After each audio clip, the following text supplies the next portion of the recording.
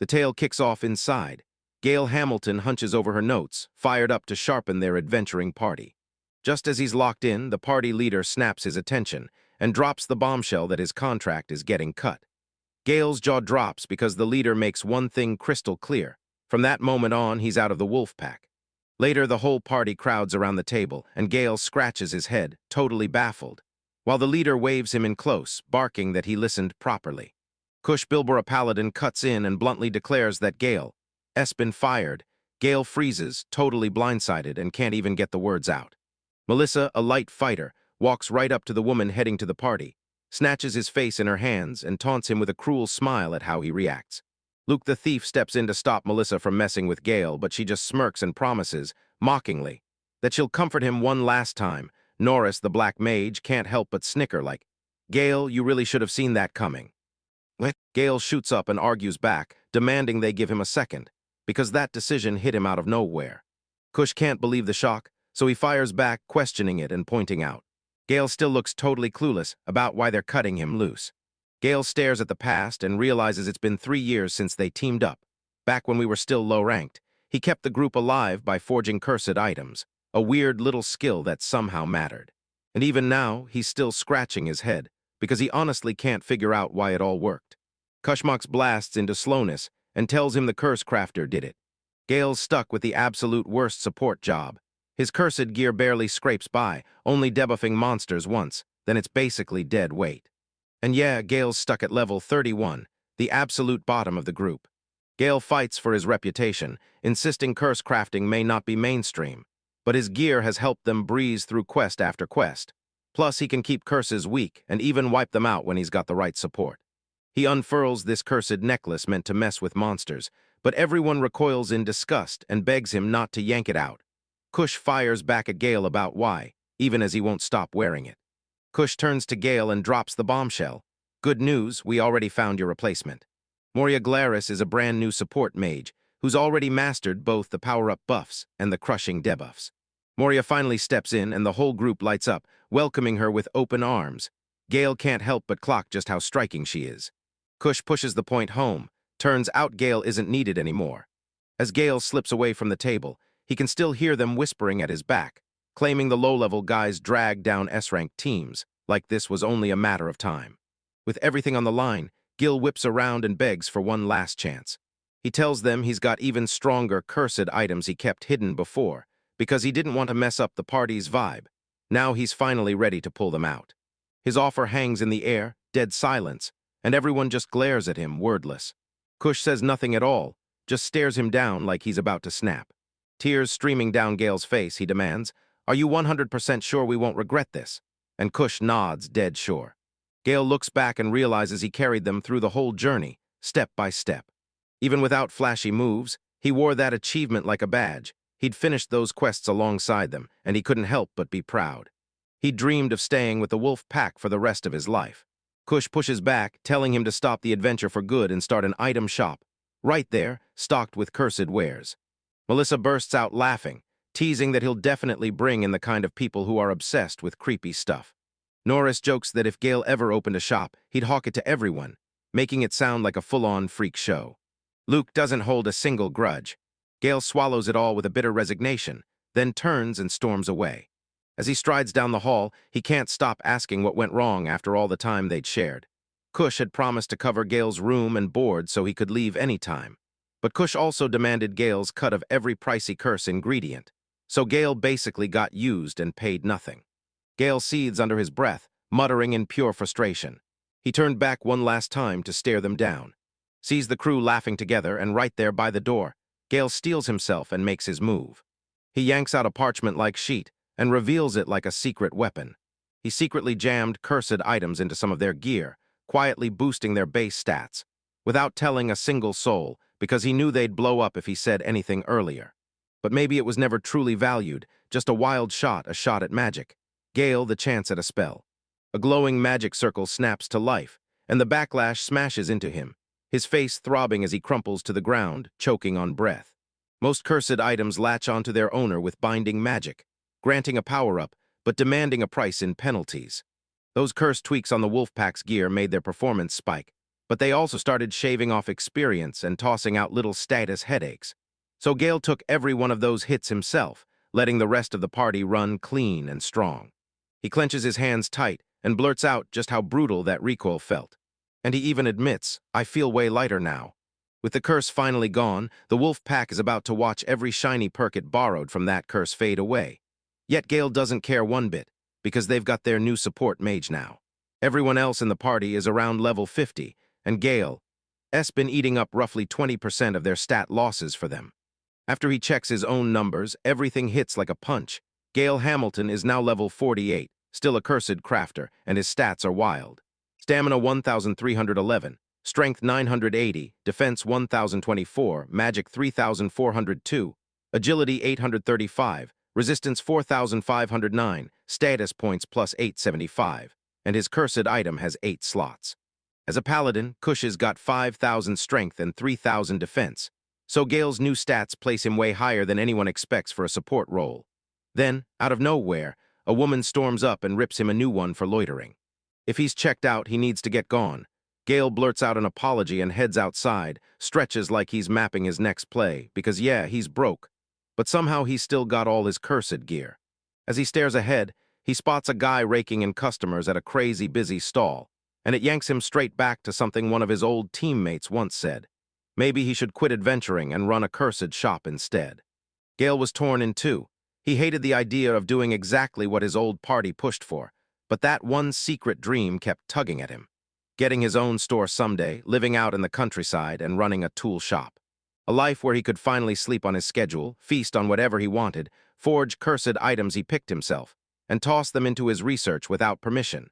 Then, with every leash gone, that freedom was finally his to claim. The bitter taste finally slipped away, and suddenly excitement ignited. Time to pitch the stall, snag some travel cash, and wipe the slate clean for the next adventure. Back at the Silver Wolf Inn, things were about to get wild. The last of the wolf pack were digging into their meal, laughing like this was a victory feast.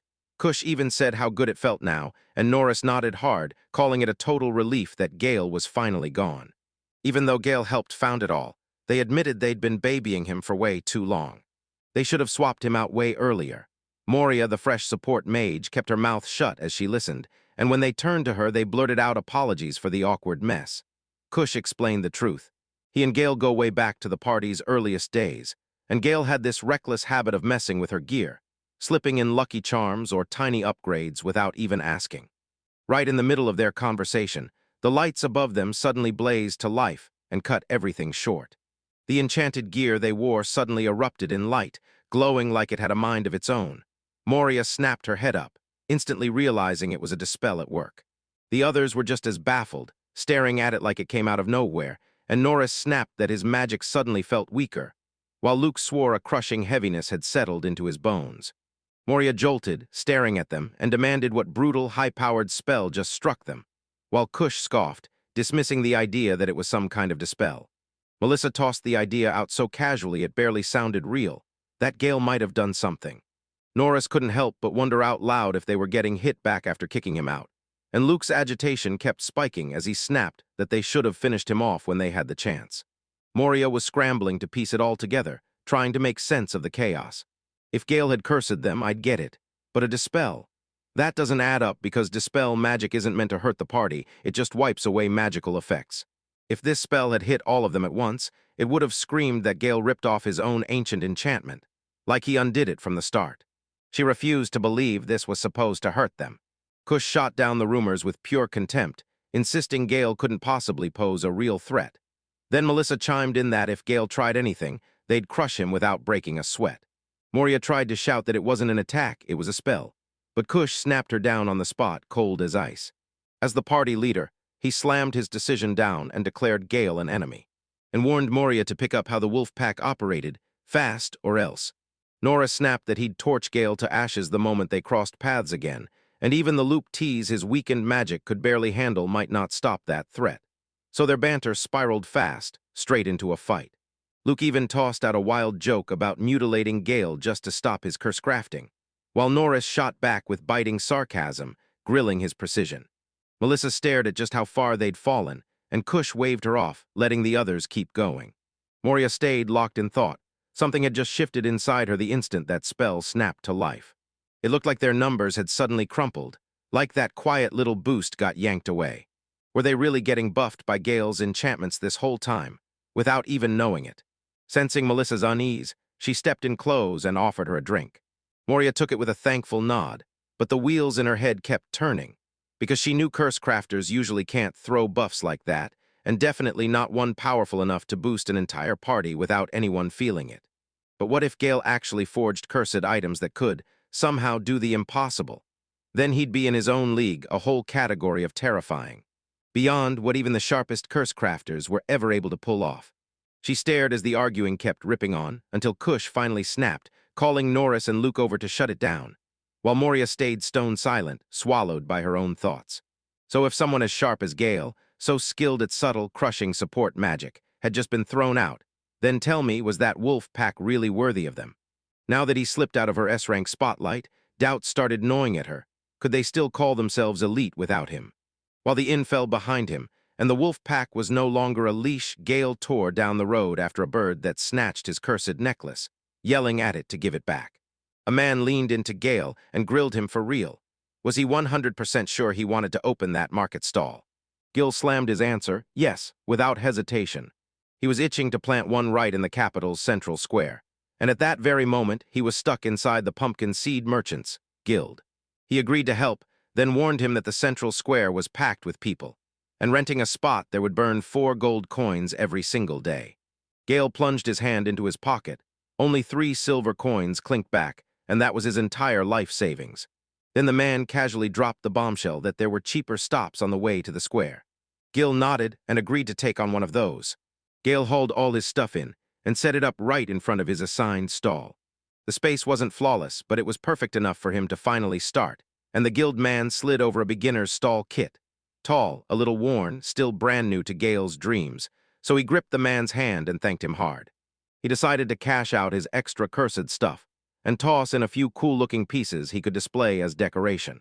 He had no clue what to price each item at, but if he could somehow claw back the money he dumped on materials, then yeah, at least it'd be worth it. As Gale dug in and clattered through his gear, doubts started creeping in. Was he showing off right or just making noise? Right then, the guild man stormed back and told Gale he'd forgotten to mention something important. He yanked a paper onto Gale's face and snapped, saying his display was totally wrong. He showed Gale exactly how it's done, snapping everything into neat order so customers could glide through and find what they needed fast. Gale couldn't believe the difference. It hit him like a whole new world. He thanked the guy again, then again, because the moment demanded it, and the man hit him with one final piece of advice before he was gone. Sure, everyone runs their business their own way, but if customers can't even find the stuff you're selling, Gale won't sell a thing and he'll be broke fast. After that, the man waved him off and hurried back to his post, and Gil just sat there staring, because after the way Kush and the others had treated him, that kindness punched right into his heart, and his eyes filled up with tears. Tucked under his shirt, he gripped the necklace. He loved it with all his heart, but when desperation hit, he had no choice. He had to sell it. He shoved it up in his stall, already itching to sell it. All right, it was time to go, his first time ever doing something like this, and the nerves hit him hard. So you're telling me? You'd ask around town what they really think about cursed items. Would they actually hand over their money, or would they run screaming from the very idea? He slapped his own cheeks hard, trying to whip his confidence back into gear. Then he shot his voice up into the air and waved down the passers-by, shouting that he'd got a stash of debuff items and adventure tools, priced so low it was basically a steal. A passerby spotted his talismans and blurted that they were unbelievably rare.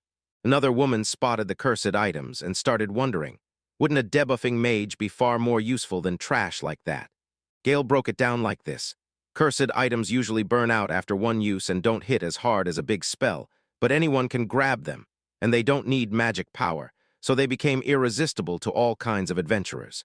People suddenly started leaning in, because one stunned man caught sight of a venom talisman for sale, and it was only 5 copper coins. Cheap as dirt. Gale leaned in and told them he cooked it all from monster parts and secret ingredients he blended himself. So the only real price was the time and grind he poured into it. It wasn't just venom talismans. He had a whole arsenal.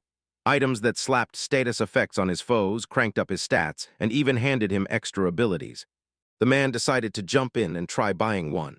Then something else snatched his attention. He spotted a weird weapon and demanded answers, and Gale snapped back that it was a cursed short sword, slashing his agility a bit, yet blasting monsters with a nasty anti-armor punch, while boosting every other stat by 10%, the downside. The blade was cursed to its core. When the man realized it, shock ripped through him and he let the sword fall. He demanded confirmation and Gale snapped back, "Yes, it's cursed." The man let out a shaky laugh, admitting he loved Gale's honesty, but he had no clue who in their right mind would actually buy a cursed sword. Gale joked that it might be perfect as decoration instead, because honestly the design looked awesome, so the man paused and really considered it. It was creepy as hell, but he didn't mind the look at all. Maybe it was the perfect way to scare off evil spirits guarding his house, because they'd just made a deal. Gale even handed over 3 dispel talismans for free, and the guy couldn't help but thank him on the spot. After that, Gale dove into the details, what the curse was, how to break it, and exactly what each item could do. Take the cursed necklace. It cranked every stat up by 50%, but it was cursed. Still, the customer couldn't resist the flashy look, so she snapped it up, dispel talismans included, of course. Then came the cursed boots, packed with 2.5 times the agility and yet more curses. A woman grabbed them for her slave, and Gale handed her talismans too. Next, he whipped out a cursed crossbow, and wow, everything jumped up by 30%. It granted the sure shot ability, and yep, it was absolutely cursed. Then someone else snatched it up to blast their way through an upcoming hunting competition. Gale thrust 5 dispelled talismans into his hands, smiled, and shooed him on like everything was already under control. Later, another man stepped up and asked about one of the items, and Gale spun him a tale about a legendary hero whose closest ally was a berserker. He craved cursed gear, and his absolute favorite was one of those cursed armors. Gale knew some people flinched at anything cursed, but he thought, if I explain the curse, how to undo it, and every reward it brings, they'll finally understand what I'm selling. So he pushed that pitch hard, and right after that, the stuff started flying off the shelves. Gale had slipped dispel talismans right into the cursed pile, and before long, customers swarmed his stall, buzzing with excitement, because word was out. Buy anything and you'd get a free dispel talisman, something so rare it almost felt like a miracle. From his stall, Gale barked for attention non-stop, swearing up and down that everything was dirt cheap, full cursed gear sets included, and even free dispels to boot. His plan hit perfectly, step by step, until every single item he had was sold out for good. The stall was stripped clean, and his bag felt insanely light, way lighter than the moment he first showed up. And it wasn't just one kind of customer. Every type of person had shown up to buy from him, like he was a magnet for trouble. One guy even joked that Gale's cursed gear looked straight-up death metal, brutal, intense, and way too edgy. Then that same guy jabbed a finger at one item and said it was the one that stood out the most. Right after that, Gale heard heavy footsteps pounding closer. A tight little group of men marched straight toward him. He asked straight up if this was the spot selling cursed items with free dispels, and whether any were left at all, only for Gale to tell him, flat out, that everything had already been snatched up and was completely sold out. The 3 men looked crushed, and it was obvious those free dispels really pulled the crowds in. One of them even wished he'd shown up sooner before their quest kicked off. The whole crew stared at Gale and blurted, "Wait, what if we bring our own gear? Can you slap some curses on it, then toss in some dispels too?" Gale just grinned and said, "I'll be back tomorrow," cutting them off before anyone could even argue. He bolted off in a flash. The few customers who actually bought his stuff were already jawing with each other, and some even tested their shiny new gear. Then one guy egged his friend on, knowing he'd always been terrified of cursed things, "So don't you dare faint." And sure enough, shaking like crazy, the second man slipped that cursed ring on his finger. Then he slammed into his stats screen, and his jaw dropped, because that boost was absolutely, unmistakably real. It boosted his stats by a whopping 50%, and when he showed his friend, the shock hit them both hard. Could one tiny ring really pack that kind of power? It felt almost unreal, like it was too much power for something so small. The other customers nearby were just as stunned, and the 2 guys who tested the ring practically exploded with excitement. One laughed, saying, "Cursed or not, who cares? I'm not taking it off." The other guy hesitated, worried sick about how brutally expensive it would be to get the curse lifted by the church, like gold coin expensive. And then he blurted out whether they could even resell those free dispel talismans. His friend snapped him shut fast, because if a priest caught wind of it, they'd lose their minds. Still, both of them knew the truth cold as steel. The church was milking people, charging an insane amount just to dispel curses. Whoever crafted these knew exactly what they were doing, and one sharp-eyed guess said every adventurer guild and party in the area would come hunting the guy who made it. They couldn't shake the question, who asterisk was Gale really? Because curse crafters didn't usually act this cheerful or jump in to help. One of them even swore Gale looked familiar, but their mind just couldn't lock onto where they'd seen him. They traded whispered guesses and wild rumors like secrets, but not a single one of them had the whole truth. Gale once swallowed the brutal toll of 4 cursed items just to keep his team standing. He did it all on purpose. He poured his heart into helping his old party climb until they hit S rank. Then, after everything, they threw him out like trash, so now he's stuck behind a little roadside stall, selling his creations for bargain prices just to get by. From that day on, rumors about a mysterious crafter with cursed gear exploded everywhere. People swore a random man would show up, sell outrageously powerful items for practically nothing, and then vanish without a trace. Gale, meanwhile, felt lighter by the minute. Even a little cash had his spirits soaring, like the tide was finally turning. Yet way off beyond the market, his old crew was blazing into a deadly forest mission. Out of nowhere, a thunderous explosion ripped through the air, splitting a tree clean in 2. Then another deafening boom slammed right after it. And Kush, one of Gale's old teammates, got slammed into yet another tree, hard, then screamed in pure frustration. The whole team snapped with fury, cursing through their teeth. How in the world was this going down? An S-rank party, top tier, no weak links, so why were they getting hit like this? A colossal monster bellowed right in front of them, shaking the air like it owned the world. It was an ogre, and it refused to back down an inch. At the start of Chapter 3, the crew was gearing up for a straight-up high-level quest that could change everything. Melissa couldn't shake the worry that their whole game might wobble with a brand-new teammate, especially since the quest was ranked S, the toughest level the guild had. But Kush, he didn't sweat a thing. He picked the new girl himself and was convinced she was one of the best adventurers in the entire guild. Meanwhile, Luke just hoped she could match their pace and keep up.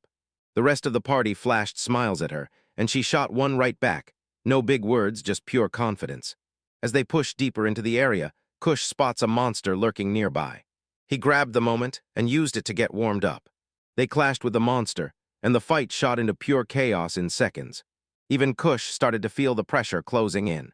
Luke loosed arrows from his bow, but his shot went wide. One arrow almost clipped Melissa instead of the monster. He insisted his controls were acting up, but Melissa wasn't buying it. She shot back and labeled the monster for what it was, an ogre.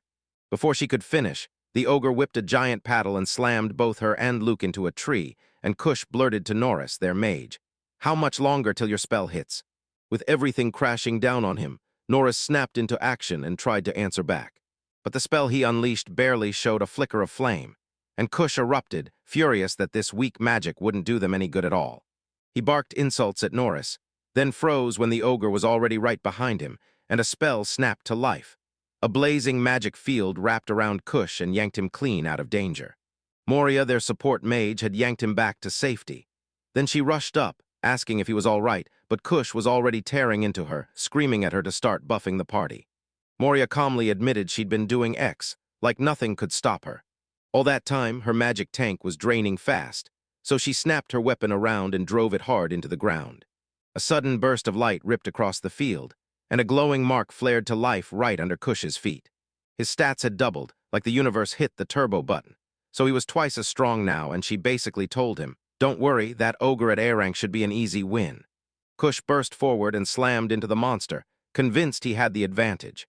But when he finally slammed in his, the ogre stopped his sword dead in its tracks with one hand, and he didn't look the least bit shaken. It yanked Kush off the ground and hurled him through the air like he weighed nothing. When the monster slammed back in for another charge, Kush had no choice. He had to retreat. As he sprinted, he snapped at Moria, calling her a useless support mage, swearing her buffs were weak and blaming her for everything. Until Moria shot back, reminding him he was the one who told her not to spam too many buffs at the start, since he wanted them saved for a later showdown with a tougher monster. Then she dropped a terrifying heads-up. There was a special debuff waiting for them, and Gale had set it up before he vanished from the party. Kush snapped with rage. He yanked her by the collar, seething that she'd even think about touching Gale's cursed items. He refused to believe anyone could actually save the day in a mess this bad. Moria told her that Gale left behind notes just for her, spelling out the battle plan they called the Wolfpack style, and even tucked in a stash of cursed gear she could use. Before Moria ever joined the crew, Gale quietly held it all together from the shadows, slipping cursed gear into the mix to drain their enemies before the fight even started. Kush shoved her hard, and she hit the ground with a thud. Right then, something inside her snapped into place. Those strange magic circles from yesterday weren't just buffs. They were curses, and Gale had laid them down before he ever left. Melissa nodded, the truth clicking instantly. Those weird misfires and their fading power in this fight finally made sense, and Luke confessed he'd felt something off from the very start. At last, the whole crew called it for the day and started heading back, furious, snapping at Gale the entire way. Kush was the worst of it, fuming about how this highway was famous for being overrun with rank monsters. And yeah, top-tier adventurers plowed this route all the time, so an S-rank team like theirs had no business getting wrecked like this. Luke tried to cool the rage fast, insisting Gale's curse was messing with their fight, and that regrouping and returning at full power was the smartest play. Norris nodded and called it a smart retreat, and Melissa agreed, because that ogre didn't even seem to care about them anymore. The thing had grown bored, stomped away, and disappeared into the dark, so Kush stepped in and made the call. Turn back for now. He told everyone not to waste their heads panicking over the curse. They'd come back later and finish this the right way.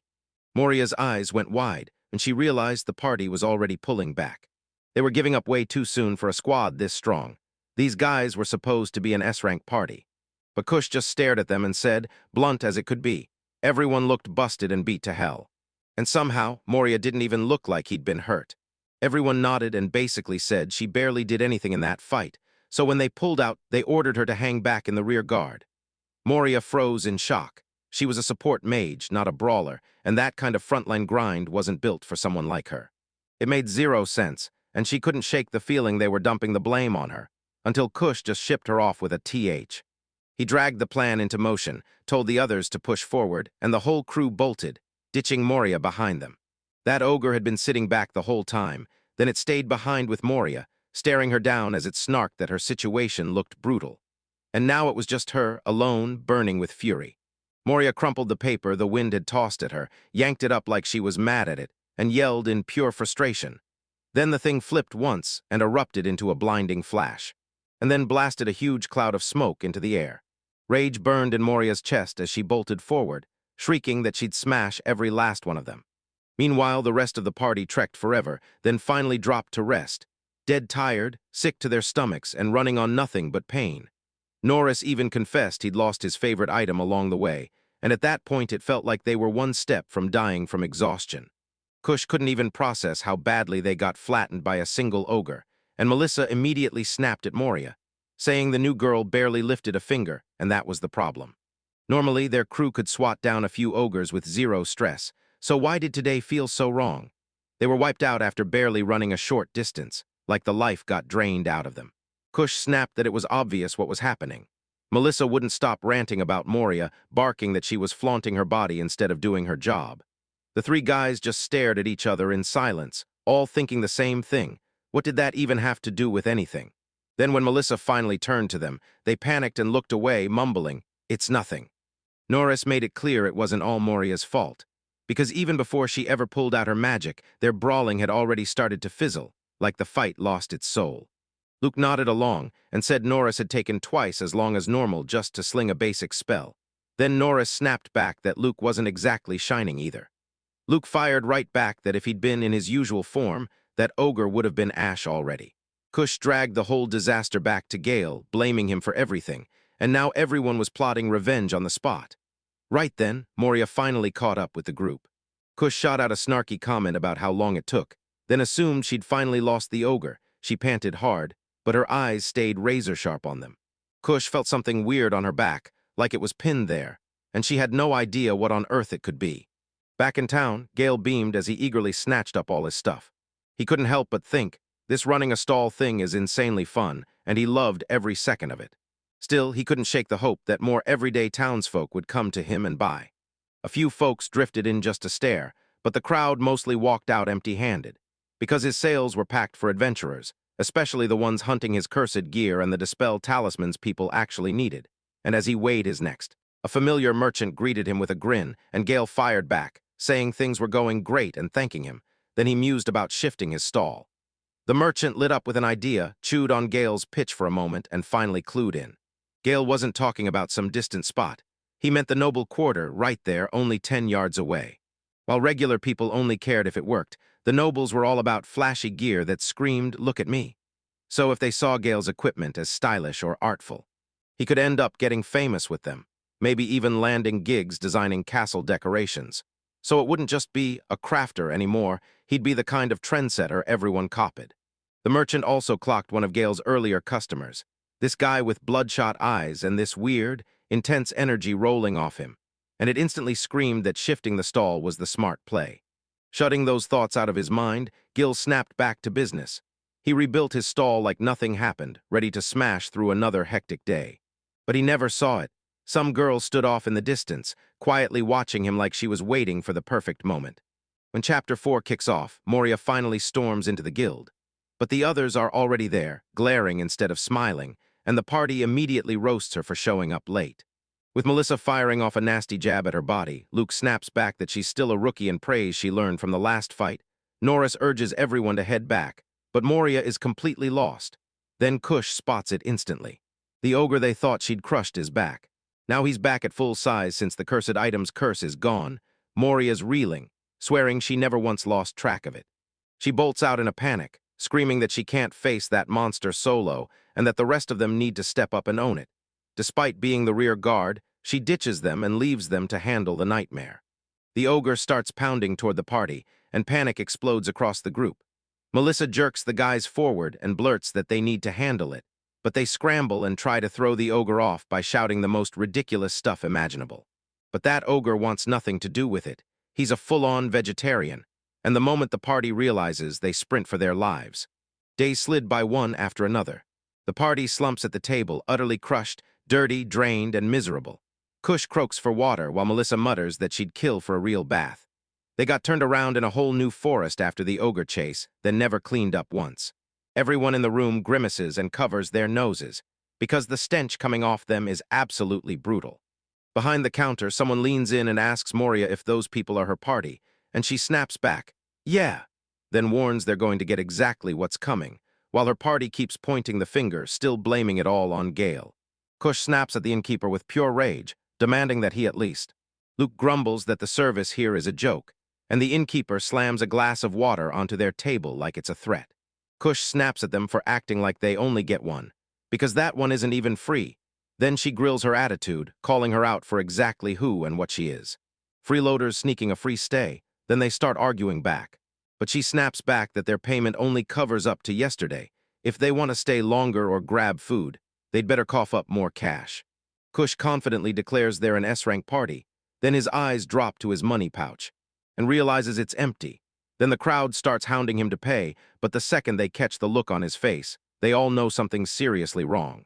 Kush hunkers down and tallies every last coin, beauty stuff wrecked by the ogre, that new dagger, and the crushing repair bill for their gear. And even his custom sword got shattered. Every last yen and fund is wiped out. The Wolfpack's party is officially broke, so the innkeeper hits them with it. 1 silver coin per person per night and another silver if they want food. With 5 of them, that's at least 5 silver coins. They slump in dead silence, trading awkward stares, and when she asks if they can pay, nobody dares to speak. Melissa, parched to the point of collapse, glares at the water like it's her last hope. Then she ignores everyone, gulps it down in one massive sip. While the others scramble to stop her, it's already too late. Meanwhile, behind the counter, Moria stays cool as ice, calmly orders a drink and something to eat. The 3 guys just gawk at her, mouths hanging open in pure shock. They demand how she can pay for it without dumping anything into their shared party fund. Nora snaps that it's not right, and Luke looks like she just betrayed him to his core. Moria snaps that she paid everything from her own pocket, then reminds them their shared party fund only kicks in when they finish the job as a team. Yet the others keep trying to twist her words anyway. Kush shrugs off the drama, calls herself silly, and tells everyone to shove it all into the party font. Melissa snatches her and blurts that the real kicker is the parties, because apparently the parties are the whole point. They grab her in place while they dig through her coin pouch, staring in disbelief at just how loaded she is. They joke that talented support mages rake in the cash, and Moria's jaw tightens, rage blazing in her eyes.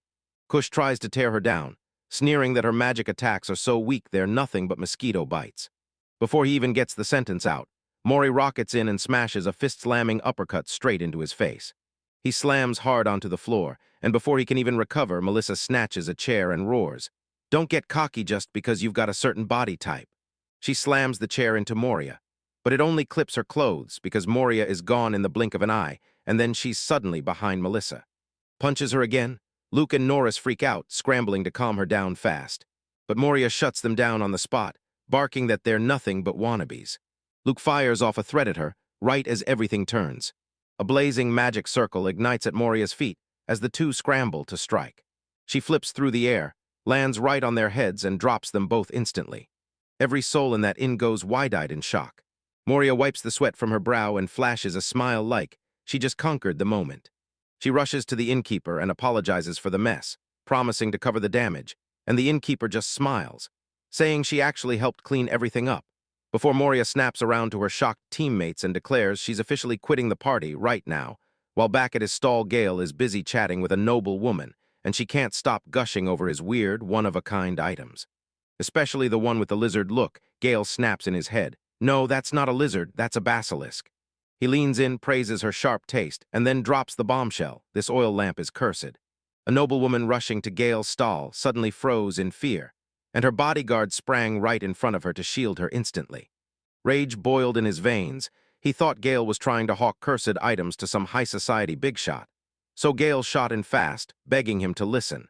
It wasn't a weapon or anything dangerous, just a fancy decorative piece, and then the guard leaned in and demanded he spell it out. Gale let out a heavy sigh. Just moments earlier, he'd told the other customers that the lamp carried a charm, and even after he priced it sky-high expecting a fight, he got the shock of his life. Nobles were snapping it up, paying even more and not batting an eye. Even if his homemade gear turned heads, it was still just his solo handiwork, and those one-time battle items barely got any notice at all. Still, Gale crushed it in sales. Now it was time to shut down his shop, just like he remembered when everyone first sneered at his cursed items. Nobles loved to call them curious or interesting, but not a single one ever admitted they actually liked his designs. So Gale started to worry his taste was just too weird for high society. He gripped one of his creations when a voice cut through his thoughts. Someone asked if he was shutting down, and when he turned, he caught a girl peering right through his wares. She didn't dress up like the other nobles, but something about her felt off, like she'd slipped out of a noble house in secret. And then he clocked it. A man who looked exactly like a guard, stationed at a distance, watching her like he was waiting for something. The girl leaned in and scrutinized every single thing he had. She told him she absolutely loved how nothing was the same. Everything felt wild, fresh, and totally different. Gale froze in shock, because this was the very first time anyone had ever praised his designs. She pointed to a ring and called it cute. Then Gale froze, blushing like crazy, stunned that someone actually loved his work. He had no clue what noblewoman she really was, but the fact she dressed plainly told him he shouldn't put on airs, so as he was closing up, he decided to cut her a killer deal. She suddenly blurted something strange. She said her purse was in the cast, then caught herself fast and claimed it was back at home instead. She even winked at him like it was a joke, adding that she didn't have much money on her, and Gale cracked up laughing. Realizing she must have meant the castle, he told her that whatever cash she had right now would be more than enough, because no one had ever really praised his work like she did. Still, he made her promise to keep it under wraps from his usual customers. She burst into laughter and shoved something back into Gale's open palm when he finally cracked it open. He froze in shock. There in her hands was a massive gold coin, and he couldn't wrap his head around how she was casually walking around with that kind of money. Before he even opened his mouth, she flashed a smile and strolled right out of there. He'd been thinking she was kinda cute, until a cold shiver ripped through him because someone was lurking in the shadows, staring at him with a grim face. He froze. He'd completely botched it. He never told her the curse, and he never handed her the talisman to break it. Panic hit hard. Where was she? Too late, she was already gone. Good news, what she grabbed was just a cursed memorial ring, not some world-ending disaster. That curse wasn't all doom. It supercharged your defense and made you tough enough to shrug off instant death hits. But once you strapped it on, you couldn't rip it off until someone removed the curse. But she was rich, so she could just march into the church and break the curse herself. When he finally saw her again, he swore he'd apologize and hand over a real dispel charm. Then his mind snapped back to what she almost said. Wait, was she really about to admit she lived in a castle? Then the girl got yanked away out of nowhere. He got yanked into a dark alley by several hands. She fought and screamed for them to let her go, yelling why they were dragging her like that. Then a woman rushed in and asked the soldiers whether they'd finally caught her, and they all nodded back. The woman snapped a signal for them to move, but the girl kept writhing and screaming no. Later on, the royal castle swallowed him in the shadows. The soldiers crumpled to the ground, wiped out from chasing her, while the woman snapped at the girl, begging her to stop stirring up so much trouble, because the young woman was given a sharp reminder of exactly who she was. Princess Kara, but the princess's smile didn't even try to reach her eyes. Back at Gale's stall, he was pacing. Then someone tapped him on the back. A stranger swooped in and claimed he was hunting a young guy with black hair and a blue jacket, the one who runs the stall nearby, and said he looked just like Gale, so the man demanded, "Show me your face." But when Gale spun around, he played dumb like it was nothing, asking if he really looked that young, and the man stammered out an apology before vanishing around the corner. Then Gale slipped into a hidden alley. Gale jolted, so the capital's military was hunting him down. Yeah, that was going to end badly. He packed up fast and bolted out of town, and the kids nearby who saw him vanish into that alley stared in shock, asking what magic trick he'd just pulled. Then he shushed them with a quick motion. In the start of Chapter 5, a woman rips into Princess Kara for wearing a ring she bought in town, calling it blasphemy against the church. Yet Kara just won't buy it. She thinks nobles should mingle with the townspeople, and that means grabbing things from them too. The woman storms through Kara's room, eyeing the weird, city-born trinkets like they're a crime, and Kara snarks that she clearly doesn't get Kara's taste, then adds that Vivian still has a ton to learn. Vivian shrugs off the comment and fires back that she has to meet a foreign envoy that very morning, so she needs to rush and get ready. Then right as she's talking, her eyes snap to it. Kara is slipping that strange ring onto her finger. Vivian's panic hits like a punch. She knows that ring all too well, and she can't fathom the princess wearing it to a major political meeting. Kara insists she never planned to wear it, she was just trying it on. Gale's inside the Adventurers Guild, planted at a table with a warm meal, soaking up the glow of how great everything's going. Because yeah, he was terrified at first, trying to handle things on his own, but now it's flying better than he ever dared hope. And maybe, just maybe, he really has a knack for this. Still, he knows one thing for sure, pushing repaired junk won't make him rich. He tells himself to grab a couple real quests and bolt to a new town soon, then he starts down to leave the guild, only to spot his old party, Kush, Melissa, Luke, and Norris, posted at the front counter. Gale snaps into hiding fast, ducking out of sight because he does not want them to notice him. At the counter, the whole crew is hounding the receptionist for cash, claiming they're an S-rank party and they deserve at least 10 or 20 gold coins for an investment. But the receptionist isn't buying it at all. She slams the truth on the table. Since they went S-rank, they haven't finished a single quest, and there's no way funding stays on the table for a team that hasn't delivered. Kush tries to talk his way out, insisting they still have time. But when they're asked if they've even met a client, they choke and admit they haven't, and the receptionist drops the bombshell. A client already filed a complaint, furious that an elite S-rank squad ignored them. The group whispers, nervous about what trouble a monster could bring, and the receptionist fires back about an ogre. Sure, it's just an A-rank enemy, but they're an S-rank party, right? Then they try the flimsy excuse that it was mutated, until she cuts in. No, it was a normal ogre. She knows they let it trail them straight back to town, and now the damage keeps stacking up, and that's not even their worst blunder. Then she snaps a question. Do you really think the guild isn't watching? Kush starts to fire back with a snide remark. The receptionist refuses to back down. She brings up Moria, who ditched their party just days after joining. And even the Silver Wolf filed a complaint plus a bill with the guild over what they pulled. The guild had to swallow the cost, so now that group is stuck owing them money. From far away, Gale watches them with a heavy heart, quietly realizing they're in serious trouble, wiped out, bruised, and completely beat down. The receptionist slams her palm onto the counter out of nowhere. She's done playing nice, then dares them to say investment one more time. Kush clenches his jaw and snaps that every bit of this mess is Gale's fault. Gale's stunned. Before he can even breathe, the whole group turns on him, accusing him of cursing them. Because of that cursed gear, their stats get wrecked, and even magic boosts won't stick. But Gale can't make sense of it. He's sure he already tore the curses out of them all. Then Luke snaps at Moria for being useless. Norris jumps in with a harsh yeah. And right when they're about to go off, the receptionist slams in and cuts them off. She tells him straight up that Moria is one of the top 5 support mages in the entire capital. She bailated on her last party over some problems, so the guild figured the Silver Wolf crew would be perfect. Yeah, that was a disaster. The team is reeling because they never even guessed Moria was that insanely high-ranked. Even Gale is stunned. He never pictured her being that strong, and now she's already slipped out of the group. The receptionist jumps in to defend Gale right after. She says it's totally ridiculous to pin this on him. Cursed crafting is insanely rare, and his talent is off the charts. Even one of his curse removal talismans could fetch a fortune. So when Gale hears that, he blushes hard, remembering he made a few of the same ones for the guild as a side hustle. The receptionist makes it crystal clear, pay off your debts before you dare ask for help again. Kush tries to play it cool, insisting they'll knock it out fast and settle everything. He orders everyone to split up, and Melissa demands what they'll do about Gale. So Norris shuts that down, saying they've got to grab a quest they can actually finish, and Luke nods along. No more S-rank missions until the curses are finally gone. Kush snaps at them to shut up, and the whole crowd storms out.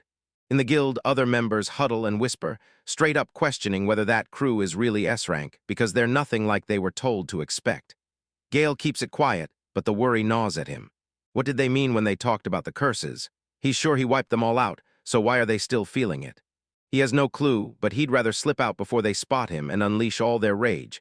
So he heads outside, right as a pack of soldiers thunder past in full panic, rushing off to something urgent.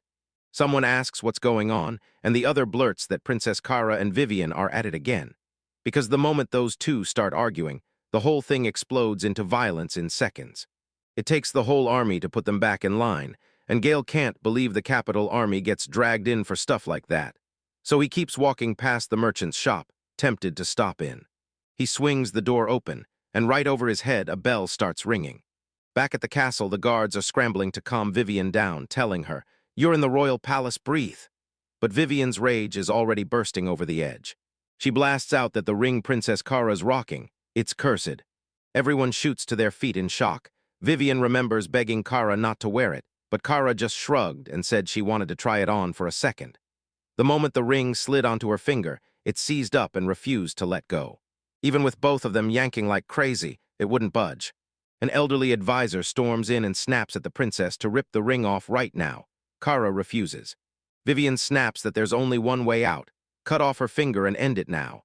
And with a sword gripped tight, she charges the princess, warning there's no time left before the diplomatic meeting. The guards lose their minds, and everyone scrambles to shield the princess. The very next day, Princess Kara threw open the welcome, and thanked the envoys for sticking with her through every delay. The moment they spotted her, they bowed low, praising her beauty like it was a masterpiece. Then she lit up, smiling back and thanking them right away. One of them spotted the ring on her finger and pressed her for the truth. She chuckled and spun a lie, claiming she'd cut herself, while just that morning she and the others were still wrestling to pry it off until the envoy's arrival was announced. Kara, trying to be the perfect host, asked if everyone was worn out from the trip and pushed tea first, only for the envoys to politely shut her down. They bragged that they'd brought something better, snacks and tea straight from the Empire, then practically bounced with excitement as they offered Kara a taste, pointing to this massive crate they hauled in.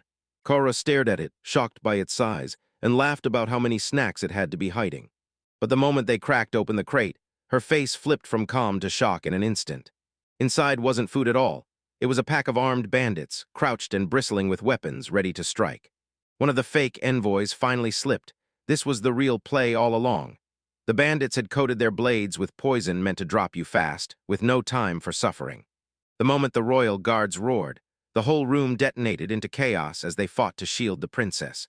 Vivian reacted like she always did, snapping orders at the soldiers to attack. But the moment was already gone.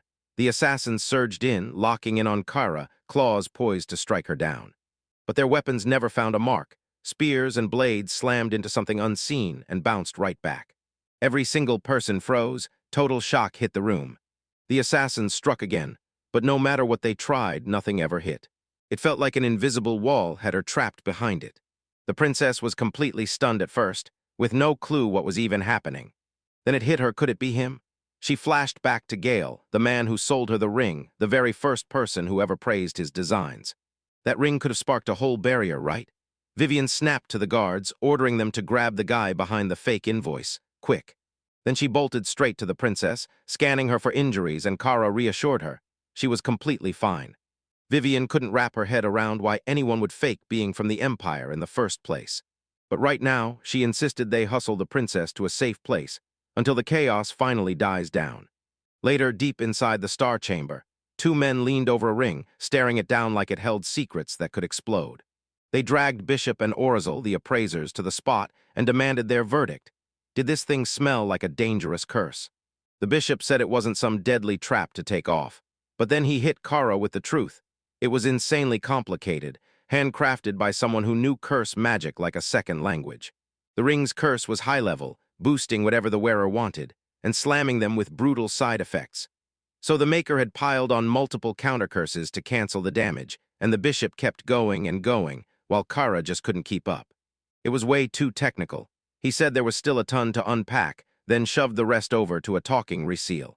Erzel's eyes went wide as he swore that the ring tripled the wearer's defense, and even kept them from getting killed on the spot. Vivian went wide-eyed when she heard it. Erzel said this power wasn't just some holy relic at all, it had to be the relic itself, or something even bigger, and the wild part. Erzel acted way too pumped for someone standing near a cursed object. He even admitted he never imagined he'd witness something that wild while still a teenager. Then right when he got carried away and kept gripping the princess's hand a second too long, a knuckle snapped onto his head. Vivian, totally annoyed, snapped at him to behave. Then Vivian snapped back. There was another church relic too, the angel shield, and it hit the same note because the Riesel confirmed it could even block instant death. But the bishop shook his head and swore no other known relic matched this kind of power, or looked this plain. And then he leaned in and said there was just one more artifact that came close. The Empire's prize jackpot, the Heart of the Devil. That item was packed with a mile-long list of busted abilities, instant death resistance, raw stat boosts, and even faster spell casting. But yeah, it didn't come cheap. It would creep into your veins, siphoning your life drop by drop. If you didn't rip it out in time, it would kill you, and that's the brutal cost of power that huge. Vivian nodded, then told him, in our world, power never comes free. Magic always demands a price. But this ring didn't come with any real downsides. It felt too perfect, like it might be even rarer and more valuable than a relic. Kara spun to Vivian and brought Gale back up, and Vivian nodded, saying she still remembered exactly what he looked like. She asked if Kara wanted her to track him down and handle it, maybe fight him or punish him.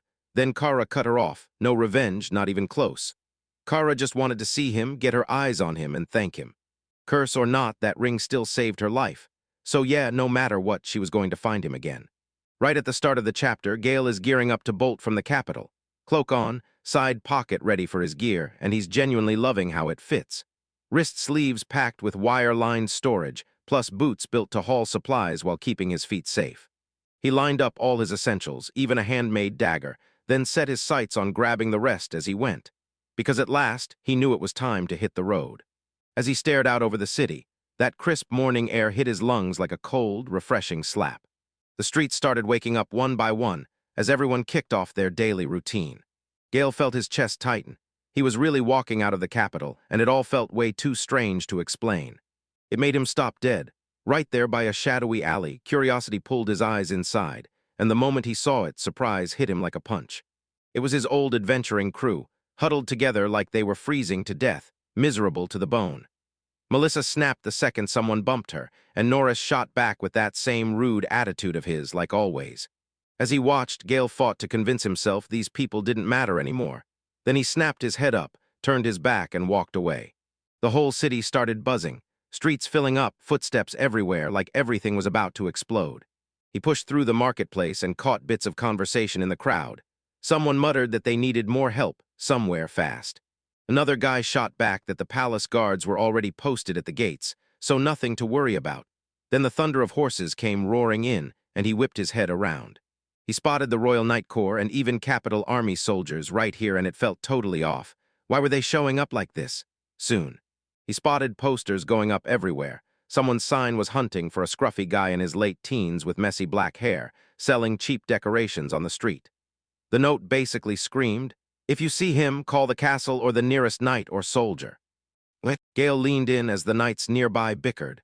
One demanded whether the plaza had been searched, and the other shot back that the capital army was already sweeping it clean, with the guilds checked in every corner. Gale stayed ice calm and played dumb like he had no idea, even though that description fit him almost too well. because he refused to believe it was him, and besides, his stuff wasn't that tacky. One of the knights snapped in frustration, claiming they didn't have enough intel. Then he turned his eyes to Gale and said, "Man, there are a ton of scruffy-looking guys hanging around." And Gale checked out like he might be about the right age. Then the guy sized up Gale's gear, sneered that it looked tacky, and said Gale didn't look like the one they were hunting. Gale bristled at the jab, but he kept quiet. The knight convinced himself the real culprit wouldn't be squeaky clean. He insisted the guy they were hunting sold creepy stuff and looked way dirtier, and Gale agreed on the spot just to steer clear of trouble. After that, Gale let the knight swallow him, then leaned against a wall inside and cursed himself for getting so worked up over the city, telling his heart it was time to move on. Because at the city gate, stagecoaches sat lined up and ready to haul people off to wherever their next journey waited. Gale weighed his choices fast. He needed a place where he could land real job opportunities. Emirates was a massive trade hub that screamed business, Gracia's fort was all about the military, and Grandstadt was an ancient city steeped in history. Just then a coachman yelled that only 2 seats were left on the ride, and they were going for a discount. The moment Gale heard sail, his interest snapped to life. He demanded where they were headed, and the coachman snapped back that they were bound for Farmage, the town that ran on agriculture. Gale's stomach growled with anticipation, and the thought of fresh food made his mouth practically water. He shot his hand up for a seat, but another person did the same, then claimed, "I want one too." Gale whipped around and froze, because the stranger's face looked way too familiar. She yanked off her cloak, and yep, it was her, Moria Glares from the Kush party. They'd only crossed paths a few days ago. Gale clocked her the second she came into view, instantly realizing she couldn't be missed. She looked insanely attractive, and her presence hit like a spotlight. Moria's smile hit him like a threat, and his nerves shot up. He started to speak, then froze when he saw her expression, guilt crawling over him for the thoughts he'd been having, like, "I'm just a guy," he told himself. Inside the coach, the two of them finally dropped into their seats, Gale forcing on a friendly smile and telling Moria they'd better get along for the trip. The problem? Just earlier, she'd clocked him in the face, and his cheek was still throbbing. Moria answered in a calm, collected tone, like she was ice, but the anger was clearly gone. Gale John pushed off from the capital, and by the time the coach rolled away, exhaustion had him completely drained. Morian shoved him aside and barked, "Back up, you're way too close."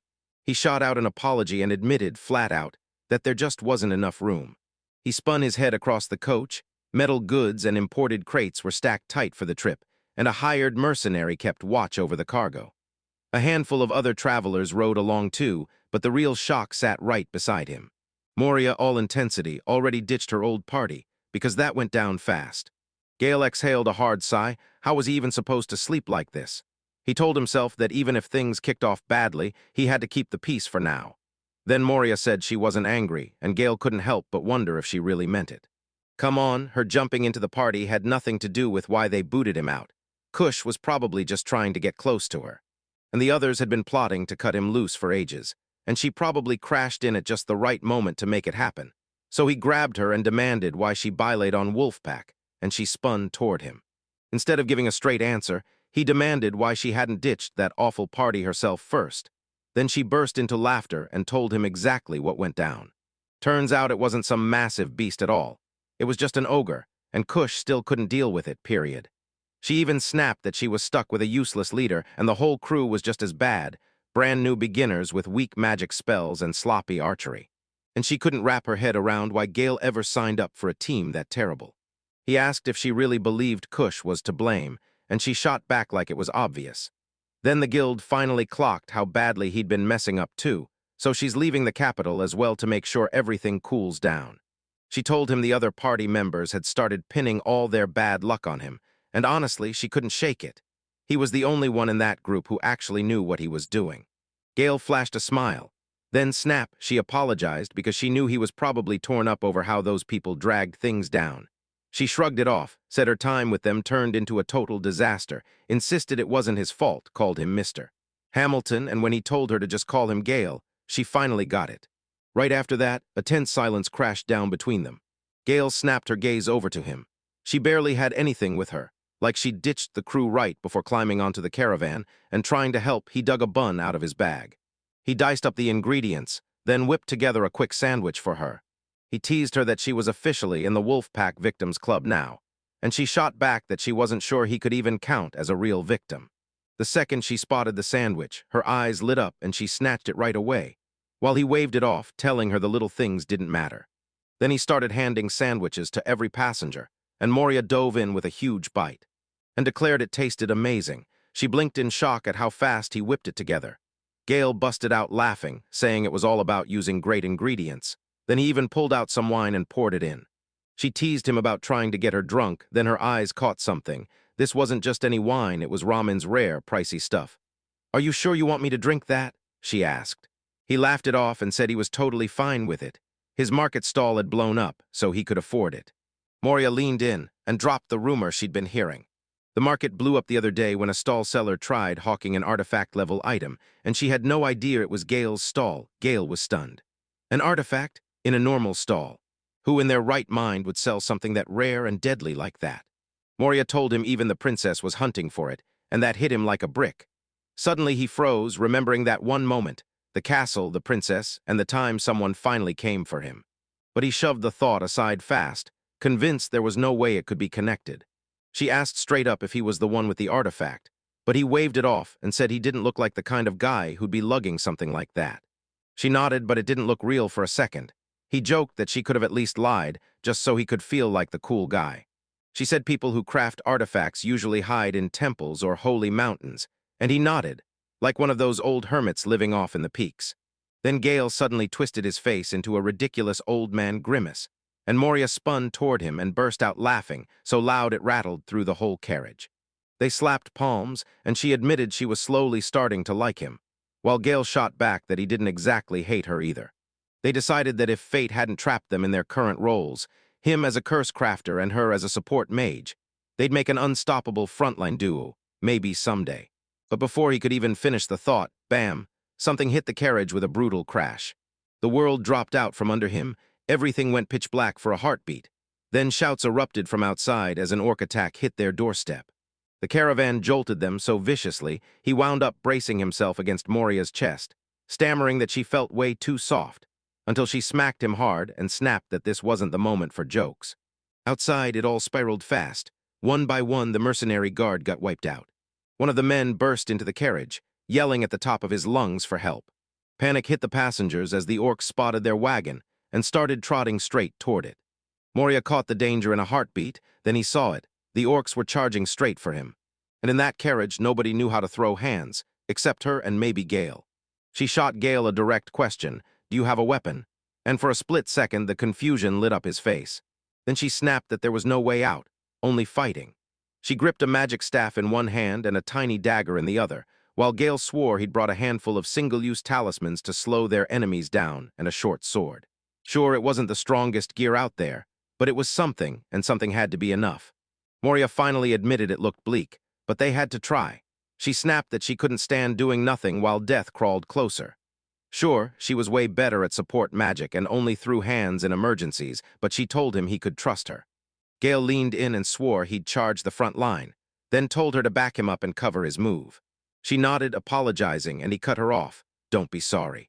Then he leaned in and promised her one thing: if it was in his power, he'd never let her go up against someone by herself. Then he screamed that it was showtime. Time to prove to those orcs exactly what two XS-rank adventurers could really do. The orcs didn't look even a little worried. Gale had no doubt they figured he and Moria were no threat at all, so he had to strike first and take one down fast. And that's when Moria started dropping those little stones onto the ground. Gale locked eyes with her. Then she snapped her staff forward, and a barrier burst into existence out of nowhere. She told him it would buy them some time, and that she'd pump him full of buffs as soon as she could. He just nodded, totally convinced she was a master at planning. He clutched his dagger so hard his knuckles went white. Moria clocked the weapon, and a shiver ripped straight through him. Something about it felt totally off, like it was hiding a secret. A shadowy dark energy clung to it like a living curse. It looked like black magic had swallowed the whole place whole. Right at the start of the fight, Moria laid out their plan, and sure, it sounded simple, but only if every moment hit dead on. Buff magic won't hit full power on its own. She has to snap it on at the perfect moment, and once it finally surges, she's sure Gale can seriously hurt at least one of those orcs, because after that it's all on him. He'll unleash his curse magic to lock them down and cut through as many as he can. Gale nodded. If they could just last long enough, maybe the nearby patrol would catch that something was off and rush in to help. Until then, they'd be stuck gambling on luck. Still, she'd said it so confidently. Moria still couldn't shake her doubts about that creepy weapon, cold chills crawling up her spine. Gale insisted it was just a regular dagger, used to weaken enemies, but she couldn't wrap her head around him calling something that unsettling normal. Before she could press him, he cut her off, told her to back him up, and then he was already gone. Maria dropped to her knees and traced a glowing symbol in the dirt with her fingertips, then snapped off a quick spell. She warned it wouldn't last, but once it would hit hard while it was still there. Gale snapped into action, snatched something that matched its shape, then hurled it straight at the orcs. The shot was perfect. He aimed for a spot, and it slammed right there like it read his mind. The scroll unfurled right in midair, unfolding itself like it had a mind of its own. Gale didn't even hesitate. He barreled straight into the orcs. They clocked him instantly, but his curse snapped on at the last second. Dark magic slammed into them, scrambling their minds and twisting their sense of direction. Their armor clanked as they groaned, completely lost, not knowing what the heck was going on. Moria stood there, completely frozen in shock. Seeing it alone made her legs tremble. So what kind of curse was this supposed to be? Whatever he hurled was blasting only the monsters that were out to hurt them, but the force was so brutal that Moria felt like one slip, just one, could yank her into the blast too. Gale lunged ahead, shouting that they'd all dropped together, and Moria scrambled to catch up, because he was flying way too fast. Her buff spell hadn't even fully surged to life when one of the orcs screamed. Then Gale slammed into it before it could strike. With a split-second slash, he cut straight through its neck and sent its head flying. Then he tore off again. Rushing in, he slammed into the others with the exact same savage speed and brute strength. He yelled with pure excitement, convinced it was her buffs, but Moria already knew better. This was nothing she'd done. What she was seeing blew past anything her support magic could ever pull off. That pitch-black aura hanging over the battlefield didn't just slow the enemy down. It struck fear into their bones, gnawed at their armor, and might have even locked their bodies in place. She'd never seen a throwaway, curse item pull off something this brutal. And that dagger he had been gripping. She could tell the second she laid eyes on it. Those special effects were ON non-stop, vanishing his armor and concealing the monster strength he was really hiding. She couldn't believe he straight up called that thing a normal blade. No way, it had to be some legendary weapon, the kind that changes destinies. She just stared in total disbelief, because this whole situation was pure insanity. Meanwhile, Gale was out here living his best life. His whole body blazed with magic upgrades. Thanks to Mori's support spell, every ability roared past normal, blasting his strength, speed, and reaction time way beyond what he should have been able to handle. He just stared in awe and blurted out thanks, but Moria scrambled to set the record straight. Sure, she helped a little, yet this win wasn't really all her doing. Gale burst out laughing, saying he'd finally gotten strong enough to crush those monsters. Then Moria stared at him and realized something horrifying. His boosted stats plummeted because the spell she cast slipped. She forgot the vital magical energy, failed to charge it right, and now the buffs were crumbling fast. She snapped that she'd fix it and that it wasn't even a big deal. Gale was still buzzing with adrenaline as he insisted that the two of them together were unstoppable. Then Moria just blinked, completely thrown off like, "Why are you acting this hyped?" Gale didn't wait.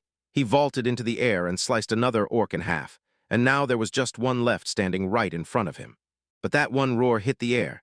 Then more orcs burst out from the shadows right behind it. Gale didn't hesitate for a second. He hurled even more cursed items at them, one after another. A thunderous explosion ripped through the air. Magic that strong was downright unstoppable. Every orc nearby had its head hacked clean off its body. He whooped in disbelief, convinced it was all Moria's support magic, while those orcs sat there, totally frozen solid because of his cursed slow spell. Moria frowned hard. There was no way that spell should have crushed their pace this badly. 90% slower. Nobody even does that.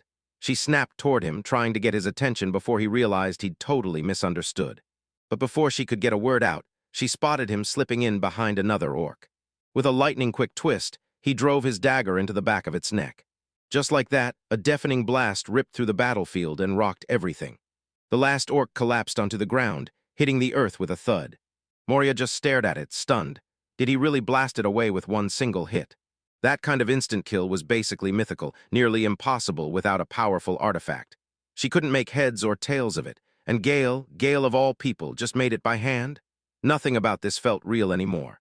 Gale whipped his head toward her, grinning so wide it looked unreal, pure victory stunned joy on his face, before she even got a chance to speak. He snatched her hands and spun her around like they were dancing, unable to calm down as joy burst out of him, singing praises for her support magic like it was the reason everything turned out right. While Moria gave him a half-hearted, thanks, looking a little overwhelmed by just how wildly over the top he was acting. While the other passengers stayed tucked away, they couldn't help themselves and started peeking out. And when Gale grinned and waved, every last one of them came rushing over, shocked, grateful, and staring like they'd just witnessed something unreal. Later that night, huddled by the campfire, Gale finally confessed a shocking truth. Monster fighting was brand new to him, and during the chaos, terror clawed at his ribs the whole time. Moria blinked in shock. Wait, he'd been in Kush's party the whole time, right? Gale stepped in and confirmed it, saying Moria was one of the original founding members. But he admitted he wasn't much of a fighter, just a guy who threw curse magic around. And for a second, Moria went totally silent. Then she snapped that Kush had to be an idiot for letting someone like Gale slip away. Gale's face went beet red. He stammered, and he couldn't tell if she was serious, so he just admitted it. Honestly, he didn't even blame Kush for ditching him. Maybe it really was for the best. Moria, though, rolled her eyes so hard it was basically a sport. She couldn't believe how zero self-confidence he had, so she switched straight to the coffee he made. Some dandelion blend that tasted insanely good, and she praised him for being skilled at everything. But Gale tried to shrug it off, insisting it was no big deal. She cut him off and said it was a few tricks. It was like he was downright all-powerful, and Gale immediately got flustered, begging her not to exaggerate because he didn't see himself as special, not even in battle. Moria huffed. This was going in circles, and the worst part was, something about him was definitely off. He stood out like a warning sign, yet he kept acting like nobody noticed. She said she was heading to bed, thanking him for the coffee with a quick smile, and he waved back, good night. She slipped into her tent, and the rest of the group stayed huddled around the campfire. Gale stayed up a bit longer, replaying every word she'd said and wrestling with what it really meant. Omnipotence, that word hits like a brick. He never once saw himself as someone who could wield power like that. He honestly thought that earlier win happened only because Moria had his back so perfectly. Still, something deep inside him snapped awake and stirred. He suddenly remembered his old life, locked in a guild, riding with the same party like it was yesterday. And it was wildly exciting back then, thrilling even when the monsters terrified you, because fighting them somehow felt like fun. He let out a soft chuckle to himself, because Moria was genuinely kind to him. Next morning, the caravan rolled back onto the road, and the driver yelled, "Keep going. Our destination is right there, and you'll see it soon." Moria was finally awake, so she jostled Gale awake too, even though he was still slumped in sleep. He mumbled, half asleep, "Are we there yet?" And she nodded, then they stared ahead and boom, they'd arrived. They sprint toward their next stop. Farmage braced himself, ready for whatever chaos came flying next. Right at the start of Chapter 8, Gale and Moria tore into Farmage, a place called Farmage. The countryside stretched out like a postcard, rolling fields everywhere, animals roaming and farms dotting the land as far as the eye could see. Gale pointed out they were only an hour from the border, so they bylaid off the wagon. Because this whole spot was pure farming territory, just endless fields and pastures stretching to the horizon. Gale had a plan. He'd storm over to the local adventurers guild, trade the orc parts he'd ripped off for hard cash, and then start grabbing quests one after another. Moria tagged along to the guild, desperate to find a party to join, but Gale snapped that he wanted to work solo for now. Later, at the Farmage Adventurers Guild, Gale started scanning the quest board, and Moria's jaw dropped at the one he was eyeing, way too brutal to tackle alone. Still, Gale looked unshaken, but then he finally cornered Moria and begged her to help, because this quest meant hunting undead monsters. And it was tagged A, meaning it was brutally tough from the start. But Moria snapped him back to reality. This wasn't a brawl-ready frontline. They were support adventurers, and she didn't expect it to feel nearly as effortless as their last mission against the orcs. Gale just flashed a knowing smile, like he'd already cooked up his next move. Then boom, a dark elf materialized out of nowhere and flashed them a sharp greeting. Not a single one of them even clocked her presence. She couldn't stop wondering about Gale. She didn't recognize him from around town, so she asked. He told her he was new, fresh off the capital, chasing a chance to make it here. The elf explained that Farmage was mostly farms and trade, with hardly any adventurers, so the locals barely had support. Then she clutched Gale's hands and thanked him for showing up. Gale's heart jolted. She was gorgeous, and he couldn't help but notice. Meanwhile, Moria hung behind him with a sour look on her face. She let out a sharp cough, and the elf snapped his attention to her, then asked if she was his friend, and Moria shook her head hard. "No, we're only heading the same way." She told him, "I'm a support mage too, right from the capital," and promised she'd help any way she could. Then the dark elf's eyes lit up like the night just caught fire. Support mages were all the rage here, so she couldn't stop smiling. Then she clocked Gale, no heavy gear on him, and her instincts screamed, "Thief." Gale cut in fast. Turns out she wasn't talking about a regular curse at all. He was a curse crafter, a guy who weaves curses into support magic. He said support was his #1 job, but don't get it twisted. When a fight kicks off, he can throw down too. The elf couldn't believe what he was seeing. He was genuinely stunned. Cursed crafters were basically non-existent around here, and she couldn't shake the fear that no quest would ever fit someone like him. Gale's cheeks flared hot from her reaction, and Moria's annoyance only sharpened. Gale told everyone he was gonna grab a couple of quests, just to get his feet under him in the area. But when the elf looked closer, he realized the one he'd picked was a lick hunt, an assignment that had been sitting untouched for ages. She labeled it a cold case because nobody dared touch it. There weren't enough powerful clerics left to contain it, and in their absence, the undead started swallowing the world. Families were barred from even visiting their loved ones' graves, and the whole world felt grim. She couldn't stop worrying, because if Gale was just a curse crafter, this mission was a straight-up death trap waiting to snap shut. Moria snapped at Gale to watch her tone, but Gale waved it off like he'd heard worse 100 times, and when Moria tried to push back, he reassured her, telling her he'd be totally fine. The elf barked the warning again. No one had ever finished that quest, and if Gale ran into trouble, nobody was riding in to save him. Rage didn't stop him, though. He said he was going to do it anyway, then demanded a map of the area. The elf thrust holy water and magical gear into his hands, but he shrugged it all off because all he cared about was the map. She looked him straight in the eye and proved the quest was all his, and told him the only way to prove it was done, bring back licked jawbones. Gale already knew, and honestly, that shocked the elf. She found his experience hilarious, then warned him to handle them carefully. As she leaned in and pleaded that the town desperately needed adventurers, Gale's cheeks flared again. Then Maria stomped on his foot, hard, making her irritation crystal clear. The elf burst out laughing, claiming the two of them just clicked, and then she hit him with one final line. She swept them into the farmage, and the woman running the Adventurers Guild in this farming town stepped forward with a smile. "I'm Gimli." She bowed politely to both Gale and Moria, promising she couldn't wait to work with them, and Gale matched her nod and words. Then, like it hit him out of nowhere, he yanked out a sack stuffed with the leftovers from his last quest, pieces he'd stripped from orcs, and when Gimli saw it, his jaw dropped at how much he'd managed to bring back. Then he told them, "We start the new quest tomorrow," and Gimli immediately snapped that he was acting way too casual, like hopping from town to town and swallowing brutal jobs was no big deal at all. Gale said thanks, but Gimli made sure it was clear she wasn't giving him a real compliment. The second they stepped outside, Moria caught him staring at Gimli and teased him for getting all worked up over a little attention. Then he grinned and played dumb, like he had no clue what she was talking about, and Moria told him to drop it. But yeah, it looked like she'd decided to tag along after all. Gale even called it out. She'd already planned to, right? She just stayed silent, and then he grinned, saying her silence was basically a yes.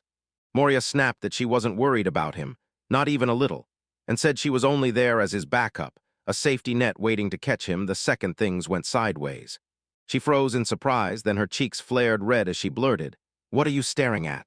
He told her that having her close made his whole world feel brighter, and she blushed like crazy, stunned he could say something so serious. Then Gale confessed this was his first quest going solo, and you could practically feel the nerves in him. Moria warned that anyone who goes on undead hunts should be terrified, yet instead of looking scared, he was practically buzzing with excitement. To him, undead monsters were living treasure chests stuffed with ingredients, and he couldn't wait to rip into them and collect every last one. That night, the guild's dark elf sat alone in the shadows, and the thoughts in her head hit her like a shock. She couldn't believe what was going on. Gale didn't look like some run-of-the-mill curse crafter. There was something in him that screamed different the moment you saw him. The very next day, when Gale finally snapped awake, he claimed he'd slept like a champ. Then Moria clapped back and told him nope, that wasn't good sleep. It was straight-up oversleeping because it was already past noon. Gale said that the instant they stepped in, he could feel the shift in the air like something was about to go down. Like Gimli said, this place ran on farming and trading, not battles, so spotting adventurers with weapons was a rare treat, and the locals couldn't stop staring. Still, Moria warned him not to let it mess with his head.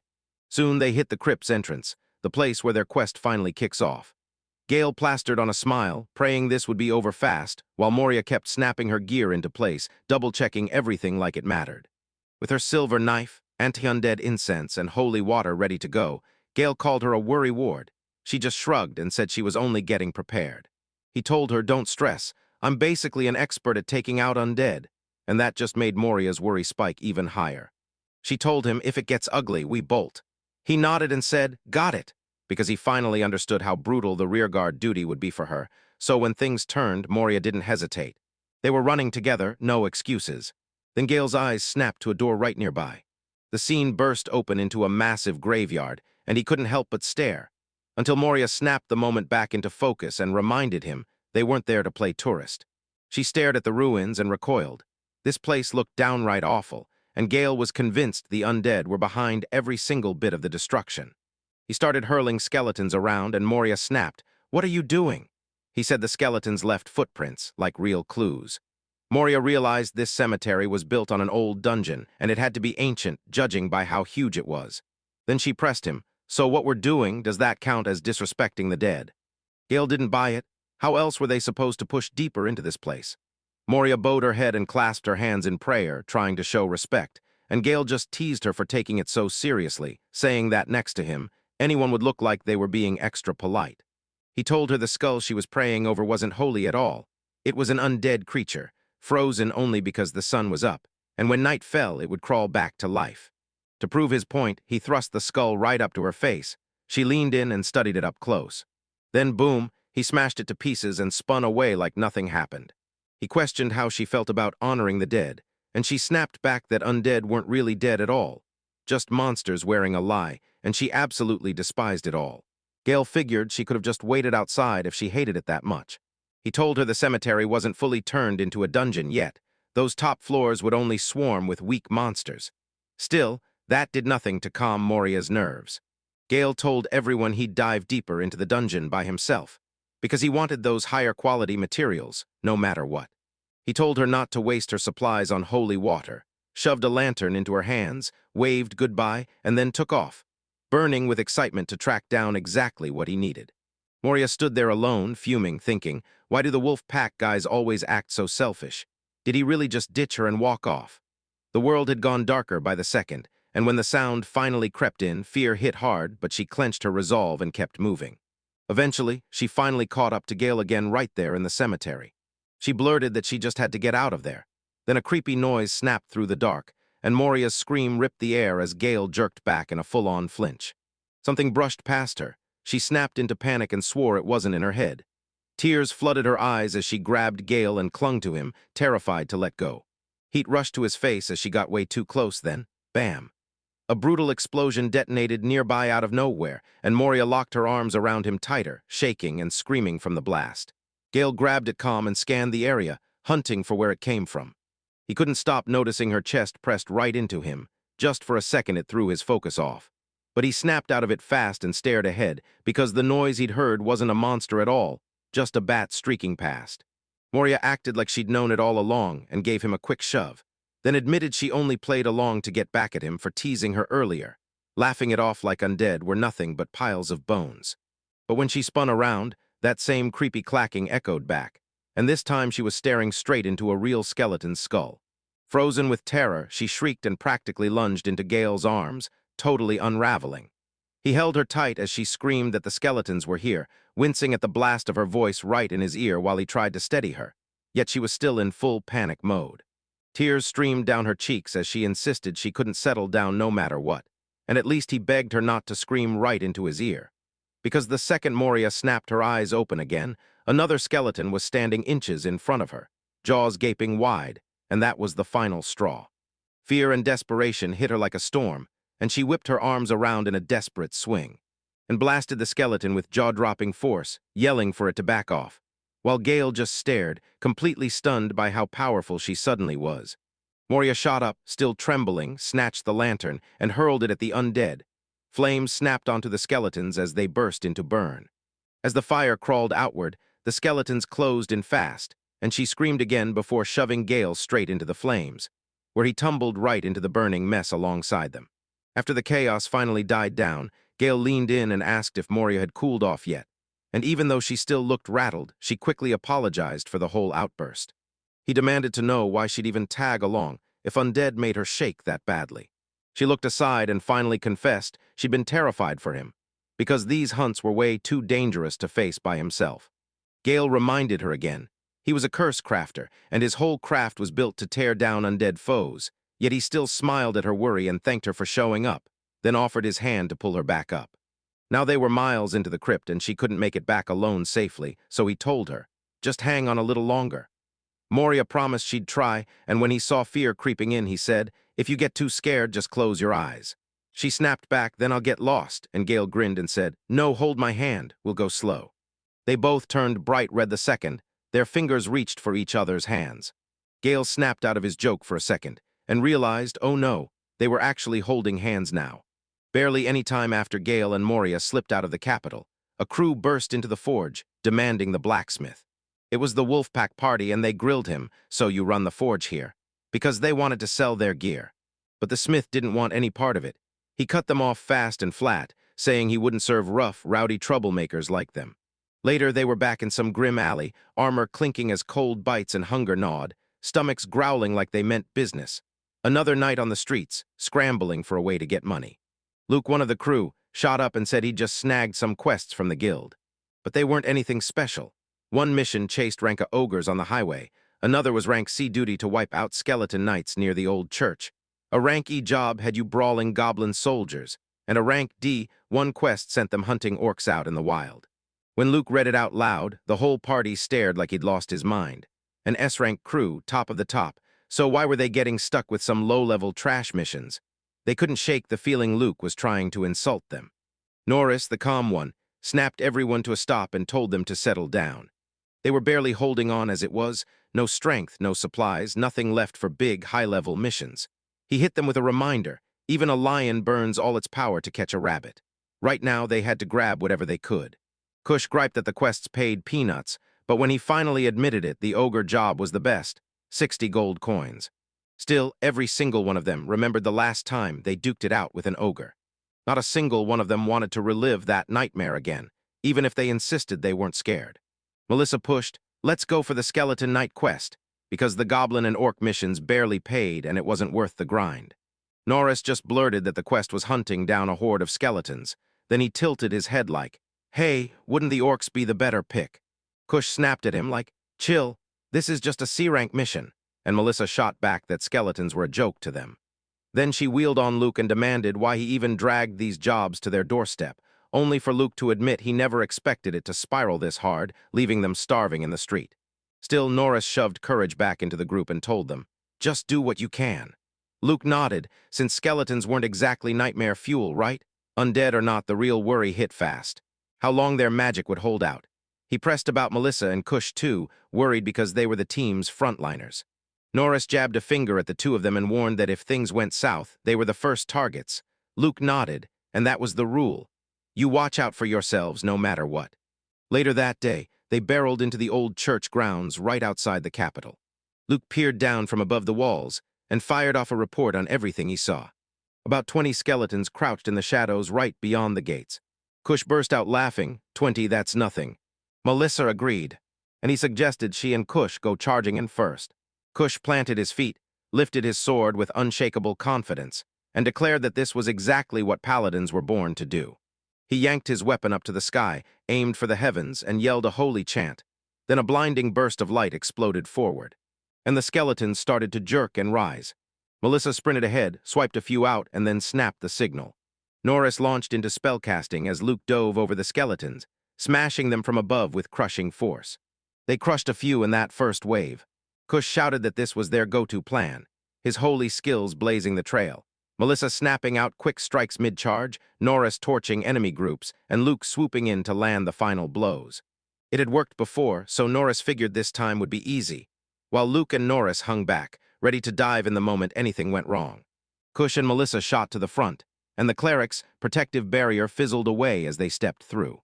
Then the skeletons erupted from the ground, clawing their way up.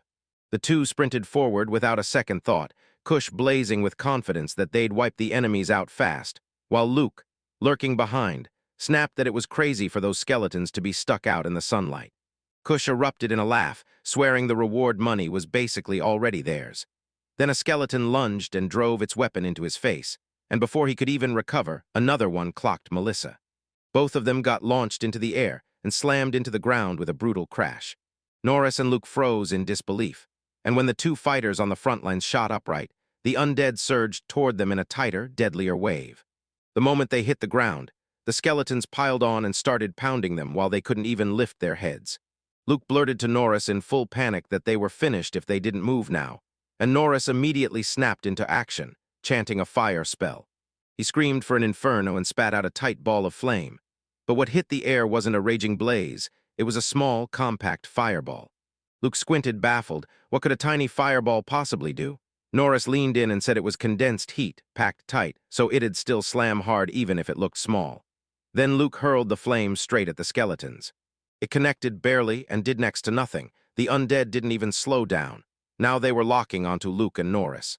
They sprinted out of the church, slammed the gate shut behind them, and face-planted back into reality.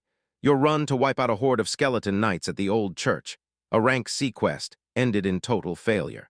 The next day they charged back in, this time hunting the orcs, and the moment they closed in, Melissa snapped into motion, leapt onto one, and drove her sword straight into it. But her blade jammed hard in place, shocking enough that it didn't drop the second it snagged, before anyone even had time to react. An orc yanked her by the arm and hurled her into the air, like it was about to snatch her away for good. She was left nearly in her underwear as she fought to get free, yelling for help, and the orc just stared her down for a second, then dropped her like she was nothing, spun around, and walked off while Norris and Luke burst into laughter, claiming she wasn't even the orc's type. She fumed, humiliated to the bone. Then when Kush spotted the orcs with their backs turned, he seized the moment and swung his sword, slashing down hard. But that blade just caromed off like it hit solid steel. The orc suddenly felt a blow from behind and whipped around, rage blazing in its eyes, before Kush even had a chance to react. It slammed into him and Melissa with brutal force, blasting them into the air, and just like that, the rank D or C hunting quest was a total wipeout. A few days later, they were back at the capital's Adventurers Guild, ready to jump straight into whatever came next. They all looked utterly crushed, still pointing the blame at Gale for every recent screw-up, and Kush didn't even argue. He'd been forced to pawn his favorite gear just to keep his head above water. All around them, other adventurers leaned in and murmured about how the once mighty wolf pack had collapsed. Norris snapped that once they found their gold again, they'd come for Gale, and Luke tried to lighten the mood by saying maybe Gale wasn't even a threat. Maybe he was just out here selling goods like they were at some market stall. Kush nodded and pressed, "So what's the quest for today?" And the moment he said that, Melissa chuckled, "Maybe the goblin will lose, it at least sounds like we can handle it." But when they finally came back from that mission, they looked absolutely wrecked, worse than ever. Bloodied, exhausted, and barely dragging their feet, they stumbled back to the guild. The guild receptionist snapped, asking if they'd failed again, and they fired back with cold rage. Kush swore up and down that it was all unfair. When they looked back on that moment they accepted the goblin quest, the whole village was left reeling, shocked, then flooded with gratitude, because an elite S-rank party was taking it on. They promised to back them up any way they could, and Kush swore to the villagers that he'd handle every last thing. No one would have to lift a finger. Later on, the villagers stormed in on horseback, and from the very first second, everything went horribly wrong. The S-rank wolf pack got crushed, utterly overwhelmed and beaten back by a swarm of goblins. Back at the guild, Kush spilled everything. Turns out the villagers flat-out refused to pay and roasted them as lazy and useless, and the receptionist shot back that maybe they should just give up their S-rank license. Kush's rage flared as she yanked her collar tight, barking that she wanted an easier quest. But she wasn't scared. She yanked his hand, swung it, and cracked him across the face. Kush crumpled to the floor, and the other 3 members of the party froze, totally lost on what to do next. Meanwhile, way out in the cemetery's depths, Gale dug deep under the soil, staring down a brand-new pack of undead. The deeper he sank, the more restless wandering souls crowded the air, and this crypt was packed with priceless loot. He was determined to haul every last piece out. Morio was yanking his sleeve, asking if there was anything around, and he swore there was nothing. Yet she heard the bones clicking and wouldn't buy it. She clung to him with white-knuckle force, eyes squeezed shut as they pushed forward. Then he snapped at her to let go, and she swore she could feel something hanging around them. Then, just like that, something clawed its way up. A bony arm tore out of the grave, and right behind it, a normal skeleton hauled itself free. Then a giant skeleton heaved itself up the wall and crawled in like it owned the place. She begged to open her eyes, insisting it wouldn't feel nearly as scary once she could actually see what was going on. Gale feared it would only make things worse, but he brushed it off, swore it was nothing, and then started the countdown. As he called out the last number, he snapped his hand up and hurled a spell straight into the air. The spell hit, and the skeleton crumbled to dust like it never existed. The moment she opened her eyes, the undead was already wiped off the board. She asked if he'd really wiped it out with a dispel spell, and he just shrugged. Yeah, it was easy. Her jaw dropped. Dispel a curse to beat an undead she'd never heard that could work. He said it felt like what priests do, and she shot back that priests purify evil with holy magic. But Gale's power didn't match, and he finally admitted it wasn't truly holy magic. And it still turned out to be a terrible plan, barely worth using half the time. So she grilled him, asking, "Why would you even do that?" And he scrambled to find the best way to put it into words. First, he made sure she got it. This wasn't some drive-the-dead-away stunt, not at all. It felt like he was leaning in, hanging on every word as he listened to their stories. Gale gripped a skull in his hand, while Moria hovered nearby, staring at him like she couldn't quite believe his last explanation. He had no clue what he was really saying when he claimed he'd been listening to the undead. To help her get it, he fired off the question, "What do you think makes the undead crawl out and start moving?" She shot back that it had to be magic or pure malice, and he grinned, saying she nailed it. Then an undead clawed up behind her, and she let out a terrified scream. Gale snapped around and struck it down in an instant, then told them undead just pop out of nowhere in crypts like this one. He warned that undead hate getting purified or banished, then fired off another dispel spell to prove it, watching their reactions like it was instant proof. He told her to step into the undead's shoes. These were souls dragged back to the living by grudges and regrets. Then out of nowhere someone barges in, screams a holy command, and tries to wipe them out without even hearing a single thing they wanted or why they'd come back in the first place. Moria still couldn't figure it out, so he pushed her to rewind her childhood. If her parents ever snapped at her without letting her talk, then a memory hit her hard. Her father had once screamed at her for daring to want to become an adventurer. He insisted girls shouldn't chase dreams like that. Then even after she told him other girls were doing it, he snapped, slammed his fist in pure rage, and ordered her to stop. Gale yanked her back into the present. He told her that when people die, the undead don't just rise. They drag their leftover emotions into the afterlife. The ones who died starving keep hunting for that hunger. The ones who died alone now feel totally abandoned. And sometimes the pain turns into something worse, like a soul tortured to death for a crime they never even did. Those feelings are the lock keeping them from moving on. He told her that if you just listen and show a little understanding, the spirits can finally release their grip. Then he grabbed her hand, led her to the coffin, and tore it open. A dead man clawed his way back to life, and Moria's whole body shuddered with pure terror. A terrifying skeleton knight burst into view. This wasn't any ordinary monster. It was the kind that spells real doom. Close quarters with this thing was way beyond what support types could survive, dangerous enough to make even a lick look small. Before she even understood what was happening, Moria had Gale locked in tight, his face shoved against her chest as he choked out, "I can't breathe." He hoisted her higher so he could spot the skeleton knight, and since she wouldn't let go, he kept marching forward with her in his arms. The undead unsheathed its blade and locked eyes on them, and Moria started sobbing from pure fear. Gale shot a calm look at the undead, then flicked his finger and unleashed the spell. The spell hit, bright light erupted, and the undead collapsed into dust. Then you gently set her down and swore it was over, watching her stare at the spot where that skeleton once stood. A ghostly young man drifted into view, wearing a knight's uniform, and he bowed his head toward Gale like he'd come straight from the afterlife. And then it fades into nothing. Gil grinned. Moria's face went pale with shock, because that skeleton was a B-rank monster, and just when it vanished, the kid's ghost showed up out of nowhere. Gale said the poor guy probably died before he could even tell his fiancée goodbye. And that crushing regret is exactly what likely turned him into the undead. Moria demanded how he could be sure. Gale shot back that he'd learned to spot the quiet, deadly tells the undead always leave in their wake. He got good at it while forging cursed gear, because most of the time, if he listened to their tale and answered with kindness, the undead would drift away in peace. Moria clocked it fast. What they craved wasn't advice, it was sympathy, someone to understand. Gale nodded along because the truth hit them both. Those undead were once human too. That's how he handled them. No punches, just helping them move on, and since he wasn't burning them away with holy magic, he walked off with way better materials. Holy magic blasted away the cursed energy, and that was a nightmare for his line of work. Then a meaner undead rolled in right nearby, and Moria got crushed. She finally realized Gale's words shattered everything she'd been taught about the undead. They pressed deeper into the crypt, and she stared at him like she was piecing together a secret. She pressed him, asking if undead were nothing but easy prey.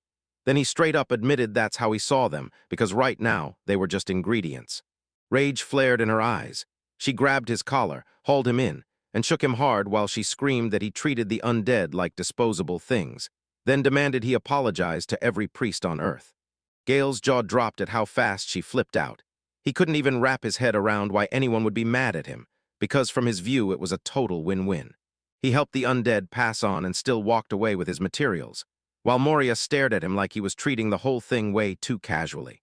Her head throbbed as she couldn't believe Gale's bizarre rules, and she snapped at him because he still had the nerve to ask her to quit yelling in his ear. Then he leaned in and asked softly if she wanted to hold his hand, and when she said yes, they headed down the stairs together, and then plunged straight into the crypt's darkest, lowest level. This place felt totally different, way brighter than the rest, like it was glowing just to prove a point. Surrounding them, undead skeleton knights clattered, ghoul archers loomed, and dark spirits swirled like they'd crawled straight out of the afterlife. Then she even spotted pale whites in the mix. She counted at least 50 enemies, and Moria's mind instantly snapped into place. If she could hurt enough of those undead's pale souls into one spot, they'd light this room up like a beacon. Gale leaned in and asked if she was okay, keeping her eyes open, and she shot back that she was fine, like she'd gotten used to it. Then Moria tensed all over because she was lying, and Gale totally clocked it. He started scanning the crypt, watching everything, and when she demanded what he was doing, he turned to say he was just wondering why there weren't any liches down here. Moria mumbled that maybe it meant they'd have to turn around and try again another day. Then, mid-sentence, her staff slipped free, clanged hard against the stone, and the sound thundered through the crypt. Every undead in the area snapped their heads toward the sound, all at once. Fear slammed into her, and in that instant she knew it, everything was doomed. But instead of striking, the undead just froze in place, trembling like they couldn't move. Confused and shaking with nerves, she shoved Gale behind a pillar. Then, a brand new undead menace burst out from behind that huge door, like it had been waiting for the perfect moment to strike. This one felt different, like it was armed with a horn pulsing with raw power. This wasn't just any undead roaming around.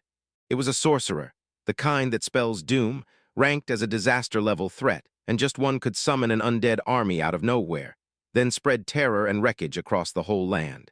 Seeing one up close terrified her, yet Gale's eyes lit up with pure excitement, like this was the exact monster he'd been hunting for.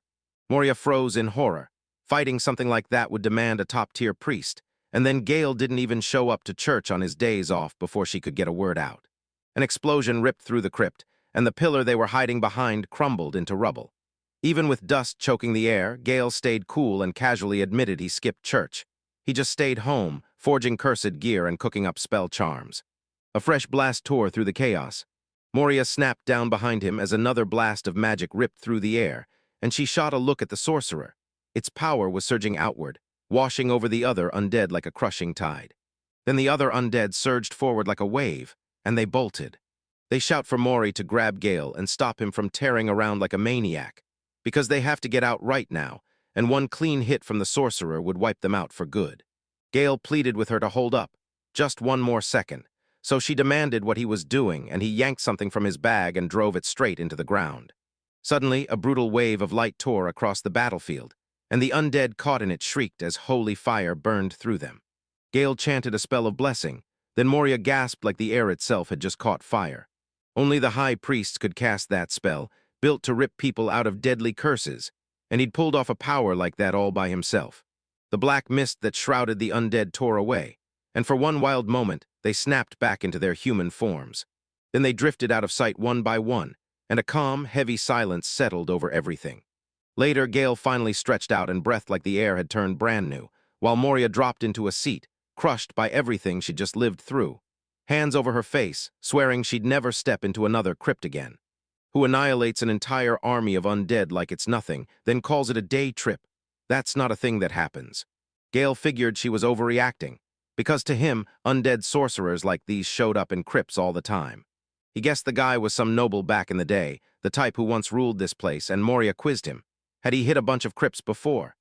Gale grinned and hugged his bag like it was gold, because crypt diving was pure adrenaline for him, especially when it meant snagging parts to forge cursed gear. He couldn't wait to craft something new. Then Moria shot him a tired, unimpressed look. He was completely, obsessively hooked on cursed stuff. Gale beamed as he wrapped up his shiny new treasures, the necklace chiming with every move, crafted from the sorcerer's sword and staff, and he couldn't stop thinking it looked insanely awesome. Moria snapped that she couldn't stand his art taste, and that hit him like a punch, because he was absolutely stunned, like she was seriously missing the whole point. He wished more people would finally see cursed gear the way he did, and he even told her he once ran a stall himself. Then she leaned in and asked, "So how did that go?" He lit up at once, thinking of that girl who'd adored his designs. Everyone kept calling them creative, and honestly her skier could double as home decor while still protecting you. Yeah, that had a real market. But Moria wasn't buying it at all, because Gale had to remind her. She was the one who asked. He shrugged like it was no big deal, saying folks would circle back eventually. Then Moria hit him with the truth. That would never happen. He swore he'd prove her wrong, using his gear and his shop, and that snapped Moria back to the first time she'd heard about Gale, when she scored an offer from a party through the guild. The woman behind the counter leaned in and told her, "You're part of the wolf pack." They were S-rank monsters in combat, deadly skilled, but their attitudes were pure disaster. She watched the others tear into a man without mercy, calling him lazy and saying he was all soft. Yeah, that was Gale. Back then, Moria said yes, because the payday was way too good to ignore. Gil got shown the door and kicked out of the party that day. The first time she met him, he was silent, tense as a wire and clearly doubting himself. Now that nothing was stopping him, hope lit up in his eyes, and she could see it plain as day. He was buzzing about what came next. She flashed a smile like everything might finally be all right, and Gale immediately shot back, asking what she meant. She told him it was actually kind of fun hanging out with him, and he teased her about almost crying earlier, so she snapped back, swearing that didn't count as real crying at all. He burst out laughing and thanked her, because getting thrown out of his party pushed him all the way into this tiny farming town, where without anyone to share it with, money still wouldn't stop the loneliness. But having someone to laugh with, that meant everything. And it was all because of her. Moria stared at him, and a wave of blush shot across her cheeks. She blurted out that he'd gone soft out of nowhere, and it totally threw her. She scrambled back, panicking. But then her voice went quiet as she admitted she was okay with it and thanked him anyway. Gale shot her a confused look, asking what she'd just said, and she wouldn't answer. Inside her head, she couldn't believe how oblivious he could be. At the start of the chapter, Moria tossed out the reward money and demanded what Gale was going to do with it. Gale figured they'd split it right down the middle. But Moria shot that idea down hard. She couldn't stand the thought of getting anything she hadn't truly earned, because in her eyes, she'd only been dragging him back.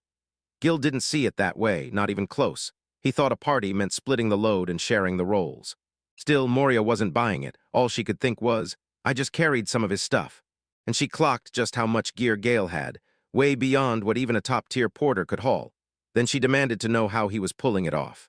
Gale shot his hand up and flashed a skull bracelet he wore. Moria recoiled, screaming how creepy it looked.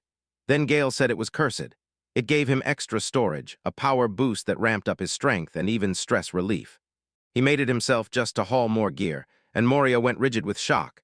She couldn't believe a tool like that could flip how wars were fought, so she just clapped a hand over her face in total disbelief.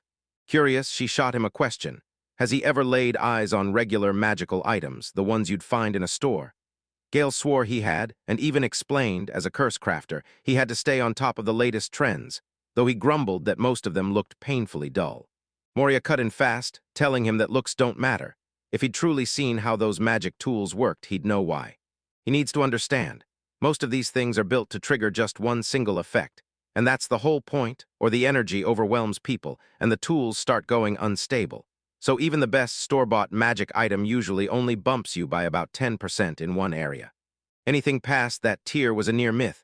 Items with multiple brutal powers were so scarce they might as well have been legends, and the ones people hunted down were called artifacts. Gale let out a laugh, calling the whole crew national treasures while saying they looked lame, and Moria's frustration snapped into place. He didn't get it, didn't care, and in her eyes the gear he built was powerful, but his thinking was totally off the rails, with zero taste and no sense of balance, so she clenched her fist, seething. Gale shrugged it off, like it was just innovation, pure and simple. If you were creative enough, you could craft items with any effect you wanted, even stack multiple effects on the same gear. That's the whole idea behind cursed gear. But Moria saw it differently. If it were really that easy, nobody would be shelling out crazy money for basic, store-bought magic gear.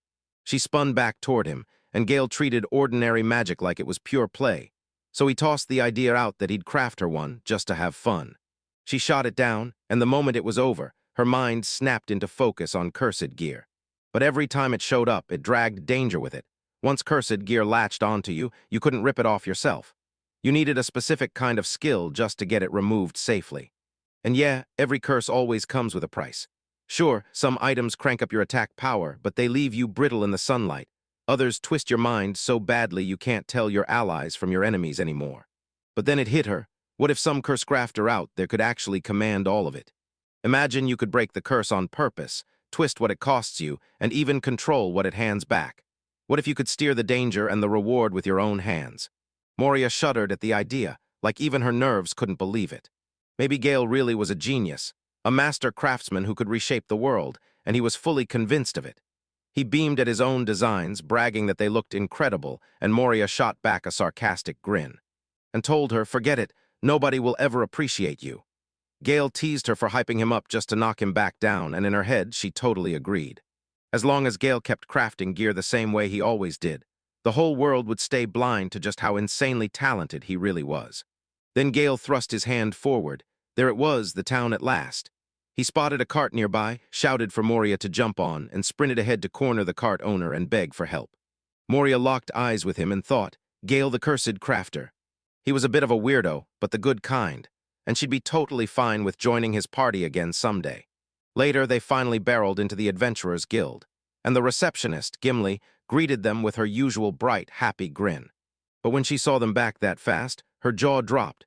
She immediately asked if they'd given up on the quest. Gale snapped that it was the complete opposite. He slammed a stack of heavy bags onto the counter and told her to check every last detail. No fakes, no shortcuts. And when she looked inside, she found the remains of black skeletons, dark skeletons, and armored knights. And even the faintest clues of a terrifyingly powerful sorcerer. Gimli was blown away. She started with a 10% bonus, then bumped it to 30%, and just when things settled, Moria jumped in and warned Gimli.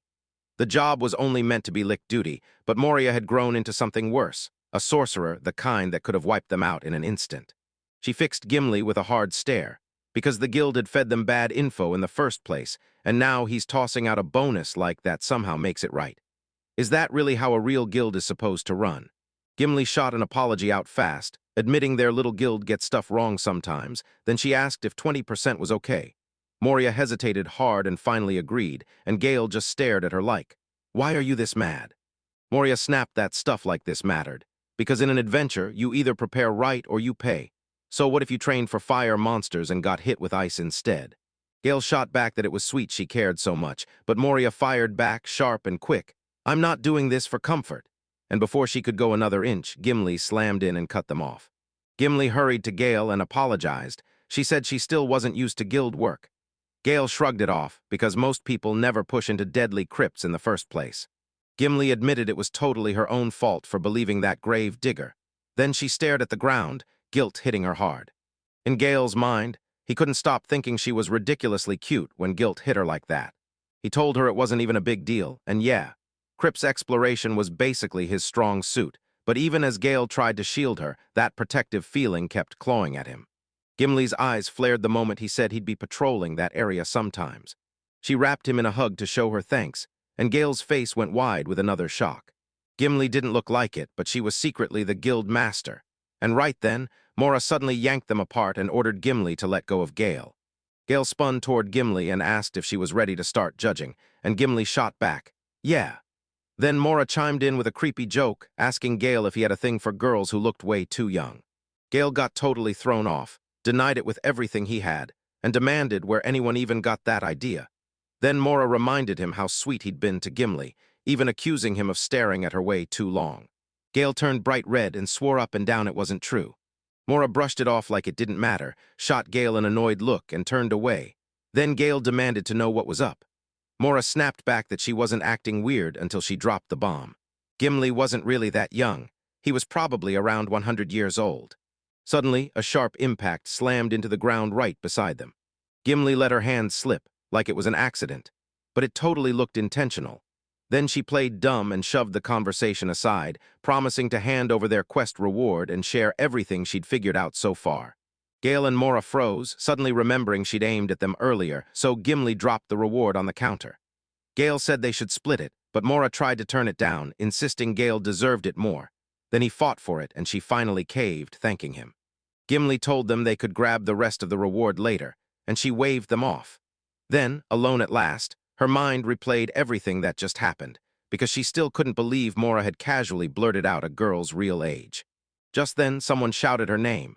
Gimli snapped her head around, stunned to see who it was, and demanded what they wanted, because the voice promised they carried some seriously important information. Gimli agreed to hear him out because the guild shut its doors at night, and then the guy stepped up and blurted the news. Someone tried to murder Princess Kara, but somehow she lived.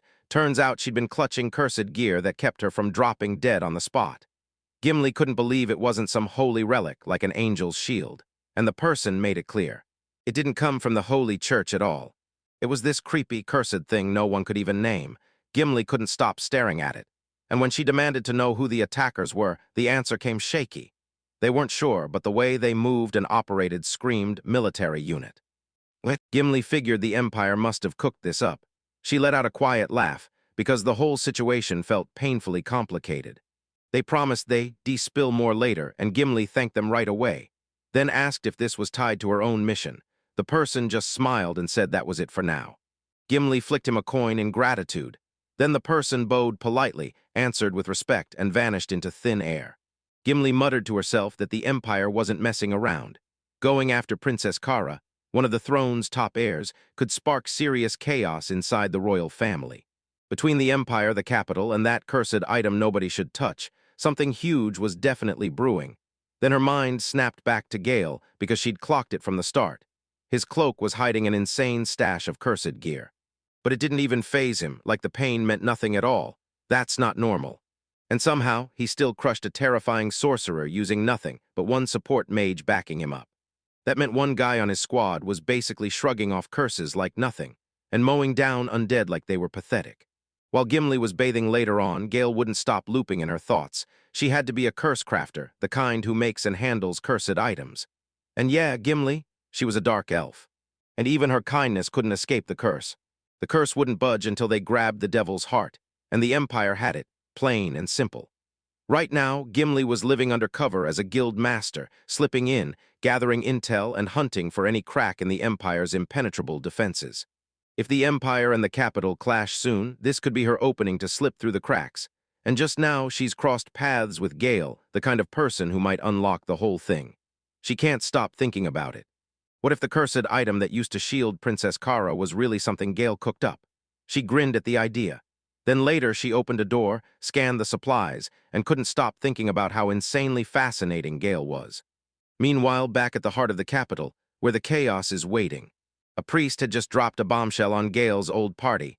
None of them were cursed anymore, and the whole group went totally speechless with confusion. The priest swore they were spotless, zero curse stains anywhere, yet Kush, one of them, didn't buy a single word. He told the priest they'd come to break the curses Gale supposedly laid on them out of revenge, so they could get their full power back, only now they didn't know who to trust.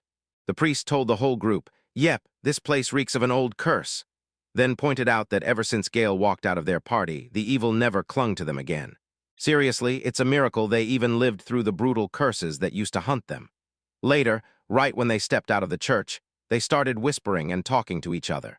It felt like the priest was basically telling them, "This strength you have right now, that's the real ceiling of your power. Those curses never really dragged you down in the first place." Kush couldn't accept it, period. His fist tightened with pure frustration as denial flared in his chest, and he swore the priest must have screwed everything up. Even Luke admitted he didn't want to believe it either. But he couldn't shake the creeping thought. What if he'd been a below-average mage this whole time? Kush tried to throw the thought off like it was poison, then snapped that they had to zero in on finding Gale. He figured Gale's broke and stuck on the streets now, so he told everyone to hunt through the alleyways instead of wasting time on the main roads. But Luke had had enough. He blurted an apology, said he couldn't keep going, then turned and started walking off, and Kush scrambled after him, totally baffled by what he meant. Luke told them they basically liquidated every scrap of gear just to scrape together food and pay the priest's help. Now they were dead broke, so broke they couldn't even afford an inn. That's why they looked like walking ruin, and by his words, they weren't living heroes anymore. They were the kind of people who belonged in alleyways.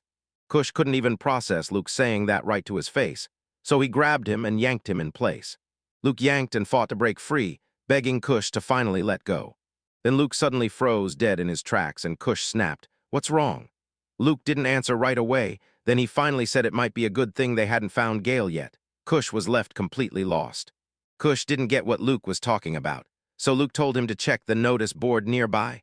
Kush sprinted over and ripped a paper right off it. Melissa and Norris hung nearby, staring in awe as they tried to figure out what on earth had snapped Kush's attention so fast. Luke burst into a chuckle, like maybe Kush wasn't wrong after all. Then Kush cracked up when he saw the paper and told the others their luck was finally flipping around for good. That paper wasn't just any poster. It was a royal wanted flyer, showing Gale's face and declaring he was wanted by the government, dead or alive, with a fat reward for anyone who turned him in, or even for anyone with useful information, and it warned that if you spotted Gale, you had to rush to the nearest royal government office. German de Gerkenfer, the royal office chief, signed it, and Kush couldn't wrap his head around the words on the page. Gale had truly turned into a wanted man.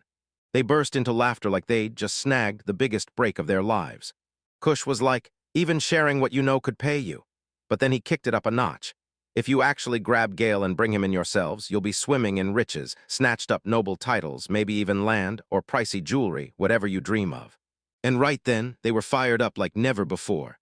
They knew they had to move now and grab the chance before it slipped away, royal office or not. They weren't waiting for permission. They didn't just have rumors. They had Gale's former teammates, the kind of people who could drop real, useful intel no one else could. And if they played it right, they were going to earn a reward way bigger than a handful of gold.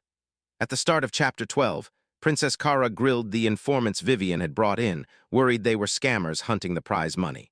Vivian snapped back with full confidence. They weren't fakes. They were a crew of S-rank adventurers from the capital's guild, their identities already confirmed.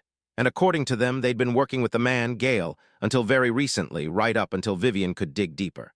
Booming laughter erupted from the room where the adventurers were stuck waiting, and one of them even kicked his feet up on the table, straight up disrespecting everyone. Luke stared at the fancy carpet, laughing that it had to be ridiculously pricey, then snapped that it was just taxpayer money getting blown on nothing. Norris munched tea cakes and raved that they were insanely delicious. Then Melissa nodded, dug in, and asked for more. Kush grumbled that the royals were dragging their feet, and even joked they should start charging the palace a late fee for keeping them waiting. From the shadows outside, Princess Kara secretly peered in and hissed to Vivian that the group looked anything but polite, and even wondered if they were really S-rank adventurers. Inside, Kush clocked them watching, snapped, and demanded what they were staring at. When his eyes landed on Kara, he mocked her as the fancy lady. Kara kept her voice calm and asked Vivian to confirm who he was. Was he Kush, right? Kush, oblivious to who she was, strode right up and acted like he owned the whole room, insisting that if she really meant him, she should call him Mr. Kush Bilbor.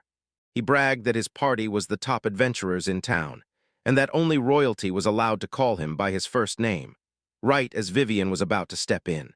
Kara gently halted her, then apologized, calmly but sincerely, for not introducing herself sooner. She leaned in and dropped her full name, Karada Gherkin. She told him straight up, "I'm the princess of this land," even if everything about it screams otherwise, and she confessed why Kush had to wait. She'd been watching them, studying them, hunting for the truth first. Then she smiled and offered her apology with all the politeness in the world. As soon as the princess sat down, Kush and his whole party crumpled to their knees, bowing so deep their heads nearly kissed the ground. Kush swallowed his pride and apologized for snapping earlier, and Kara waved it off, saying they had better quit lingering, because the real reason they were meeting was next. Kush was then grilled. Did he truly know the guy on that wanted poster? The crew shot each other a grin, totally sure of themselves, and they told him, "Yeah, we know him, obviously." Vivian leaned in and demanded they tell her who that young man really was, the one they'd been talking about. Kush said he had black hair, dark eyes, and a normal build. Vivian shrugged that could describe 1,000 guys, and Melissa snapped that he also dressed terribly, like seriously, sporting this weird bluish-green jacket. Then the princess's eyes lit up and she pushed them to keep going. Norris even called out his own accessories like, "Man, those are trash, no style at all." The princess shot him a silent refusal, like her words were trapped behind her clenched teeth. To her, every item Gale crafted felt amazing, never lame, and the party just stood there totally baffled by how she reacted. Norris's nerves spiked as he begged for a moment to explain. Then he told the princess the truth. The person they were talking about was Gale, his former companion and a full-on curse crafter. Norris told them to check out what Gale had built, and Vivian froze in disbelief, until she examined the objects and realized they were cursed, and Kara immediately pressed her for what that meant, demanding an explanation of the investigation. They stumbled on a crazy lead. Everyone was talking about this curse crafter who'd set up a stall and tacked talismans like these onto purchases as a free extra. Kara was stunned. She'd bought something from Gale, but he didn't hand over one of those talismans. Vivian figured it was either because Gale was already about to shut up shop for the day, or he simply forgot since Kara was rushing around. Vivian whipped around to Luke and grilled him about the items. Was Gale truly the one behind them, or did Luke snag them somewhere else? Luke snapped back fast. Yes, they were Gale's. He nearly blurted out that he'd stolen them, then caught himself and insisted he'd gotten them straight from Gale. And right then he laid out 3 of Gale's signature cursed treasures. The dark skeleton wore an eye-tooth ring and held a ravenous palette knife like a weapon, and a witch powder necklace dangling at their side. Kush couldn't believe Luke had been hauling so many of Gale's cursed items all this time, and Norse started to wonder if those cursed things were the real reason their luck had turned to pure disaster. He also clocked it. Princess Kara looked offended at first, but then he realized she wasn't angry at all. She was covering her mouth in pure shock, and then she snapped herself calm in a hurry. Seconds later, her excitement exploded. She gasped that she was in heaven, clutched every one of Gale's items to her chest, and beamed like her dream just came true. Then she sucked in a sharp breath and realized everyone was staring, and the adventurers froze at her sudden reaction.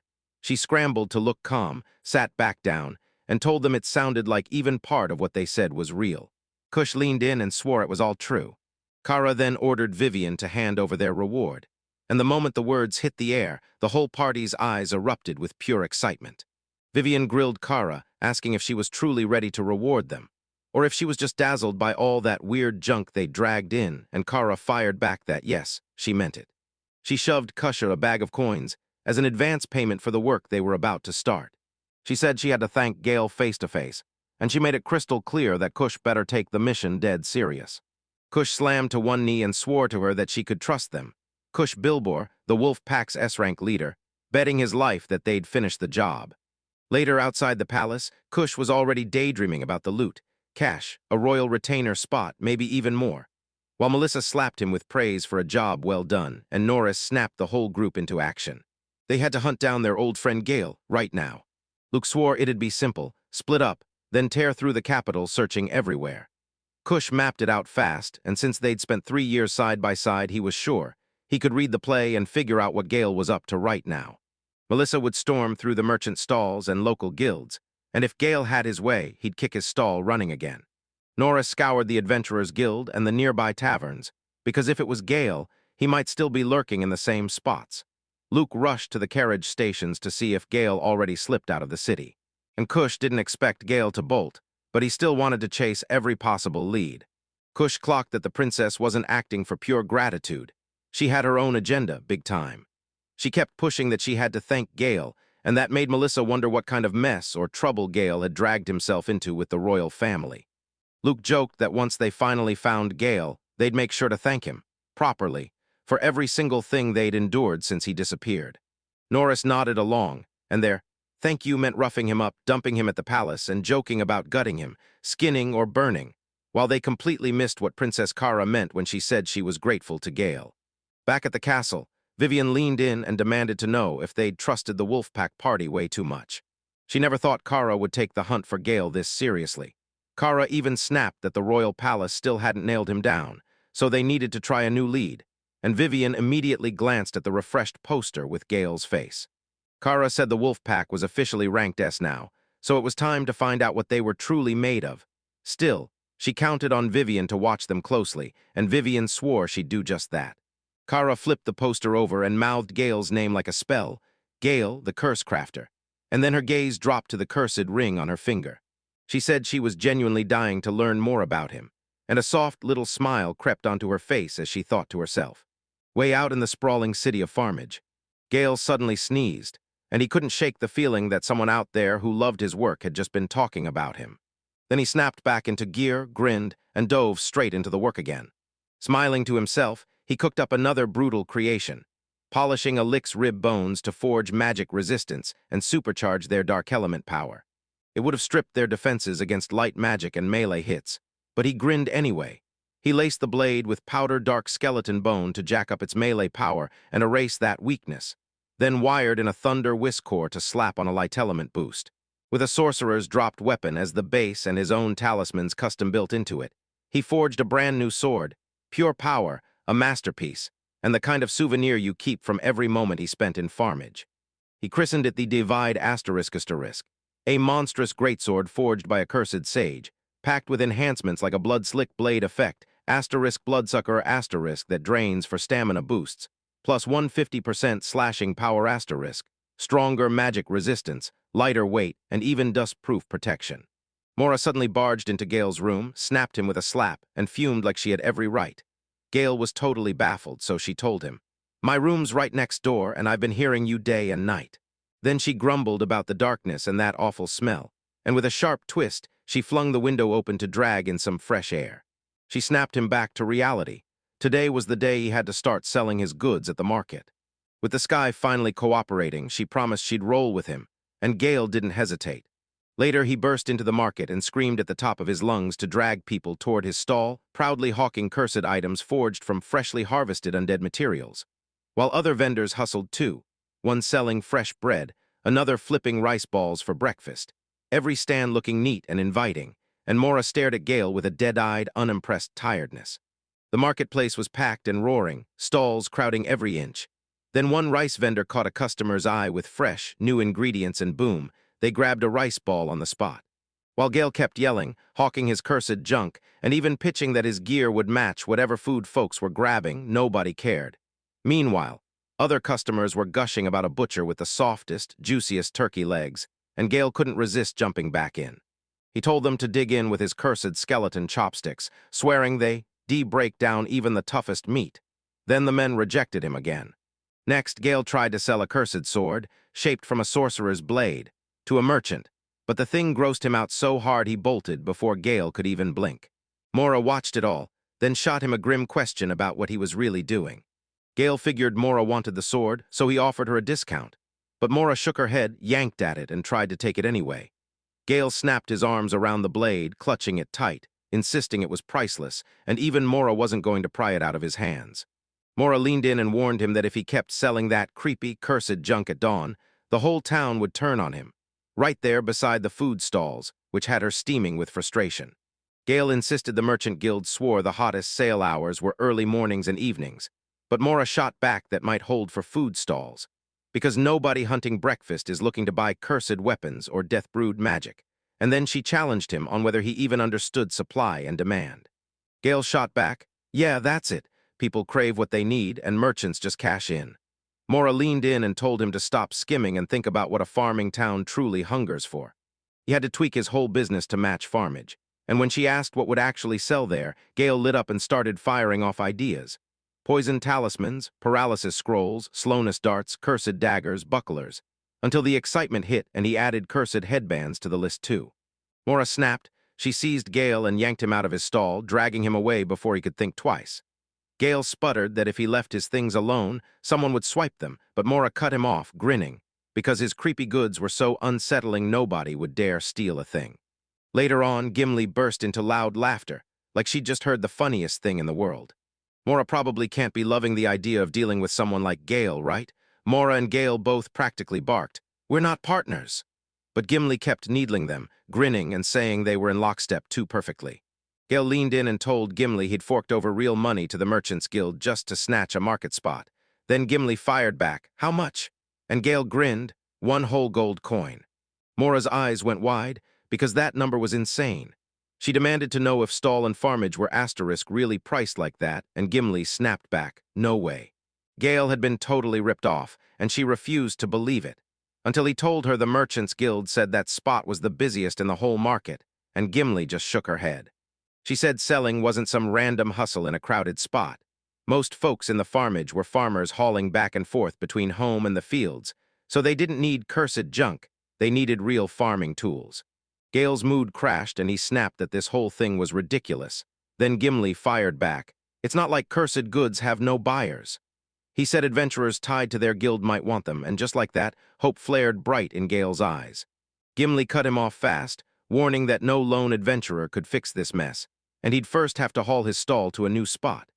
She pressed him on whether he'd tried for a place in one of the nicer districts, and Gale snapped back that he'd been told those areas were already packed solid.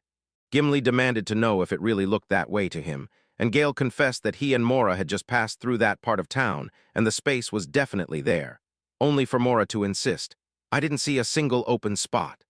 Gimli's grin turned sharp with understanding.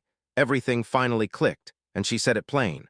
Farmage wasn't a giant city, but it was big enough that even the elite guilds from the capital had already planted branches there.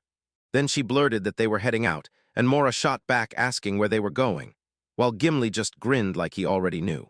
They said they were headed for the Smiths Guild, and Mora froze, then demanded, why? Right at the opening of Chapter 13. Gale couldn't stop himself from wondering why they were headed to the Smiths Guild instead of the Merchants Guild, especially since the whole point was to find him a better spot for his stall. Then Gimli dropped the truth. In Farmage, the power balance played by totally weird rules. The Merchants Guild barely had any power, but the Smiths Guild. That one ruled the town, more people, more resources, and way more weight behind every move. That's why Gale had to properly size himself up to them. Mora realized the Merchants Guild basically bowed to the Smiths Guild, and Gimli clapped her on the back for her sharp thinking, teasing that she was basically a support mage. Then she told her how, in that farming town, metal tools were worth their weight in gold. Everyone needed smiths to forge and repair everything, and the Smiths Guild had old roots tied to the very land. They crafted tools built for the local conditions, so of course they held the kind of power no one else could match. Gale asked if he could score a better spot in town by meeting the guild boss, and Gimli said sure, then warned him, bring a killer gift or don't bother. Gale's eyes flared bright. He had it all lined up, a cursed necklace and his prized weapon ready to unleash. He pulled out a blade he dubbed the Divide. One swing and the whole crowd went pale with fear. Gimli's knees buckled as Mora shot him annoyed looks. Gale grabbed him by the hair and snapped for him to stop making a scene, and Gimli demanded what kind of sword it was. Then Mora finally caught on. That market run earlier wasn't random. It was all about finding the right gifts. Mora volunteered to carry the presents herself and told Gale, just be respectful, lower your head. Gale didn't get it. He figured every smith would have snapped at the chance to admire his blade. But Mora hit him with the truth. Inside the guild, people straight up ducked and hid the moment they saw it. They weren't wowed, they were terrified. They pushed into the Smiths Guild and got hit with chaos. Everywhere people pounded metal, blazing sparks flew as they forged gear non-stop, and the whole place roared hot and loud.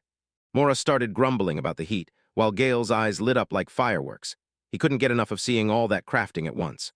Mora asked if there was some service counter nearby, but Gimli smirked and said, yeah, they call it a guild, but it's basically a giant forge where the smiths crank out their work.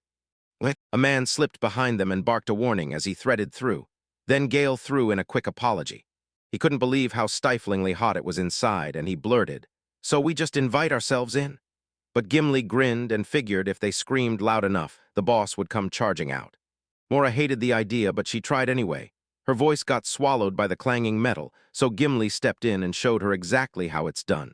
She sucked in a massive breath and screamed Sharon's name. Immediately, a door slammed open, and out of nowhere, someone hurled something straight at them. A thunderous blast ripped through the air as a gigantic hammer rocketed straight at them.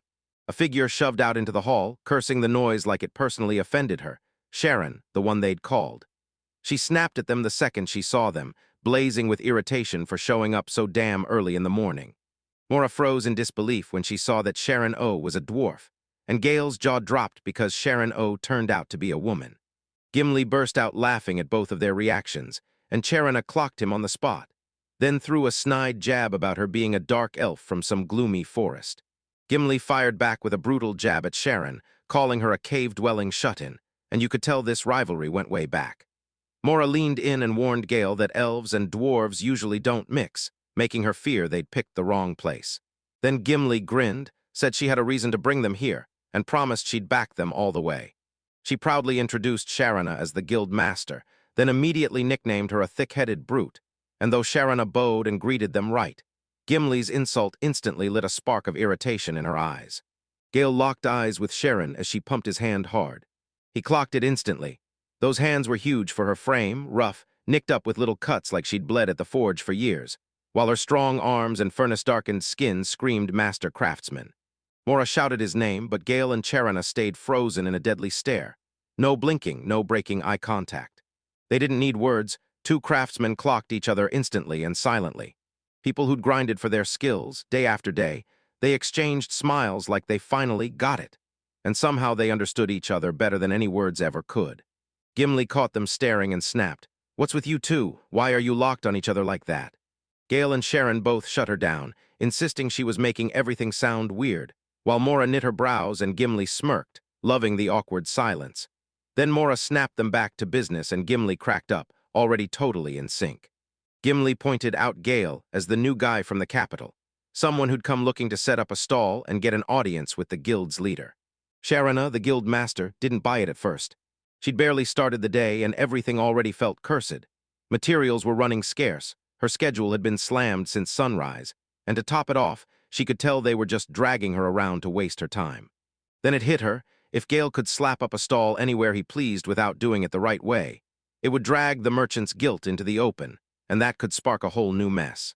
Sharana said it was awesome that they were doing everything right, leading with respect and checking in first. She made it crystal clear. The Smiths Guild wasn't trying to boss the whole town around, but with how many repairs they handled and how often they showed up in people's everyday lives, they couldn't help but grow into a real backbone of the community, even over time. Here, folks didn't just toss things out like the capital, they patched, repaired, and reused. And somehow, through all of that, Sharon ended up becoming one of the most important people in Farmage. Sharon sat her down, asked for Gale's name, and shot him a warning. Don't swallow every word Gimli spits out like it's gospel. She said Gimli's got a big mouth and loves to blow everything way out of proportion. Gimli shot back with a playful "you hurt my feelings" act, while Sharon rolled her eyes and told them to keep moving. She'd take care of the paperwork for Gale. Gale let out a relieved cheer because they'd finally pulled it off. She and Gale slapped a high five in pure joy, but Sharon had warned them, don't get carried away just yet, because it still wasn't going to be that simple. She made it crystal clear, no free favors, want her official approval, pay up. This wasn't charity, and if they rubbed her the right way, she'd rub them right back. The moment she said sincerity, Gale and Mora just stared like, wait, what? Mora went first, handing over a bottle of powerful liquor as a gift, and Sharna actually liked it. Then Gale's eyes lit up. He blurted that he had something too and reached for his sword. Mora shoved him aside before he could even reach for it, snapping, "Don't turn this into your personal art show." She flat out refused to call the sword the right kind of gift, and sure, Gale swore Sharon would adore it, but Mora shut him down hard. She even smacked him to shut him up. Sharon couldn't believe how often Mora slapped Gale. But then Mora suddenly went silent, and Sharon watched her eyes snap wide as she saw what was on Gale's back. Sharana strode up and grabbed the bag Gale was hauling. Gale blinked, totally lost. Then Sharana yanked it open, and the sword inside hit her eyes like a shock. Her excitement practically burst off her in waves. Gimli watched them and joked that Gale and Sharon O were totally nerds, and they'd finally found their comfort zone. Sharon raised the sword high and said it was absolutely incredible. This blade isn't ordinary for even a second. It's something way more dangerous. She could tell the truth the second her eyes landed on it. Gale couldn't help but beam. She'd finally figured out exactly how valuable it was. He bowed and thanked her, then called her the guildmaster. But Sharana told him to just call her Sharana. No fancy titles needed. And Gale brightened up and agreed at once, praising her skills like crazy, and he was so touched he finally met someone who truly got his work. One single tear slid down his cheek, slow and devastating. He erupted in joyful cries, and Sharon gripped the sword with proud, trembling confidence. Mora let out a loud, sharp throat clear, clearly annoyed by how close Gale and Sharon were getting, and Gale even asked if she'd caught a cold. Mora shot back no, and Gimli instantly clocked her mood, teasing her like it was painfully obvious what she was feeling, until Mora snapped at her to shut up. Sharana noticed it too and asked Mora if the spot was so dusty that she wanted to wait outside, but Mora snapped back that it wasn't that. Then she pointed out how close Gale and Sharana had been acting. Gale and Sharana froze, totally thrown off, and both demanded, "Wait, do we really look that way?" With fire in his voice, Gale insisted Sharon was exactly who the Smiths Guild needed, and that he'd always known the right people would someday finally see his work. Then Sharon straightened up as a forger herself, raised her blade toward the furnace, and leaned in for a closer look. She figured the sword's base had been yanked straight from a monster drop. No wonder it was rare and worth a fortune. Then she spotted the real kicker. Extra effects that drank blood, boosted its slash power, and carried dark elemental damage. She was blown away. Gale grinned and said Sharon really did have a sharp eye, but this sword had secrets even she hadn't noticed yet. Sharon leaned in, hooked by every word, and snapped, "Wait, don't spoil it. I think I already know." Sharon felt the sword's ridiculous lightness in her hands, and instantly figured it must be enchanted to be featherweight. Mora watched her swing it like she meant business and pointed it out, but the vibe wasn't joy, it was sharp concern. Gale said, "Since Sharon's a craftsman, yeah, she'd want to test the sword." But Mora made it clear she hadn't meant it the way he thought. Sharon totally agreed with Gale, because she sure wasn't about to sit still while that sword begged for a few wild swings. If a blade could carve enemies up, drink their blood, and keep the fighter's stamina regenerating mid-battle, then yeah, that's the perfect weapon for anyone crashing into the front lines. That blade was about as big as a great sword, but it swung so light you could rock it with one hand and keep fighting all day without a hint of fatigue. Way more than a weapon for just one person or team. Even a lone adventurer could bulldoze through a fight with a weapon this lethal. Gale kept going. This blade wasn't just deadly, it shrugged off magic, resisted dust, and looked ridiculously cool, but there was one catch. It was cursed. Sharon grinned and said magic resistance is a lifesaver for anyone who can't use magic. Then she pointed out the dustproof part and said Gale really had everything covered. She even reminded him that weapons need proper maintenance, then cut herself off and demanded to hear what he said last. The moment he said that sword looked cool, she snapped back that he'd completely missed her point. And honestly, she didn't love his design taste either, but that still wasn't the real problem. Her eyes snapped wide, then Charana realized she couldn't drop the sword. Her hand was locked to it like glue, and Mora just rolled her eyes like, "Oh great, here we go again." Yep, the cursed sword problem was back, full force. Charana screamed she couldn't pry her hand off, and Gale shot back that he was more worried she didn't even like how the sword looked, then reminded her she was the guild master. Charana snapped, yelling that wasn't the point, then quickly changed her tune. The sword was terrible after all. Mora told her to breathe and ordered Gale to lift the curse, but Gale was irritated and demanded to know why she hated the blade, because in his eyes it was awesome. Mora barked at him to take this seriously, while Gimli just watched the whole mess and laughed. Around them, everyone else was in full panic, scrambling to rip the sword out of Charana's hand. And even with the curse clamped on, Gimli couldn't help thinking that Charana had still only said good things about it. Gale didn't just look capable, his skills were obvious, and honestly, he might have been more than a simple curse crafter. Eventually, Sharon yanked her hand free with a final, furious twist.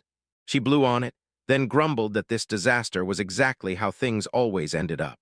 Mora shot off an apology, then reminded Sharon, "I already warned Gale." Sharon wiped down her hand, disinfecting it fast, and cut the moment short. Sorry's pointless now. She snapped at Gale that if the sword was cursed, he should have said it right away, because that was the detail that mattered most. Gale blew it off like it was nothing since he could lift the curse. Then Sharon shut him down. Just because he could break it didn't mean everyone else could. And she hit him with the question, did he really think the world revolved around him? Then she glanced at Gimli and demanded to know what these two were supposed to be, because dealing with them was draining her. Gimli told her to breathe, insisting Gale didn't mean any harm. Charana felt like a fool for falling for that sword's flashy look, and for calling it a tacky weapon now. So if this is how Gale wanted to run a stall, she wasn't letting it slide. Gale shot back that it wasn't fair, but Charana fought back, trying out their gifts too. Then Mora cut in. The gift was hers to begin with, and Charana had used it right away to disinfect her cursed hand. Charana nodded, but the spark in her eyes died fast. She couldn't enjoy the gift when she was barely scraping by after all this mess. If she weren't such a soft-hearted fool, she would have already dragged the town guards in. Gale's been stabbed by it too, especially after he'd poured his heart into that sword. Charana snapped back, raging and fed up, telling him she'd never heard of thinking about what the customer needs, then answered herself with a brutal certainty. No, he hadn't, and under no circumstances was she letting him open a stall.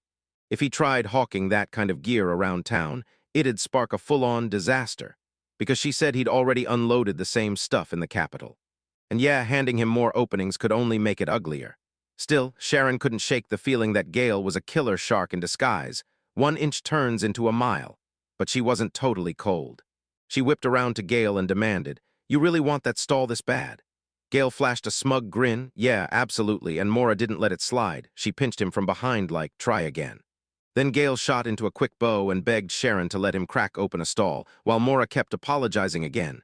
Yeah, Gale was a bit weird, but he had real talent, and Sharon had already seen it. He was an ace at dispelling curses, and once you got past his strange design taste, his gear was seriously top-notch. Sharon told him that if Mora was truly ready to go that far for him, then maybe, but she still couldn't figure out why they even needed her help. If she was going to send a message of support to the Merchants Guild, she'd have to step up and own it. So she grilled Gale, asking if he truly understood. Gale swore he did, but Charana wouldn't settle for promises. She had to see what kind of people they really were. Mora leaned in and demanded what she wanted from them. Then they froze because they had no money. Sharon shot back, I'm not that petty, who would shake down a newbie for cash? But she didn't stop there. She asked Gale to guess the kind of favor someone would demand from an adventurer. There was a mine nearby, the Dog Hell one. It was the only place close to farmage, and Sharon pushed for sending them there to handle the monster problem. But this wasn't some ordinary quest. Anyone who'd gone in so far vanished without a trace, and nobody had a clue what monsters were lurking inside.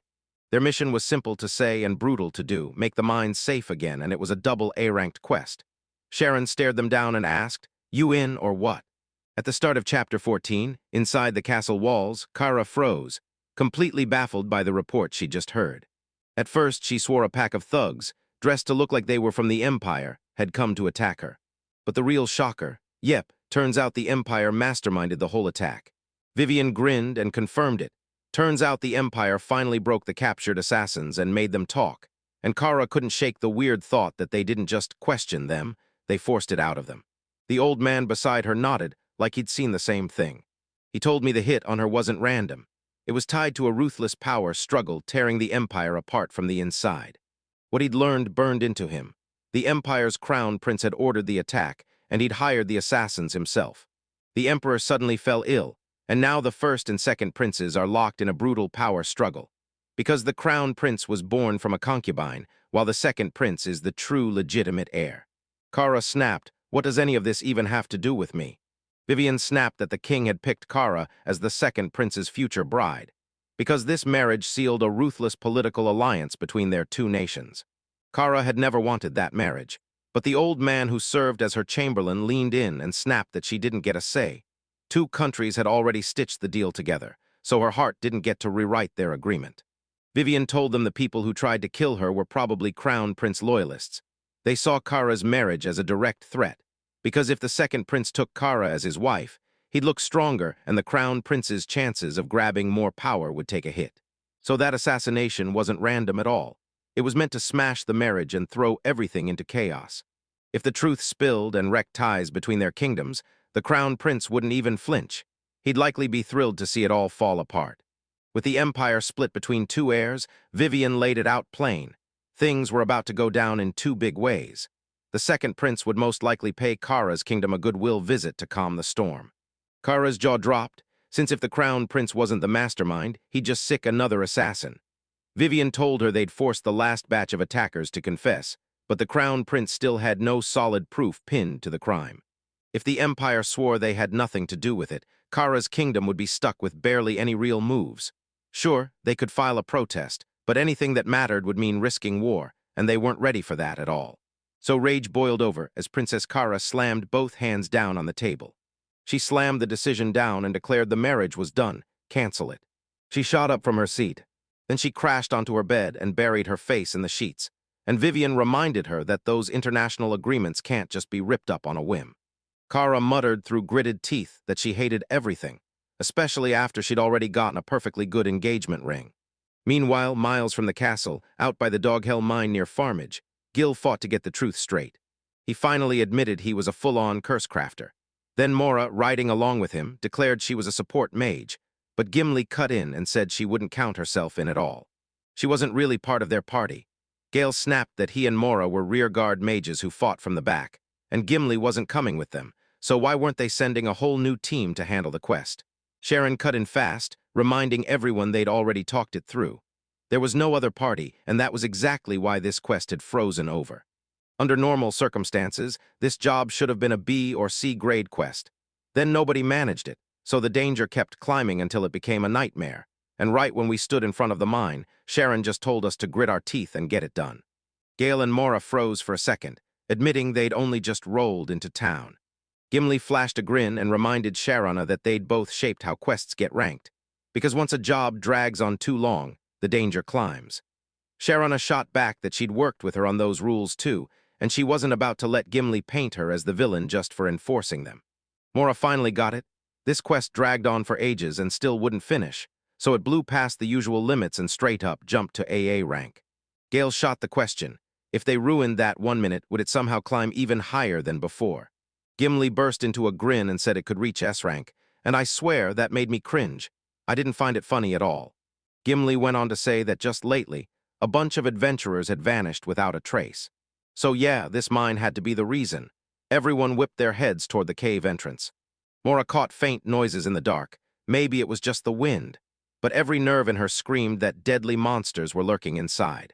Both she and Gale shuddered like they were about to face a storm, totally spooked, until Sharon snapped at them and demanded why they were acting scared. If they're the real deal, they should have been sprinting into that mine and finishing the quest already.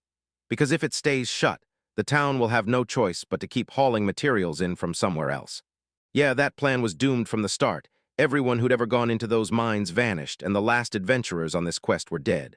Mora realized it fast, and the prize for surviving, 10 measly gold coins. For something this lethal, it was basically a slap in the face. Sharona told them the quest began as an easy little job for low-level adventurers, which is why the reward never changed. So now everyone finally understood why locals refused to touch it. Gale snapped that he wouldn't go through with the mission unless they had a powerhouse ready to clash on the front lines. Mora reminded him that he had crushed a terrifying sorcerer and his whole army all on his own just recently. But Gale snapped back that undead were a totally different nightmare, especially when they had no idea what kind of monster they were walking into. Sharona snapped that anyone from the city was way too soft. Then she pitched the fix like she meant to prove a point. If they needed someone to take the lead in the party, she'd step up and do it herself. That would solve it all. Mora and Gale stared at her, totally stunned. Sharon couldn't even make sense of their confusion. She shot back that she'd already offered to guide them, no questions asked. Gimli stood right there and nodded along with Sharon, but then she pointed out the weird part. Usually the client who hands out the quest doesn't jump in with everyone and slug it out on the front lines. Still, she brushed it off like it wasn't a big deal, and Gale and Mora stared at her, baffled. So, was it really not a problem? Sharon burst in and declared it was all settled. She'd handle everything herself, and even flexed her arms to prove just how strong she really was. Mora couldn't deny it. Sharon genuinely looked tough.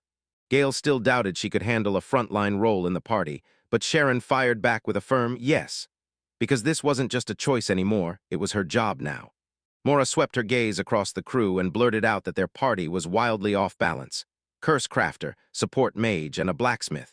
And yeah, it wasn't exactly a classic adventuring lineup, but even so, Mora refused to believe they were doomed. They had no clue what they were stepping into, but with Gale's weird magic on their side, they just might pull it off. Sharon declared it was time to kick off the quest, and Mora snapped back that they'd crush it fast, then help Gale set up his stall in a better part of town. But Gale couldn't shake his nerves because this didn't feel like any normal dungeon or crypt. Right when they stepped into the mine, Gimli waved them on and yelled for luck. The group spilled into the tunnel.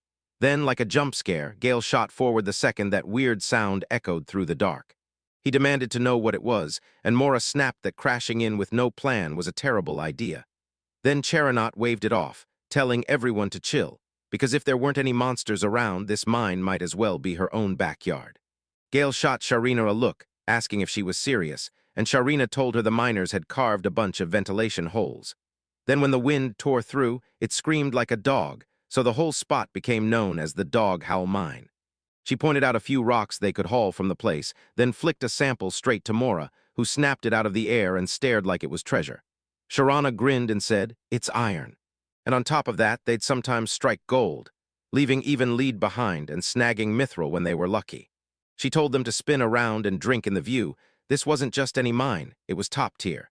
Mora and Gale glanced around and their jaws dropped in pure awe. The walls were studded with glittering stones, and the whole place radiated wealth, like it was just begging for something huge to happen. Sharona told him she'd planted her shop right nearby, because this mountain was the whole reason she stayed close.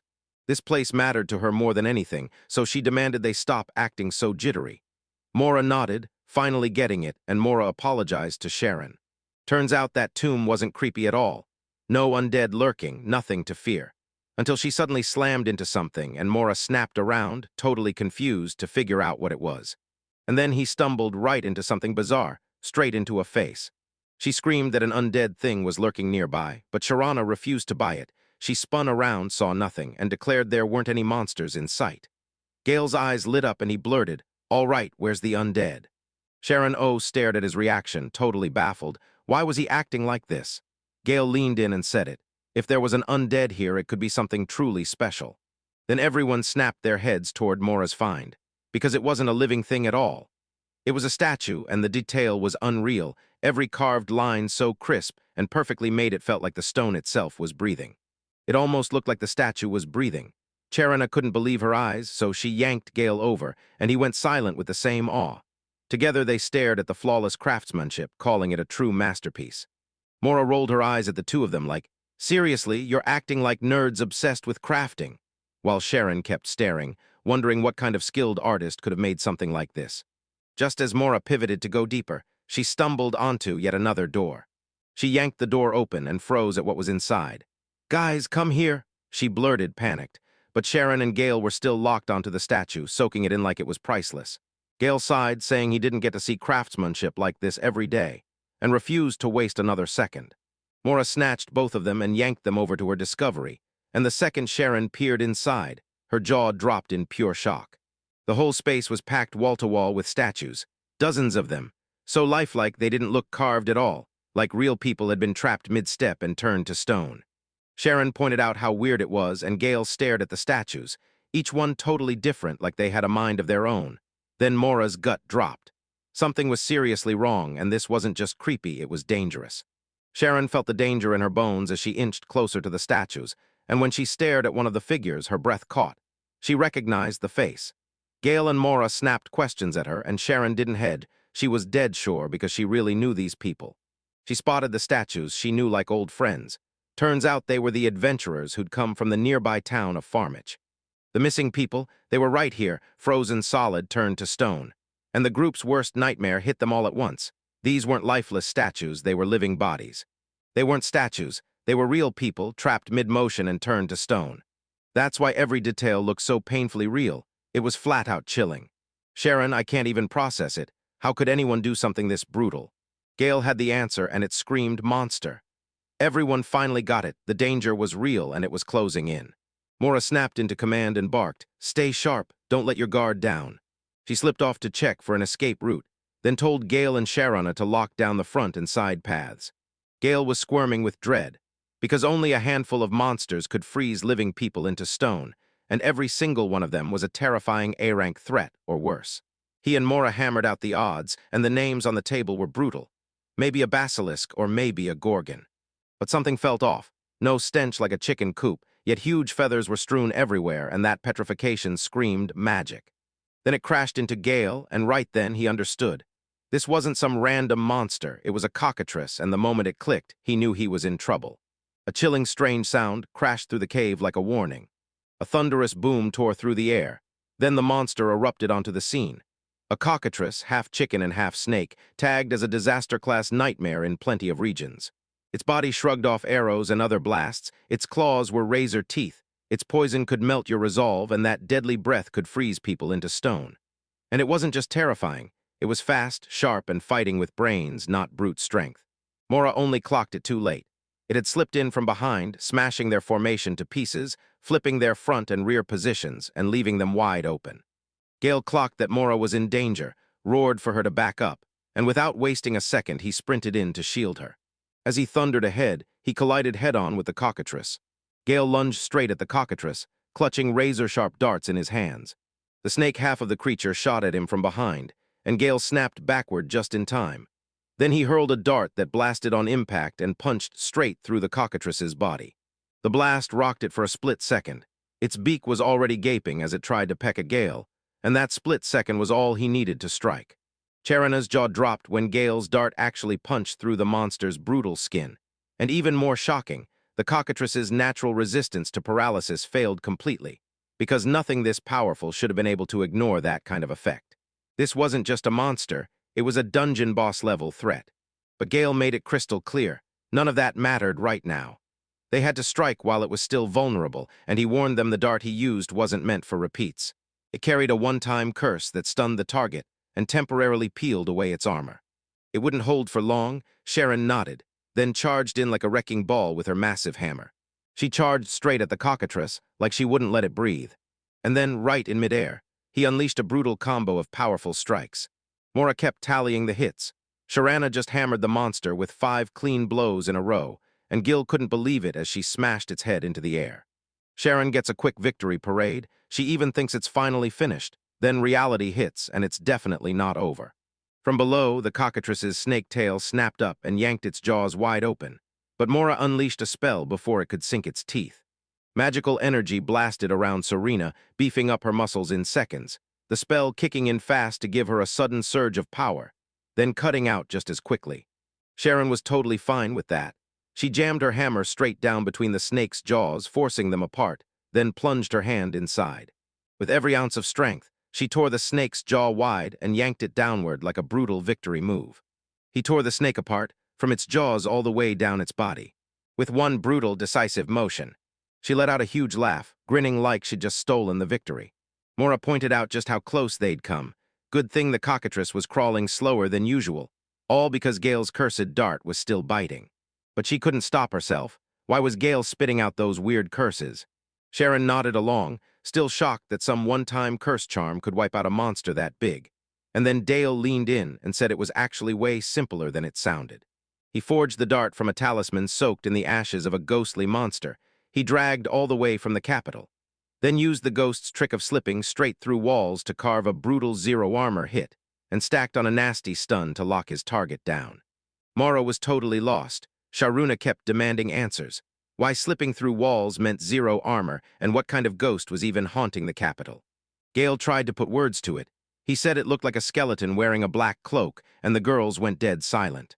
Mora asked if there was a scythe. Sharina teased maybe an old creepy lantern, too, and the moment Gale heard it, his eyes lit up like, "That's it, exactly." A massive skeleton with those creepy things. Then he throws it out casually like, "Yeah, I saw it slipping through walls and crawling out of crypts." And the second he says that, the girls flip out and demand, "Wait, that's the Grim Reaper." A disaster-class monster, an absolute legend, the Reaper of Souls, basically a demigod made real. They could barely process how Gale just shrugged off something that terrifying like it was nothing. Gale brushed it off like it was nothing, then wiped the whole thing out and turned it into cursed gear, and Mora just froze, staring at him in total disbelief. She couldn't wrap her head around it. He'd actually battled a demigod, then carved its remains into weapons. That was the reason his dart hit so brutally hard, even taking down a cockatrice boss monster. Sharon stared at Gale, stunned like, who is he really? Gale straight up told her to be smarter next time, because in battle one careless second could snuff out a life, and every adventurer heading into danger had to get that burned into their head. Sharon admitted she'd nearly died in the last fight. Yeah, anyone would have frozen after that. But she refused to let it happen again, and the moment she said it, Morris suddenly clocked something. She spun around and stared right at the cockatrice's lifeless body, with the monster finally crushed and down for good. Gale let out a breath of relief. The dog howl mine was safe again, which only meant one thing. The brutal double a ranked quest was back on the table. Was now complete, and the whole crew erupted with excitement over how perfectly it all worked out. Gale didn't waste a second. He sprinted to grab the fallen cockatrice's feathers, because the plan was to tell Gimli about the rescued adventurers. And right now the mind was finally clear and ready to breathe again. Sharoner nodded along. The danger finally vanished. The brawl hadn't been easy, but it was crystal clear. The cockatrice was the troublemaker, the real monster in the mine. With it brought down, the whole place was safe again. She stared at herself and realized, after everything, she'd basically turned into an adventurer too. Gale let out a shaky breath, exhausted, but completely satisfied. This was his first ever glimpse of a cockatrice on a quest, and the weird thought hit him. Could any part of it actually be eaten? Mora didn't have an answer, and she didn't care at all. She was too busy snatching proof to slam through the quest. Gale couldn't believe she was even willing to bite it, because the thing was packed with poison. Gale's eyes went wide. This giant chicken was poisonous, and that was terrifying. Mora nodded, but her curiosity burned brighter. Why would something like this lurk in a mine? She leaned in and asked Gale where to slice it open, and that question snapped Gale into focus. Mora was right. That mine was tiny for something that huge, like it could have been using the place as a giant birdhouse, and honestly, who knows what monsters think. Gale sniffed the air, and yeah, it reeked like a chicken coop soaked in old droppings and rotten eggs. Then a sharp crack cut through the silence. He demanded Mora tell him if she'd stepped on something, and when she nodded, she stared down to discover a weird little broken eggshell under her foot. Gale shot closer to take a look. It was way too massive to be some normal egg, so he pictured chicken coops and what they're really for. Mora reminded him about the Hensley eggs, and that's when Sharon's stomach dropped, because she just realized something absolutely terrifying. They weren't just hiding anywhere. This was the cockatrice's real home turf, where it nested and waited. A sharp little chirp rang through the air, and then it exploded louder and louder. From the shadows, a colossal chick burst into view. Bird and snake fused together, just like its parent. And it wasn't alone, more of them were crawling out of the dark. A whole squad of baby cockatrices came charging at them, and Morris's stomach dropped, because the second he understood it, this entire place was the monster's nest. Sharon and Mora screamed at Gale to sprint, but he froze. Right there, wondering if this was one of those moments where baby animals latch onto the first thing they spot, and then stick to it like glue. Maybe they weren't attacking at all. Maybe they were just locking eyes on him like he was family, like he was their parent, and Mora refused to buy that lie for even a second. Those tiny monsters looked ready to gnaw him alive, so she snatched him up and dragged him off, right as the baby cockatrices came charging after them.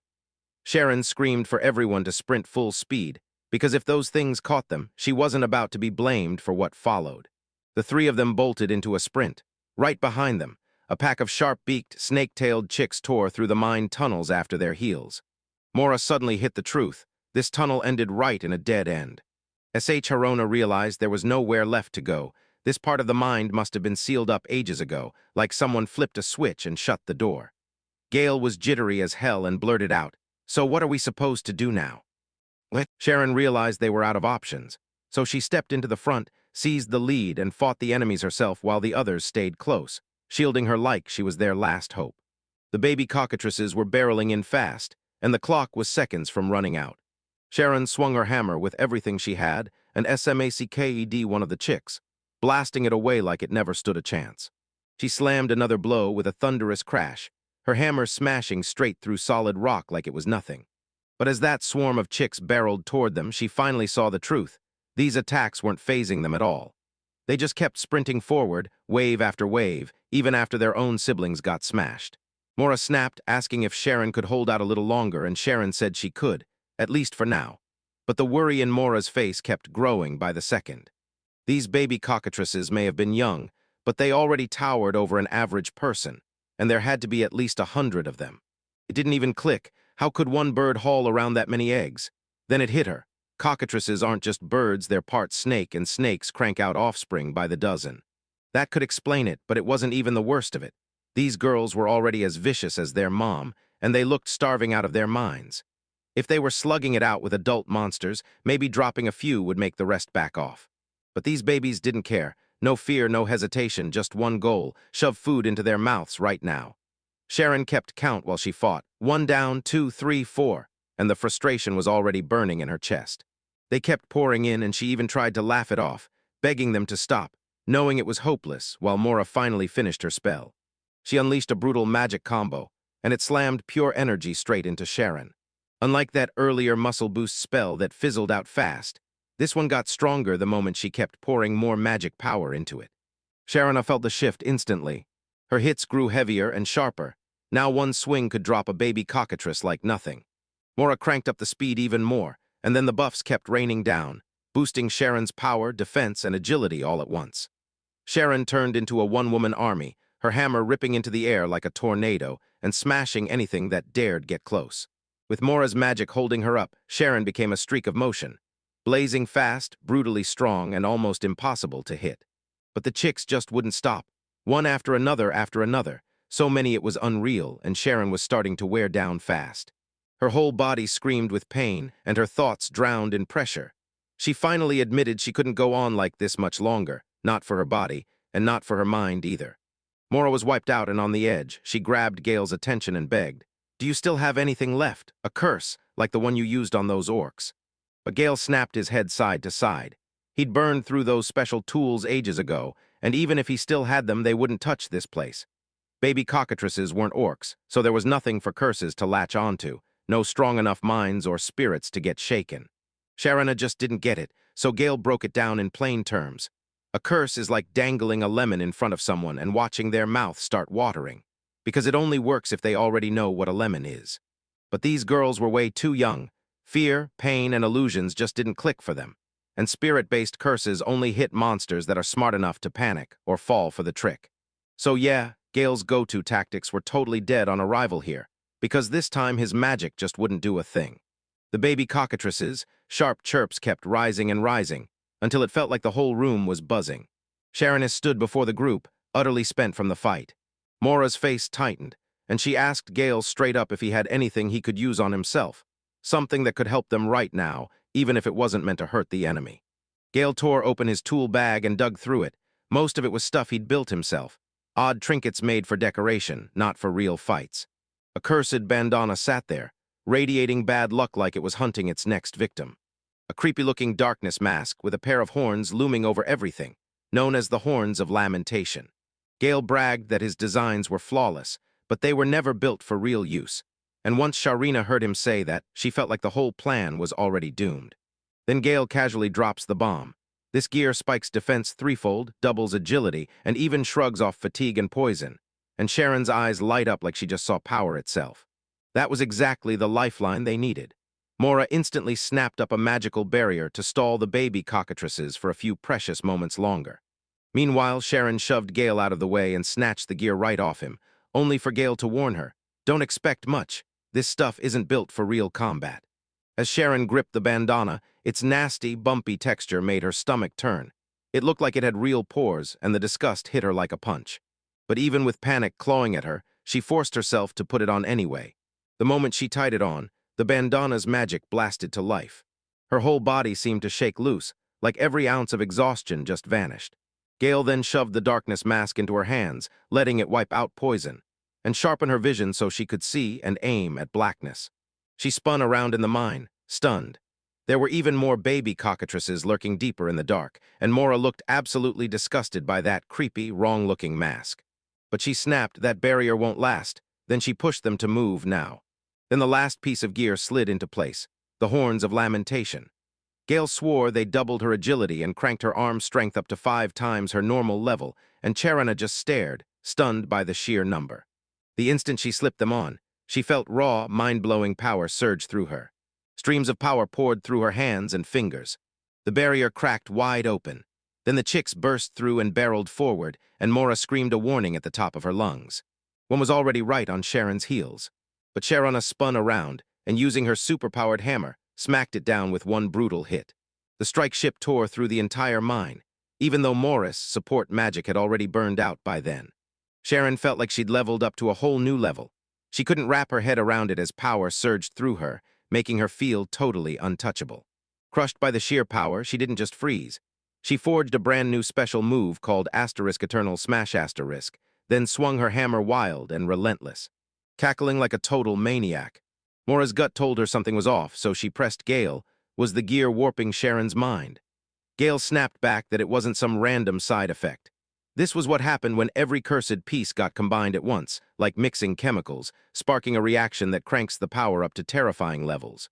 With the Horns of Lamentation and the darkness mask clicking perfectly together, Sharon got hit with every ounce of that power all at once, like the rush of a runner's high, only way more terrifying, where someone drives themselves so hard their brain lights up with feel-good chemicals. Then, after smashing the last baby cockatrices to bits, Sharana brings her hammer down for one final, thunderous hit.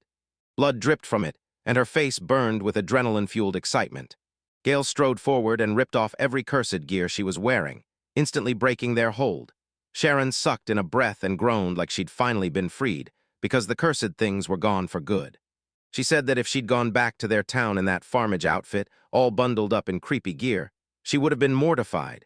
Gil was totally thrown off, because just moments ago she'd been gushing about the gear. Sharon snapped it into focus. She loved what the gear did, not how it looked. Gale was double-checking the gear on that side, but everything looked beat up and worn thin. Right on cue, Sharon started teasing him. "Since I wore it, it's probably worth more now. People would pay a premium for equipment used by someone as pretty as me." What? Then her balance snapped. She crumpled to the ground, stunned and writhing in pain, her whole body throbbing like it was breaking. She couldn't wrap her head around it. She thought the gear had wiped out her fatigue. Gale hit her with the truth. The gear didn't erase her tiredness at all. It just fooled her body into acting like she was okay. With the gear finally gone, everything she'd pulled off crashed into her all at once. She'd battled a whole swarm of giant baby monsters with 5 times her usual power and twice the speed, so of course her body was screaming. And it wasn't just pain. The gear's poison shield was gone too, meaning any poison that had slipped into her wounds would start spreading like wildfire. She groaned, stunned. She muttered to herself that it actually made sense, because who in their right mind would choose curse gear on purpose?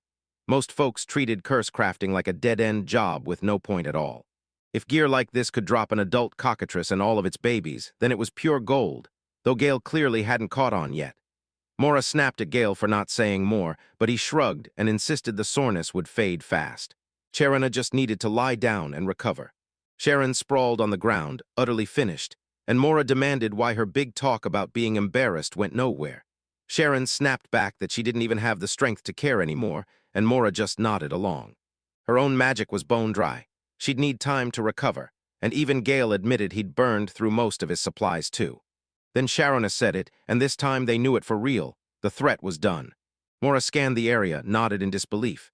Yeah, they pulled it off. Dog Howl was safe again, and that brutal AA-class quest was finally over for good. Rewritten line, but the moment she realized this place was basically a cockatrice nest, she admitted to herself she never would have stepped foot near it, and Gale felt the exact same dread. If he'd seen this kind of chaos coming, he would have stayed at his stall and sold his wares in peace. Sharon kept laughing with them, but deep down she knew one thing. If she'd understood what they were really walking into, she'd have never agreed to join this mission at all. Just as they finally let their guard down, something slammed into Gale, and they both knew deep down something was still wrong. He suddenly recalled that weird, creeping feeling he felt earlier. The moment he laid eyes on those giant eggshells, a strange, chilling vibe crawled under his skin. He sensed trouble brewing, something worse was coming. Then heavy footsteps boomed through the mine, the ground shaking like it meant business, because whatever was coming was a rooster.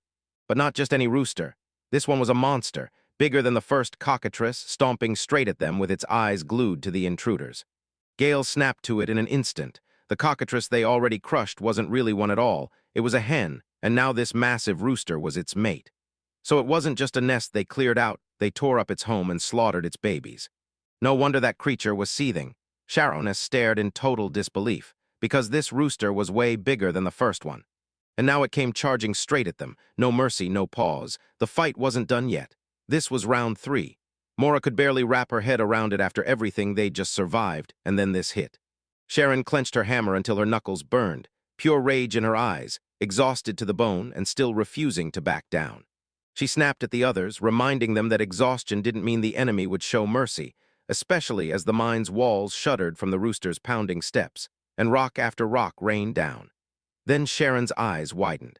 The rooster had just hauled itself back to its nest, likely to feed its chicks, only to find it wrecked and the babies dead. No wonder rage would burn straight through anyone. The rooster blasted out an earth-shaking crow, like it was glaring right through the scene. She didn't flinch at the anger. This mine was guild territory, not some tiny back alley nest, and it had zero right to muscle into their space. Suddenly, the rooster snapped its head back and blasted out a weird cloud of smoke. Gale caught sight of it and went stone cold.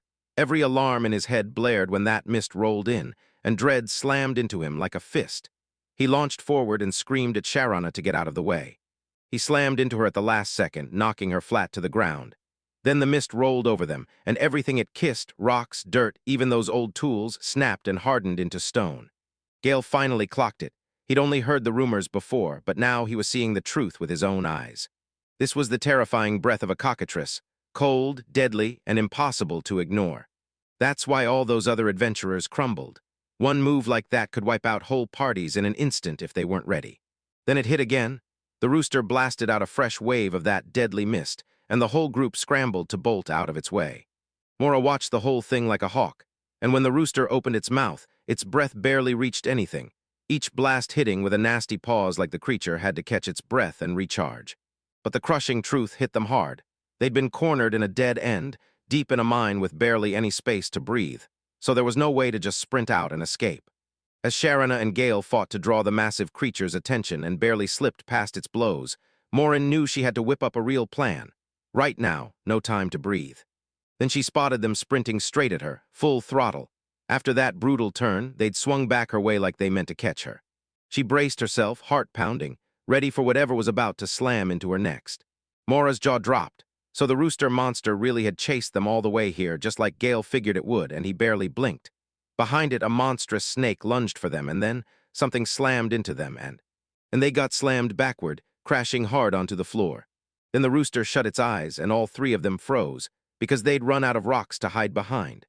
No shield showed up, Sharon's hammer was blown clean away, and the mine cart nearby was smashed to pieces. Sharonoth swore she had a shield. Then Gale and Mora stared like they had no idea what she was talking about. Then Sharonoth threw her arms wide, like she was ready to unleash something big, and shouted for everyone to dive for cover behind her. She reminded them, "I told you I'd charge the front, I meant it." And then she pointed out it was their turn to back her up. Right then, everything went sideways because Gale saw Sharon's skin harden into stone, darted in to grab her, and then a sharp cracking roar tore through the air, freezing Gale in pure shock. Sharon smiled even as her body started turning to stone because she couldn't bear to see Gale get hurt. She told him to use her as a shield, get Mora out, and keep living, begging them to stay together no matter what. Right before she fully turned to stone, she grabbed Gale's attention and begged for one final favor: to take care of every single person in the guild for her, especially Gimli. She was absolutely crushing it as an elf, and no one had ever said anything like that to her face before because the moment it landed, Gale suddenly yelled, "Hold up!" and told her to wait a second. Something snapped into motion. He unleashed a dispel spell, and a blinding burst of light flooded the area as Sharon's stone body slowly remolded back into normal. She stared at her hands, utterly lost, like her own body didn't make sense anymore. Gale told her that the second he reached out to her during the petrification, he felt it in his bones, like he could shatter the curse. So he threw it at the spell, and thank the stars, it worked. Mora and Shirna were so stunned they couldn't even find the words. Gale admitted he'd believed the cockatrice's breath was poison, but it hit like a Gorgon's curse. Because a Gorgon is a monster with snakes for hair, and if you lock eyes with her, you're cursed and turned to stone. Gale suddenly realized his magic might be able to take on way more monsters than he ever imagined, even animal ones like a cockatrice. Sharon stepped up to the rooster monster, and the moment it opened its eyes, you could tell it looked completely drained. Its red comb sagged heavy, and that terrifying breath looked like it cost it everything to let it out. Mora realized that since Gale could undo the petrification, the cockatrice's deadliest weapon was suddenly worthless, and the whole fight flipped in their favor. With just enough magic left for one final spell, Mora fired it off to supercharge Sharon's strength, and Sharon immediately snapped into a ready-to-slay stance. Mora ordered her to stall the snake, while Gale charged in and struck the rooster down. They all shot forward, then the snake snarled, hissed, and lunged for the attack. But Sharon Oran charged straight into its mouth. She gripped it and held it back exactly like she was ordered. Meanwhile, Gale slipped into position to strike at the rooster, and Charana shot him a grin. This surprise attack was genius, because that rooster never saw its own best weapon turning useless coming. Gale burst in from behind, and Sharon's warning hit him hard. She told him not to hold back for even a second. He sidled up to the rooster and leaned in like he was about to strike. He hurled every cursed spell he had, one after another. Petrified, he froze in confusion, zero armor, blood draining, pain screaming.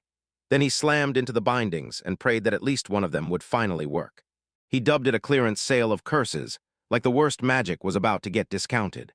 The moment the magic slammed into place, Mora bolted straight for Sharon. Then Gale burst out at the last second as a massive explosion tore through the air. He told them the rooster could keep the change, all while joking about that huge attack. A flood of skulls exploded out and slammed into the cockatrice, burying it beneath the wreckage. The whole place was packed with them. Mora demanded to know if Gale really burned through every cursed spell, and Gale snapped back, "Yeah, every single one." He had zero clue which ones would actually bite a boss monster, so he just dumped every single one on it. Then right beside that pile of skulls, a fierce bright light erupted and started to glow. Mora was fuming. She felt Gale had completely lost it, blasting all those cursed spells like it was nothing. and she even joked the whole world could crack open if he kept it up. Gale thought her reaction was hilarious, laughed it off, and told her she was massively exaggerating. Then right beneath that heap of skulls, eerie rays of light burst through the darkness. Cherna snapped with alarm. She remembered telling Gale, "Don't you hold back." But now she finally saw it. This had gone way too far. And then a blinding flash detonated right in front of them, followed by a massive explosion that tore the whole area apart. That blast hit with a fury so brutal it shook everything in its path. The three of them were blasted flying through the air, and Sharina screamed in pure frustration. Blood sprayed everywhere as the exploded cockatrice tore apart, soaking every single one of them. Its insides splattered across the ground, total chaos. Sharon snapped, "Mora," to see if she was okay, and Mora breathed back that she was barely. Blood and grime clung to her like a nightmare, her cloak shredded beyond saving, and she just knew she'd never scrub it clean. She demanded where Gale was, and Sharon up pointed. Gale was sprawled on the ground exactly where he'd landed. Suddenly, the ground started shaking like it was alive. Gale blinked once, whipped his head around, and realized the whole place was already crumbling. Boulders rained down, and the girls instantly called out his fear, then blamed him for it. The three of them bolted for the entrance, and as they sprinted, the cave behind them began collapsing in chunks. They stormed past the room packed with stone statues and didn't slow down for a second. Bigger rocks started raining down, and a few even clamped over the entrance like a steel trap. They barely squeezed out of that collapsing mine in time. Then Mora and Gale stumbled out, hit the ground hard, and gasped like they'd been drowning, alive at last. But that relief lasted exactly one heartbeat. Suddenly, both of them got nailed right on the head. Sharon hovered over them, seething with rage, unable to process what just went down. This was supposed to be a monster hunt, not a full-blown mine annihilation. She snapped at them, demanding, "Who told you to bring down a mountain?" Gale fought back, insisting, "It still counts, our quest is done." They finally wiped out every last monster, and Mora nodded. Yeah, this had to earn them a reward. Sharina, though, her rage was roaring and she couldn't stop shaking. A reward? She snapped that they should be paying her, because she'd spent the whole ordeal dodging and shielding them from the cockatrice's breath, and she even lost her hammer in the chaos. Then the mine got wiped out, and now she had no clue how she was going to face anyone and explain it. Gale tried to strike a deal, waving around the stall spot in the Merchants Guild he wanted, reminding Cherna she'd promised to help him. Because after everything they'd survived, letting her back out felt wrong until Cherna snapped back that she'd taken the biggest risks, standing right in the blast zone and shielding them. She snapped at them to shut up, then launched into yet another rant. Because seriously, what was she even planning to tell the merchants? Like, "Oh, by the way, that's the guy who blew up the local mine with his curses." I couldn't believe it. She was still in full armor, her hammer was nowhere to be found, and the whole place was in complete chaos. She swore this was the worst day of her life. Gale just shrugged and kept teasing her, and Sharon snapped, shouting, "Shut up." From far off, a hand clawed its way up from the rubble. Someone was crawling out, choking and coughing through the dust. She told me she fully believed she wouldn't pull through, because she'd been stalking Gale from a distance, dying to see the weird stuff he'd been crafting. Then today blew all her expectations out of the water.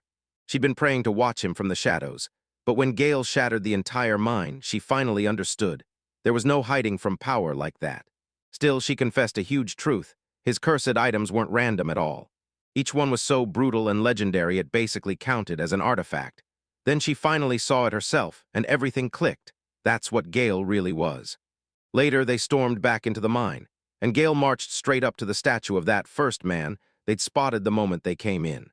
He started chanting his dispel magic, and the stone shattered like glass. Petrification finally ripped away, freeing the man again. Then they charged to the next statue, a joyful woman who looked like she'd been about to meet someone she loved, and when the curse snapped off, she breathed back to life, Penelope. The instant she was free, her eyes locked on someone close by, and she sprinted straight to him, and Charlie went slack-jawed. She was missing. He'd been panicking non-stop, yet somehow the adventurers found her and brought her home safe. Penelope crushed him in a tight hug, sobbing with pure relief and wild joy, while Sharon popped up from the side, eyebrow raised, firing off a snarky jab at how intense their reunion was, like it was even hotter than the forge she used to work. Mora cut in and reminded everyone the mission wasn't finished yet. They still had to fix the rest of the mine and pull the other people who'd been turned into stone back out. Charlie staggered back, thanking the group through tears, and told them that if he and Penelope made it out alive, he'd promised her he'd marry her. Now it looked like that promise might finally come true. Gale shot his hand into his pocket, yanked something out, and offered it to the couple like it was a gift meant to be given, not repaid. They gawked at him, stunned and speechless, and before anyone could figure out what to say, he just asked if they could swing by his merchant stall sometime. But Sharon cut in fast, snapping at him for handing out cursed items as gifts in the middle of emotional moments. Mora chimed in too, saying it didn't matter whether it was free or not. Those items always hit with weird effects, but Charlie and Penelope didn't even flinch. They just kept smiling, clinging to each other like nothing could touch them. Back at the Travelers Guild, the action still isn't done. Gimli blurted out a loud welcome the moment the door swung open, until she realized it was only Sharon. Then her face instantly crumpled into disappointment, and Sharon caught it right away. He dropped into the front desk like he owned the place, mocking how empty it always was. So Gimli, clearly fuming, snapped whether Sharona was back to start trouble again, and Sharona only smiled like, if Gimli wanted a fight, he just had to say the word. Gimli snatched a dart from He stopped her at the counter and demanded to know what that weird object was. Sharon had told her to go ahead and inspect it. The moment Gimli stared a little closer, total shock hit her like a punch. This wasn't some ordinary weapon. It was the kind of artifact-level treasure you only hear about, and Sharon clocked it instantly, no question about it. At first, Gimli figured it had to be a prank, but now she knew the truth. It was. Sharina said Gale pulled it off, and he was just handing out gear like it was no big deal, like he was running a clearance sale. She couldn't wrap her head around what the heck was going on with him. Gimli grinned and spilled what she'd heard. Turns out Gale was that roaming adventurer from the capital, and she might have even once been a member of a top-level S-rank party. Sharona just gawked back at her, completely stunned. She clenched her teeth, stunned out of her mind, and blurted, "Why would someone like them ever end up in our little sleepy town?" Then she pivoted fast and told everyone the truth. Every adventurer the cockatrice had petrified in that mine was miraculously brought back. Even the priest had thrown in the towel on that curse. Somehow Gale still broke it. Gimli pressed him for details, and Sharon spilled the truth. She'd been petrified by the cockatrice's breath too, yet somehow she was standing right here, alive and completely fine. When the mine reopened, they kept stumbling on even more stone statues of adventurers far deeper in. Some didn't make it, though, since the cockatrice had already started tearing into them. But the ones Gale managed to save were slowly getting back on their feet in town, at the churches, and in the infirmary. So the local church spiraled into panic, because nobody knew what to make of Gale's wild powers. Sharon said she'd tried to calm everyone down for now, but even she had to admit it. Gale's power to tear curses away was off the charts, and Gimli couldn't help but get even more curious. She leaned in and grilled Sharona about those dispelling skills. And Sharon had basically warned her how wild things really got. Then Gale pieced it together. The cockatrice's petrification wasn't poison, it was a curse, and once he cracked that, he cured the whole group. No medicine or church could save her. Sharon shot up with a violent roar, like her head was about to explode. Then she pressed Gimli, right to her face, asking if she still truly thought Gale was just some random nobody. But Gimli burst out laughing. Wanderer or not, Gale was a fresh guild member, and after saving all those adventurers and finally pushing through quests that had been stuck for ages, Gimli even admitted she'd probably have to file for a rank promotion for him, solo or not. Sharon smirked and tried to tempt her with her usual sneaky tricks, and Gimli just shot back with a sly grin. She didn't need advice from a fox like Sharon. Then she swung the question right back. So what the heck was Sharon doing for Gale? Sharon paused for a beat before finally saying yeah, she'd let him into the Smith's Guild, even if his taste in design was shaky because his skills were legit. Gimli nodded along without a second thought, and honestly, who cared? No rule said you couldn't belong to more than one guild at once. They both gave a small, awkward smile, then snapped their eyes away fast. Sharon abruptly stood up and snapped that she had to go, and Gimli shot back that she wasn't fooling anyone. Then Sharon hissed for her to shut up. Meanwhile, back at the mine, Gale's loud sneeze ripped through the air. Mora snapped at him to have turned away first, and Gale rushed to apologize, saying the place was still so dusty. He said Sharon O was treating her workers like total trash. But if this evened the score, then maybe it was all worth it. Though he got more annoyed, because he was convinced he was just being way too optimistic. She pointed out that every bad thing unfolding right now traces back to the flood of curses Gale unleashed all at once. And she even teased that she couldn't tell whether he was a shining hero, saving lives, or just a disaster with a smile, as she playfully squished his cheeks. Not too far off, the miners were at it again, heaving stones into carts like they couldn't stop. The mine was roaring back to life, and the big question was, did Gale really join the Smith's Guild? He didn't dodge it, he confirmed it. He flashed his guild tags, one from the Smiths Guild and one from the Adventurers Guild, and Sharon immediately realized why he'd struck that deal. She helped him at his market stall, and he joined up in return, which totally shocked her. The Smiths Guild was famous for serious craftsmen who basically never let random adventurers in, usually outsourcing mining to outsiders instead. So she demanded to know what Gale was even doing there. Gale shrugged and said, "They're not forcing me into anything. They just handed me a little corner of the guild so I can forge my cursed gear." Mora shot an eyebrow up, wondering if they'd finally let him in for real, and Gale's mind instantly tangled on Cherana. Because no matter what he built, she always had some brutal complaint ready. It started to grind on his nerves. She kept pushing cursed swords and dangerous artifacts, so Gale snapped and figured she wanted something actually useful, maybe even pretty, and that's how he began crafting those kinds of things instead. He slid one of his brand new creations to Mora, an upside-down vase carved from a bleached skull, with flowers spilling out like a macabre secret. Mora felt completely disgusted. What she saw looked like something nobody should ever haul around in public, and Gale kept insisting it wasn't some random whim because he'd spent an entire day getting it finished. It wasn't that flipping a skull upside down was hard. It was that he spent hours polishing the thing, chasing that perfect glossy shine, and Mora warned him not to go around buffing someone else's old skull like that. Yeah. And he definitely cooked up some kind of wild effect with it. Gale insisted there were no wild side effects this time. He was all about the design. But put that vase in a room and boom, it would constantly refill your magic, and use it as a cup and it would supercharge your healing speed. Moro froze because that's the kind of treasure mages would kill to get. When you're fighting for your life, mage survival can come down to one thing: how fast you can refill your magic. Normally, they'd be stuck chugging those awful-tasting potions or meditating in the dark for hours just to get their energy back, until Gale's vase showed up. Just keep it nearby and boom, recovery. Gale shrugged like it was no big deal, like anyone could get their magic back by resting, right? Then Mora snapped her head with pure frustration, because magic doesn't work that simply. Like physical strength, it all came down to what someone fed their body, how well they slept, how much alcohol they drank, how many sweets they craved. Get sick or let your body slip and your power starts to drag. That's why mages were brutally strict about their lifestyle. The thought that a simple vase could steal the spotlight from all that hard work felt downright unfair. Mora pictured that creepy skull vase sitting in her room, and instantly knew she could never bring herself to do it. No wonder Sharina was always on Gale's case. Right then, she stormed in, furious, snapped at them to keep it down before another cave-in hit.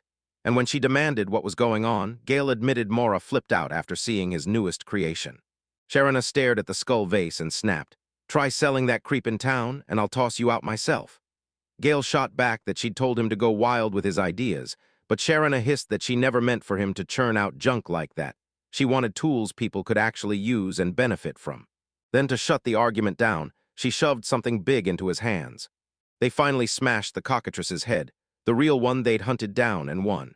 She told Gale, "Bring it to Gimli's place, I'll cover the cost." And the second they uncovered the body, they were already rushing into the next nightmare. So yeah, it was the perfect moment to cash in on the materials. Gale even questioned Sharon's plan, since she'd taken down most of the monsters. But Sharon confessed she only handled the first one and the little ones, while the massive final cockatrice was all Gale's work, and she ordered him to split the payment with Mora. Gale froze for a second, thrown off by that move, and Sharon erupted into laughter, teasing him to stop before he started catching feelings for her. Right now. Then Gale's mind snapped to something. Sharona still hadn't paid him back a single bit, not for all the trouble he'd gone through. Sharon waved it off, insisting that a simple "thank you" should cover it. But Gale shot back that he only signed up for the quest in the first place because Sharon promised to help him set up a market stall. Sharon admitted she wasn't dodging it at all. She just said everyone was slammed, scrambling to rebuild the mine after everything went down in that chaos. Once everything was done, they told Gale he could slap any name on the setup: market stall, rental space, or even a full shop building. And Gale shot back that he wanted the real building, which made everyone side-eye him for being a little too greedy. Before we go any farther, Sharon drops a bombshell. She tells him she's got something she has to show him. Right ahead of them sat a huge cart, shut tight under a heavy, ominous cover.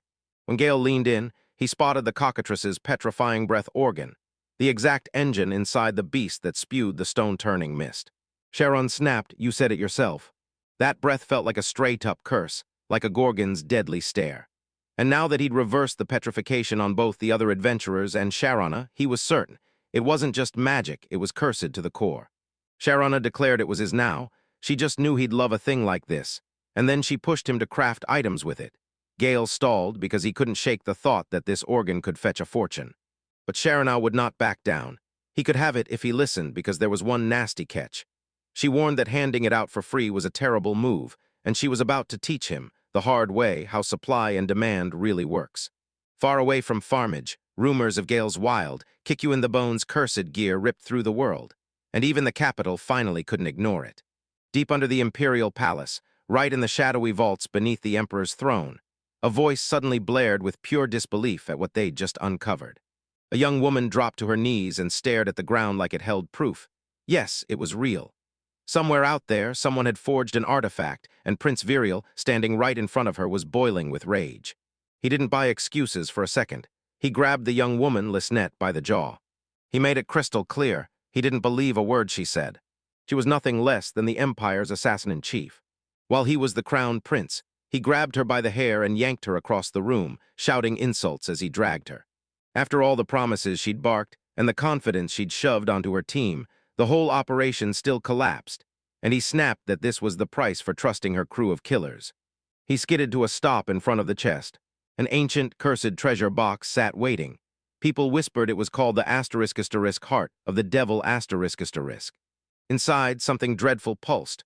What remained of a demon king, the one who once crushed the world with terror. Even just getting close spilled a vile, hateful energy everywhere, and Lisnette couldn't stop trembling as that poisonous aura leaked into the air. The prince warned her. This artifact could drain the life out of anyone, and right now it looked hungry, gorging itself on her, weak and useless. He grabbed her and shoved her face into his chest, then demanded to know why she'd been summoned to that secret chamber. She didn't let him go. She begged, screamed, and pleaded for him to stop. He cracked up and taunted the fact that nobody would ever choose to step into a cursed vault like this. So it was the perfect hideout for a private talk. He hissed that the cursed thing hidden inside could drop a regular warrior in a single touch. So Lisnette begged for her life all over again. At last, the prince snapped the box shut and freed her. Then she hit the floor, crumpled and breathless. But he wouldn't let it go. He demanded the whole truth, every last detail.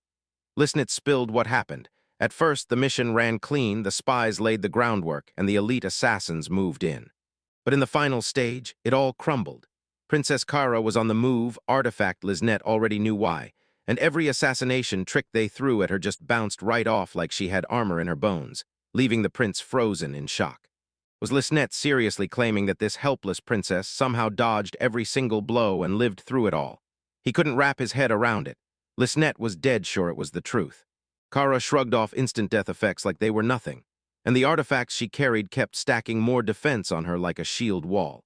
Yeah, it was a weird reality, but it was the only explanation that hit right after losing so many assassins. That shocking clue lit up a much darker truth. The prince realized the artifact wasn't some old relic at all, but brand new, untested, and possibly powered by the kingdom's rising strength.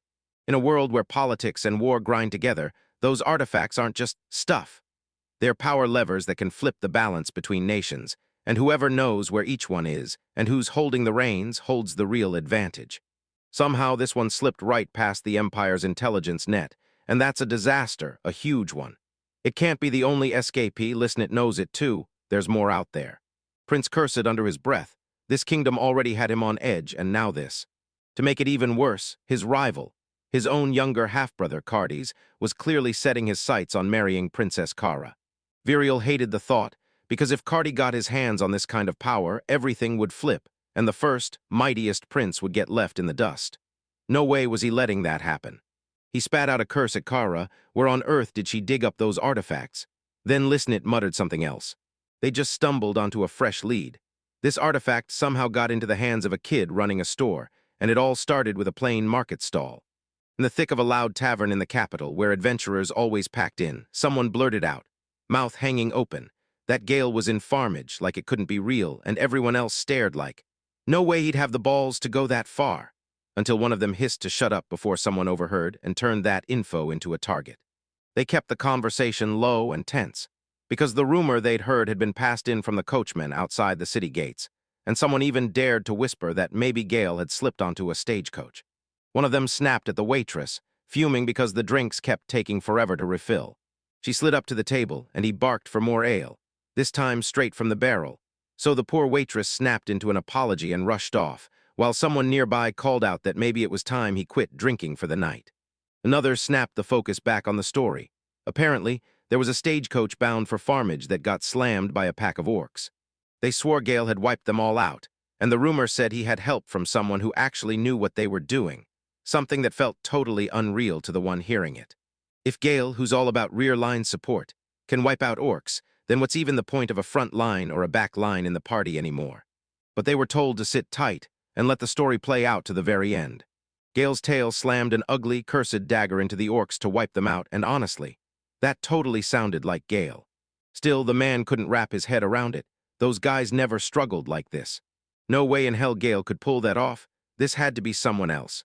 At the table, everyone started adding fresh details. Somebody swore they'd actually spotted Gale, or a dead ringer sprinting by like he was running a stall.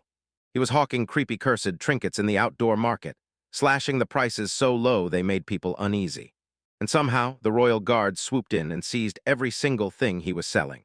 And just like that, everyone burst out laughing, because anything Gale makes is either total junk or some cursed mess that freaks people out instantly. Still, turns out he'd pulled in some real cash from it, and word kept piling on. People even spotted Gale at a fancy inn, dressed in brand new clothes. Nothing like his usual scrappy self. This time, he actually had the money for a stagecoach ride. And if the royal guards were tearing the whole place apart for him, high and low, yet still coming up empty, maybe he pulled off the cleanest escape anyone had ever seen.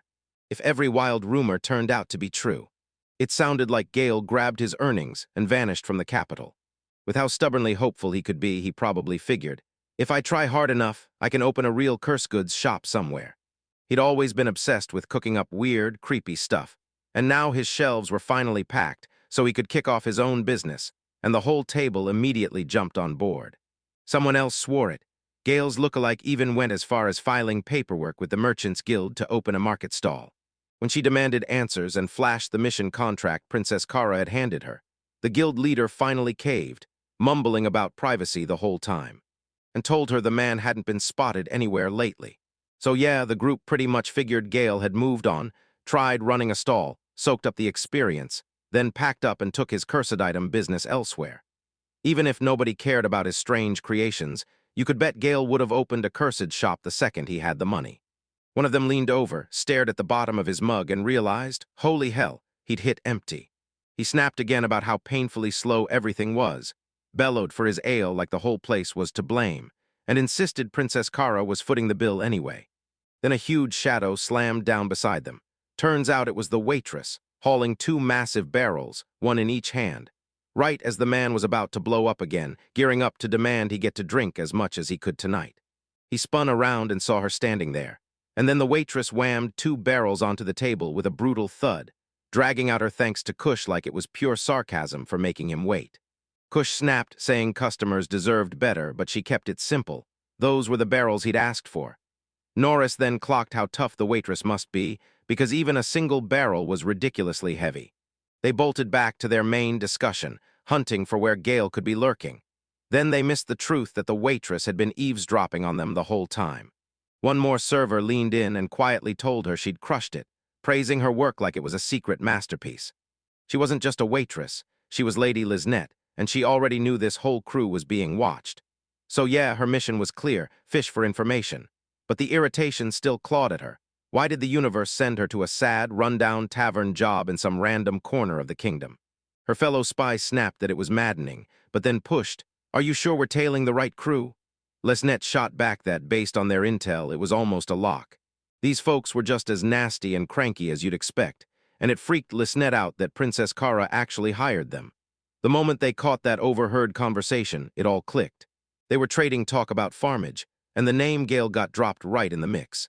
Liznette's intel said this S-rank job belonged to a crew called the Wolfpack, and their target was a man named Gale Hamilton. Princess Kara was basically losing her mind trying to find him. They said it was him, the mastermind who forged that powerhouse artifact everyone couldn't stop talking about. Yet one of the other spies just couldn't buy it. An artifact creator running from an elite S-rank team. Who was he, really?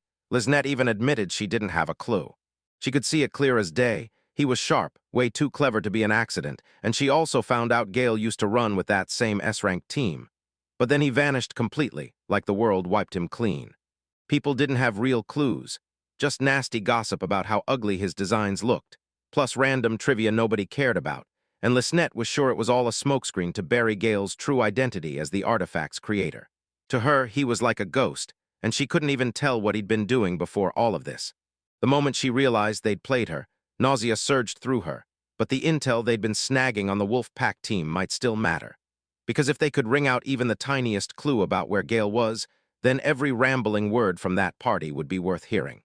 The second the Wolf Pack hit the move, Lisnet's group slipped in right behind them, ready to hunt, track every step, and snatch Gil the second they spotted him.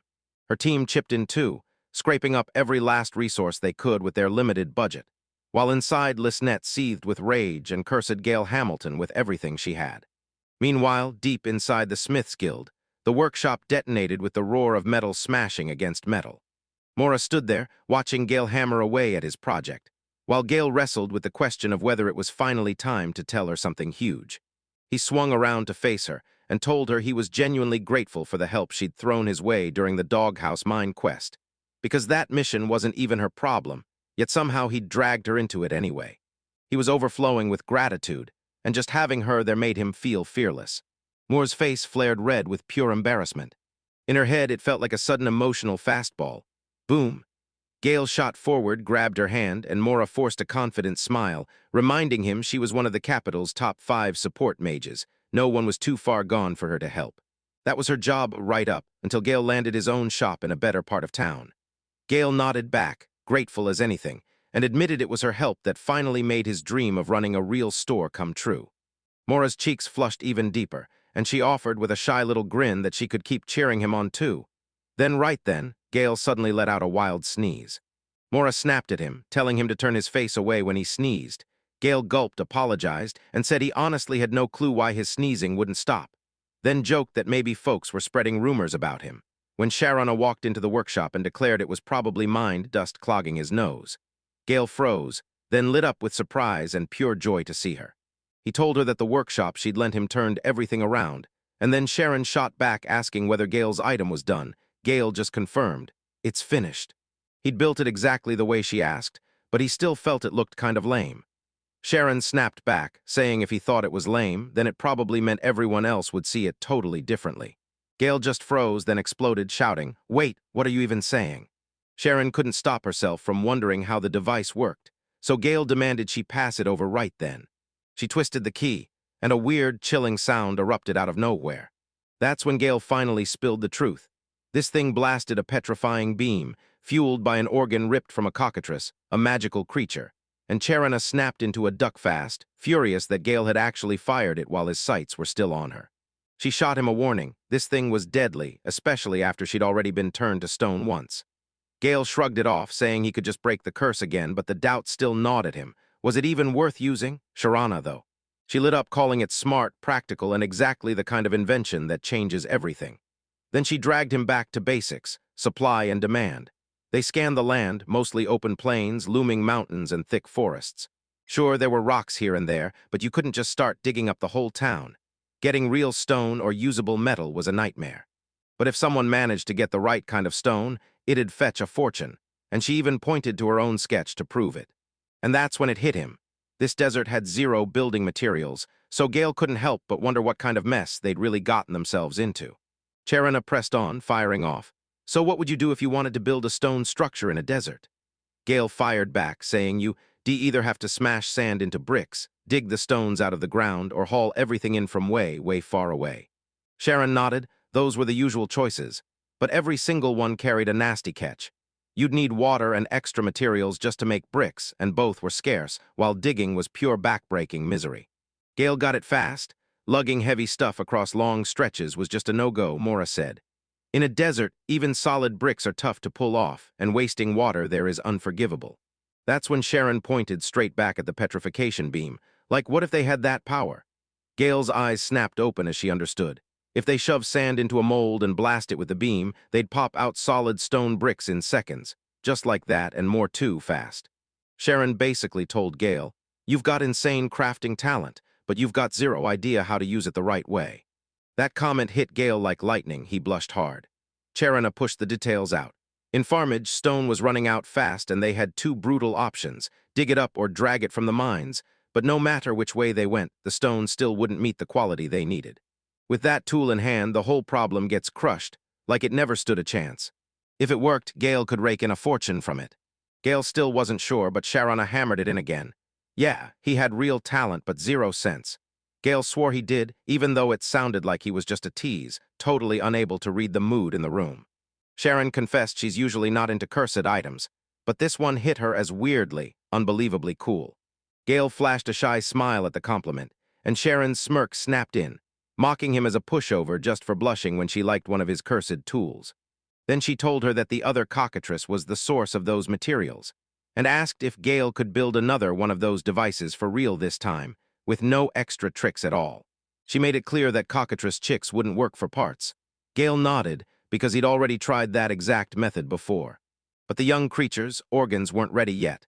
Though their tails did carry poison, it wasn't the curse kind. Sure, it would have been cool to share a laugh with a poison-making machine, but not everything works out. Gale couldn't help but wonder if a poison-making gadget would even matter. After all, it was just venom. Until Sharon snapped back that they were deep in a farming zone, crawling with pests and insects, and the right venom could be the difference between struggling and hunting effectively. She figured Gale had 0 idea how to use poisons right, so she watched him offer to whip up something for her, if she wanted. That totally shocked Sharina. Then Gale leaned in and said it was simple if you had the right stuff. He claimed he used to churn out poison talismans all the time, and Sharina didn't buy it for a second. "So what do you need?" She pressed. Gale rattled off the ingredients like a shopping list from hell. Venom glands from ghouls, stomachs from undead creatures, mummy bandages, and even zombie clothes, all of it useful for making the talismans. Sharina blinked and snapped back that none of those were exactly easy to come by. Gale nodded in agreement. He didn't spot them for sale often, so he hauled over there and gathered them with his own hands. After hearing every bit of that, Sharon was sure he could pull it off. Her excitement surged like a lightning bolt, and promised she'd run to Gimli to get the help and the materials they needed. She told Gale to grab what he'd already gathered and whip up anything he could imagine, then swore she'd buy every single thing he built at a fair price. Gale yanked a weird, eye-catching perfume bottle right out of nowhere. The second the girls cracked it open, they recoiled. The stench was absolutely disgusting, and Gale snapped that it wasn't zombie guts at all, but something straight from a ghoul. Mora didn't even want to ask what else it could do, and Sharon, already getting fed up, told him to make only what she specifically asked for, then shoved a stack of papers into his hands as a request list. Gale's cheeks flared red again. She couldn't help it, got pumped, and promised she'd start right away, while Sharon smiled and admitted she'd been dying to see it. She grabbed the cockatrice device and walked out with it, determined to figure out how it worked. Gale nodded along, and Mora tagged in too, betting Sharina would struggle to open doors while lugging that huge thing. Sharon teased Mora, bluntly asking why she was still hanging around, and Mora admitted she only came by to check on Gale since there hadn't been a single good quest for her today.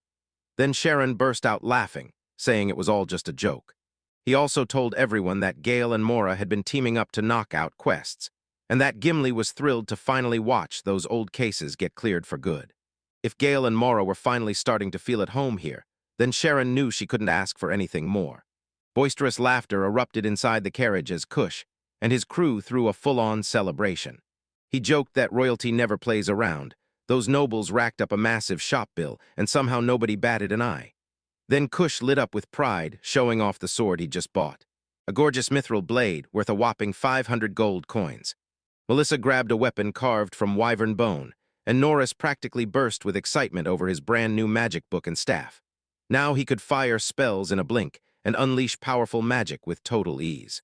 Luke strapped on armor forged from a magical beast's hide, and Kush flat-out said it wouldn't matter if Gale had cursed their gear or not. Because with protection like this, their whole party could finally go all in, and nothing was going to stop them now. The whole crew burst into laughter again. Then Kush stepped in and killed it with one sharp hush. One question kept gnawing at him. If their party was that unstoppable, why hadn't a single new recruit come knocking to join them? Norris reminded him, "We're an S-rank party, most adventurers can't even keep pace with us." And Luke shot back that's exactly why they had to bring in people like Gale and Mora in the first place. While the carriage rocked, people hissed behind their backs that nobody with a shred of sanity would ever team up with Kush's crew. But Kush just shrugged it off and tossed back that, at the end of the day, money could fix it all. He spun around to the folks sharing their carriage, pointed at one of the quiet ones, and blurted for the gloomy girl and her crew to remind his group, right now, what they were supposed to be doing. A hooded figure yanked back her hood, and there, Lisnette. She flashed a polite smile and said, "My team and I were hired to slap buffs and debuffs on the S-rank wolf pack, straight-up stand-ins, since their usual support crew couldn't make it. They were also stuck hauling equipment and supplies, and Kush nodded along, because that was the whole reason they'd shown up.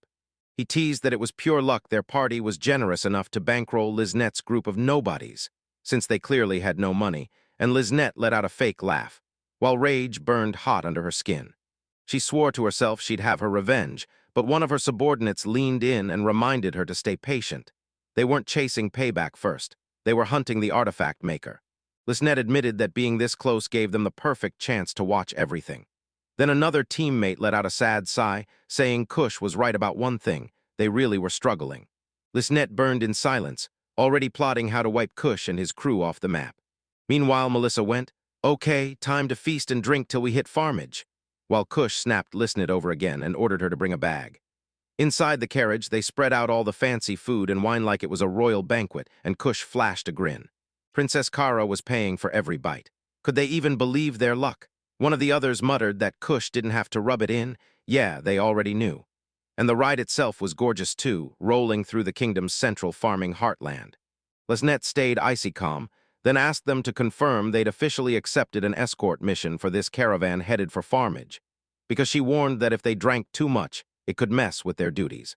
Kush snapped at her and told her to shut up, then said her gloomy face ruined the wine for him, and that she should just throw a tarp over herself like the rest of her crew.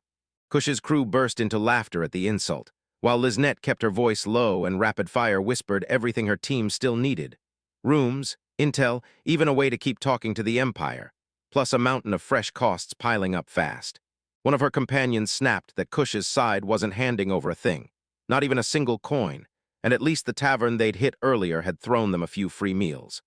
Out of nowhere, a razor-sharp screech tore through the air, an ugly, high-pitched tweet that didn't sound right at all. Lisnette's crew froze mid-breath because every last one of them sensed it. Something was rushing toward them. Outside, the caravan guards shouted at the top of their lungs. Monsters were closing in. Mercenaries snapped into battle formation, adventurers were ordered to lock onto the wagons, and confused voices burst out, asking where the enemy even was. Then every single person whipped their heads toward the forest. Right then, the noise finally made sense, and the moment it hit, the monsters erupted from the trees in a single, massive horde charging straight at them.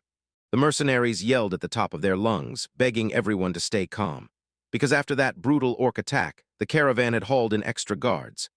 They looked ready, but the monsters didn't care, slamming in hard and fast, and in the blink of an eye, the very first wagon got hurled into the air like it was nothing. A lookout burst in shouting that they'd spotted the attacker's leader. An S-rank monster. These things usually never cross the line between the Empire and the Kingdom, but now it's here. Back in the carriage, Lisnette snapped that they were trained to take down people, not monsters. Lisnette snapped in, sizing it up in seconds. Going straight at those monsters was basically suicide.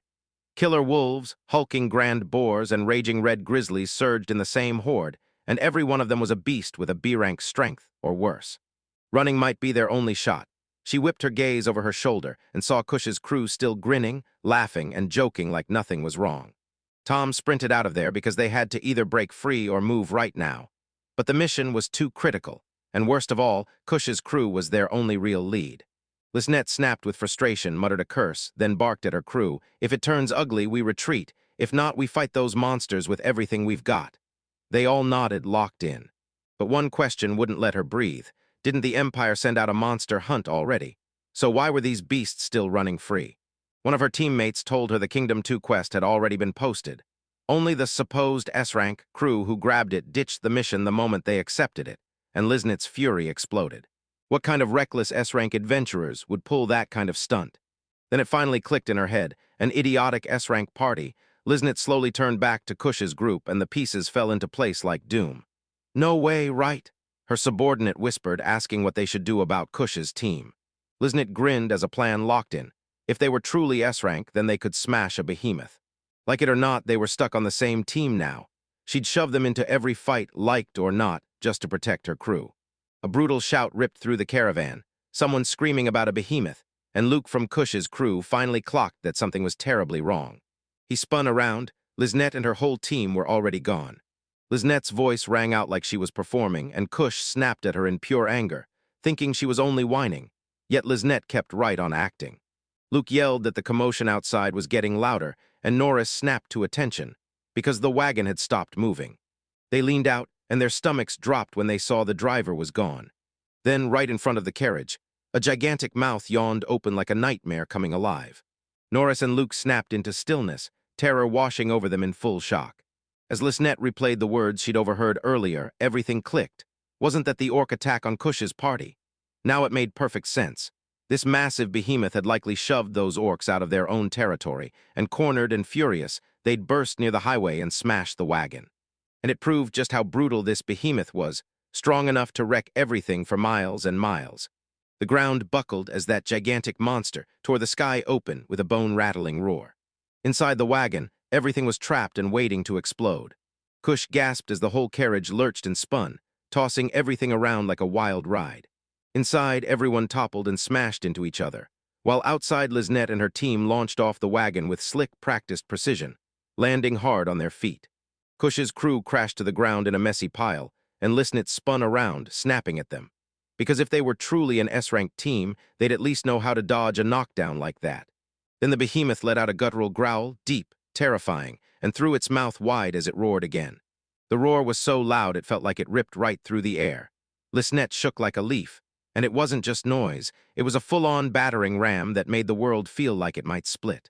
Outside, chaos erupted, but Cush just froze in terror, mind scrambling, unable to wrap his head around what he was seeing. What kind of monster was that? Melissa tossed out guesses, maybe a giant boar or a cow or even a rhino, but none of them fit. Liznette already knew. And meanwhile, Cush's whole party just stood there, stunned and totally useless.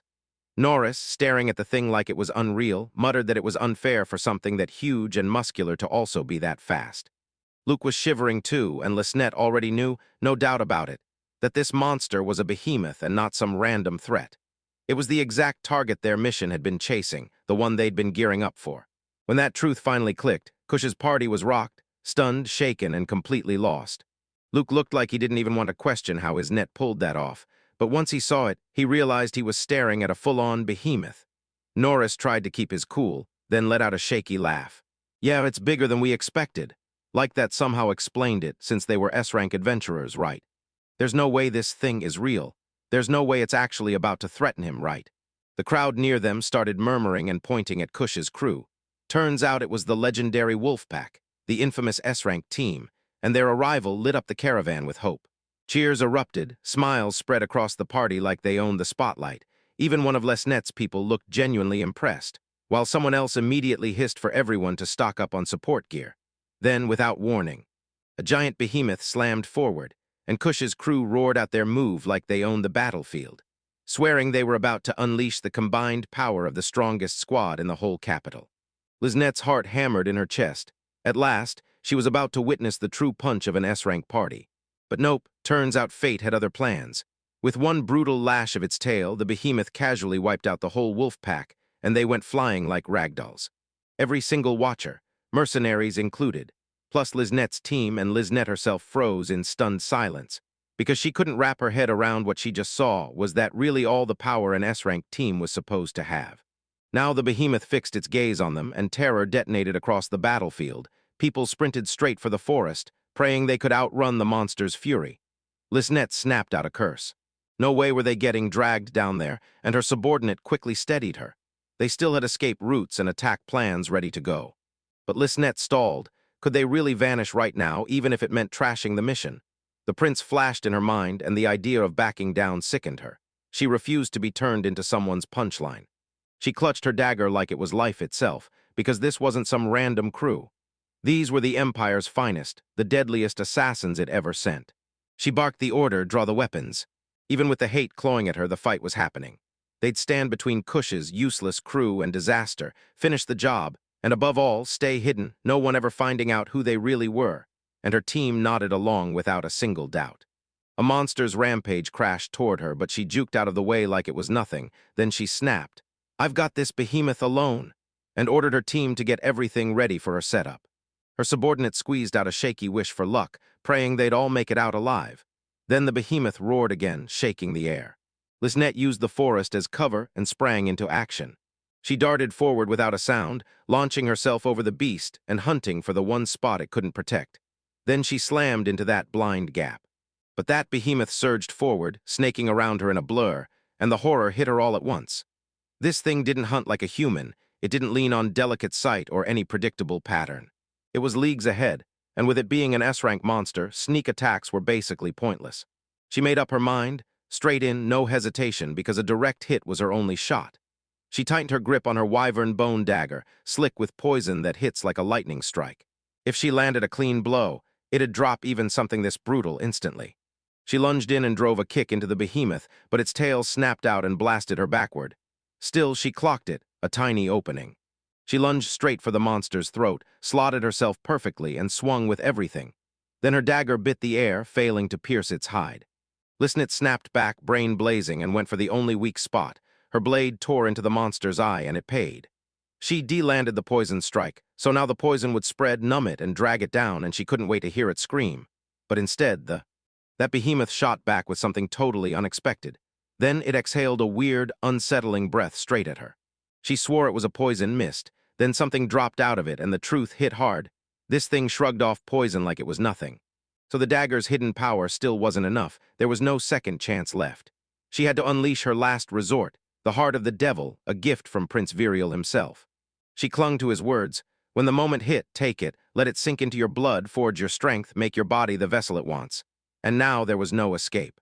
She embraced that power and turned into the nightmare the behemoth never saw coming. Inside the royal castle, where trouble is always one step away. That day's lesson slammed into everyone. Learn the royal tea party etiquette the right way, or pay for it.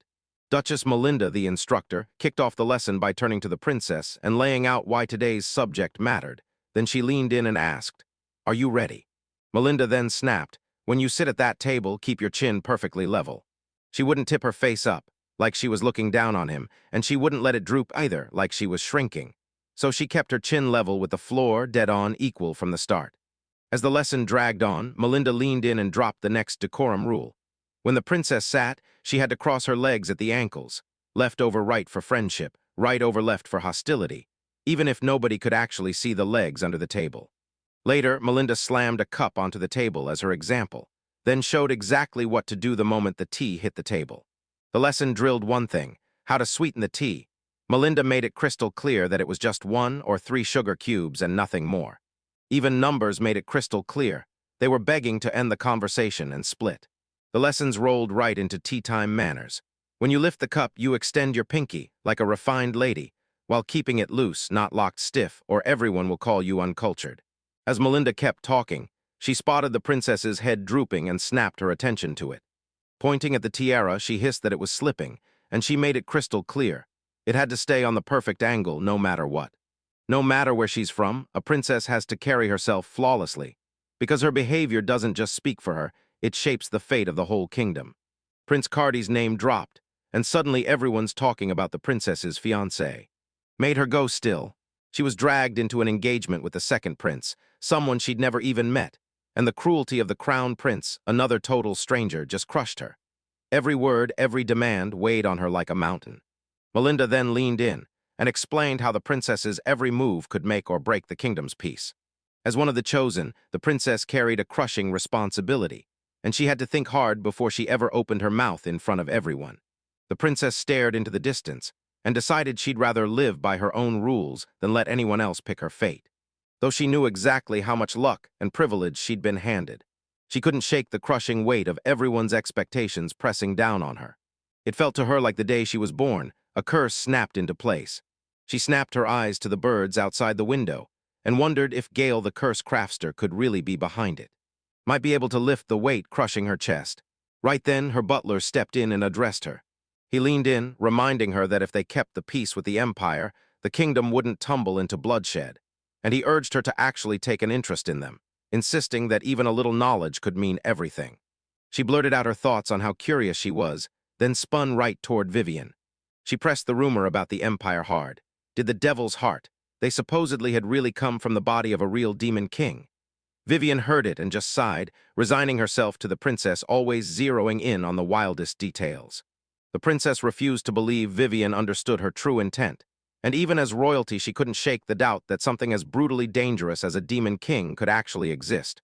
More legend than history, not quite a fairy tale, but definitely not taken as solid fact either. 1,000 years ago, survivors of the Demon King's reign passed down their pain-filled tales, meant to scream the agony of a vanished age. But time kept blurring the horror until people couldn't stomach it as real, and those savage memories finally got twisted into fairy tales. Even with all the debate, one thing couldn't be denied. The mere fact that stories like that were even a thing said it all about the so-called. The heart of the devil, if it's really able to spawn legends this vile and this dark, then it has to be one of the most malevolent, cursed things still confirmed to exist right now. Elsewhere, deep in the forest, blood splashed across the leaves as the beast snatched Listenet in its jaws. Poison surged through her, stealing her strength by the second, and as the creature yanked open its maw, she braced, ready to meet her end. Her subordinates saw it all and gasped in panic. Then one of them froze for a split second. Then he whipped an object skyward, and that orb-like device burst into flames, and unleashed a blinding burst of light. That blinding light hit like a punch. Everyone clapped hands over their eyes, and the glare swallowed sight whole. They grabbed the moment. Listenet inched her hand toward the beast's flesh, like she couldn't stop herself. With sheer grit, she dug her claws into its hide and tore at its hold, ripping free. Then she realized a monster-ranked S-class was totally not supposed to be here. She could fall for something as simple as one of their flash bombs, yet that split-second opening was all she needed, because she wasted no time and snapped a bracelet onto herself. The alchemist's wonder she once shared with the prince, crafted with her own hands and pumped full with a sixth of the heart's power, was her parting gift. Touching down on the forest floor, Listenet watched the behemoth wobble from its wound, then blaze back to life, rage roaring in its eyes as it barreled straight at her. Her subordinate clocked the danger at once. This hulking monster sprinted in with razor-sharp horns honed to tear through almost anything, and as it barreled closer, Listenet refused to budge. She shot her hand up before the horn, snatched the beast's charge mid-surge, and slammed its momentum to a dead stop, while her subordinates gaped in total disbelief. Listenet's pulse roared in her ears as raw power surged through her veins. Her eyes shifted in color, her whole body buzzing with the impact, and then it was face-off, beast and warrior both baring teeth and snarling. She shoved her claws into its hide again, but she could feel her strength slipping away. Now it was time to slam the final blow and end this battle for good. She staggered back, dug deep for every last shred of strength, and hauled the colossal beast off the ground with one hand like it weighed nothing. Then, boom, she drove it into the ground with a thunderous crash. The shockwave ripped through the forest floor, and the beast just froze, staring into the aftermath as everyone who'd seen it went silent at what had happened. The behemoth groaned and slowly hauled itself up again, dragging its battered body away from her, while Listenet, wrecked by exhaustion and cracking under madness, burst into wild, uncontrollable laughter. Monster hordes shattered and bolted backward, fleeing the battleground in a full-on retreat. That lingering heart of the devil aura still clung in the air, refusing to. Listenet's glare took hold, and one of the subordinates couldn't even tell anymore who the real monster was. Listenet just stared at the wreckage. Her eyes swept across the battered landscape, and one of her subordinates finally caught up. She stared into the aftermath, remembering that S-rank monster's brutal power, and admitting with no sugarcoating that she hadn't finished it. A violent cough tore out of her, shredding her chest with pain, and the whole group snapped into motion, rushing toward her in panic. Someone yelled that the dispeller had to be brought right now. She clutched her chest and fought for every breath, words slipping out in broken pieces. She kept whispering about the Demon King and the heart. Her hand clawed into the dirt, biting down on pain and raw desperation, and the whole team froze, because something inside her body twisted and churned violently like it was fighting to be unleashed. Then one of the guys snapped that they were right on time, and he had exactly what they needed.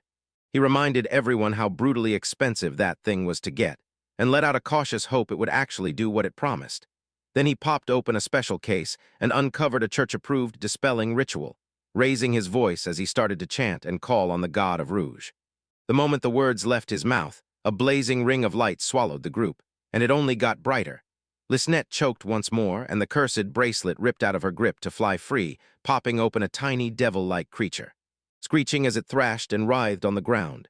It slithered toward Lisnet, its grotesque body scraping the ground, and in her mind the prince's words screamed back. She'd become the devil's long-awaited vessel. She tore into the moment with a defiant cry because what it had done to her was more than enough. And she refused to let it happen again, but her body kept betraying her. Spasms of coughing tore through her as she trembled. They reminded her of the same brutal truth. Once a cursed thing is used, it can't be purified all the way, because the heart of the devil's pieces were still in her, burrowing deep, hidden from any trace. Right then it clicked, why the palace prince never handed her a dispelled talisman. The truth hit her like a punch, and she realized she'd accidentally reached for the worst possible artifact of all. Still, she couldn't deny the wave of relief crushing through her, because that behemoth was finally down, and for now they'd call it a victory, but the caravan? It got wrecked brutally. Sure, a few adventurers and mercenaries were still standing, but most of those wagons lay smashed to rubble, and it was obvious travel wasn't starting up again anytime soon. Lisnet clocked the delay and decided they'd just have to sit tight until a patrol finally rolled in from the capital to reach the outer district of Farmage. Then she went quiet, studying the hands, the faces, and the torn rags of everyone standing in front of her. Every last one of them had been crushed by it, and in total silence they crumpled to their knees in front of her. She finally grasped just how much they'd suffered too, and she gave them a heartfelt nod for everything they'd pushed through. Then one of them just smiled and said it wasn't even close to what she'd endured. She snapped her focus sideways and scoffed at the guild's so-called S-ranks, sneering that their strength was a joke, because they'd proven it, and they'd proven it badly. Her gaze slid to the sealed container, and the truth hit her like a punch. This was the cursed myth-class artifact forged from the devil's heart, until they finally subdued it by stacking seal after seal on top of it. One of the guys finally admitted, "I never would have believed this, unless I'd seen it with my own eyes." And another shot back, all fired up, saying they might even overpower the artifact's original creator, no matter how terrifying he was. Lisnet clenched her fist, and just like that, Gail Hamilton's name lit a fresh, vicious fire in her chest, turning her hatred for him hotter than ever. Meanwhile, miles away at the Smiths Guild in Farmage, everything was going on while the world elsewhere turned. Gail couldn't stop sneezing, over and over. Morris hovered nearby, huffing that Gale somehow managed to get himself coated in leftover undead gunk from all that sneezing. And in Gale's head it was obvious. Someone, somewhere was definitely talking about him. So he snapped his focus to a nearby crate holding a cursed item he'd built from a precise blueprint and instructions, looking nothing special at all. But as he finally exposed it, he faltered. Inside sat a glowing skull, faintly lit from within. It looked unmistakably skeletal, pure dread in every curve, and the two girls stared on, hungry for every detail. Gale shoved his newest invention into view, then stared like, "Did I nail what you asked for?" A mystic lamp generator shaped like a skull. He broke down how it worked. Those same kind of mystic flames usually lived inside crypts, locked in place for centuries without ever going out, fueled by tiny soul fragments drifting through the air. The kind you'd never notice, like what weeds or insects leave behind. Since they were ethereal, those flames never burned anything, so they stayed totally safe and ridiculously effective. Gale soaked in the fact that his idea really worked, marveling at how sharp the execution was. Then he couldn't shake one worry. Would a street lined with skull-shaped lamps feel awesome, or creep people out at first before they polished the design and tested it for real? The girls leaned in, trading low murmurs and rapid whispers, like they were cracking a secret only they understood. When Gale called her out, the guildmaster dodged the question, brushing it off with some vague, "nothing to see here" talk. But Gale couldn't shake it. Her thoughts latched onto the lamps instead, racing with the idea of using those mystic lights to wipe out the town's central street lighting first, then scale that magic into something way bigger. Sharona, burning with curiosity about what else Gale was cooking up, asked if he'd finished any of the stuff she'd requested. And Gale grinned and said yes, including another upgraded cockatrice petrification beam. And while he was at it, he churned out a whole stack of enchanted farming gear. The list hit them hard: cursed thresher, wailing grinder, crying saw, shivering soul sifter. And when the two girls heard it, they gasped because Gale had already finished every single one. Sharona fired the question at them, "You ready to inspect this place?" Mora and Gale stared at her, like the truth hit them both at once. Gale leaned in and asked if this was finally what they'd been circling this whole time. Sharona nodded hard and said she'd found the perfect spot for him, and it was just one block from the main street. Gale blurted out if that meant he could turn the place into his shop, and Sharona said, "Yeah, there's still all the alchemy shop fixtures here." so it was basically the same setup he'd been aiming for. Gale couldn't have asked for anything better, so she just nodded along, answering her agreement right away. Sharon told him that once they cleaned the place up, restocked everything, and put the sign back up, the shop would be his. When Sharon whipped her head around, she spotted Morin nudging Gale and roasting him for being Gale the shopkeeper, and Gale's face instantly went crimson. Sharon told everyone in the guild, too, telling them he'd still get to use the furnaces and all their gear, so they shouldn't stop inviting him over. Exhausted to the bone, the caravan kept rolling forward. 10 days had already crawled by since the behemoth attack. Half the wagons heading to farmage got wiped out or limped into ruin, broken beyond repair or barely still standing. But once the highway patrol pulled the group out and saved them, their journey snapped back into motion for everyone. It looked like Kush's crew had finally pushed back that massive beast, and every monster had hauled in, without a single one getting through. Kush soaked up every bit of praise the mercenaries threw their way, while Melissa was already convinced they'd get hit with a huge reward. Luke swore he'd played a major role too, and Norris shot back that his own support mattered just as much. Melissa told them their help mattered more than they knew, then quickly admitted she couldn't even remember what they actually did. Luke snapped and cursed, saying even the others admitted they had no clue what part they were supposed to play. Norris shot back, insisting that without their unwavering support, there was no way they could have driven the monsters off. After all that chaos, they finally grabbed the behemoth's eye, tore off its tail, and even smashed off one of its mighty horns. Kush reckoned Melissa's wyvern dagger was what plucked the creature's eye, because the severed tail and horn weren't exactly left behind by chance. He insisted it had to be the work of his mithril blade, only a strike like that could have done it. He swore he could still taste that moment, his fingers brushing the sword like it was burning into his memory. Nearly every other adventurer and hired guard got smashed so hard they couldn't even recall how the behemoth retreated, while Lisnette and her crew just kept their ears open to the rumors. She stared at Kush's mithril blade, saw not a single drop of blood, and couldn't help wondering how he could lie to himself that completely. Every guild member lay knocked out, and Kush woke up first. And then he tore off into the unknown, determined to track down that behemoth. Norris couldn't believe it. The whole monster horde had vanished, like a nightmare erased. Then Melissa barreled in, shouting that the recovered eye was hers, daggers still stuck in it, while Luke kicked aside the rubble and exposed one of the behemoth's massive horns. Kush snapped his finger and noticed the tail was lying right there on the ground too. Everyone had been so swallowed by the fight that their memories blurred, but the evidence on the floor told the truth. He was sure they'd chased the monster away, until the wolf pack quietly reshaped their memories together. One of Lesnette's underlings asked, in a hushed voice, why they wouldn't just tell the truth, but Lesnette snapped back that she wanted to know what good it would even do. Beating that behemoth was never the plan, and for an assassin, drawing attention was pure danger. Right then, someone shot a finger forward and shouted that the Farmage AgriHub was finally in view. Everyone burst out in relief, firing off heartfelt thanks as they rolled up to the escort party, who stood there smiling like they'd earned every bit of it. The travelers spilled that they never thought an S-rank squad would be guarding them, and honestly, that assignment turned out to be a wild ride. One more voice added that the deaths and lost cargo stayed low, all thanks to this crew. Then Luke, all swagger, leaned in and said that with them on the case, even a couple behemoths were no big deal.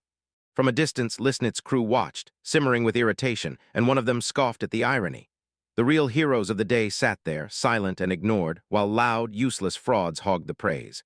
Lisnet shot back that this kind of mess had happened inside their guild way too many times. Kush demanded to know what they'd do next, and Melissa shot back, "We're hunting an inn," because she was done with sleeping on anything but a real bed. Norris muttered that maybe there were taverns nearby with barmaids so charming they'd make trouble worth it, and Lisnet just shook her head, eyes narrowed, totally fed up with their usual shenanigans. Then he shoved a smile on his face and urged them to swing by the guild first. Kush nodded along, grumbling that it was a pain, but the behemoth parts still had to be paid for. Luke snapped that if they left the job to those broke misfits, he'd bet they'd bolt with the goods. And even though Lisnette kept smiling like nothing was wrong, the stress inside her hit the breaking point. Kush shot his eyes upward and demanded what was going on in town, because the streets were lined with skulls. Stretched high on poles, the lights glowed with this eerie, spine-tingling chill. Luke stared at the weird decorations, skulls everywhere, and demanded an answer, while Melissa watched the locals like it was no big deal, wondering if this was just how things worked here. Nora stalled for a beat, then asked if they'd never seen anything like this before, and Gast snapped into clarity as the realization hit. That twisted, macabre vibe had Gale written all over it. Someone blurted, "If that's his doing, then what the hell are those things, and what is Gale actually building?" Luke didn't buy it at all. He demanded to know if they really thought Gale got this whole place that thoroughly. Melissa nodded in the same disbelief and shot back that Gale only ever churned out cursed gear, so there was no way this wild town was anything he could have built. Norris shot back that they couldn't be so sure. This was a remote town after all, and Kush just smirked. If Gale was here, then great. With so many odd creations showing up, it had to mean Gale opened shop somewhere, and at the very least, they figured Gale had passed straight through the local guild. Everyone already knew how ridiculous he was. Norris just had to point out that leaving those obvious clues in broad daylight was totally something he'd do. They all shot the same knowing smirk, then nodded and decided, first stop the guild. Lisnette stared around like she'd just found a jackpot, and one of her people nodded. Yeah, Gale Hamilton really was living here. But Cush's crew clearly didn't think much of him. If Lisnette had to bet, Gale didn't trust his old teammates at all. Not even a little. And that other guest he brought in was probably the same setup, with Gale hiding his real artifact crafter identity and using that weak little party as a cover for what he was truly doing. They finally reached the Adventurers Guild, and Gimli snapped them a grin at the door. Inside, Luke immediately clocked that the place felt strangely lifeless, and Melissa couldn't stop staring at how worn out and ancient the building looked. Norse didn't think there'd be a single good quest here. Then heavy footsteps crashed through the air as Kush sprinted up to the front desk. He demanded an audience with the guild master, so he and his party rolled in, calling themselves the Wolf Pack. While they ranked everyone, Gimli cracked a laugh, said, "Yeah, that's me," and then asked what he needed her help with. Kush swore, stunned by the truth, then snapped his fingers and barked for Lisnette to roll the cart up, as Lisnette and her underling hauled the behemoth's remains to the front. Gimli leaned in and checked every single piece you laid out for him. Kush stood there, holding her breath as she inspected every monstrous piece like a calm executioner. Then Gimli flashed a grin. Then after a beat, he pressed for what he expected, caught him totally off guard. Kush shot back with a confused grunt, barking at her not to mess with him, then snapped to Gimli and asked if she could recognize what those remains were. Gimli snapped back that it was a behemoth, at least that's what she figured. Luke snapped in and pointed it out. Didn't she get what that meant? An S-rank monster. Norris nodded hard, saying it was rare, top-tier alchemical material, the kind that could fetch a fortune in the capital. Gimli said the rule for any behemoth was ruthless. If you couldn't haul the whole head, or at least its heart, it didn't count as proof you killed the thing, not even in the capital, and the look on everyone's faces said the same. She added that, and yeah, the behemoth had slipped out, hadn't it? The whole party froze, their throats tightening as they swallowed hard. Kush scowled through the irritation and snapped that they'd see who was laughing later. Then the whole group spun around and marched straight for the exit. As they peeled out, Gimli shouted to Lisnette, telling her that next time she should be the one who finishes the hunt. Yet Lisnette, so fed up with the lot, just sneered and didn't even care. Her subordinates scooped up the leftover behemoth parts, then fell in behind her. Then Gimli locked eyes with Lisnette and demanded to know who she worked for. She went stone still, shocked out of her mind, and slowly turned around. Gimli kept pushing until he caught that smug little smile, and he snapped like, "Come on, it's us who really hurt that behemoth, so why act like some pathetic bunch of clowns pulled it off?" If Lisnette was trying to hide the truth, Gimli warned her bluntly. Next time, she'd need a much better story. Lisnette couldn't even speak. Her thoughts screamed that Gimli was either in the same game as her or right beside it, and that he was dangerously good at it. She just said they were leaving, and everyone else instantly nodded and followed, no arguments at all. As they pulled away, Gimli's mind raced. An S-rank crew from the capital, just like Gale, and it hit her. Things were finally about to explode into motion. The shop sat just one street away from the city's main road, like it was hiding behind the noise. Right there, a sign was slapped up in front of it, and Gale wiped the sweat off his brow like he'd just finished the final boss. Everything was ready. He leaned over and asked Sharon what she thought, and Sharon grinned. "It's not bad, still kind of creepy, but yeah, it's got your fingerprints all over it, Gale." Gale thanked her again, and he couldn't stop praising how lucky he was to have a real pro on his side. But Sharon just gave a weak, half-hearted thanks and shot back that she didn't even like being called a fixer. The sign out front screamed, "Curiosity Shop, Gale's Cursed Goods," and Sharon confirmed it, saying she had zero complaints as long as he stayed willing to take work from their side. Then Gale smirked back that she was one of his best clients, the one who'd guided him to the spot and helped him get the shop up and running, and he promised he'd still swing by the Smiths Guild from time to time. His grand opening was set for the next day, so he leaned in and asked Sharon if she wanted to celebrate that night. Then Sharon shot back, asking if he planned on having a drink. Gil nodded and promised he'd tell Mora too, and right on cue Mora popped up from behind, asking if they were done yet. Sharon nodded and told her timing was spot on. Gail's shop was ready to roll. Sure, it was a rental, but it was a damn good one. Mora tried to say she'd meant to help Gail get everything set up, but it looked like she'd arrived just a little too late. It was a perfect, ready-to-go setup. This place used to be a tool shop run by an alchemist, and that's why Gail got everything lined up way faster than she ever expected. Gail leaned in and asked Mora if she'd been teaming up with other parties lately, and Mora said yeah.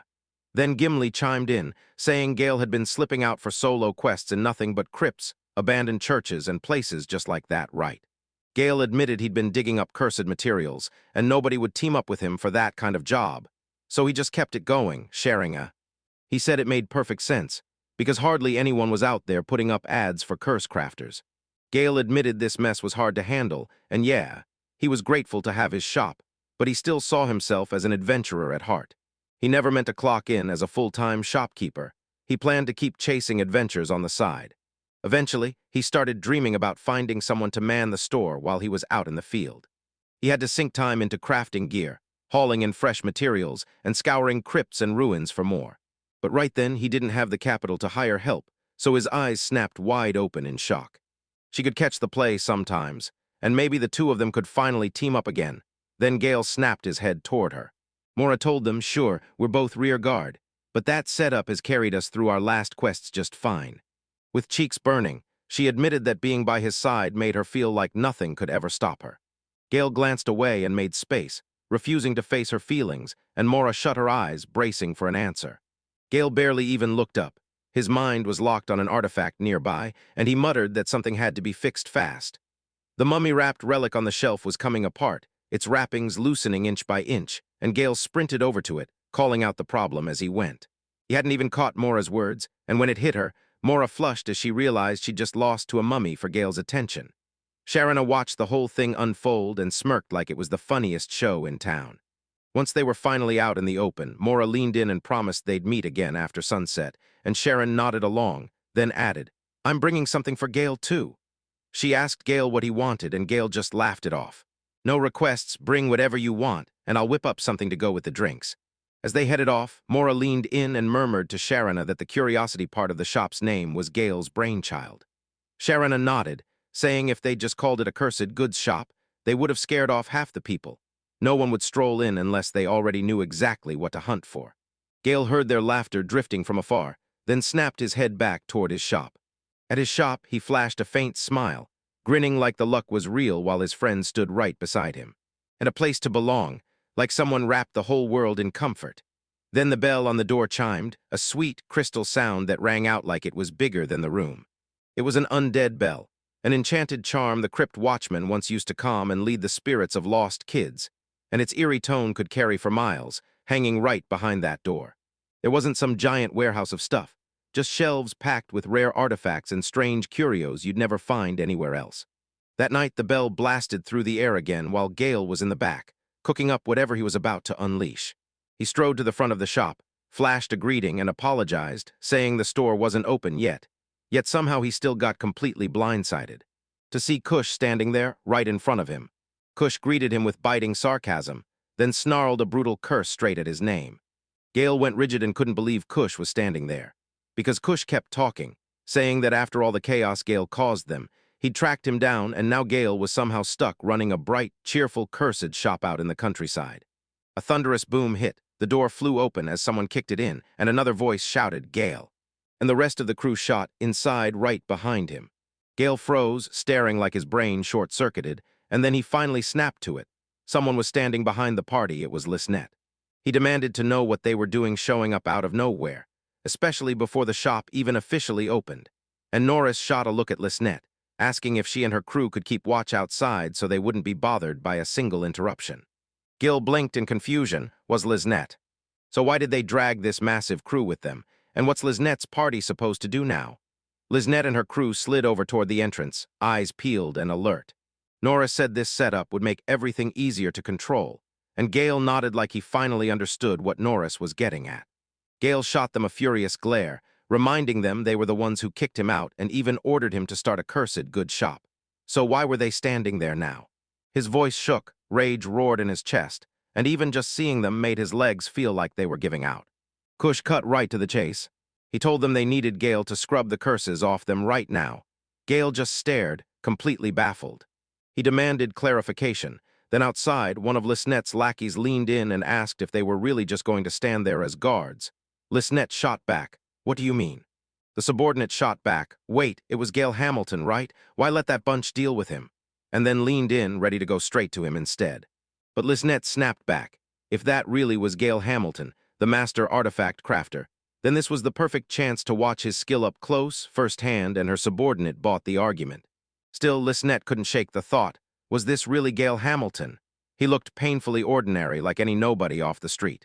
Back inside, the party kept fixating on Gale, and he snapped. Curses. Again, because wait, did Kush mean the curse-based buffs Gale used to slap onto their gear back when they were still a team? Or were they trying to strip them because they'd need them gone? He'd been careful, so careful, and he was sure he hadn't cursed their gear with anything bad. He'd used top-level techniques to lock in only the benefits while yanking every nasty side effect off and dumping it straight onto himself. His fist tightened as the memory hit him. That's why people labeled him dead weight. Back then, he swallowed it and told himself it was worth it. He was shielding his teammates from the cursed burden. But now this. He snapped to them that he'd already wiped those curses away a long time ago. Gale kept blurting the word over and over, snarling curses under his breath, still trying to wrap his head around what it actually meant. Kush snapped at him, calling him a fool, and said Gale cursed them just to get revenge for getting kicked out of the party. So Gale pushed back, asking what kind of logic even is that, because why would he do something like that? Kush didn't bother replying. He snatched something from the shop in a split second, and when Gale didn't respond the way he wanted, Kush whipped the object across the room, crack. It smashed on the floor and Gale dropped to his knees, stunned, speechless. That was one of his most valuable big-ticket pieces, and Melissa just stared as the shattered artifact lay there. And asked if that was the prized treasure. She scoffed and snapped that it was for the best it got destroyed. Gale's face went tight, his brow creasing hard, while Norris confirmed they weren't backing down. They were going to tear up every last bit of the junk Gale had stockpiled. Luke surged forward and started hurling daggers into the shelves, smashing through whatever he hit, while Gale shouted at him to stop. Those weren't targets, they were just pieces meant for display. Norris was already reaching to cast, and Gale snapped back in panic. Don't you dare spell anything inside. If he triggers a fire, it'll torch the whole place and wipe everything out. Gale bolted toward the shelves to grab whatever he could, but before he covered a few steps, Kush yanked him back by the collar and spat that he was done talking. He wanted action now. Then Kush snapped, once again, that Gale needed to rip off those damn curses. Gale shot back that their numbers might have snapped back to normal, but he hadn't crippled them ever. Not a single time had he hurt them. Kush just blinked, staring in confusion like, wait, is Gale saying they were weak to begin with? Gale locked eyes with him, cold and unbreakable, and Kush's fury flared even hotter. He slammed Gale into the corner. Then Kush snarled that he was done caring what the princess wanted, and drew his sword. The meaning hit like a neon sign, loud, obvious, and impossible to miss. If Gale refuses to lift the curses, then fine. Maybe the only way to break them is to hunt down the caster and kill them. Norris nodded along, and the idea felt genius. Melissa jumped in, saying once Gale was gone, they'd never have to stress about more creepy junk again. Luke grinned and added that it finally meant Gale would be shut up for good. Kush was fuming. He screamed that they'd dragged themselves this far just to be stuck with clueless backwater fools, and now he wanted out of this dump. Then he swung his sword up to strike. Gale snapped his eyes up and demanded he repeat it. What exactly did he say about this town? In the blink of an eye, Gale snapped his fist into Kush's face with a crisp, bone-jarring punch. Kush didn't see it coming, because when Gale, the curse crafter, snapped into action, it was pure instinct, no thought at all. In that cramped shop, those heavy weapons dragged and lagged, but one fist snapped out like lightning, hitting dead on, and Kush got launched backwards, spilling out of the door.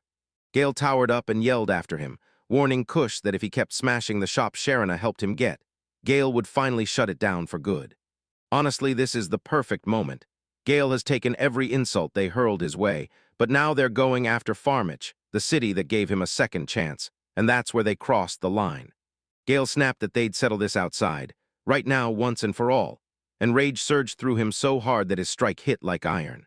The party burst out into open view while Lisnet's crew hung back at a distance, setting everything up in dead silence.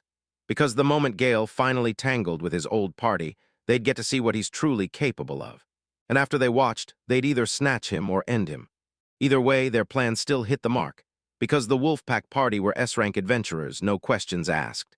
Lisnet decided to weaponize that reputation, because they were finally going to be the perfect scapegoats for the fall. Kush yanked himself up, brushed off the dust, and snapped at Gale that if this was the way he wanted to play, then fine. Kush would go all in, no holding back. Melissa shouted to make sure he was ready for what hit next. And Norris warned that Gale was about to regret getting carried away with them. They'd just caught a lucky break, like a windfall, and they figured it was better to play it safe. They burned it all on the most expensive buff gear money from the capital could buy, and in his hand, a potion-like vial gleamed, packed with brutal, game-winning magic. Melissa scoffed at the idea of wasting rare, powerful gear on someone like Gale. Then they ripped open the containers and chugged it all in one gulp, and Gale just kept staring like it might explode any second. Kush coughed, and right after, a blazing flash of light exploded out of him. Gale's eyes narrowed. He'd seen that glow before. This wasn't some run-of-the-mill potion. It was elite power enhancer gear, so intense the stat boost practically screamed even to the naked eye, and the smell alone gave it away to a master-trained crafter. Nah, this wasn't some shady, cheap stimulant. Kush made it crystal clear these were guild-approved, top-tier boosters. One-use, high-end elixir drinks that you sip, then unleash, and your abilities skyrocket. That kind of quality was totally unreachable for someone like Gale. He swaggered and boasted. And with that, the party dragged themselves back to a near-pre-curse glow. Yet Gil kept muttering that he'd never cursed them in the first place. Before he could even blink, the wolf pack surged forward, Kush throwing himself into the front like a berserker, charging straight in. To Gale, the oncoming surge looked like a hulking ogre charging straight at them. But what really grabbed him was the formation, and the moment he saw it, he knew exactly what it was. This was the pack's front line, the formation the wolf pack had always bragged about like it owned the sky. And Gale, since he'd only ever been a rearguard, had never truly thrown himself into that fight directly. But he'd watched them drill it over and over, locking every move in place like it was second nature. He read its rhythm like a battle song.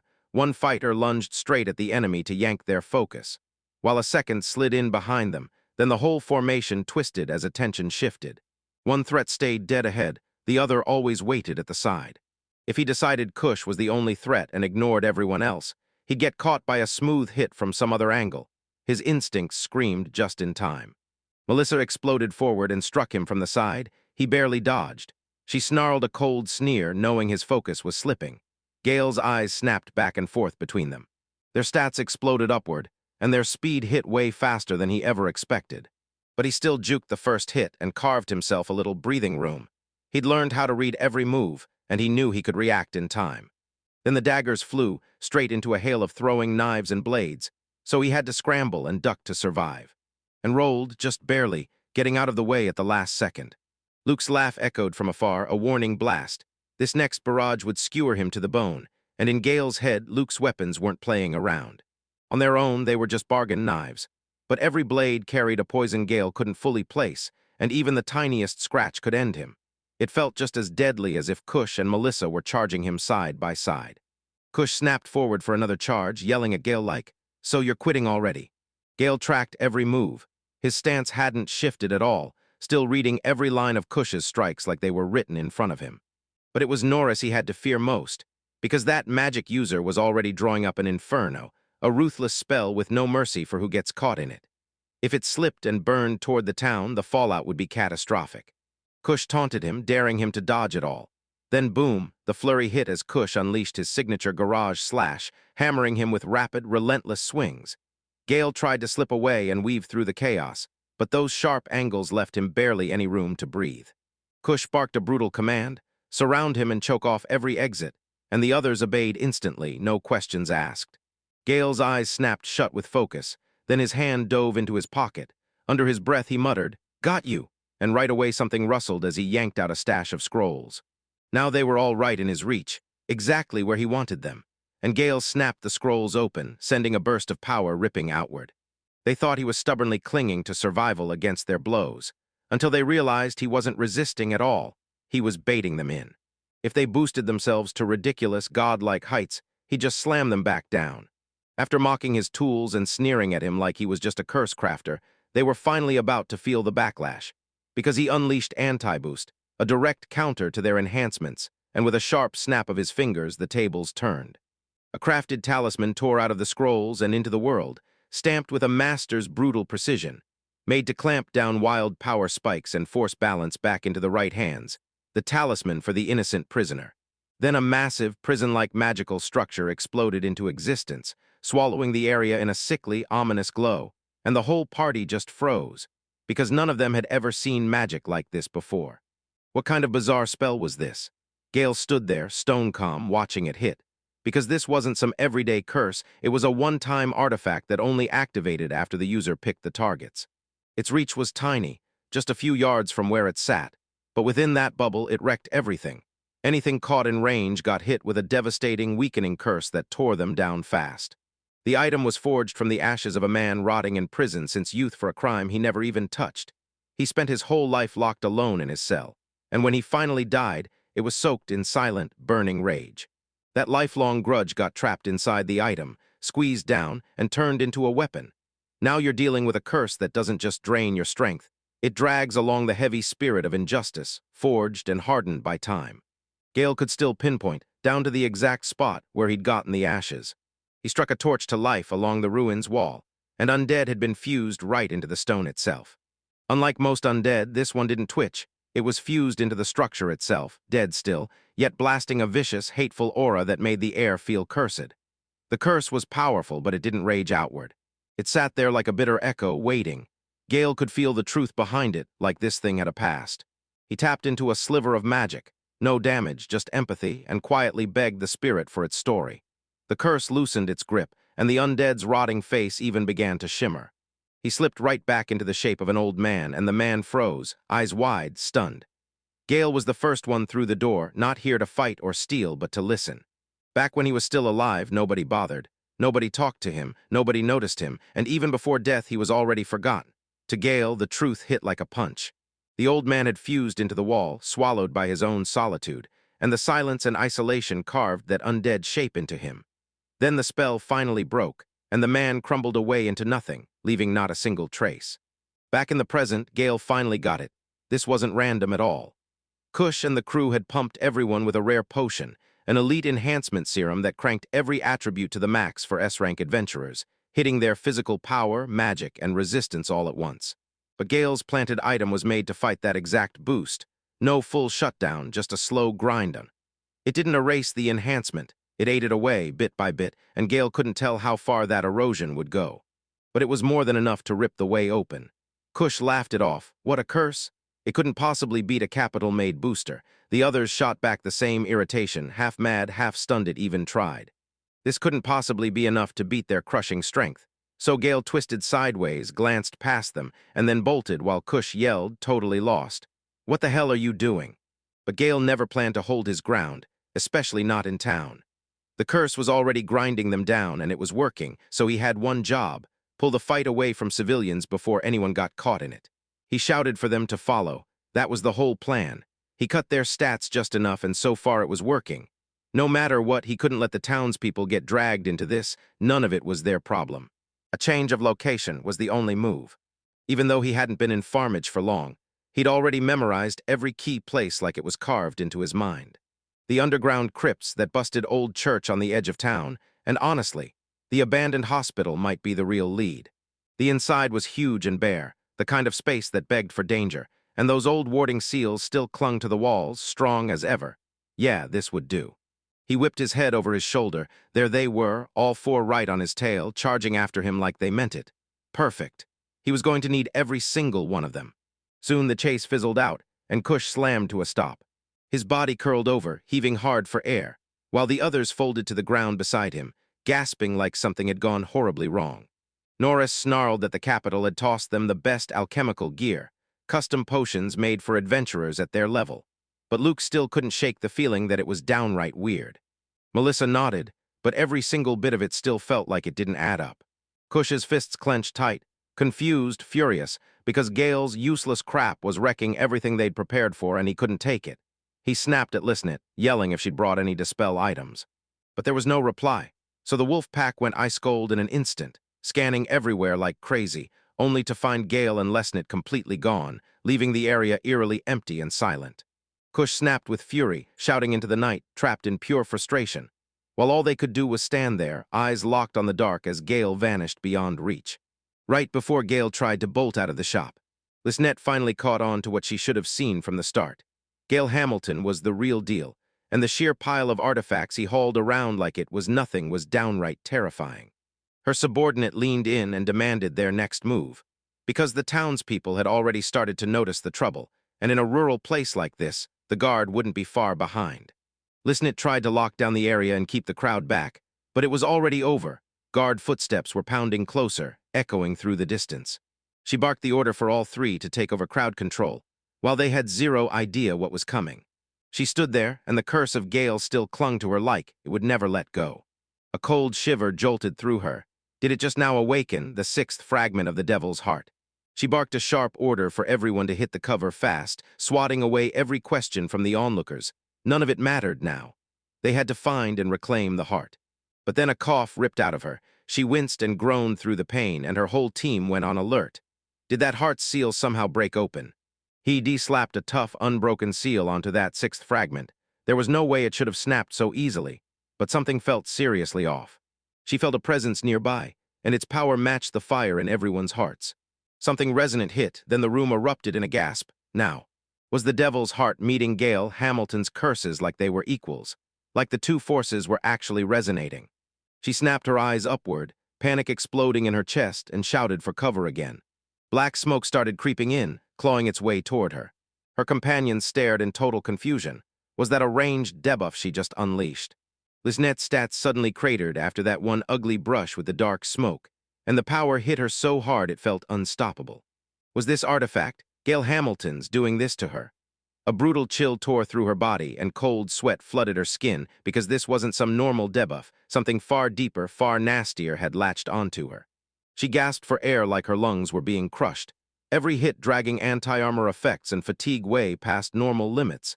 And then she finally staggered, barely able to stand. No, there was more horror lurking in that innocence, where sheep's clothing hid the truth and terror tightened its grip. Her own subordinates swore that with assassin training under their belt, nobody understood status ailments better.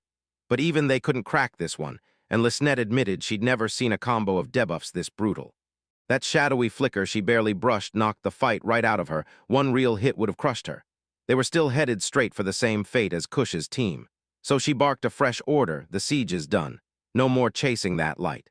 Another blast of dark smoke slammed toward them, and Lisnet snapped, cursing under her breath. Her subordinate burst in and shouted that the target had slipped out and vanished. Lisnet pressed the point. If Gale had artifacts this strong to knock Kush's team down, why would he even bother running away? Was he planning something? She snapped her thoughts shut. There wasn't a second to wonder. If he was moving, he had to be chased. Any adventurer would kill for an artifact like that. Yet Gale ripped it out from the jump like a trump card, and her companion nodded, certain as day. They'd finally found him. Gale Hamilton, the very artifact crafter they'd been hunting. Lisnet snapped, reminding everyone the odds were 1 against 4, no time to freeze. Then the whole team locked in, ready to go. One of them pressed for details about Kush's party, but Lisnet shut them down fast, said it had nothing to do with them. Their eyes tracked Gale as he slipped out of town, riding straight toward the old hospital ruins, locked away after the plague claimed everyone inside, buried beneath layers of earth like the town's darkest history of disease and death.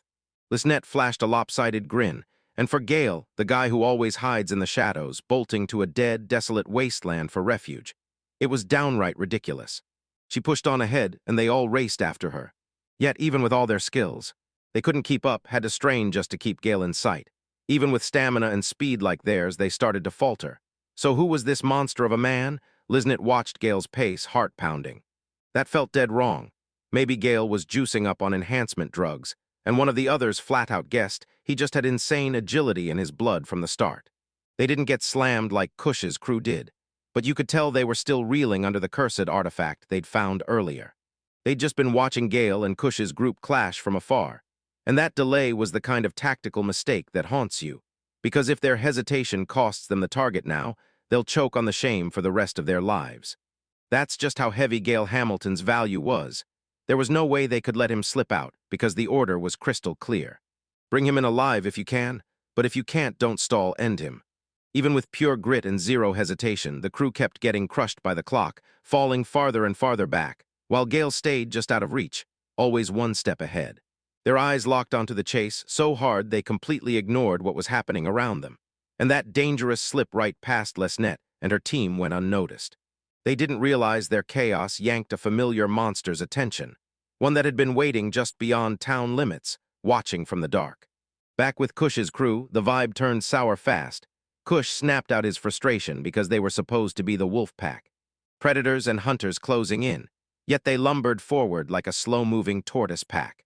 Right in the middle of the chaos, someone burst in and demanded, "What's with all the noise?" They started talking about Gale's shop, totally smashed to pieces. Gale even blurted out that the mess might have been their doing, and Kush didn't deny it. He just froze, stunned to find her standing there. Her voice, her whole look, especially the way her chest steals the spotlight. It was Mora. She just stood there, clutching her wine, rocking an outfit so flashy it practically stole the spotlight.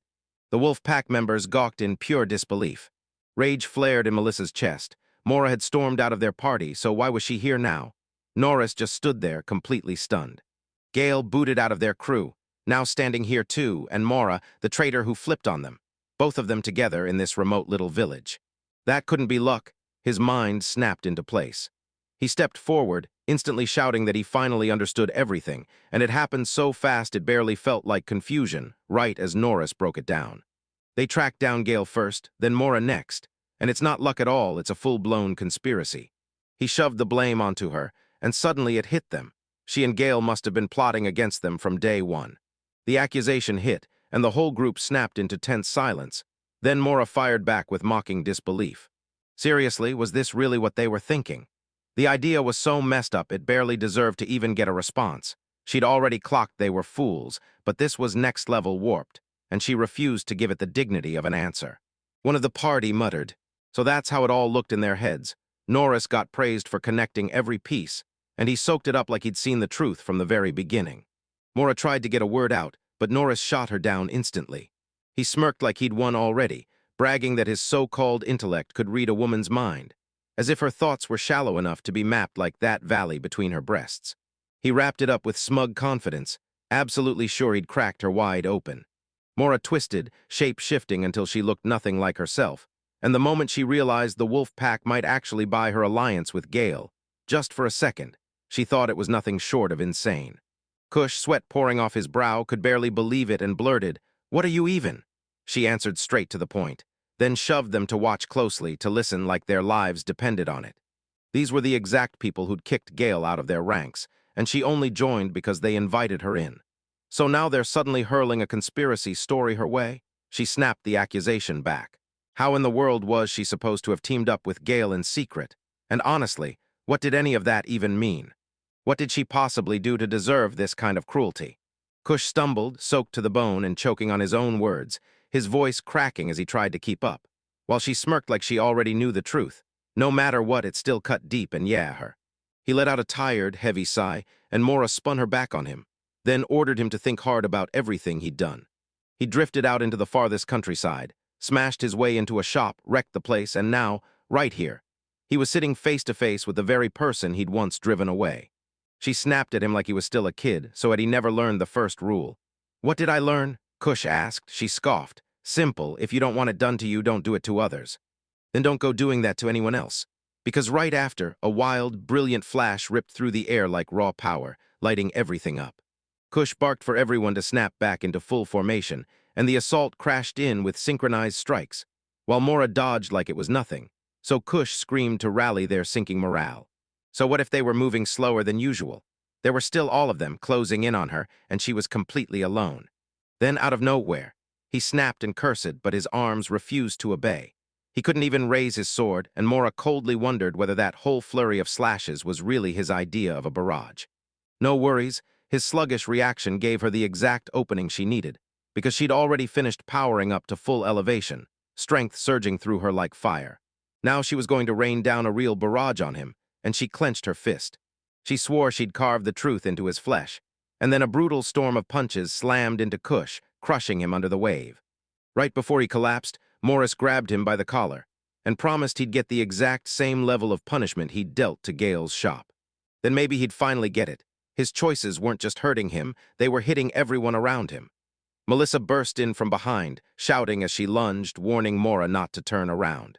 But before Melissa could throw a single punch, Moore's fist slammed straight into her face. Melissa crumpled, while Mora hurled the cush away. She scanned the wreckage and realized Gale had just stacked serious debuffs on them all. This wasn't just a 1v4 anymore. It had turned into something far worse. Now it was a brutal 2-on-4, just two of them versus four. Luke sneered and told her to laugh while she still could. There was no need to get close when they had an entire arsenal of projectiles ready to fire. And unlike Kush and Melissa, they weren't going down without a fight. Morris locked eyes with them, her gaze razor-sharp and unmoving. Luke and Norris slipped in, circling wider and wider to tighten the trap. Confident, locked in, and ready to crush her. Luke shot off a taunt like a warning flare.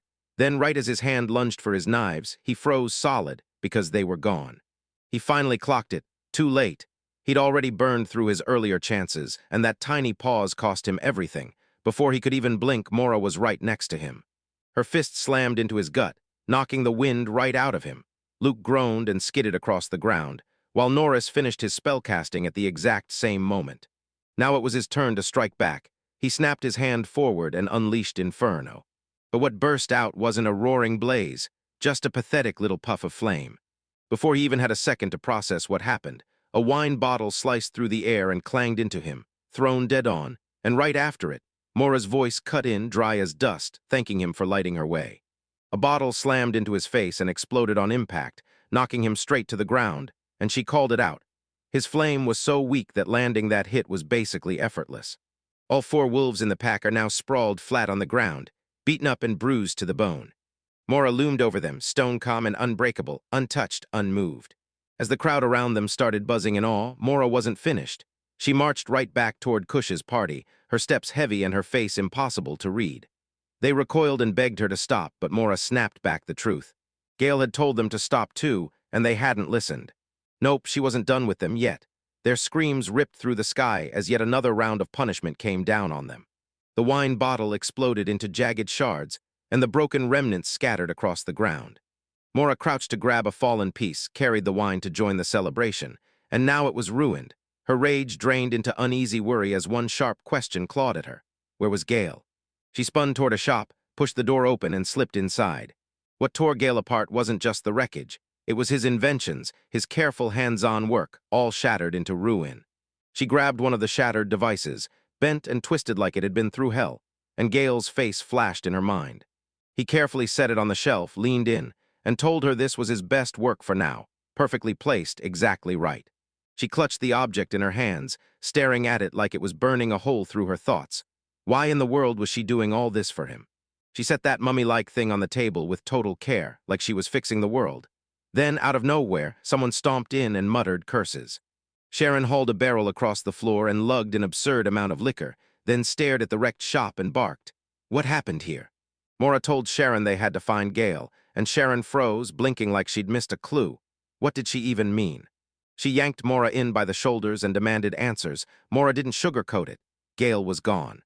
They had no choice, someone had to chase him down. Sharon nodded, then shot back. But where could he even be hiding? Mora said it out loud while Gale's words echoed in her head. Gale would never let Kush's party take him that easily. It didn't add up, but one thing was clear, she knew Gale. He couldn't let innocent townspeople get caught in the blast, so he deliberately pulled the whole fight away from them. Sharon nodded, saying Gale probably underestimated just how vicious those cursed artifacts really were. He thought they'd catch him right away, so he sprinted to places farther out than anyone expected. And that's when Gimli showed up. The outskirts of town, the old hospital ruins. Everyone spun toward her in stunned shock. Mora demanded the truth. Was Sharon really crushing her? How could she even know? Gimli swore it was pure luck, then pointed her gaze straight out the door. Some strangers had dumped trash right by the guild, so she stormed out to give them a piece of her mind. But when she went hunting, she suddenly stumbled on a whole new crew, fresh faces, all chasing Gale too. Mora's eyes popped wide, more of them. Gimli couldn't tell if they belonged to the same faction, but one thing was crystal clear.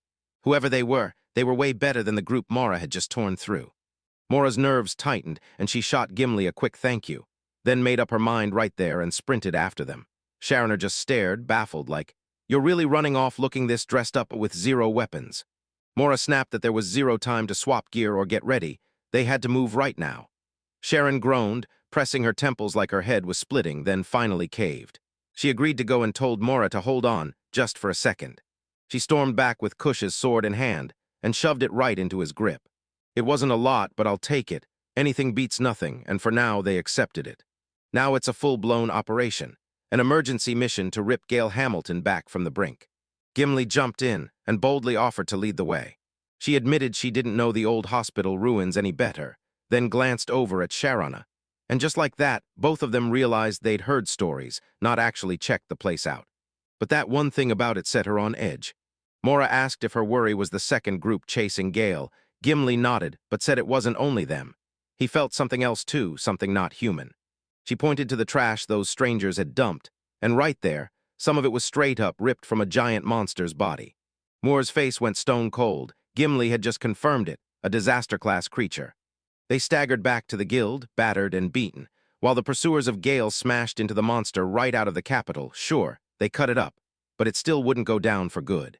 And a monster like that, ranked so high it's practically legendary, never ever forgets a thing. If you hurt it, it holds a grudge like it's life or death. And this one was S-rank, insanely powerful and way too smart to be reckless. Capable of landing surgical strikes and rallying coordinated attacks, only for it to get even worse. It had a razor-sharp nose, able to hunt down anyone who heard it across miles, and now it just might be zeroing in on the stench of its old enemies, closing in on Gale and fast. Sharon appled. So yeah, on top of everything, they could smack into an S-rank disaster beast. She hissed that the quest just got yanked up to AA. She was already sick to death of high-class monsters. Those cockatrices alone had been a full-on nightmare. Sweat slid down her brow as the truth finally hit. Meanwhile, Gale slammed into the hospital ruins. He made it. He sucked in a deep breath and braced hard, like the wolf pack was about to come for his life. Liznet's squad burst onto the scene instead, staggering, breathless, and barely holding themselves together. They asked for a second to catch their breath, and Gale, still looking a little amused, gave it to them on the spot. He clocked them right away. These were the same people who'd been hanging around outside the shop during that earlier brawl with Kush, and Liznet's face twisted into a scowl the second he brought it up. She snapped that there was zero chance she'd ever be friends with those clowns, and Gale quickly apologized for jumping to conclusions. Liznet admitted, yeah, technically they were connected to them, but it still made her furious to be lumped in like they were all the same. Liznet shot Gale a suspicious stare. How could a guy like him be that fast? He just shrugged and said they were chasing him, so he thought they were with Kush's party. Liznet scoffed hard, because did he really believe those fools could keep up with someone like him? Irritation exploded in her chest, and all that yelling left her craving water. So Gale tried to cool things down and asked for her name. He confessed he had no water, only something else, but before he could finish, Liznet snatched the vial right out of his hand. She gulped it down and instantly gagged. The taste was foul, the smell even worse. She retched hard, doubling over with nausea rolling through her, and Gale just calmly said, "It's a depetrifying potion I've been testing." The main ingredient was wild, spine-chilling amniotic fluid from a cockatrice. Liznet heaved violently, spun on a dime, and hurled something straight at Gale, who ducked with zero effort. She screamed at him, furious. Why would he hand her something like that in the first place? Her companions rushed in, trying to explain that she grabbed it and drank it without even checking, but she snapped at them to shut up, because she just couldn't help herself. Gale called it downright rude to spit up something she'd been given, and she fired back that he was the one pumping her full of monster goo. Then he shrugged it off, swore it was safe, and basically said the nastier it tasted, the stronger it worked. Real medicine worked just like that. Liznet glared at him like, "Do I look like I need some potion just to undo petrification?" Gale reminded her and Liznet snapped, "I'm thirsty."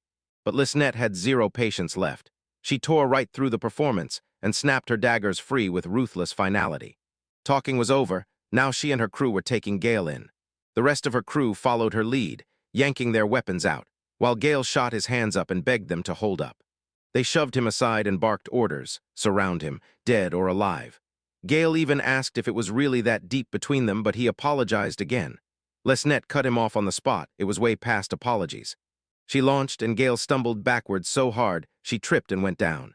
Liznet yanked him back, convinced he was about to bolt, but Gale screamed for her to watch out. Still, Liznet couldn't stop clinging to him. Her companions snapped at her to keep her eyes sharp. because this guy wouldn't go down that easily. Gale kept slipping out of reach, dodging like lightning and breaking free again and again. Liznit yelled for backup, and this time they stormed him all at once. 3 knives spun through the air and tore straight toward his face. Then boom, an explosion ripped through the area, flinging smoke and debris everywhere and choking off sight. But when the haze finally cleared, Gale had slipped out of the worst of it, skidding to safety and gulping air like he'd just clawed his way back from the edge. Liznit admitted he was deadly at dodging. Gale wasn't so sure, but she snapped, looked down. She eyed the ground warily, like something beneath her could strike at any second. She spotted the skeletons, crushed under her boots, bones scattered everywhere. And when her companions saw them too, they finally understood the truth. They were standing on a battlefield meant to swallow people whole. Gale pointed out that the darkness was swallowing all this debris, and trying to push through it without knowing the place was almost impossible. Liznit froze in shock, an adventurer who was used to graveyards. It sounded insane, but the way he moved made it clear he knew this ground like the back of his hand. Liznit stayed calm, but one comrade snapped that there were just too many obstacles, and another swore they still had the numbers, until Liznit cut in. This terrain was shredding them into separate pockets. Gale snapped, asking them to stop already, because their strikes, charges, and perfectly timed team attacks were hitting nothing. Every step they took, bones cracked and debris skidded, and it gave their positions away before they could even pull off the next move. Liznit whipped another dagger through the air, and it only barely scraped him. Right when he was about to move on, the sound hit him, so he froze, then snapped his head back to check it out. But she was watching too, and Gil didn't even flinch. He kept his eyes locked, studying everything, biding his time, hunting for the perfect moment. She could feel it the moment she stepped in. This hospital was rotting away, battered for years by rain and wind, left behind and broken like no one ever cared. It wasn't just a hideout. He picked this spot for a reason, because he knew the land like the back of his hand, and that eerie hush, the choking darkness, and the scattered bones all felt placed there on purpose. Gale shattered the silence, speaking straight to her. He wasn't trying to talk her out of it, but she had to step back. Her footing is getting better, but that's not why he brought the... Right by town, packed with useful stuff, this place was perfect for him. Not just convenient land, but the kind of battlefield dreams are made of. He'd been coming here again and again, grabbing supplies like it was his second home. He knew every twist, every hidden gap. And now, the clock was almost up. His eyes flared with excitement.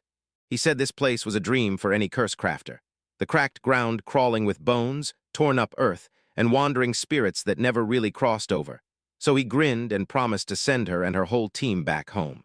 Then it hit right from the ground. The undead clawed their way up, and Liznet's whole team reeled back, stunned. Panic detonated in the crowd, an ambush sure, but no, this was something far worse. His neck prickled the moment he noticed it, rotting air that crawled into his lungs, a foul stench that sank into the soil, and that unmistakable, dead-silent aura hanging above it all. This wasn't some cheap trick. It was the undead. In her chambers, Princess Kara sat alone, staring at a portrait of Gale like it held answers. Eyes wistful, heart aching with hope, as she prayed the wolf pack would come back with him already, because all she could think about was the memory of that man. Vivian let her frustrations rip to Bishop Urieli and Arazel, pointing straight at the princess as she said Kara couldn't stop staring at Gale Hamilton. Vivian couldn't wrap her head around it. How could someone fall that hard for a man they'd only met once? Urieli broke the spell and told her why. In that single encounter, Gale had saved Kara's life. Moments like that, so intense it hurts, can shake your whole heart to the core, and whether it's fear or love, it leaves your soul changed forever. A new reason clicked into place. Maybe when danger blurred the world, the princess's fear didn't vanish. It flipped into affection, and her heart started linking one terrifying emotion to something warm and powerful. Vivian fired back with a wild theory. Maybe Kara didn't die that day, maybe she just snapped, consumed by love. Urieli snapped right back, calling out how Kara and Gale had shared some seriously strange tastes, and Arazel nodded along. Because so much time had slipped by since then, it was only natural Kara had spun him into her own perfect fantasy, boosting him into something way grander than he ever really was. The two older figures traded a sharp, knowing glance, then softly rested their hand on Vivian's shoulder, like, some things in the heart don't follow logic. The undead roared forward, crashing in like a tidal wave and trapping Liznit and her crew in a screaming, chaotic swarm. As a rotting corpse stumbled toward her, Liznit jerked back on instinct, and right away she yanked out her weapon. She sliced the creature's head clean off in one smooth, deadly motion, and it spun through the air before she even blinked. Then she finally clocked it. This was it, and Gale hadn't been running in panic at all. He'd been baiting them this whole time. Then wave after wave of ghosts and ghouls kept bursting out of the shadowed portal. Lisnet's comrade let out a scream of alarm, drowning in sheer numbers, while rage snapped through another fighter as he cursed and demanded, by name, whether Gale Hamilton had planned all of this from the start. Gale just shrugged and said, more or less, yeah. He realized 4 against 1 was a nightmare for him, so he snapped his fingers and stirred the undead awake in the forgotten graveyard to even the odds. With a warm pat to one of the drifting ghosts, he admitted he'd originally been trying to call Cush's crew, but hey, this worked just as well. Lisnet's jaw tightened at his cocky attitude, and she snapped back that nothing beats those bumbling fools. She reminded him her crew was made of assassins, shadow dwellers who struck before anyone even dared to blink. With that, she and her crew snapped into action and carved a path through the undead like they'd trained for this their whole lives. Because even when the ghastly horde surged in, Lisnet yelled back in defiance that this kind of chaos would never rattle them. From his vantage point, Gale watched their skill and determination, and it hit him crystal clear that they meant every last bit of it. But under his breath, he swore the undead weren't dropping that easily. Lisnet got shoved back hard as a massive crowd surged toward her, and one of her teammates screamed for help, then got shut down when he learned his own partner couldn't keep the line either. In the chaos, someone cut through a cadaver and barked at the others to tighten formation. No blind spots, not a single opening. Lisnet barked out orders on the spot, build a rolling circular wall and trap Gale in the middle, so her crew snapped into formation in perfect sync. Steel rang as blades crashed against bone, and the undead crumpled around them in brutal heaps. All the while, Gale just watched in silence, frozen by the sheer pressure of the moment. Lisnet barreled ahead, slicing through another creature with razor-sharp, relentless efficiency. With a confident grin, she faced Gale again, so that was all he had. She had to admit it was a clever idea, but it wasn't clever enough. Inside, she was already setting up her last move, the Devil's Heart, her trump card, but she couldn't waste it, not even once. It came with brutal restrictions, and she'd get exactly 1 shot. And it had to happen the instant the last undead crumpled. So as she braced herself for that final beat, Gale watched, every second screaming louder. Frozen in silence, he stared at his options, deciding his next move. Then out in the distance, a voice ripped through the air, yelling for Gimli. They sprinted across the bleak wasteland, and Mora snapped the details into the air. Seasoned assassins were hunting Gale. Sharona didn't hesitate. At least 4 of them were closing in. Mora pushed for speed, yelling that they had to catch up fast just to even the odds they started with. Sharona nodded, but her voice went cold as she warned them that, for now, Gale would have to keep them at bay. Sharona kept sprinting and blurting her thoughts like, people don't see what someone truly important is worth until that person is ripped out of their lives. She spat the words out as she kept bitterly remembering how Gale had been hammering away at a cursed staff for her, like they were aiming for something huge. Ignites an agricultural revolution across farmage. Now he was gone, no one knew where. She snapped that he was a valued partner, then cursed the whole mess as regret hit hard, and Gimli nodded along. Losing Gale felt like it was going to haunt them. Mora blurted, all flustered, that it included her too, and deep down she swore that next time she saw him, she'd make him finally get it, even if he was still some clueless S-rank. She flushed bright, quietly realizing just how deep his words really went for her. Sharona snapped back to the real nightmare. This wounded behemoth was still stomping around, and she demanded to know what they were supposed to do about it. Mora could only nod, because between that behemoth and the assassins, it felt like the world had piled on too high. Gimli answered with a shaky, cautious hope. Maybe, just maybe, with Gale around, this nightmare could still flip. People trash Cursecraft as a weak, disappointing job, but it's got secret power. She pressed them, demanding to know if they really understood the rare, exclusive skills only true masters unlock. Startled, Mora blurted, "What do you mean, what kind of skills?" And Gimli fired back with an example, a rare power that turns misfortune into fortune. The ultimate dodge move, pure shock luck. Mora and Sharon snapped their eyes wide, stunned, speechless, because what they just heard sounded like unbelievable, shockingly good luck. Sharona demanded to know if it truly could fend off any misfortune, because that kind of power felt downright unfair. Any adventurer would die to get it, and it could turn life-or-death chaos into survival. Gimli nodded but told her, yeah, it's real, just rare as lightning, and you can't summon it whenever you want. Right now, she said, it's barely a fragile thread of hope. Meanwhile, in the shattered hospital, a skull slammed to the floor with a sickening thud. Lisnet and her men finally crushed the undead horde, but they were cooked, collapsing in exhaustion as Lisnet panted hard, fighting to catch even one breath. She admitted out loud that she'd wiped every last one of them out. But the moment the last enemy fell, her strength drained away, and she couldn't even force herself to take another step. Lisnette threw her hands up and surrendered, admitting the undead weren't scary by themselves. There were just too many, and they crushed her. But Gale juked and dodged every hit like it was nothing, and that snapped her right down to the core. Gale brushed it off with a casual, "Let's stop here," and Lisnette nodded right along, admitting defeat without a fight. She thrust her hand toward Gale, and Gale froze, dumbstruck, silently asking himself, is she really going for a handshake? Lisnette held that warm smile and kept her hands out like an open door, and Gale reached for them carefully.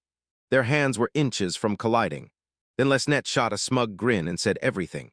Her surrender, her downfall, hinged on one final move she still had left, and before anyone could blink, a man hurled a jar at her. She declared the moment had finally arrived, caught it cleanly mid-flight, and when Gale saw her panic, she exploded. "What is that?"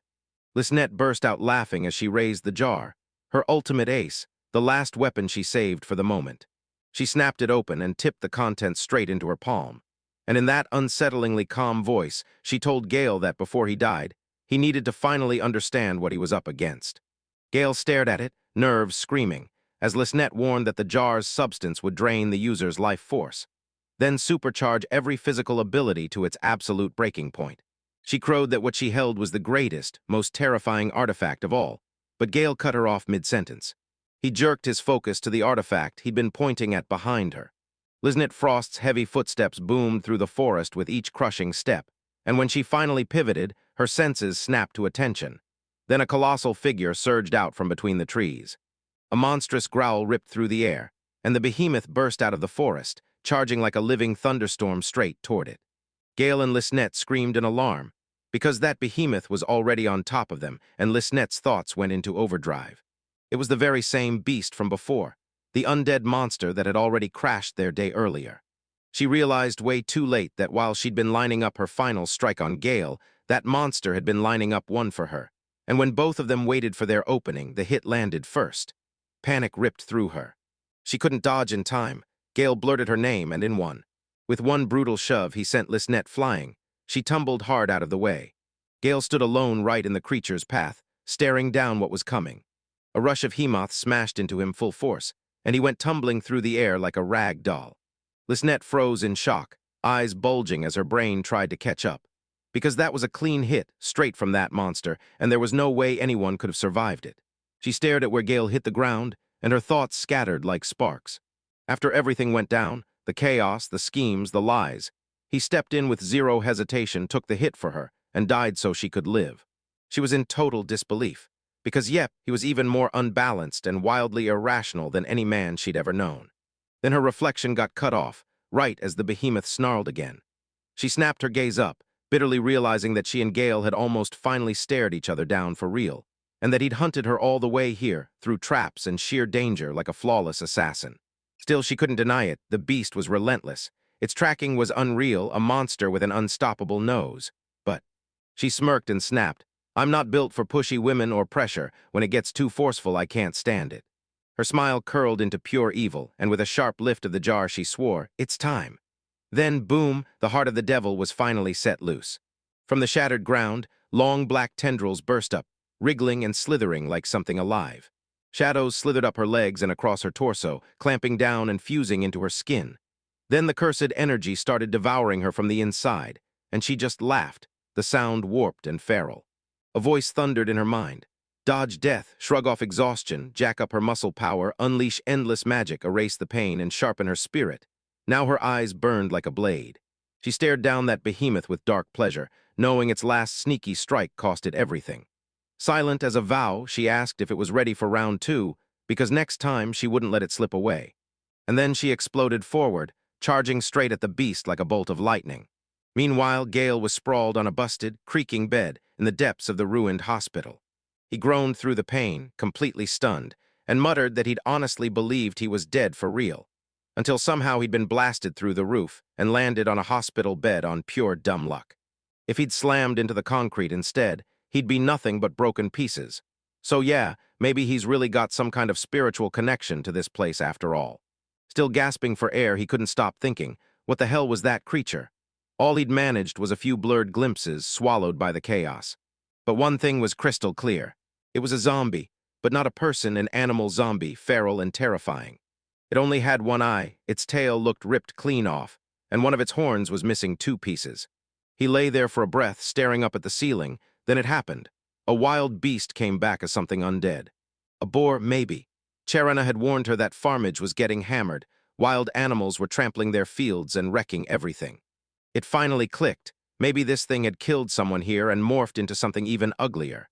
Gale groaned and hauled himself up, forcing his legs to work again. Whatever it was, it didn't matter. He had to move. That monster was still stalking the dark, and if it changed targets, Liznette and her crew were next. And when the undead finally broke loose, every curse crafter had to step up and shut it down. He skulked to the crumbling edge, peering past a busted wall, muttering under his breath. Blown so far that now the world was pitch black, and he couldn't even tell if he was heading the right way. But one chilling thing hung in the air like a cold gust. What are you even doing back in time to save Liznette? And even worse, would he finally wake up to how horribly wrong he'd been, before it was too late? Liznette hurled herself at that massive behemoth and carved into it with twin blades, only for it to blast back with a crushing punch. She juked at the last second, but when the shockwave of its power hit her, her eyes went wide, and the behemoth stared down at her like a wild beast burning with primal fury. Her three companions stood nearby, and you could practically see the tension crawling across their faces. Liznette launched down from above, ready to smash her opponent to the ground. Her sword slammed into the creature, and the blade shattered clean in two, shock ripped across her face. The behemoth snarled, eyes pinned on her, and surged forward to strike back. She drove a kick into its horn and blasted backward, scrambling to keep that distance. Then one of her men screamed her name in panic. She clenched her teeth and fought to stay steady, because she'd aimed for that last eye. Yet even with the heart of the devil pumping power through her, this enemy was still terrifyingly hard to break. Way more than she expected. One of the men tried to hand her a brand new weapon, but she snapped it away, yelling that she didn't need any of that. She reminded them how she'd already torn off its tail using nothing but raw brute strength. This time she vowed to tear off its head with her own hands. Right as her defiant scream tore out of her, blood blasted from her mouth. Her legs buckled, and she slammed hard onto the ground. A brutal, stabbing pain detonated in her chest. Her pulse started to stutter, and every sharp throb of pain hit harder than the one before. Sweat poured down her pale face as another wave of brutal pain slammed into her, and she let out a helpless cry.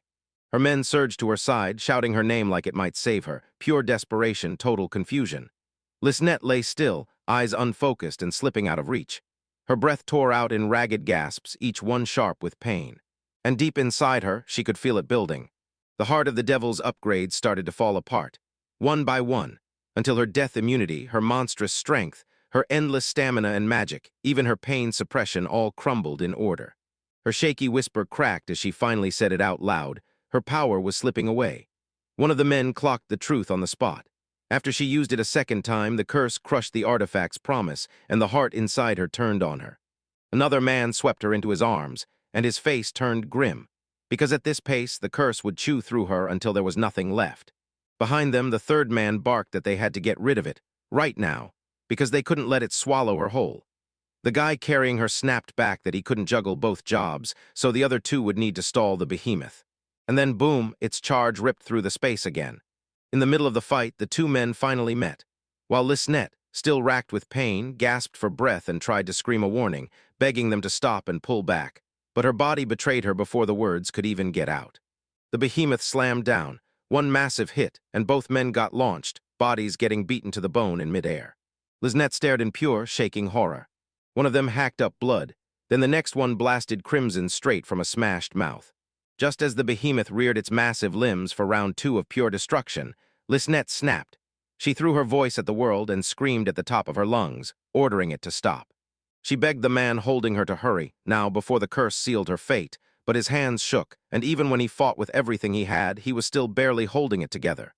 He tried, he really did. He dumped the blessed potion onto her, and it hissed like fire, thick smoke billowing up from her skin. But nothing changed.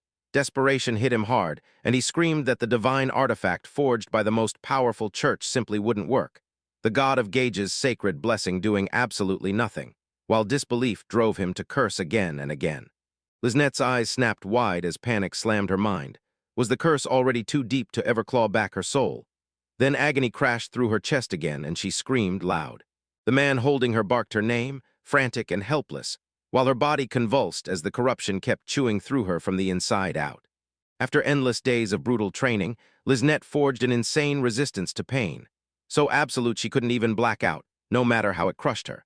While her screams and raw guttural cries ricocheted across the cursed battlefield, a death dirge pulled straight from the brink. Her endless wailing synced with the devil heart pounding faster and faster inside her. And then the land got carpeted with undead corpses piled like mountains, and that stench of death didn't just lure the behemoth still lurking nearby.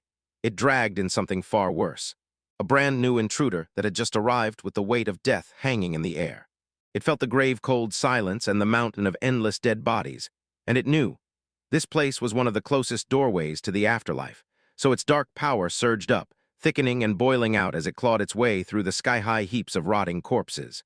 Then boom, a voice slid into the air, smooth, cold, and ancient as the grave itself, declaring that the death-cloaked domain wasn't just a place to be feared, but a chilling spectacle like the perfect final vista steeped in the end. Liznette caught it, an eerie voice, impossible to place, yet it thundered through her bones like it knew her name, and when she whipped her gaze toward the spreading darkness, something darker than black itself surfaced, so thick and opaque it swallowed the shadows even beneath those piled corpses. A weak lantern trembled in the dark, its light barely hanging on, and beside it a curved sickle flashed, biting cold in the gloom. Her eyes snapped wide open. From the abyss, a skeletal figure lunged into view, and this wasn't just some ghoul or leftover spirit of the dead. It was something way worse than that. From an ancient myth, death made flesh. A divine thing torn out of another plane by the choking stench of death over a ruined battlefield, and it didn't come to waste time. Its mission was to harvest souls and drag them to whatever waits after life. Liznette's mind was sprinting, because that behemoth wasn't on the schedule at all. Sure, it was brutal, but this didn't just overwhelm them, it shattered what possible even means. The thing dropping into their midst wasn't merely strong, it was impossible. She was that rare shadow mortals barely ever saw, a demigod who only stepped onto the earth when the world tipped into chaos. And now, right when it mattered most, she stood face to face with death itself, the old legend everyone swears was born to take souls. The god of death thrust up both bony hands and unleashed his power. His voice came out in just a handful of words, but that sound alone slammed a deadly surge straight through his body.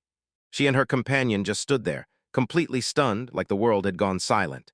Like death itself was clamping down on their skin, pinning them there without a single inch to move. But they weren't the only ones in the mix. Even that behemoth, the monster that had crushed opponents again and again, froze in place, shaking with terror, unable to move. The god of death tipped his skull like a predator and spoke again, his voice suddenly curious as he stared straight at Liznette. He couldn't look away. There was something about her that grabbed him hard, and she wasn't just some ordinary mortal. It felt deeper than that, darker too, like there was a whole other truth hiding beneath the surface. A piece of devil sat high above every evil, and when he laughed, that rasping chuckle sounded like it came straight from the afterlife. Even the devil's own heart, once wild and thundering, caved in on itself, going quiet like it couldn't stand to look him in the eye. Death stared at Liznette and her companion, then snapped his glowing eyes to the behemoth. His joy kept swelling, and he raved about how sweet that feast was, how the air itself smelled rich with gathered souls, an offering that basically demanded a celebration, the sort of praise people sing straight up to the skies. Liznette's mind spun like a hurricane, staring straight at that huge, glittering scythe. Sure, it looked like he'd already stolen her soul, but it hadn't. Yet. And if she somehow dodged the slash and kept that blade from landing, she still wouldn't be safe because the devil's heart, quiet now, too quiet, was ready to tear her apart from the inside. But if they managed to rip the heart out of her, she'd be left completely defenseless, while that behemoth tore her and every assassin with her apart, limb by limb. Every road she took screamed the same truth, death, plain and unavoidable. No matter how fiercely she fought, she could already see her end. Her final moment was right here, waiting to catch her. Then, out of nowhere, a mirror snapped into view in front of her, and death itself summoned it. It's revealed to fire back with the truth, reflecting what mortals think, and he hands her 2 sessions with its power. Back then, she would trace the very road she'd once taken, reliving every inch of the life she'd lived. Liznette, half crippled by pain and frozen by dread, couldn't believe it. And now, even this. Now he's about to snap her whole life across her eyes, like a living memory. A sharp memory slammed into Liznette's mind, the kind she'd been trying to bury. And suddenly she was back in a world of poverty, born into scarcity and forced to work young, not because her family hated her, but because every mouth they couldn't feed meant danger. She'd been handed over to live in a noble household, treated like nothing more than a tool, not a person. Day after day, they barked at her, punished her, ordered her around, and tossed her aside like she didn't matter. And right there in that same world was a girl her age. Stared at her with cold, glassy eyes. Liznette had watched her like a hawk, always on edge about that gaze, so even then. Her gaze kept snagging on that girl's stunning dress, and every glance dragged her heart back to her own humiliating, lowly place. Everything got locked in the moment you were born. Every single decision was decided before you even took your first breath. Eventually, Liznette snapped under the non-stop abuse and daily humiliations, craving freedom so badly it swallowed her whole. And that desperate need drove her to the lifeless body sprawled in front of her, a brutal turning point. She ended her first life, then melted into the alleyways, disappearing from the nobles, world, and slipping straight into the shadows. The assassin world became her home, and as she got older, she forged herself to match its ruthless cold, convincing herself death didn't matter, not where it hit or how, because her life was already doomed. And she'd been whispering those lies to herself for years. But now death loomed over her final breath, and the crushing truth pinned her to the spot. Because a reaper didn't just come to take her, he came to judge her, and after all the lives she'd taken, maybe this grim visit was the verdict she'd earned, and all she could think was that her life had been nothing but futility. A dead-cold shadow crawled behind her, like the world had given up, and death finally opened his mouth. He accepted her tale with one quiet reply, and then the second session began. He leaned in and told her to imagine what her life looked like from here on out. Liznette reeled at his words, from now on. There was no from now on. What was he trying to say? She had nothing left to picture, her story was over, until that thought finally planted itself in her mind. Yeah, she'd hit her limit. Sick of the noble family that crushed her as a kid, sick of Prince Virial using her like a tool. So she tore off the chains of nobility and chased freedom through the only door left. Killing. And yeah, that was another lie. Freedom was never real, just new cages with shinier locks. So what if she'd made a different leap? Her thoughts snapped toward the light and she ran straight for it. What if she didn't dive into the shadows at all? She picked a spot like Farm Ditch, dead remote, up in Greenland where the world feels miles away. She wouldn't be drowning in money, but she'd have wide open skies, decent people, and a kind of peace the city can't even touch. Where folks chase joy in simple life, growing together, tight family bonds, and quiet mornings that hit your soul. She fixed her gaze on a door only she could see, pictured yanking it open, stepping through, and prayed that beyond it, just one person might actually welcome her because all she wanted was a calm, modest life with her freedom. She yanked the door open, and the second it swung wide, her mind got ripped apart by thoughts she couldn't hold together. His memories shattered into a million burning pieces. Death roared in rage. At least that's what it looked like, right? Wrong.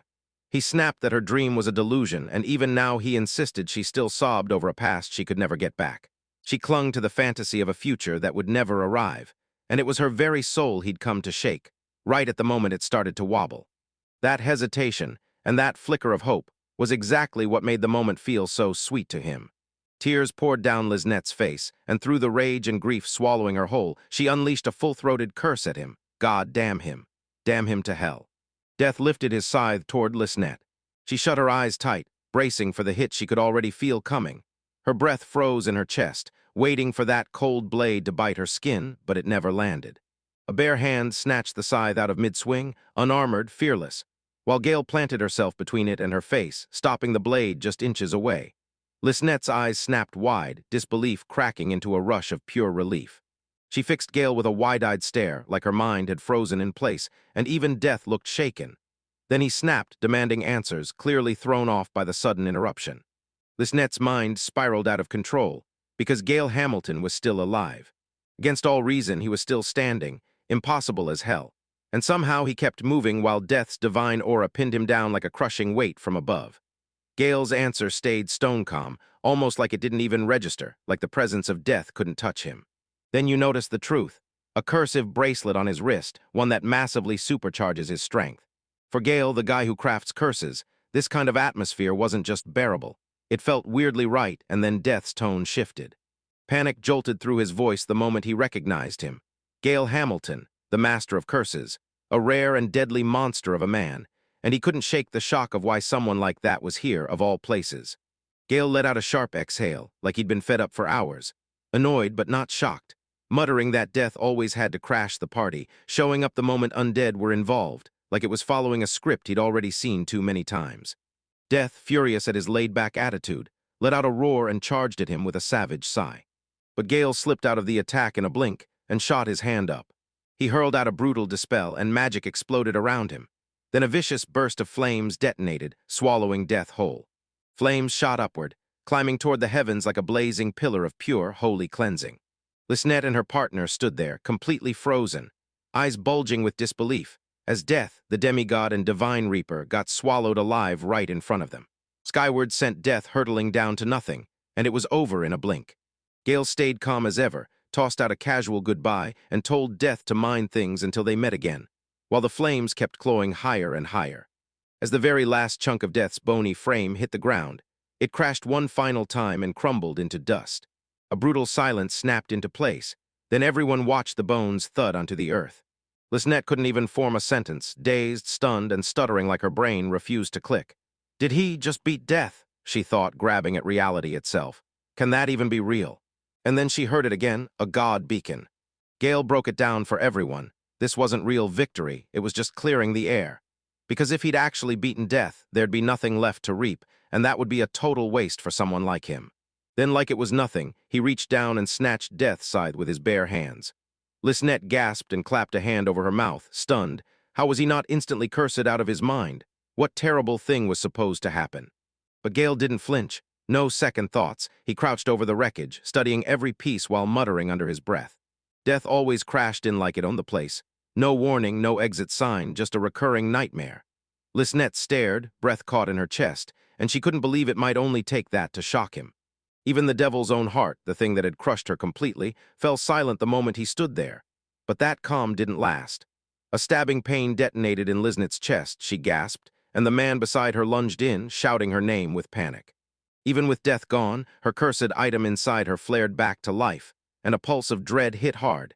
She tried to wave it off and swear she was okay, but all she could think about were the two men the behemoth had crushed, because they needed help more than she ever did. Dale stared at her for a beat, then casually, like it slipped out, asked if you should go ahead and get rid of her too while you're already at it. Lisnette blinked, totally thrown off. His voice sounded casual, but the meaning hit like a wave. He closed the distance and admitted he didn't get a real look last time, and now that the view was clear, he recognized just how rare that cursed item truly was. Lisnette snapped back. This wasn't just rare, it was one of a kind. Even so, what she had in her hands was only a sliver, 1/6 of the entire thing, a piece of the devil's heart. Gale went still and shock crashed across his face. The devil. Gale leaned in, eyes sparkling, and before he even finished thinking, the questions started blasting out. Who made it? How did it get here? And what kind of materials could possibly come from a devil? It didn't even look like the undead, yet it felt wrong in the best way, like it was pulling him in. He stared at the cursed hunk of power embedded in Lisnette, already buzzing. Sure, it looked demon-born, but it clung too tightly to living things to fit neatly into any box. Powerful, absolutely. But what grabbed him hardest was the way it soaked with layers of ancient, overlapping curses he'd never seen before. A rare, intricate artifact cut down mid-creation. It was clearly split from a bigger whole, but even as a fragment it still slammed his senses. His voice shook with awe because this wasn't just a curse. It was a curse that had taken shape, breathing the weight of every evil curse inside it. Lisnette watched him, then asked, "You're really that fascinated by it?" She dared him to try if he was that curious, then go ahead and take a shot. But no one, not even the church's strongest dispellers, had ever managed to break it, and she made one thing crystal clear. Brush it carelessly, and the curse would slam onto him next. Gale flashed a grin and snapped up the challenge on the spot, then warned her no takebacks. Suddenly, Lisnette let out a sharp cry of pain and crumpled to the ground. Gale snatched her out of the air before she could hit the ground, growling that he'd better move fast. Lifting his hand high, he unleashed his power right on the curse. It tore itself into view in violent flashes, and Gale barked, "Dispel!" A blinding light detonated, swallowing that cursed fragment whole. As the light died out, Lisnette froze. What would be left of her? Then a glowing essence spilled from her body, crawling into the air before slowly evaporating. All that was left was a hard, round orb, throbbing with wild, unstable power. Because the curse wasn't done yet. It suddenly blazed awake and struck, and Gale's face lit up like this was exactly what he wanted. Laughing, he just watched it tear in with terrifying ferocity. That cursed thing kept slamming into him over and over, but he swatted every blow aside like it was nothing. He wasn't scared at all. He was hooked, itching to tear it apart, study every piece, and rebuild it exactly the same way. Listenit could barely breathe as it happened. Gale made the whole thing look effortless. The heart of the devil, that same nasty fragment that had tortured her and even shut down the devil's core, came at him non-stop. But Gale just stood his ground, swatting its violence away like it was nothing more than a breeze. He dropped into a crouch in front of her, thrust a vial into her hands, and ordered her to drink the cockatrice amniotic fluid, this time for real. Net hesitated, then finally admitted it could wipe away the lingering petrification effects and help her build stamina back up. Then she grimaced, saying she felt guilty for spitting it out before. Gale flashed a smile and laid it out. Stuff like albumin and amniotic fluids was packed with healing nutrients, and if she had it, she'd make it count. Then a low growl rumbled nearby, and Gale's eyes snapped toward. The behemoth was closing in fast, still battered, but the stun was gone. Liznette pushed herself up to her feet, eyes sincere, and thanked Gale like she meant every word. She begged him to sprint while he still had time, because even though she'd slipped out of death's clutches, he'd stayed under its shadow for too long, and that starving behemoth wasn't hunting him by mistake. She pushed him and asked, "Do you recognize that beast, the one that blasted you clear over to the next town?" Gale answered instantly, "Yeah, I know it." He dubbed it an animal zombie, and Liznette just stared back, utterly stunned. What was he even going on about? He snapped back that an animal zombie was defined by the missing pieces of its own body. From what he could figure out, this thing was a wild boar, once, and Liznette just stood there, speechless, staring at a massive beast he was calling a zombie boar. Was he losing his mind? The behemoth growled again, louder, meaner, deadlier, and Liznette screamed at Gale to bolt right now, because the beast was sprinting and that paralysis was finally slipping away. But Gale didn't hang back. He stepped forward instead, because he could still hear Sharon drilling into him about the deadly beasts terrorizing Farmich's farmlands. And after all the kindness the farmers had shown him, he refused to let this horror slip loose. He seized Death's side with both hands, no escape, no hesitation. This was his moment to wipe out the threat. The behemoth roared like a storm and hurled itself at him. Liznette shrieked in pure panic. Why was he gripping that cursed scythe with bare hands? Gale stayed oddly calm as he told her. He was a curse crafter, and she could only stand there and watch, because why died? As he locked in his stance, Gale sucked in a steady breath, tightened his grip on the scythe, and swung with slow, deadly control.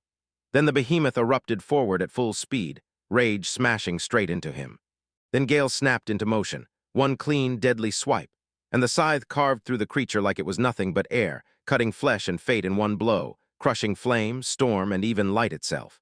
Blood blasted from the behemoth's neck as its head was cut clean off, and Liznette just froze, eyes stretched wide in pure shock, because right then she understood it. This man had chased death away, ripped the devil's heart out, and now he had dropped the behemoth with his own hands. He'd saved her life 3 brutal times, and now her heart was hammering like crazy. Gale Hamilton. He spun around and flashed her a smile. Then Liznette's knees buckled like they'd just been cut out from under her. She crumpled to the ground, stunned and gasping, and all she could think was, what a truly lovely man. Gale frowned, asked if she was okay, and right there in the battle's wreckage, those behemoths' severed heads twitched. Those dead, lifeless eyes snapped open in an instant, blasting a cold glare straight at him. Gale lifted his hand in a laid-back wave and called out to Liznette. That simple gesture blindsided her. She jerked back, gasping, and her face flared a deep, burning red. She jerked herself together, blurted out an apology, and swore to him she was totally fine. She called his name out loud, nodded at what he'd done, and the disbelief wouldn't quit. Because yeah, he really had, and he even managed to beat the behemoth. But before she could even gasp, terror slammed into her, her eyes flew wide. Behind Gale, the behemoth's body lurched, and that headless corpse somehow dragged itself right back into the fight. "Gale!" Liznette screamed, trying to warn him. Gale snapped around on instinct and unleashed a massive scythe swing in a thunderous, wide horizontal arc. The blade cut clean through the reanimated body, slicing it in one lethal strike. No coming back. Gale sucked in a breath and muttered under his breath that the thing had truly caught him off guard. He thanked Liznette for the warning, then Liznette just stood there, still shell-shocked at how relentless that beast was. In her head, she felt it, pure strength, brutal even when it was fused with the devil's heart. Its will was monster-strong, relentless enough to hunt them by instinct, and even after it got decapitated, it still had the rage and power to slam one last final attack. A chilling, truly fearsome enemy. She couldn't stop thinking about their last showdown. That first fight ended in a deadlock, but in this rematch, Gail Hamilton tore through the chaos and saved her. From 10 of these encounters, she figured Gail would make it through 9. The creature was pure savage power made to crush in battle, so Lisnette whispered a quiet wish. May it finally find peace, even with those unblinking eyes still staring in death. Lisnette shuddered at the thought. One wrong move, one tiny slip, and she'd be the one dropping dead. She snapped her gaze toward Gale, but he'd already shifted to the people nearby, firing out, "I've got amniotic fluid for everyone." Lisnette stared at him, heart pounding. He'd come back alive, and just seeing him was pure comfort. She clenched that original mission in her mind, capture him, dead or alive. But somewhere down the road, she somehow blanked it completely. The other men, who'd fought beside them and paid the price, finally pushed themselves upright, and Gale burst out laughing while Lisnette watched him in cold silence. Then she whipped around to the group and spoke loud and clear, saying the mission Prince Virial handed them was a total failure. From this moment on, she declared, "You'll throw yourselves at my feet," at Gail Hamilton's hands.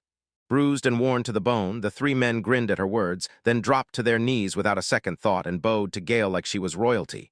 "Yes, my lady." Gail blinked, clearly shocked into stammering. Then out in the distance, a booming voice snapped the air, loud, familiar, and unmistakable. "Yo, Gail." He jerked around, stunned. "Huh." And there it was, Sharon. She confirmed it wasn't just her. Right beside her, Mora stood there, all nerves. The moment her eyes locked onto Gale, her gaze snapped wide with shock. Relief hit her like a wave, and her heart practically burst, because she'd been desperate to see him, truly desperate. Tears burned in her eyes as she mouthed his name inside her thoughts. He was alive. Gale snapped her attention toward her. "Oh, Mora." Since they split, the time between them dragged on like an eternity, and every single moment felt like a silent torture. Unable to hold herself back, she sprinted straight to him, one thought pounding in her head. Grab on and never let him slip away again. Blood-soaked ground stretched out around them, fresh red still seeping from the dead, assassins dropping to their knees to surrender, and the undead corpses sprawled out like broken monuments, while a behemoth, cut apart and left in pieces, lay motionless right at their feet. Mora could barely stomach what she was seeing. She spun back to Gale, face burning red, and blurted that this place was totally not the right vibe for romance. But the feelings hit her like a wave, so she practically threw herself into Gale's arms, drowning out everything else around them, only to realize after the fact how ridiculous it all was. Sharana, off to the side, blinked in total confusion. "Whoa, what is this place?" And Gimli just shook his head, saying it was way too much to absorb all at once. Meanwhile, Gale grinned, clapped the scythe into Sharon's hands, and told her just how brutally sharp it was. He grinned and said, all fired up, that it looked sharp enough to make some killer farm tools, while Sharana answered with a weak, unsure shrug, like she didn't know what else to say. Her gaze slid to the behemoth's carcass, split clean down the middle like it had been cut by fate. She couldn't stop asking herself, what in the world did this? This wasn't just brutal sharpness anymore, something far worse had done it. Then Gale went dead silent, and Sharon snapped her eyes to him, completely baffled. He leaned in and demanded she listen, because he had a confession burning in his chest, and it was all about that storefront she'd helped him find. Sharana just nodded, soft and unsure, like, yeah, almost afraid of what came next. Gale confessed through clenched guilt that members of his old adventuring party had slipped into the shop and smashed it up on purpose. Sure, he stopped them from wrecking anything next door, but the damage was still done. He trailed off again, staring at the floor as he rushed out another heartfelt apology. But Sharon just laughed it off and waved it away, smiling as she promised she'd bring the best carpenter and the right farmage to fix everything for him. Gale stared at her, stunned and grateful, and thanked her from the bottom of his heart. Sharon promised him it wouldn't stay like this for long. It'd snap back to that spooky, uncanny vibe in no time, and Mora leaned in with a teasing grin, saying it would look just as tacky as before, then practically dared him to lift his mood. Gale stared at them, unsure if they were trying to lift his spirits or crush them, and asked straight out, were they cheering him up or dragging him down? Charana grinned and said they were doing both, while Gimli watched the whole thing with a warm, easy smile. She spun toward Lisnette, greeted her like a royal, and snapped out assassin again. Lisnette snapped her head side to side and cut her off. No, it wasn't that. Then she declared she was done with that life for good. By the end of yesterday, everything had flipped in her head. She wanted nothing to do with that world anymore. She admitted she didn't have her next career move figured out yet, and Gimli shot her a long, sharp side glance. Lisnette bowed to Gimli as guildmaster and asked, politely but firmly, if they could stay and rest for a bit because her men were hurt and so was she. and they desperately needed somewhere to recover.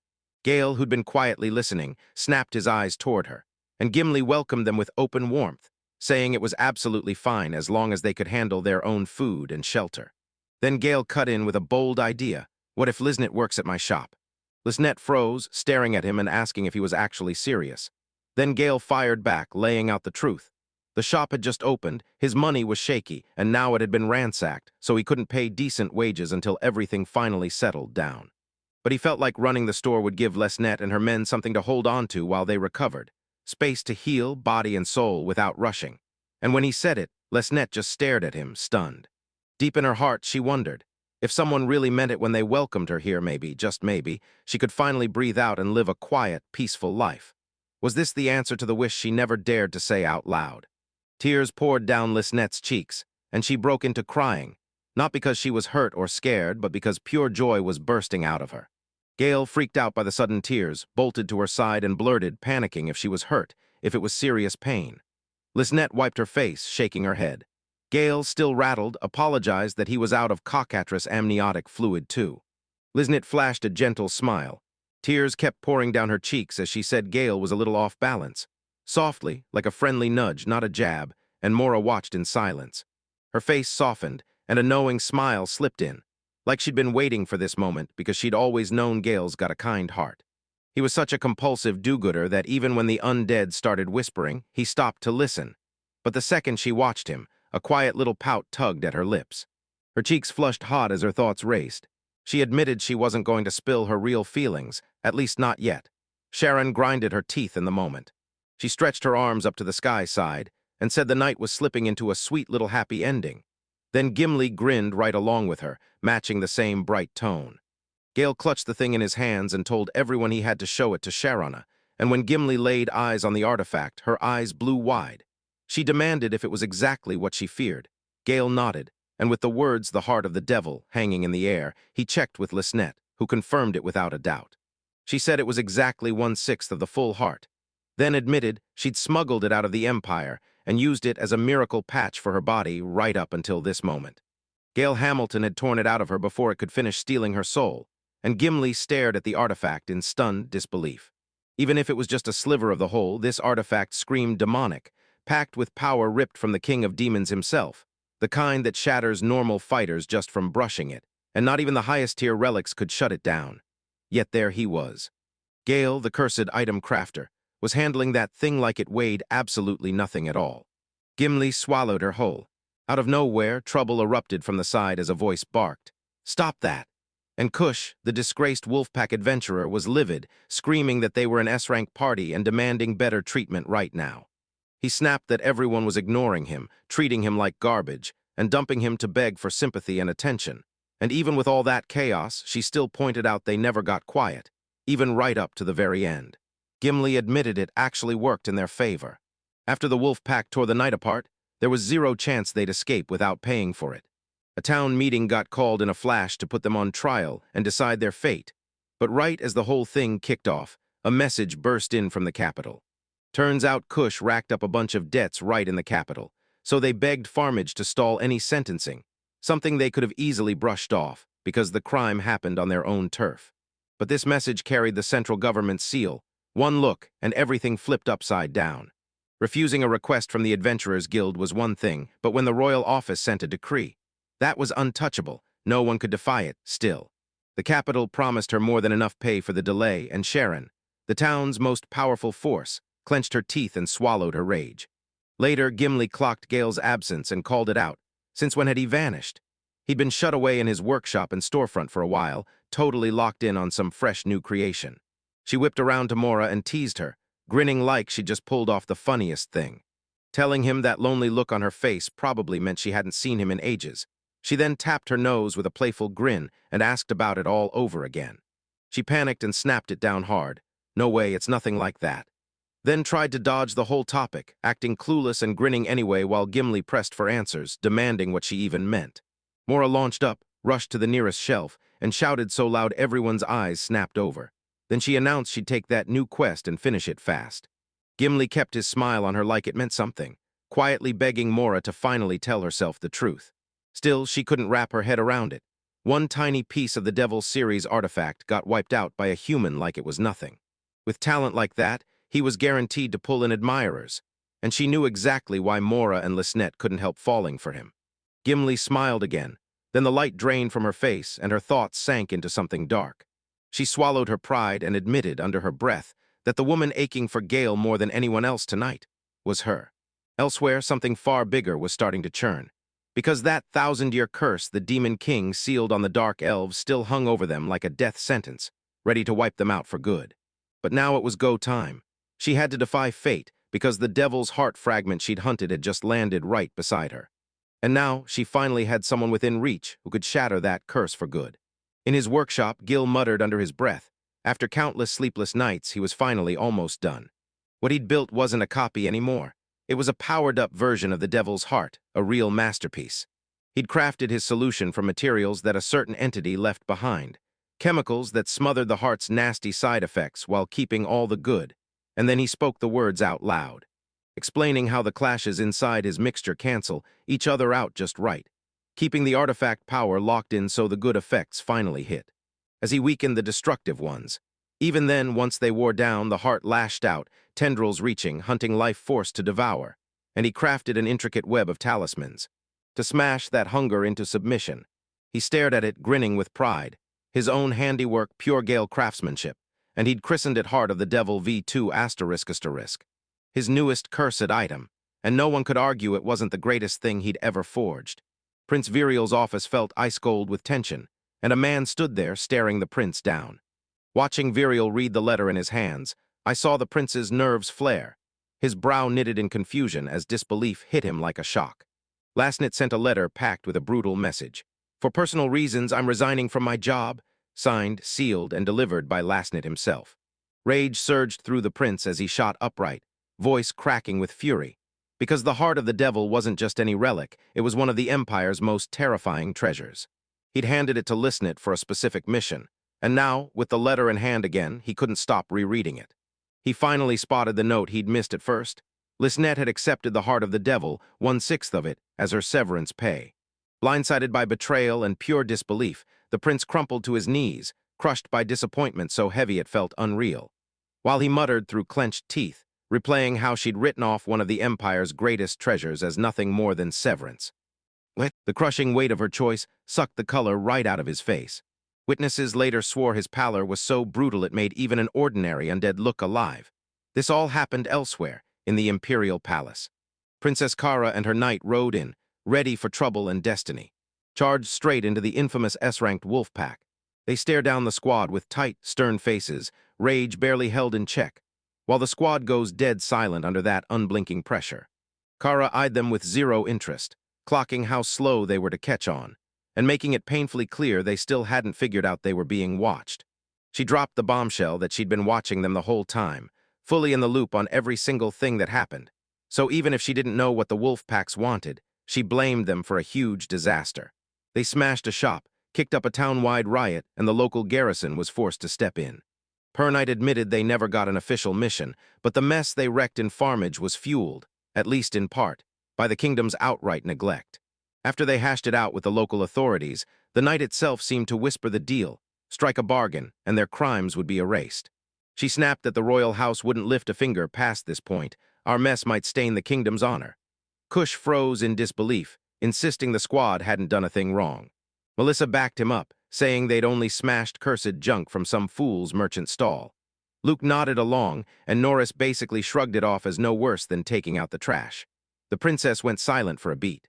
Then she clapped a hand over her mouth like she'd just seen a disaster, teasing through fake shock as she snarled that Gale's wonderful work had been ruined, before ripping into their logic, demanding what they even called themselves if they treat cursed items like trash, and letting her voice turn ice-cold and deadly with every word. The whole squad froze into nervous silence the second her stare pinned them in place. The knight snapped Kush across the face with a notebook, drilling him with a furious reprimand. She hit him with the same sting as that huge tab he'd racked up in the capital's shops, and the reckless idea that the palace would just foot the bill. Then Princess Kara stepped forward and declared, "We won't drag this group to court for the chaos or the pillaging, but we've racked up a debt of 2,310 gold coins and 82 silver, and now it's on you to repay every last bit." She laid out every expense. The Silver Wolf Inn, those fancy dinners, and grilled Luke about the costly gear he still had, demanding to know where the rest of the equipment they'd bought had gone. That night made it crystal clear. The palace had footed the bill at first, but now the repayment was due, and everyone in the room knew the squad was broke.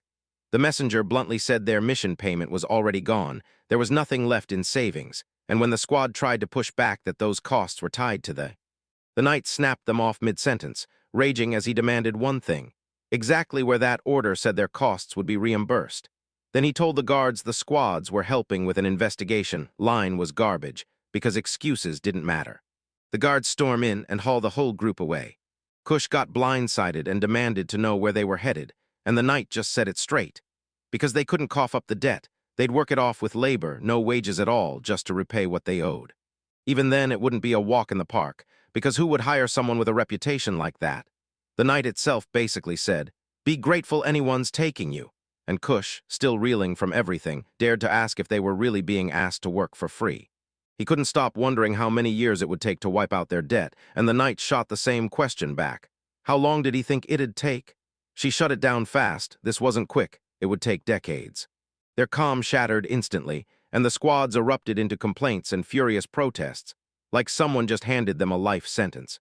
The guards didn't flinch. They grabbed them and dragged them off while they screamed in protest, and the knight snapped, "Start today," commanding the guards to work right then, and they swore they'd do it. Norris, trying to wrap his head around it, demanded to know what kind of job was waiting for them. That knight shot them a smug little smile and said, "With everything you've got going on, you'd better be grateful I'm not being cruel with these tasks, not until your transfer." They'd better not waste her brief kindness.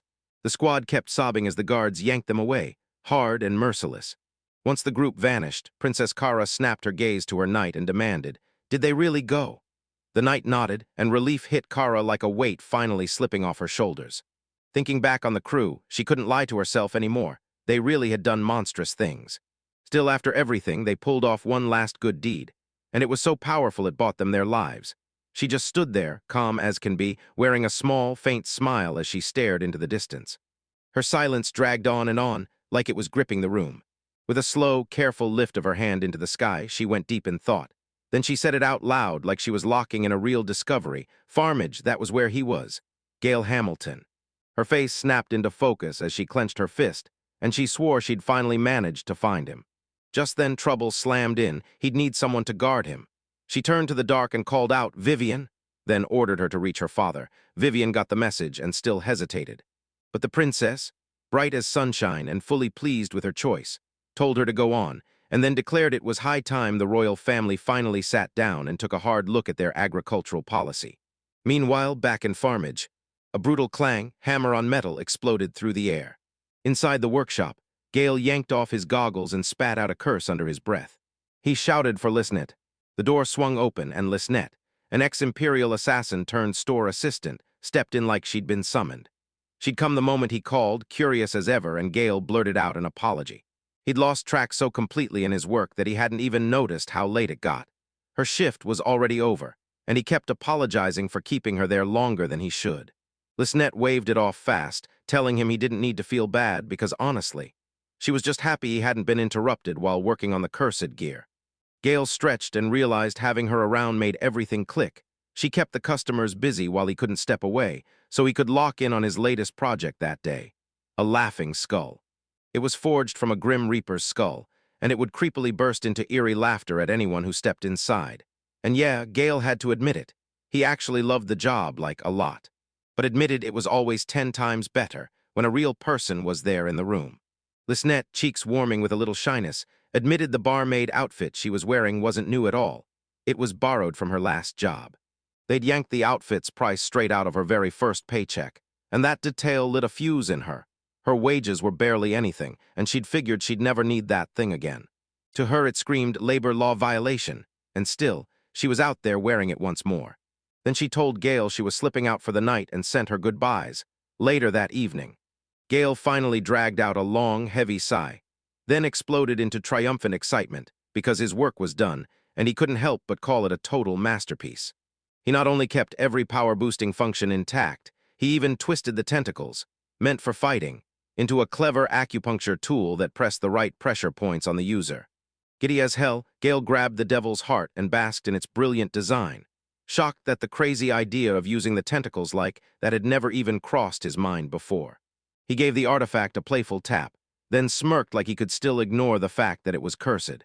He burst through the door, grinning as he said this cursed object wasn't like the rest. It could actually talk, but only in a quiet little voice and only once in a rare while. Gale spun and danced with a nearby skeleton, grinning because, for once, loneliness wouldn't hit him again, even when he flew solo. And the wild part? This was just 1/6 of the full heart, yet it still felt utterly mind-blowing. He was completely blown away by just how huge everything was, and it left him. The world is absolutely fascinating, and it demands to be seen. Still, he couldn't shake the feeling. There had to be even wilder cursed artifacts out there, just waiting to be unearthed. He burst out of the room with one goal: keep chasing fresh, unknown components and forge even more cursed creations. With his last wind still burning in his chest, he was ready to rip straight into his next project. With a tune humming in his head, he leaned back and grilled himself with the big question: what's his next move? He stared at the upgraded heart, wondering what it was supposed to become. Sell it if the right buyer showed up, or keep it safe for now, so he placed it by the window. A voice blurted out, totally stunned that the Demon King probably never dreamed he'd end up as a prized, top-shelf item someday. Gale froze and blurted back, "Wait, who are you talking about?" The voice snapped, "Yep, that heart once belonged to the Demon King," then hit Gale with the real question. "So tell me, why did you go and fix something this dangerous?" He was arguing that this artifact should have been locked up or smashed, and when Gale, way too calm, said he didn't have a real reason, just that it was his hobby, he stopped mid-sentence, because the moment he said it, something felt horribly wrong. He whipped his head around, and there was Gimli staring back at him. His eyes went wide with pure alarm, but Gimli just stood there, calm as ever, staring him down. Gale blurted out in pure shock, then flipped the script and greeted her back calmly. Still stuttering, Gale blurted, "How long have I been here?" And she answered. The second he declared the artifact a real winner and raved about its jaw-dropping design, Gale's embarrassment detonated. She clapped a hand over her face, mortified that she'd basically heard it all. Gimli finally admitted that all his chatting made her assume someone else was in the room, so she didn't speak up at first. And when she said it, he snapped that it was downright cruel. Gale steadied his breath and demanded to know how she'd slipped inside. He was certain he'd locked everything down, so the idea that Lisnette just forgot felt way too far-fetched. Gimli burst into laughter, and she told him she just slipped inside and handed the devil's heart right back to him, exactly like that. Gale blinked, totally lost, asking if she really had done it. Then it hit him and he gave a knowing chuckle like, "Yeah, that's why I never noticed." He stopped dead in his tracks. Wait, did she really just slip in here on her own? Gimli shot him a wicked grin, and he told her to quit staring at him like that, because deep down he knew damn well this was basically breaking and entering. Still unsure what she was up to, he demanded to know what she wanted. Was she here to buy something, or had guildmaster duties kept her locked up too busy earlier? But Gimli shot it down. She wasn't after that at all. What she really wanted was him. Gale spun toward her, totally baffled. Then Gimli dropped to one knee in front of him. He got even more baffled. Wait, what is this even about? Gimli freezes for a heartbeat right before she finally snapped and said his full name. With a solemn, steady voice, she praised his unmatched expertise in curses. She swallowed her pride and begged him to hear the Dark Elves' desperate plea. Gale froze in shock, because her usual carefree sparkle was gone. Sorrow flooded her face as she leaned in and made her request. Meanwhile, in the local tavern, Mora was so drunk she swore she was totally wasted. Then Sharina, buzzing with energy, shouted Gale's name, and Mora, slurring through her drunken bravado, warned them they hadn't reached his shop yet. But Sharon was buzzing too hard to care. She couldn't believe she'd bumped into Mora at the tavern, then groaned that Gale still hadn't gotten a real celebration. Mora, swaying along, nodded and suggested they hit a shop for a second route. Sharon scoffed and then called out Lisnette's sudden arrival, asking how Gale could be so clueless, especially since he was a curse crafter after all. Then he insisted it was fine, saying that with all the wine Lisnette had downed, she had nothing to fear anymore. Rocking up to Gale's workshop, Sharina slammed the door and shouted his name while Mora stepped in and barked, "Open up!" Sharina grabbed the knob, click, it was unlocked, and the two of them traded smug little smirks. Mora, still chuckling, went ahead and slid right inside on her own. She burst in glowing with energy, shouted Gale's full name like it was a command, and yelled that the party had officially started. Then demanded he come get drinks with them, while Sharon egged her on, urging her to go for it and teasing her about getting a kiss on Sharon's behalf. They crossed the threshold, and what hit them inside froze them in their tracks. Inside, Gimli clutched Gale in a tight, trembling hug. Gale jolted at the sudden interruption, spun toward them, and gaped in confusion. Then his eyes caught Mora, and he blurted her name like he couldn't believe his own sight, while Mora went stone still, frozen dead in shock at what she was seeing. Mora froze, staring as Gale got stuck in this super awkward hug from Gimli, barely dressed in her undergarments. And Gale, mortified and totally lost, blurted the exact same question like, "Wait, what is going on here?" Later, the crew finally huddled up for dinner, and that table was loaded. Food piled high, ready for a feast. None of the four managed a single word, just a crushing silence, so heavy it felt like it could snap the air in two, and Gale knew it. At last, Gimli finally broke the quiet. She told them that 1,000 years ago, the Demon King slammed a curse onto the Dark Elves, built to last a full millennium. And Serena, not exactly loving this gloomy buzzkill, snapped that she was annoyed even as she urged Gimli to keep going. She grabbed another drink and downed it while she listened, and Gimli pressed on, until the Demon King. Even though the so-called heroes crushed him 1,000 years ago, it didn't finish the job. He wasn't truly defeated, and he was nearly immortal. The fight didn't finish him. No sealing, no clean destruction. Instead, the heroes ripped his body apart and forged every piece into cursed artifacts and portable devil items, then scattered them across the world. Mora blurted out as it hit her, "Wait, it's real." The heart of the devil wasn't just a catchy name, it was the Demon King's literal beating heart, and Gimli sealed the truth with a smug, knowing smile. She told me the Demon King had gone underground, rebuilding his shattered body piece by piece in the shadows. His real target was resurrection, and those scattered artifacts were the missing pieces. But he wasn't doing it solo, he had pawns. Those pawns were magical beings bound to his very core, now known as the Dark Elves. Even trapped away from the real world, the Demon King's magic still loomed like a nightmare, and if they wanted to survive, they had to choose extinction or slavery. The Dark Elves had no real choice, so they crumpled under the weight of fate, shackled into allegiance with their ancient master. Even with death breathing down his neck, he still had to grab every last item, because one wrong move could trigger his resurrection. Gale chewed on the meaning, and yeah, it was bleak news, but it also gnawed at him. Why would Gimli come to him if legends like this still stalked the world? If threats that old were still standing, then where were all the other living heroes? People who could step in the way those champions from 1,000 years ago once did. He blurted out, "Can I even do anything about this?" And Gimli kept talking. Those cursed artifacts, devil items, had already slipped into the Dark Elves' homeland, and the brutal curse energy they unleashed had left the land wrecked and poisoned. Gimli's mission wasn't just about snatching the cursed items. She was also frantically hunting a way to purge the land of its dark sickness. And then, at last, she told Gale that her search had finally dragged her right to him, and that he was a curse crafter so terrifying he could choke down even the heart of the devil itself. Sharon and Mora whipped their heads toward Gimli, staring at her like, "Go on, what are you about to ask?" The room's sudden seriousness hit Gale hard, and she froze, deep in thought. He'd never looked this lost in thought since Gimli first met him, and my heart started to tremble. Had I really done the right thing by telling the truth, or had I just thrown my time away? Everyone feared those cursed artifacts like they were death itself, and they got avoided at any cost. So even the ancient empire locked away the heart of the devil, calling it a sleeping catastrophe that could never be safe. So tell me, was she really out of her mind to think it could be fixed? Were her hopes just dead weight? Would anyone even dare to hear her plea? And then Gale shattered the silence. With that tiny smile and a flash of curiosity, he bounced her earlier words right back at her. Yeah, there were more cursed treasures out there, like the heart of the devil, buried somewhere in the Dark Elves' homeland. The question laced the air with pure intrigue, and Gimli flinched at it, startled. Then she clocked it. Gale's eyes were blazing with excitement. She confirmed it. Every devil item the Dark Elves owned matched the heart of the devil in power and caliber, and Gale nearly burst with excitement as he declared he couldn't wait to get his hands on them. His brain was already sprinting through ways to forge even deadlier cursed masterpieces, and inspiration crashed into him like a tidal wave. No hesitation, he launched out of his seat, already spiraling with ideas of design and what it could become. Mora stared in disbelief like, "Are you really more worried about your cursed creations than the Demon King closing in?"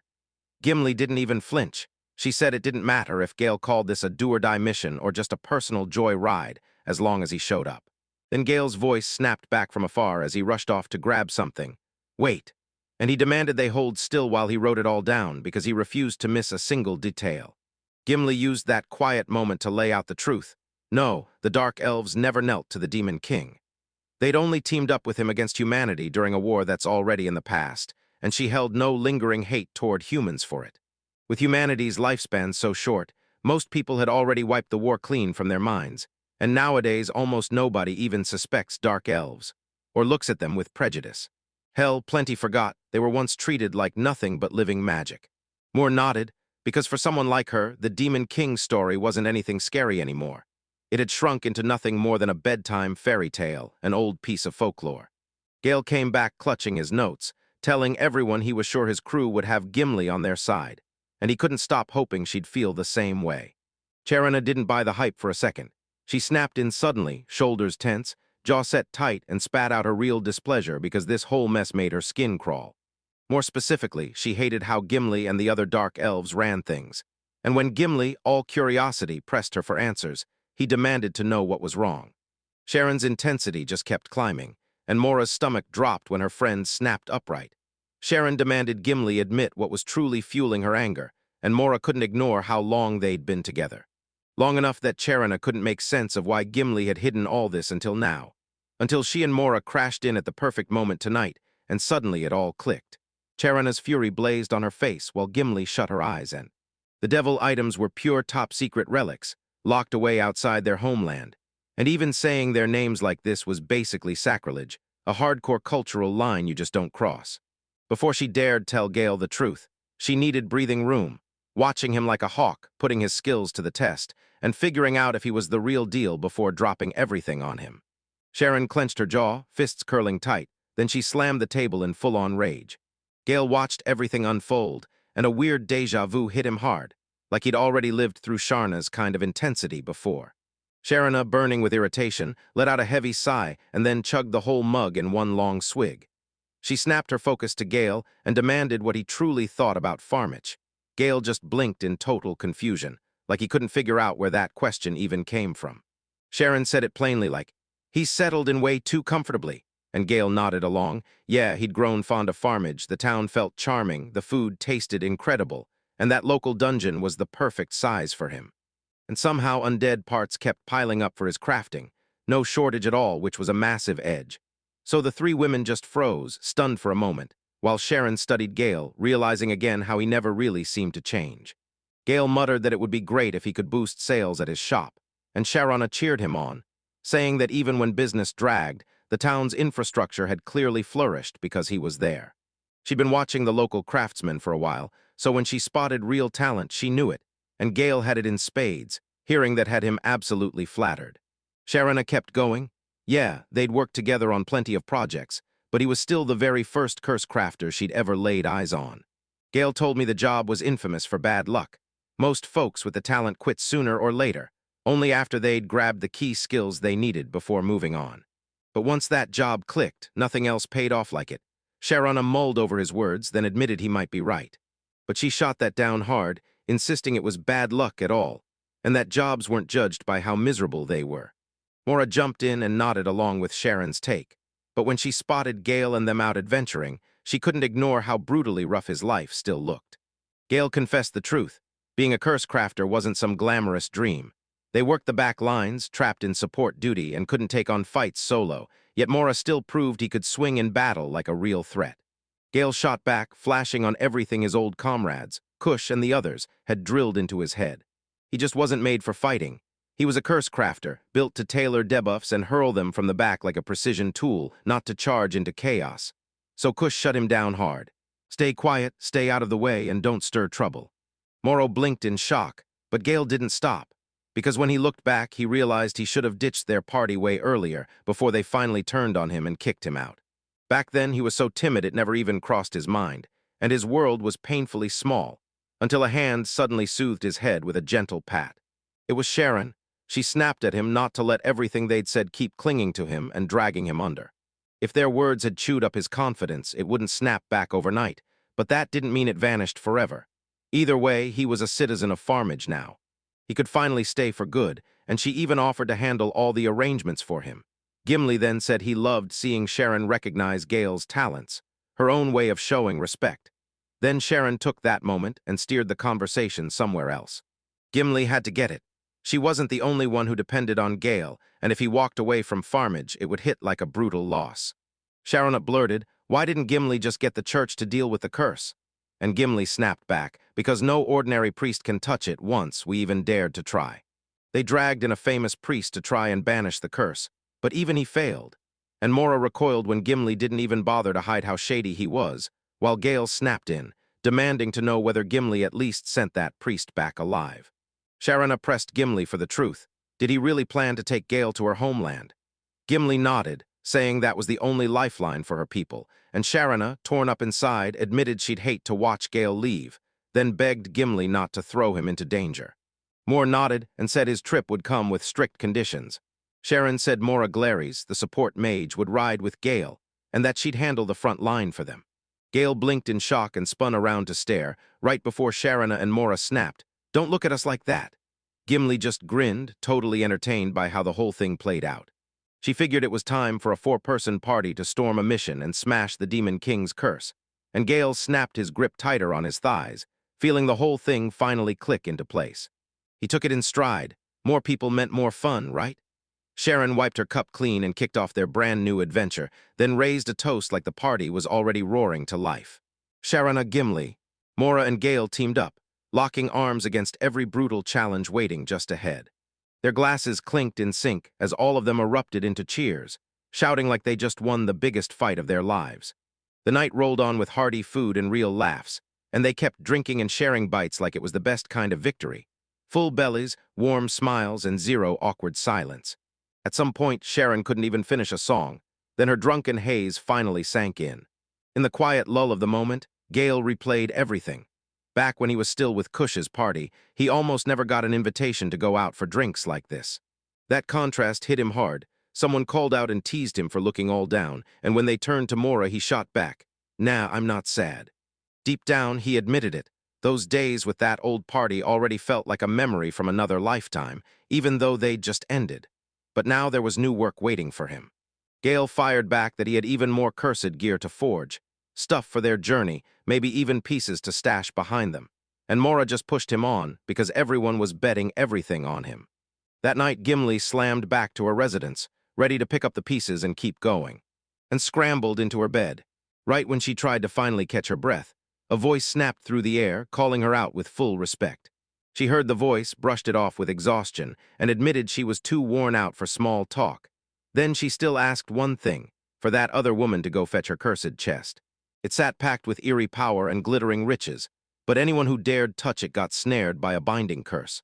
The woman froze for a beat, throat tight, then demanded answers as she grilled Gimli about his certainty. After all, Gimli had pushed herself to the breaking point to rip that object out of their homeland, paying a brutal personal price to do it. Then she dragged herself into confirmation with weary disdain, snapping it off as nothing but a useless waste of time. She couldn't stop thinking about Gale, the curse crafter, then let out a tiny laugh, because honestly, that guy was downright strange. And yeah, she'd even considered handing over every last treasure she owned, maybe even offering herself, if it meant getting him to cooperate. But it didn't get that far. Things were finally moving in the right direction, she thought. Gimli fired off a new order, ready to roll out the welcome for Gale in their homeland. The woman nodded, then slid a stack of papers into his hands, her usual report. Then she slipped back into the hidden passage again, giving a quick goodbye before vanishing. So Gimli was left alone, sitting up in bed. She tore through the report's pages, line by line, her eyes snapping over every sentence. And as the words warned that the monsters were growing bolder by the hour, she muttered, "This can't be coincidence." The instant she finished the last line, the paper erupted in scorching blue flames, burning itself to nothing before she could blink. And luckily, Gimli had already memorized every word. She started snapping everything into place. Those sorcerer cockatrices, that rampaging behemoth, and now even the Reaper himself barging in out of nowhere, on top of scattered devil items everywhere. Every single event snapped into place, linking together like fate. There's no way the Demon King could have just sat dormant for 1,000 years without something pushing him from the shadows. Something bigger, something buried, is actively crawling into the open. As the wooden floor groaned under her steps, Gimli hurried toward her desk, yanking a drawer open while grumbling about how deadly this was. Because right now, one slip could cost them everything. She decided to tap both the Dark Elves, secret network, and her own guild connections to dig up the truth. And the moment she thought of Gale, she knew his curse crafting skills couldn't be argued with. But his abilities were wildly uneven, one part blazing, the other falling way behind. In the thick of direct combat, he was right beside the helpless, yet the gear he'd built could tear a disaster-class ship apart. He was the very definition of extremes, powerless in one breath, terrifyingly unstoppable in the next. She stared at that twisted paradox, then clenched her hand and snapped the pin in her grip. So it wasn't a flaw in her, it was the twist in the world. How could someone this fragile summon a force that heavy? She jerked upright, hit hard by the weight of what she had to do. It's way too dangerous for her to escort Gale by herself, so teaming up with Sharon and Mara was the smart move. Their plan was simple: ride a river highway straight to the port, then hop on a ship to cross the inland sea. Because once they pushed past that point, the forest of darkness swallowed everything, vast and wild, packed with danger at every turn. Stepping into that place without the right prep is basically a death wish. The curse they're trying to shatter could crush them, and even getting close enough to see it will push them past breaking point. To Lady Minerva, Gimli vowed with a steel-cold promise. He would safely escort Gale Hamilton all the way back to their homeland. Far from the spot where Gimli swore that oath, a lone figure watched in silence, so much like him it was eerie. She was Lady Minerva, cut from the same kind of cloth. Gale got ready to leave, and Lysnette watched him with a heavy heart, mournful that her condition hadn't gotten better enough to let her go with him. Gale felt the Demon King's curse still clawing at her insides, and she knew it wouldn't fade overnight, so she chose to rest, grateful for the chance. As Gale dug into his bag and thrust out a rebuilt heart of the devil, it finally stopped wrecking its user the way it once did. Yet even with his upgrades, the cursed thing still hadn't been studied enough. He warned that if some regular person even brushed it, the thing would chew them up, mind, body, and soul. No mercy, and that's how brutally severe the curses were. For Gale, that shop wasn't just work, it was part of him, worth as much as his own life. Knowing Lysnette would be there, keeping watch, finally settled his nerves, but he still couldn't shake the fear that their stock might run dry before he came back. If it came to that, he told Lysnette to take whatever orders came and calm every customer, promising he'd whip up more as soon as he got back. Lysnette flashed a smile, but doubts churned under the surface since they barely had any customers, and she honestly didn't see it happening. So she still nodded along, throwing him a little comforting lie to put his mind at ease. She stood by the door, waved at him as he left, and watched his retreating figure vanish, still stunned by what an incredible person he really was. After taking on a curse that could have shattered his world, he marched straight toward a land crawling with even nastier horrors.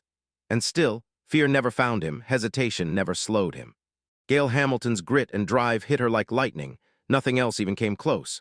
She quietly prayed that luck would ride at his side, then watched as Gale strode out, leaving the shop in Lysnette's hands. As he rolled up to the rendezvous, Mora waved at him, and he shot one right back. Sharana glanced around and saw the whole party was finally together, and Gale immediately pressed, asking if she could ditch her guildmaster duties for this trip. Sharana leaned in and reassured him there was no way the guild would fall apart just because she was gone for a little while.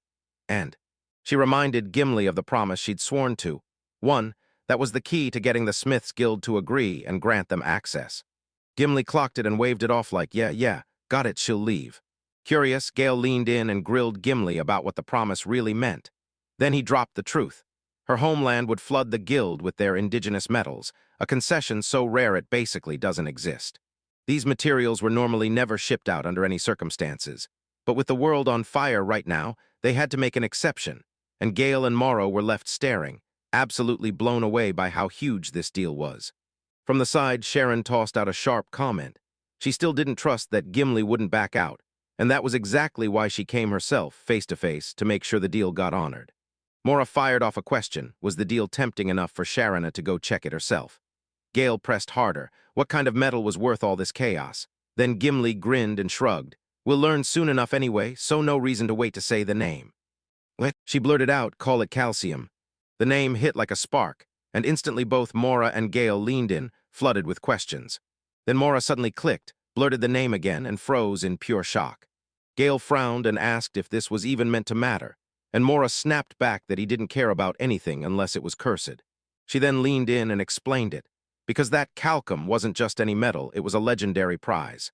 They say a sword forged from that metal could rival a whole castle in value.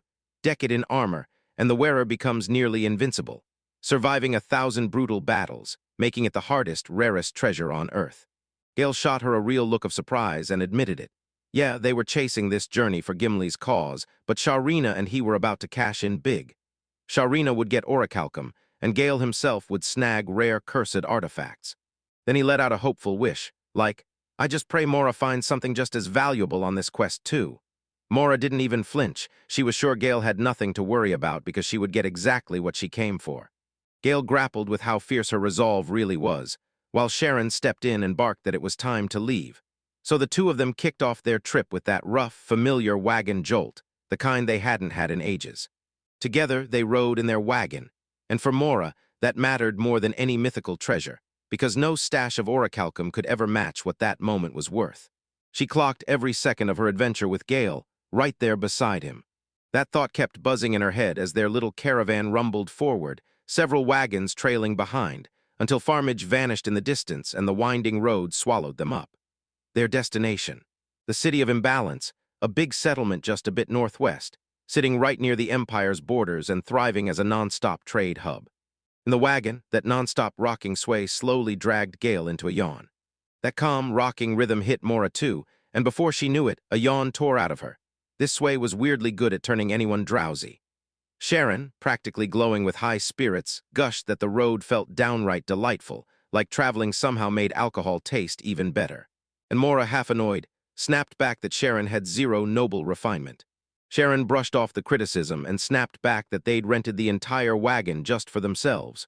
Sure, the inside was crammed with supplies instead of fancy comfort, but that didn't stop her from enjoying the ride her way. Gale clocked the early hour and told them to slow down, because the road ahead was still huge. Sharon shot back that she was just sipping to kill time, since there wasn't much else to do while they were stuck on the move.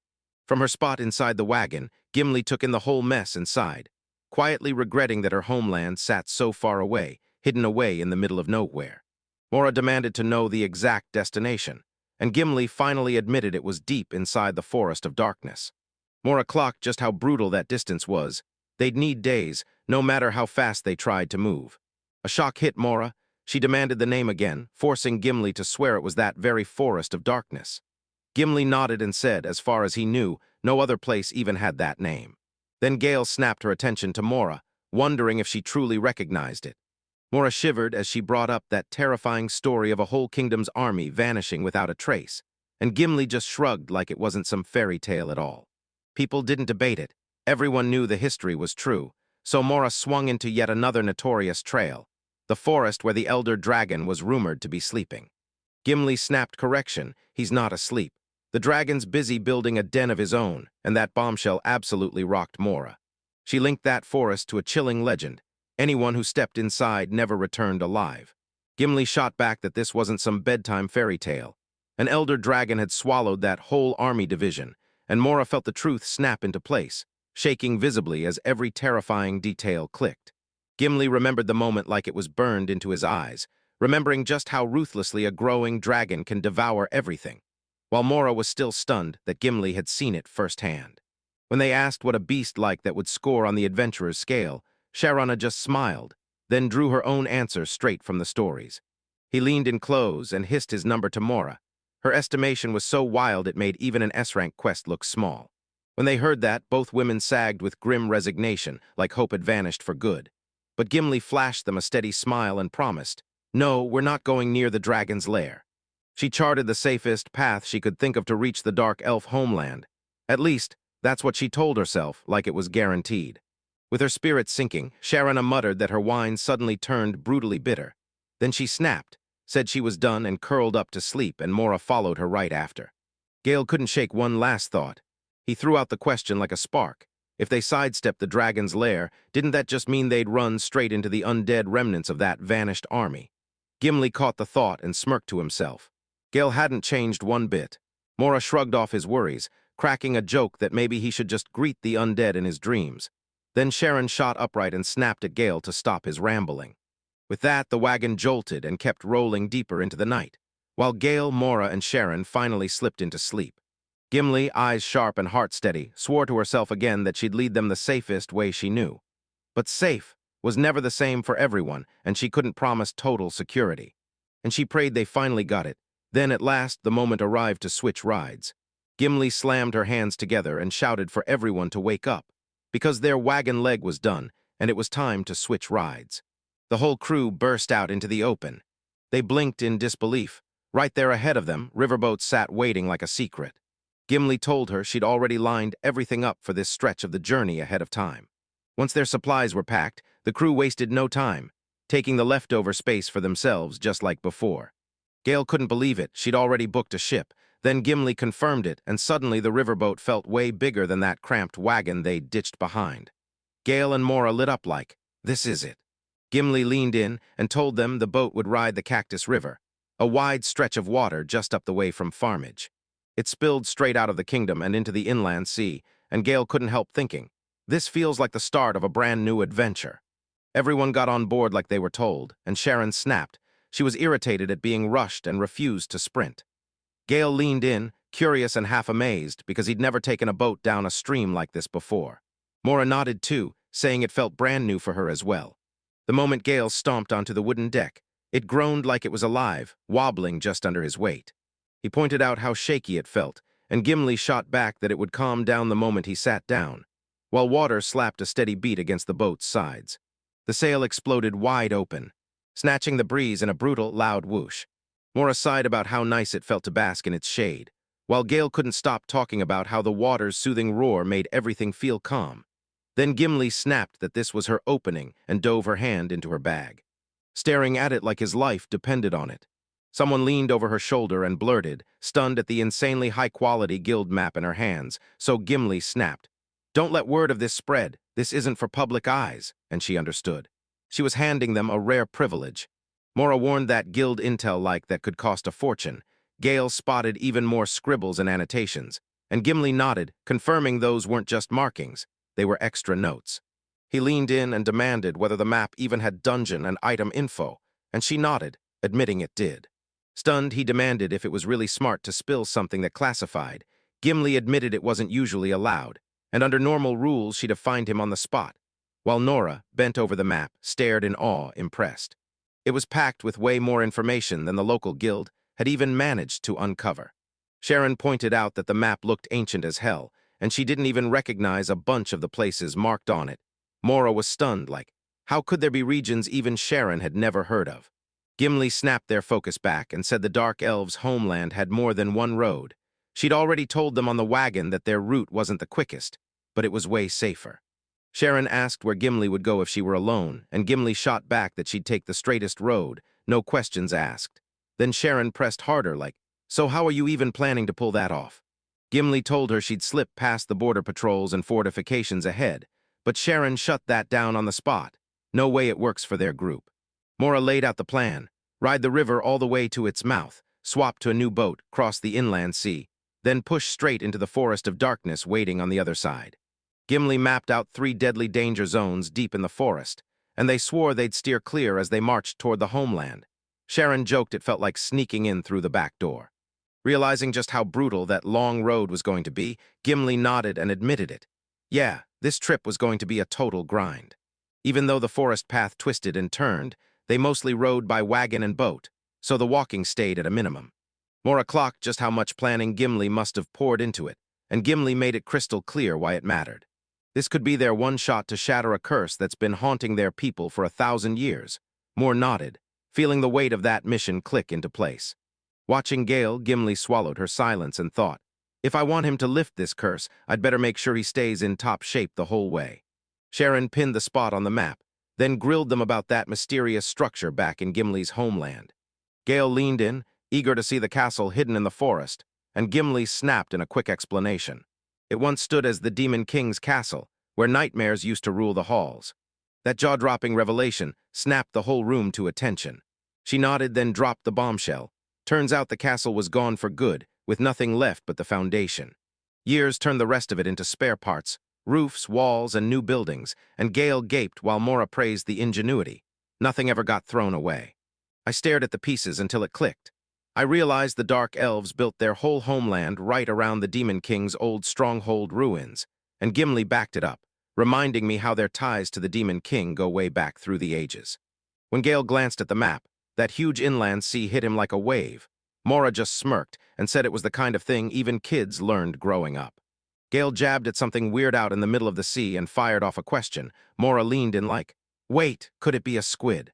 Sharana spotted something on the map, clocked what it meant, and pretty much predicted killer fishing. Then she imagined it would go perfectly with alcohol, and Mora and Gale snapped their focus onto her. Gale grinned and said he knew from the start they'd be foraging and cooking on the road, so he stuffed the sharpest knife he could get into his pack. Sharna nodded and Mora spilled the truth, that Gale was secretly a killer cook, so Gale lit up with pure pride. Gimli admitted the plan wasn't terrible, cooking on the road, but she still doubted that those squid would make a decent meal, and that doubt instantly raised eyebrows. She said the symbol on the map meant a kraken. Everyone froze in shock, and Mora instantly pictured that terrifying shipwrecking sea monster everyone feared. Charana couldn't believe the map wasn't just roots, it also hunted monsters. And the kraken? A legendary giant squid, famous for unleashing an endless wave of tentacles. Once it chose your ship, sinking was basically guaranteed. The truth hit Gale like a wave. If a beast like that ever showed up out at sea, there'd be zero way out, and the whole mood flipped fast. The thrill died instantly, replaced by raw terror. One girl panicked, yelling she wasn't ready to die yet, while another snapped that she was finished. Then she spun around and bolted home right away. Gimli told everyone to stay calm and reminded them they were a solid team. But Gale grabbed her with pure urgency, demanding to know if there was a way to dodge that kind of threat, and Mora piled on, pressing Gimli to admit whether she'd even planned for it. Gimli told them their road would ride a major trade path, one ship's used every day, slipping through trouble-free, so the others couldn't help feeling a real spark of hope. Gimli grinned and said they'd just have to pray their ship was one of the lucky ones, and Gale snapped back that this wasn't a plan, just blind hope. Sharana swore at the boat, and Mora swore she meant it this time, ripping into the crew to let her off. Gimli warned them, once you step aboard, there's no escape, period. And when the others pushed her harder, they demanded to know if she'd planned for this nightmare too. Gimli couldn't stop himself from thinking, if a kraken ever showed up, they'd be trapped with zero escape, and no real way to beat it. But there was no dodging this path. If she wanted to drag the whole party back to her homeland, she had to take it. Still, she clung to one bright advantage, Gale, a master cursebreaker with unreal luck and dodges so sharp they looked unfair. If a monster could never be beaten, then no worries, as long as she never had to face it. She was quietly banking everything on Gale, trusting him with her whole heart. Then, later that very day, the soft trickle of water started to whisper in the background. They pulled up at a steamy hot spring and let the heat hit them. Someone told Gale, "Don't peek where you shouldn't." And there he was, soaking in the spring's warmth like nothing could touch him, until that warning sat in his head. Realizing there wasn't a single crack in the fence to peek through, he just let himself enjoy the moment, pure bliss, because he never once expected to stumble on a hot spring along the way. Two men walked in, and one said Gale looked like he was having a blast, while the other grinned and called it the perfect chance to grab a drink and finally unwind. Where folks gathered, trade and buildings sprang up right behind them. Along the Cactus River, ports dotted the banks like pit stops, built mainly for the downstream sailors who needed to rest. The place was packed with tents and vendor stalls like a tiny traveling town, and as Gale scanned the scene, he couldn't miss how wild and lively it was. Then a man heard the woman call him Gale, stopped him, and demanded where he was from, and Gale said he hailed from Farmage, a town that lives and breathes agriculture. The man leaned in and said he and his buddy were traveling merchants, and when Gale grilled him about what they sold, he admitted he'd even opened a shop with his own name. Real work, he said, the kind that breaks you before it rewards you. The talk shifted to what kind of store he ran, and Gale leaned in to explain it was a wild little curiosity shop, one-of-a-kind stuff you'd never track down anywhere else. Yet sales had crawled, and the two men beside him shot each other nervous looks. One of them admitted that even top-notch goods don't automatically sell, and he genuinely felt for the struggle. He said picking and stocking the right stuff was only half the battle. The real magic was figuring out how to sell the shop and make people walk in. As they poured drinks, the man kept talking, hammering home that awareness is the real key. Gale grabbed the offered drink, thanked him, and admitted it was a lesson he'd remember, then said he'd focus harder on marketing when he got back. Meanwhile, Liz, the woman running the shop, was still recovering from an illness. He guessed the empty customer flow might be a blessing in disguise. Fewer crowds, less pressure on her as she healed. One of the guys charged off through the spring water and joked that he was ditching his beloved wife for fresh inventory, and the other laughed, grilling Gale like, "Are you here to complain about her or brag?" until Gale shot back that he was asterisk hunting items, but Liz was not his wife. He took their advice to heart and asked their names, but they brushed him off, swearing they weren't anyone special at all. Gale said he couldn't wait to meet them again. Then he walked off. One of the men leaned in and demanded whether he'd noticed the detail, a curiosity shop packed with rare, one-of-a-kind goods. That sounded like the perfect lead for their next target, and his brother nodded in agreement. Next, they sprint straight to Gale's shop and his pharmacy. Gale didn't realize it yet, but he'd just run into the Walther brothers, infamous bandits who dressed like harmless traveling merchants, smiling sweetly as friendly traders while quietly plotting their next big heist. Their next target was the very store Liznette was guarding. Right as that happened, Liz felt something wrong in her gut, snapped her head around, and her eyes went razor-sharp. Meanwhile, at the hot spring, Gimli splashed herself with steaming water, and Sharana, burning with curiosity, blurts out, wondering what kind of bond Mora and Gale really have. Mora blinked in shock, wondering where that question even came from, and Sharana shot back with a cheeky grin, because love always pops up on the road, and basically mocked the whole idea. The first time Sharon saw them, she'd assumed they were some young lovers from the capital who'd run off together, but Mora shut that down hard, saying their meeting was nothing more than a total accident. She ended up swapping into his old adventuring party, bylaid the moment it turned miserable, hopped on the same wagon as him, and that twist gave him a shot at what came next, farmage. Then Mora snapped, wait, did all of this really just happen? But Sharana wasn't buying it, because the more Mora thought it through, the less it sounded like chance. Their whole situation practically screamed elopement, but Mora shut that down hard. She swore it wasn't anything like that, and that Gale wasn't some villain at all because he'd actually helped her a ton. Gimli jumped into the moment with a grin, amused by the fact that after all those close calls with death, it felt like the start of some blossoming romance. And she just sat there, smiling like she was loving every second of it. Mora groaned through gritted teeth, furious that even Gimli had started teasing her. Mora sank deeper into the warm water, her cheeks blazing, and she insisted, if anyone had to label their bond, that it was simple. They were just friends. Just friends, nothing more. Sharon and Gimli traded those loaded looks, and Mora clocked it instantly, demanding answers. Sharon only smirked and said they'd remember like that was the whole warning. Take her word for it. Gimli fired off a teasing question, basically asking if Mora and Gale were just friends. Then did that leave the door open for other people to go after him? Sharana nodded along, brushing it off like it was nothing, saying Gale was so talented he could even end up inheriting her guild one day. That idea hit Mora like a punch to the gut, and she blurted, inherit the guild. Wait, if Gale took over the Smith's Guild, does that mean Sharon would have to take him in too? She blurted out, and the question hit Sharon like a punch, igniting pure outrage. Irritation burned in Sharon's chest as she splashed water at him. Mora shot out a quick apology, insisting it was only a passing thought. After all, dwarves and elves lived longer than humans, so wouldn't that make sense age-wise? Sharana snapped, enough, shutting her down hard, and from the sidelines Gimli couldn't resist a snicker. Sharana whipped around to glare at her next, demanding what was so funny. She called out the obvious like it was right in front of their faces. Because lately, Gimli couldn't stop staring at Gale, and you couldn't miss it. She even dragged them back to that night when she and Mora slipped into Gale's shop, pressing them to remember that whatever Gimli was trying to pull back then is still a total mystery. Gimli laughed it off, admitting she had a point, and letting slip that Gale was undeniably charming. Then she smirked and warned if Sharon or Mora wanted to snag him first, they were more than welcome to try. She was knee-deep in a curse that had lasted 1,000 years, and somehow, she'd gotten so used to it, it felt second nature.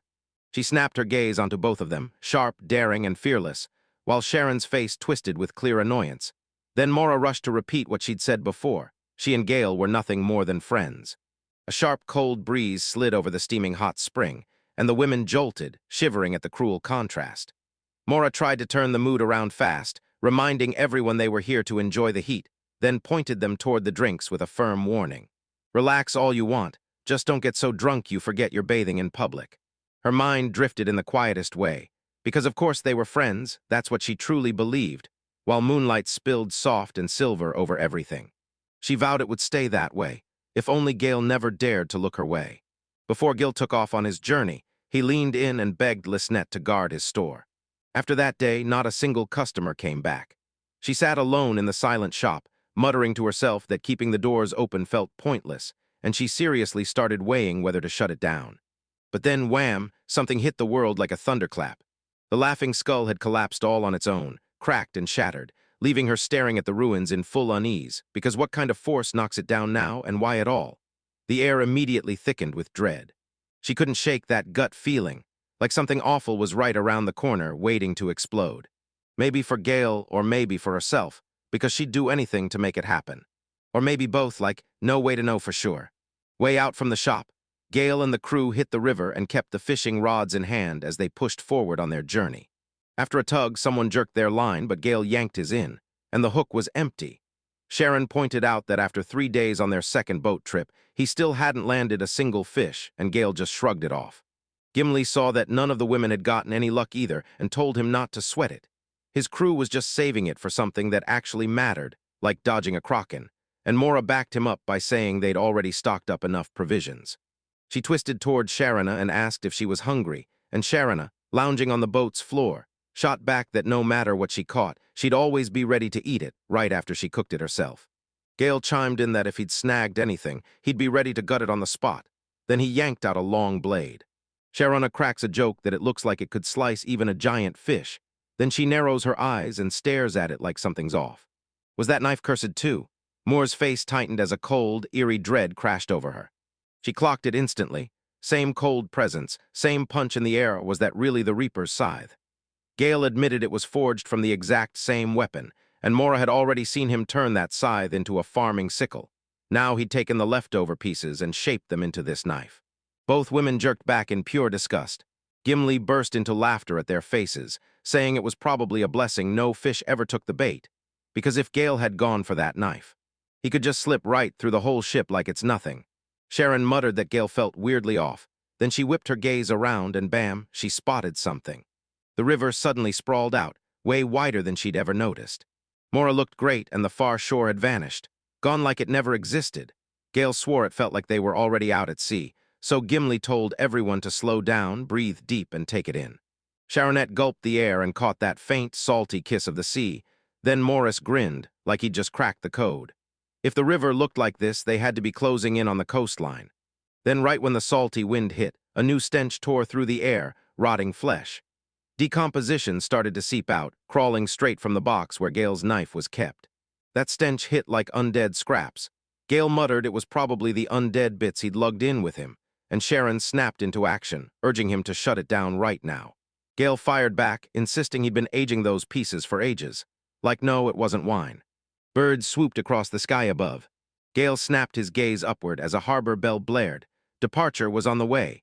Then fresh signals rolled in over the steady slosh of the waves. Fishmongers shouted their catches to the rooftops as sailors stumbled around, drunk and bickering like a storm in human form. Gimli told them, "We'll be dropping anchor any minute, right at the harbor where the river spills out." The port they'd been chasing sat right up ahead. Once their boat slipped through the river gates, they started closing in fast. Everyone stared in total awe, while Gimli burst out laughing, each of them wearing the exact same stunned grin. She ordered them to hold up for a sec, then stepped off the boat with her bag clutched tight in her hand. Sharana's eyes narrowed hard. Was Gimli really ditching them? But then Gimli snapped back and told them to stay right by the wharf while she hunted for a merchant ship they could jump aboard. They finally rolled into Port Nanan, a buzzing seaside town where seabirds screamed overhead. And this place was the kingdom's front gate, linking the giant inland sea to far-off lands beyond. Gimli came back in a rush, shouting that he'd already spotted a merchant ship they could board. And this time, luck finally leaned their way. And right after she mentioned it, a few rumors hit the group like lightning. Everyone snapped to attention fast. The loudest buzz? The Kraken had shown up just recently, smashing and sinking a warship tied to some mysterious force nobody could name. The others only shot her grim looks, not buying Gimli's juicy rumor for a second. Gimli snapped that the real luck wasn't the Kraken's hit. It was what came right after. The merchant captain said the thing didn't strike often, and when it finally did, it would usually go silent for a stretch afterward. Moram tossed out that the Kraken might just be craving a good release, maybe even a little exercise, and Gimli shot back with a dry bite that idea means nothing to its victims. Still, the chaos had cleared the sea route for now, and the ship she'd lined up was already getting ready to slip out the moment the waters went quiet, pointing it out across the harbor. This vessel looked like it had survived a dozen storms, patched up sails, battered and worn down to the bone. It screamed this thing's been through everything, signs of 1,000,000 miles and non-stop repairs, and from far away it looked totally doomed. Right beside the ship, puffing smoke like he owned the night, stood its captain, Captain Nick, dead calm and utterly in control. Mora and Sharana stared at his face, their expressions wobbling with doubt, and Mora whispered that he looked like the kind of man who'd turn this into profit, betting the Kraken would stay away, while Sharana snapped that he'd squeeze value out of whatever lemons fate threw at him. Gale didn't back down. He told everyone to get their gear onto the ship, then volunteered to handle the transport himself. He grabbed a worker nearby and asked where their storage was, then rushed off to collect the party's supplies while he was briefly distracted. Sharana leaned in, dropped her voice low, and suggested they use this exact moment for the real, serious talk. She spoke up and confirmed what everyone already feared. This sea route was their only shot. Gimli shot them a smug nod, and Sharana cut in fast, like, "I didn't build my guild out of luck." She knew the whole operation from the planning to the logistics. Mora couldn't tell where Sharana was steering that point, but Sharana kept going, laying it out that unlike dark elves, most of them couldn't slip across the borders without getting caught, and they definitely weren't getting an official green light from any country. Their target was the Forest of Darkness, buried deep inside a tangle of political power and magic. Sharon's voice dropped even lower as she shot Gimli a quick, sideways glance. Two guards stalked nearby with hard, stern faces, eyes locked, minds sharp, and the whole area felt swamped with extra guards like something big was about to go down. Sharon caught the rumors swirling fast. More soldiers were pouring in, the kingdom was acting off, and the empire was suddenly turning up its activity. Mora's eyes widened, both the kingdom and the empire moving at once. What on earth could be shaking them both? Sharana admitted it was still just rumor. But the word on the street was wild. Someone tried to hit a top VIP in the capital, and that was just one spark in the bigger war already brewing between the two nations. And at the center of it all were ruthless, game-changing artifacts. Sharon nodded as if she already felt the danger. People swore these things were strong enough to rattle whole nations, but nobody could say what they really were. Still, the items started slipping into markets, black market or otherwise. Mora clamped her hand on Sharon's shoulder, visibly shaken by the way the word market had been thrown around. And Sharon just sighed, rolled her eyes, and told her to stop wearing that jittery look. She didn't sell any of those relics, but she swore the kingdom and the empire really were locked in a staring contest over them. Just like Gimli's latest bombshell. The warship that the Kraken sank was tangled up in all of this, too, and Mora froze, asking if this was serious enough to pull the Navy out. Gimli shot back with a blunt certainty. No matter the details, it was crystal clear. Both countries were going all in to keep those artifacts from getting into the wrong hands. Mora gave a quick nod. Yeah, that tracked. So Gimli backed it up. All that extra security, plus the Navy hanging around, meant that warship was probably on patrol, shutting down any chance those artifacts could slip off the continent by sea. A tight, sharp frown, instant trouble for their crew. No decent land routes near the border, so what's left? One ship, just this ship. Their only lifeline right now. Sharon nodded to confirm it, and Mora spelled it out right after. No riddles, just the truth. With everything going on, the sea route wasn't merely the best move, it was the only lifeline. Sharana said they'd be crossing a bunch of nations on the way to the forest. But she didn't buy that any of them would go as far as banning all regular travel. Trade still had to keep moving, even when things turned tense. Mora dropped her gaze and her brows snapped together. Something had gone terribly wrong. Just a while ago, the kingdom and the empire were still getting along, so what in the world happened? Gimli nodded along, because from what she could tell, even if power plays were spinning behind the curtains, the surface looked totally calm and balanced. Sharon nodded exactly. And just as that shaky piece started to slip, rumors hit like a bomb. Artifacts were coming. The kingdom and the empire had kept a brutal but stable stalemate for ages, power for power, evenly matched, but drop items that strong into the mix, and that fragile balance could snap in an instant. Gimli let his voice slip a notch, because right now the whole chaos was being driven by two figures. No myths, no exaggeration, standing right in the middle of the world's collapse. One was the Demon King, hunting his own resurrection so he could seize dominion over everything. And the other one stayed faceless, slipping those artifacts into the world, shattering the balance of global power in ways nobody could predict yet. Sharana snapped out a frustrated breath. Who in the world would think to pull something like that? And honestly, it wasn't just her. She'd seen it on everyone else's faces, too. She wanted nothing to do with national affairs. None of them did. Gimli nodded along, but for their crew, the Demon King stayed the main target. No matter what they'd learned about Gale and the cursed gear he cooked up, they still refused to link the two, because the guy with that weird job, his awkward charm, his wild inventions. None of that fit their dream of steering the world from the shadows on a grand scale, not when they could see the bigger picture. Gimli snapped out of her thoughts and told Charana, "We should grab our own supplies," and Charana nodded right away. Because they couldn't let Gale Hall carry everything by herself, and no matter what, they needed to load up before the ship even pulled out. She yelled for them to hold up. Then right away, those heavy, thudding footsteps hit the ground, shifting and dragging like someone was closing in. All three women whipped around at the same time, startled by the blast. Then their eyes flew wide in perfect sync. There was Gale dragging every last scrap of their supplies behind him, packs piled high, tied tight, ready for war, like a beast that couldn't stop moving. Then he whipped his head back at them, eyes full of confusion and a sharp, eager hope. The three just stood there, silent as stone, their faces caught between jaw-dropping awe and pure disbelief. Charana murmured that what he was hauling could barely count as enough for a real adventure for 4 people. Gale stammered, Gimli leaned in, totally baffled, and they both had to wonder. Was that seriously the normal carrying limit for a human?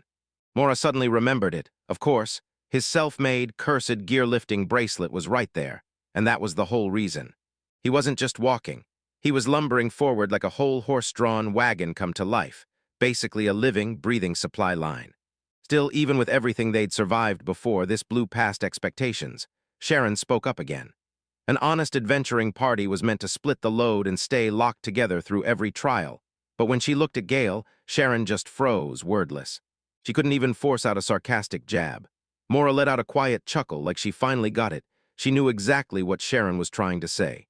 Gale let out a sheepish groan like, "I'm not trying to be weird," but he was just trying to help, while Gimli just stared at him in silence, stunned that even Gale's so-called general purpose, cursed junk, could blow past ordinary expectations. Everyone saw him as quirky, eccentric, even weird. But what if his creations weren't just strange? What if they could actually flip the whole world upside down? He'll clock your stare the moment it lands on him. He leaned in and asked if something was wrong, and Gimli jolted out of her thoughts. No, she insisted, refusing to let that future ever happen. She shook her head and cut the idea off at the root. She shrugged it off like it was nothing, just lost in her own thoughts. Then she straightened up, ready to go. Meanwhile, 2 guards marched toward the group, one swaying like the night before still lived in his bones, the other openly admitting he'd absolutely overdone it, grumbling that those patrols under the brutal, scorching sun were becoming straight-up unbearable. Elsewhere, Gale and the crew scoured the area with sharp eyes, double-checking every corner like it might bite back. When the guards closed in, they demanded to search the group's luggage before they could board the ship, and Gimli couldn't help but stare. Getting grilled by guards felt totally out of nowhere. They handed them the first spot in the volunteer line. As the guard ransacked her stuff, he spotted tools and immediately figured out she was a blacksmith, so he nodded with relief and thanked her. Then he shouted for Gale. He stepped forward with a friendly grin that practically welcomed everyone in. During the inspection, the guard ripped open the scene and uncovered a horrifying stash of dismembered body parts.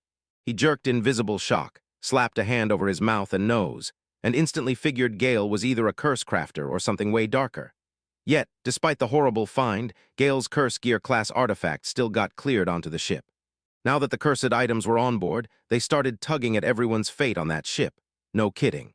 The guard looked rattled and shoved them away, snapping that just staring at them felt like staring into danger, but Charana shot back that his reaction was just plain rude. Later, the whole crew huddled together on the ship as the sea slapped and splashed all around them. Then Gimli spotted a crew member closing in fast. The man bowed politely, then admitted with a heavy sigh that he should have spoken way sooner. He introduced himself as the ship's bosun and swept them aboard, telling them this old vessel had survived countless long voyages and still ran true, and Gimli practically breathed easy at his reassurance. He added that even though the sails looked battered, they were rigged with deadly precision to grab every last gust. Gimli stared at the ship's massive storage, and when the bosun explained that the heavy cargo kept the whole vessel steady in raging waters, he clocked a beautifully crafted ballista sitting on deck, only for the bosun to add with hope in his voice, "Let's pray we won't need it." Another crewmate called him over, and he shot back an apology, promising he'd pick up their talk later. Gimli waved him off, and the moment he left, she realized the ship wasn't nearly as miserable as she'd feared. Gimli whipped around and found Mora and Sharina swaying like they'd just stepped off a stormy deck. Mora, saying the ocean waves scrambled her senses worse than the river ever did. while Sharina admitted with a bittersweet cringe that she missed the riverboat's rocking toss and turn. Gimli turned to check on Gale, and to his surprise, she looked completely unshaken. He grinned and told me his secret. He was wearing a necklace built to cancel out the shake. Mora snapped that the necklace looked like a pair of women's hands closing in to choke him. Gale spilled where the thing came from. It was forged from the hand bones of a woman married to a sailor, and every single day she sank to her knees at the Cape, praying hard for her husband to come home alive, no matter how wild the weather got. Mora stared at the necklace and felt it like a sign meant for prayer. But Gale shut her down, and the truth, way more tangled, way more intense than she'd ever guessed. The sailor was running a double life, blowing his money on reckless gambling in port after port, and juggling his affairs with a string of mistresses until it all came to a head. The fallout from his lies slammed into his wife through ruthless debt collectors and left her drowning in shame and scorn. Then, when he finally came back, he actually believed his trick had worked. His wife met him with raw fury. She grabbed his throat and demanded an answer, while Mora, shaken, waved him to stop, admitting she'd asked for it but couldn't bear every grim detail. Sharina stared at the necklace and felt nothing but rage radiating from it, not devotion. Gimli decided that no matter if it was meant for a far-off lover's longing or for punishing someone faithless, it was still doing its job, keeping Gale locked steady.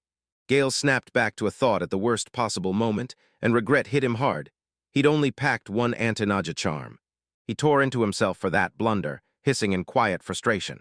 Because Sharon had already waved off his guilt, and even Mora, still reeling from the sea, admitted seasickness stinks, but said Gale was the only one who stayed totally unfazed, all thanks to the charm. Their backs tingled as a sudden storm of hurried footsteps came pounding down behind them. Two crewmen sprinted over, dropping into action at once. One yanked the sail into position while the other jabbed a finger toward the horizon, calling out that something was finally there to be seen. Sharna tried to decode why everyone was panicking, wondering if land was close by, but Gimli shut that down fast. There were still at least 3 more days on their journey. Sharina let out a sharp sigh of disappointment. Then her eyes snapped to something strange out on the open sea. A strange object, or just a dark silhouette, floated in the water, and it instantly hooked her attention. Gimli leaned forward, squinting hard into the distance, but the shape still wouldn't come into focus. Another ship, maybe, she muttered, while Sharon kept to herself that trade routes meant run-ins with other vessels were basically inevitable. Gale muttered darkly that it had to be some pirate ship, but Mora shot it down cold. Then, out of nowhere, a bell ripped across the whole ship. That sharp clang tore through the air, ringing in every ship nearby like a fire alarm. Gale wondered if it was a warning. Sharon groaned, her head already pounding from the seasickness. The bell crashed again. This time the ship's alarm actually meant something. A huge, sketchy object had been spotted, and every crew member snapped into position as orders flew. Sailors snapped into action with drill-like precision, loading the arrows one by one, ready to unleash them. Weapons were already locked in place, and every battle station snapped into action. Sharina blinked in disbelief at how dead serious the crew was. Mora even demanded, out loud, if pirates were still roaming after that brutal Kraken attack that sank a Navy ship, and Gales's worry surged because going up against pirates was absolutely no joke. Tentacles burst up from the water, and Gimli's mind instantly flashed back to her informants. Sea monsters had been going wild lately. Her nerves snapped tight as she fought for control, forcing a shaky laugh out like it might shatter any second. The captain, locked in and wide awake, snapped that a mysterious object had just appeared on the horizon. He peered through his telescope, and when he finally saw it clearly, dread hit, confirming the Kraken was real. The same beast that had torn apart the naval ship was now charging straight at them at a terrifying pace, and Gale couldn't believe it. This thing wasn't supposed to show up again that fast. Mora scoffed, calling out how the earlier reassurances were dead wrong, and Sharon gasped as the monster roared closer. As it pushed farther out of the sea, its massive, impossible size froze every single one of them in stunned silence. A monstrous splash erupted as it broke the surface. Gale got knocked sideways by the sheer sight of it, because this wasn't just big, it was colossal, probably the size of their own ship. He couldn't stop wondering if the Demon King's revival was real, or just a cruel trick. He was pushing his power everywhere, from monster haunts on land to horrors that hid under the ocean. And when the captain sensed the danger, he snapped orders for the crew to scramble and set the sails. They had to go full throttle, no other choice. Panic cracked his voice as he demanded to know why the Kraken struck again so soon after the last disaster. But Gimli knew this wasn't the moment to hunt for excuses. Figuring out origins could wait, because one delay right now could cost lives, and survival was all that mattered. One crew member stepped up to take on the beast, even though everyone knew it was a dead end, and the captain slammed the order, full starboard. The sails snapped tight in the wind, and the ship blasted forward like it had found its second wind. The Kraken let out a bone-chilling, unnatural roar. Then it exploded beneath the waves and disappeared. Moments later, they popped back up, and there it was right in front of the vessel. One sailor finally grasped how bad it was. The Kraken didn't just catch them, it outplayed them. The captain saw its terrifying speed and couldn't look away. Gimli remembered this wild fact. Squids were lightning fast in the sea. Those side fins let them hover on a dime and rocket forward with insane agility. The Kraken loomed over the merchant ship like a nightmare made real, and its terrifying presence sent everyone into chaos. Then, without a second to waste, its massive tentacles slithered onboard and the full, horrifying form snapped into view. 2 long feeler arms, and from the dark depths, 8 colossal tentacles erupted outward, twitching like they'd never end, writhing through a sick, glistening slime. The beast lunged for the ship's pillars. Then, with a horrifying snap, they split apart, and Gimli instantly understood what that meant. The ship was doomed. Screams ripped across the deck as panic detonated through every passenger and crewmate.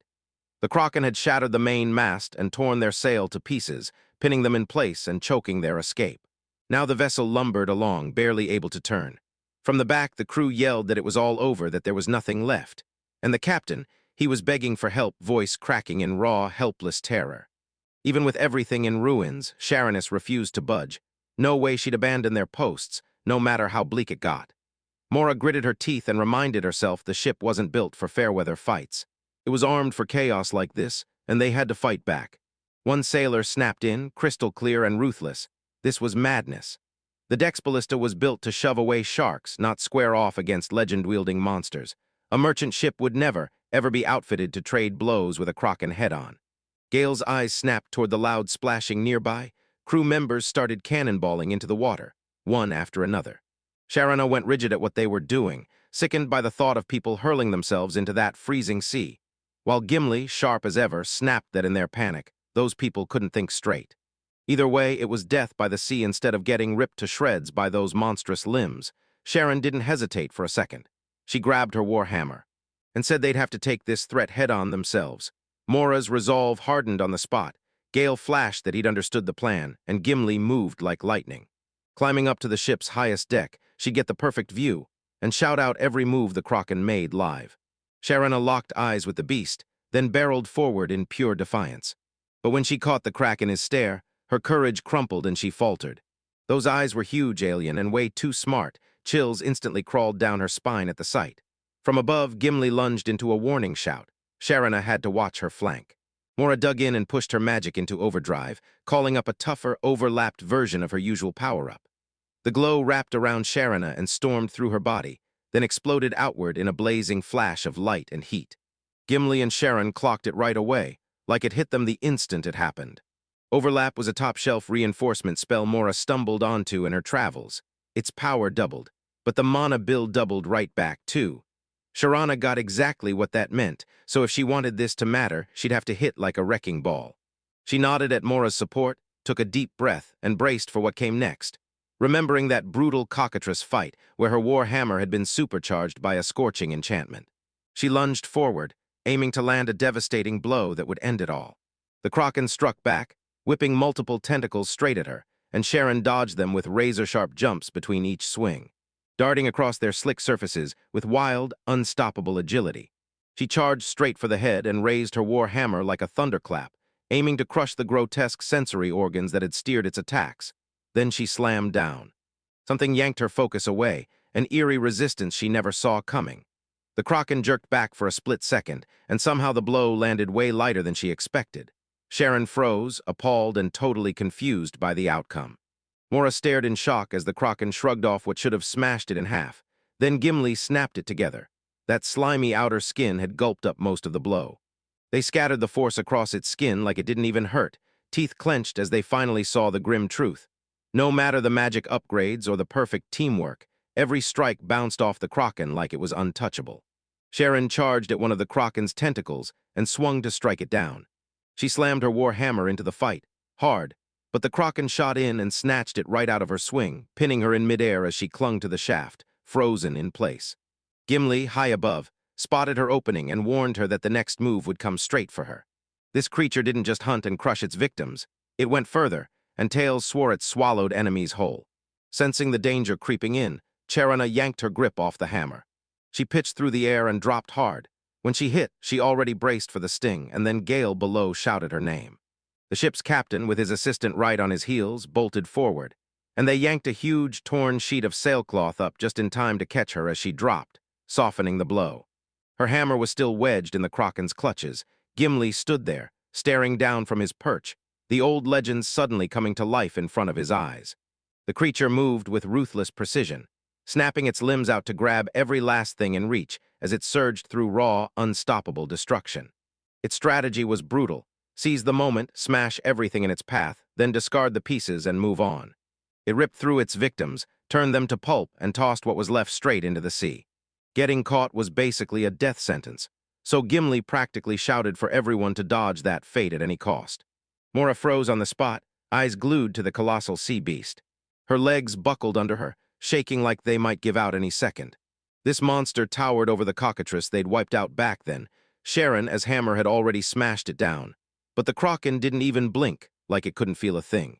And to make it even worse, they battled that monster in its own backyard, out on the open sea, where it had every single advantage. Then the Kraken snapped its gaze onto Mora. Gimli's focus snapped into place, and in that instant he knew exactly what was going down. Squids weren't just big and brutal.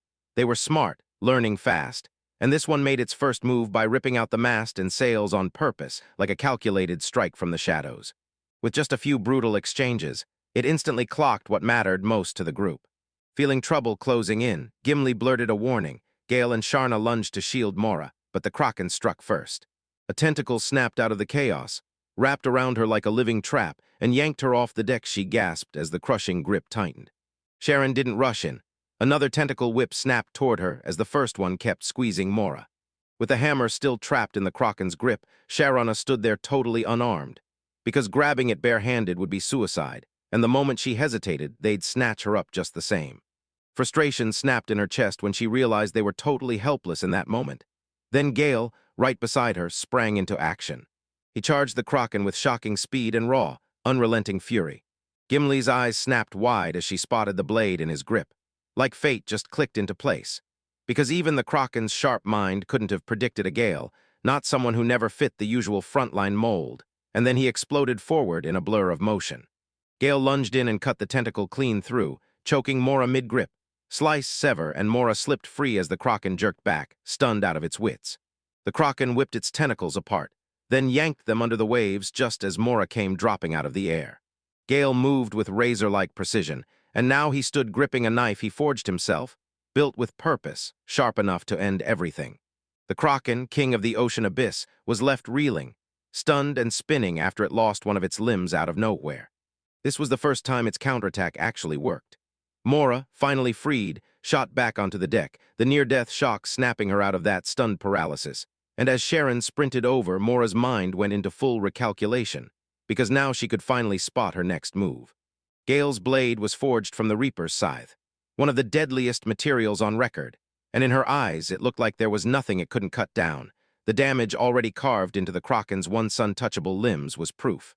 Because that blade only hits hard up close, Gimli decided to stay high and watch every move the Kraken makes, while Serena steps in, goads it, and drags out the last limbs, just long enough to carve a clean opening.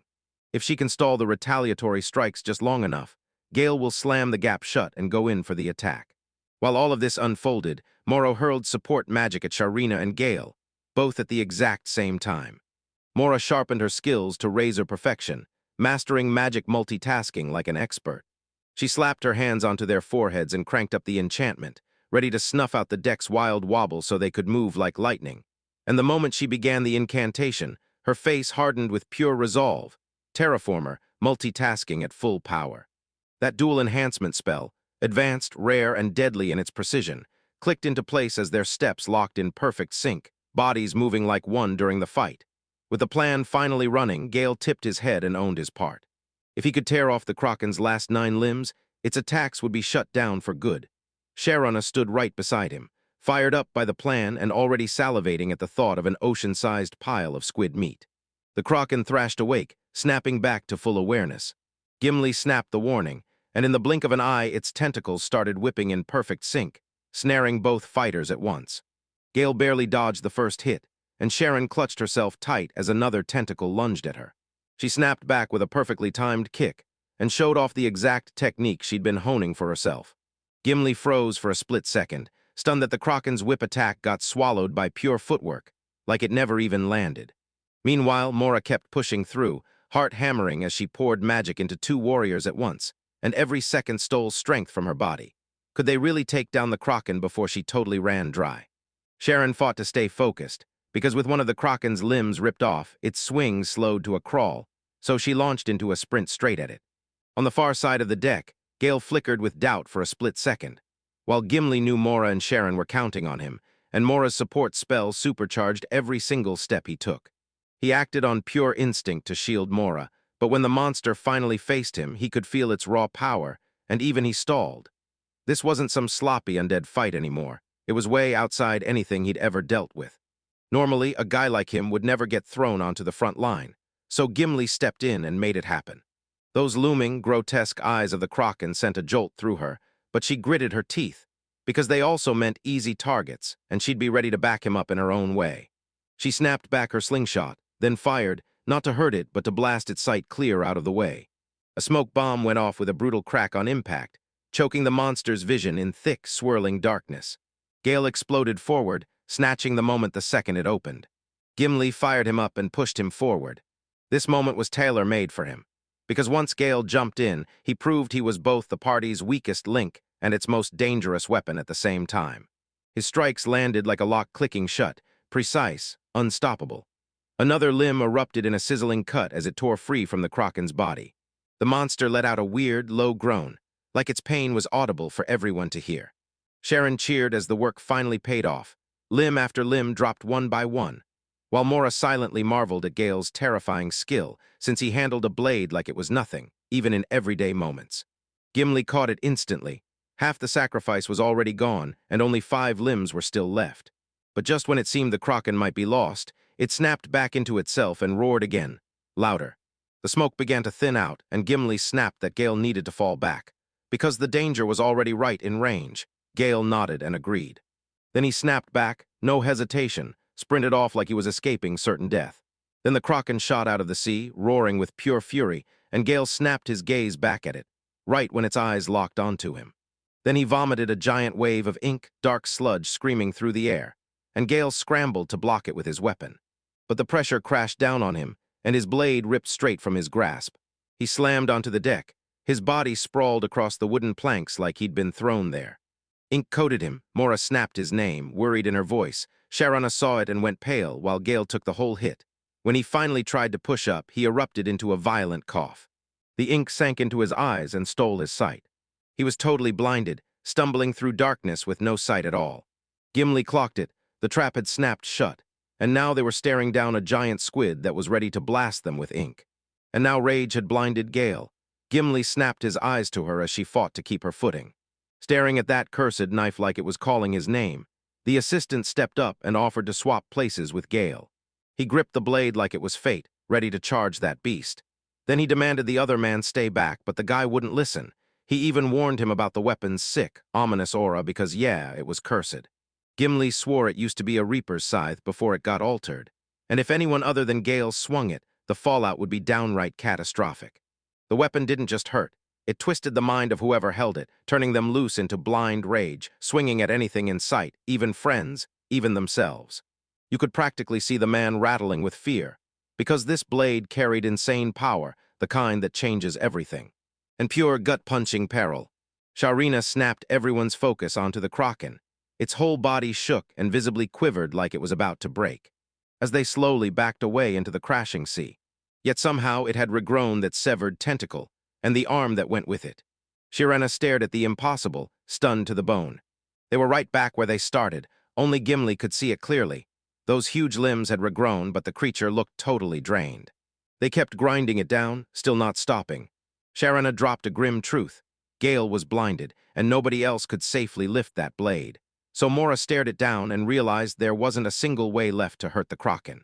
The creature snapped its rage at Gale, the one who'd caused its pain. Gale blurted that his vision was slowly coming back, but right before he could even react, the Kraken lunged and grabbed him. A tentacle snapped tight around his body like a living trap, clamping down and smashing him flat. Gimli clocked it instantly. Another brutal finisher was coming, and it was going to smash her like that shattered hammer from before. Sharon got rushed straight toward the tentacle. She screamed at the creature and raked at it with her bare hands. The Kraken struck her. He launched her flying. Then she smashed into the ground with a brutal thud. Gimli's chest tightened with regret. Why on earth did she drag Gale into this whole disaster? He had zero connection to the Dark Elf conflict. Without her, he'd still be safe right now, quietly tending his shop and living in peace. She froze in pure terror, choking out frantic apologies. Mora barreled to Sharon's side, hauling her injured body up like she could stop the world from falling apart. Because this couldn't be happening, not now. She never even got the chance to tell Gale how she really felt. She choked out his name through tears, drowning in pure anguish. A deadly chant tore through the air, and then, boom, an explosion erupted where Gale had been trapped, freezing all three women in stunned silence. Then another chant ripped through the air, deadly destruction turning back at once, and their jaws dropped in shock. Gimli shot a quick question, then flipped it right back on them. Mora watched the Kraken shatter into pieces in the blink of an eye, and Sharona just stood there, stunned, trying to figure out what on earth had happened.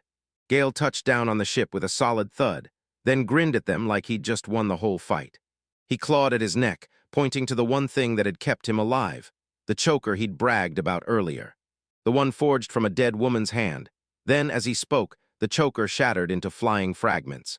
Mora and Sharon froze in shock. Turns out that cursed item was the real mastermind behind everything. Gil confirmed it. When that crushing attack locked in, the choker would snap in just once, blasting the move back at the attacker with double the power. Its special effect called *** Wife's Revenge Grudge ***.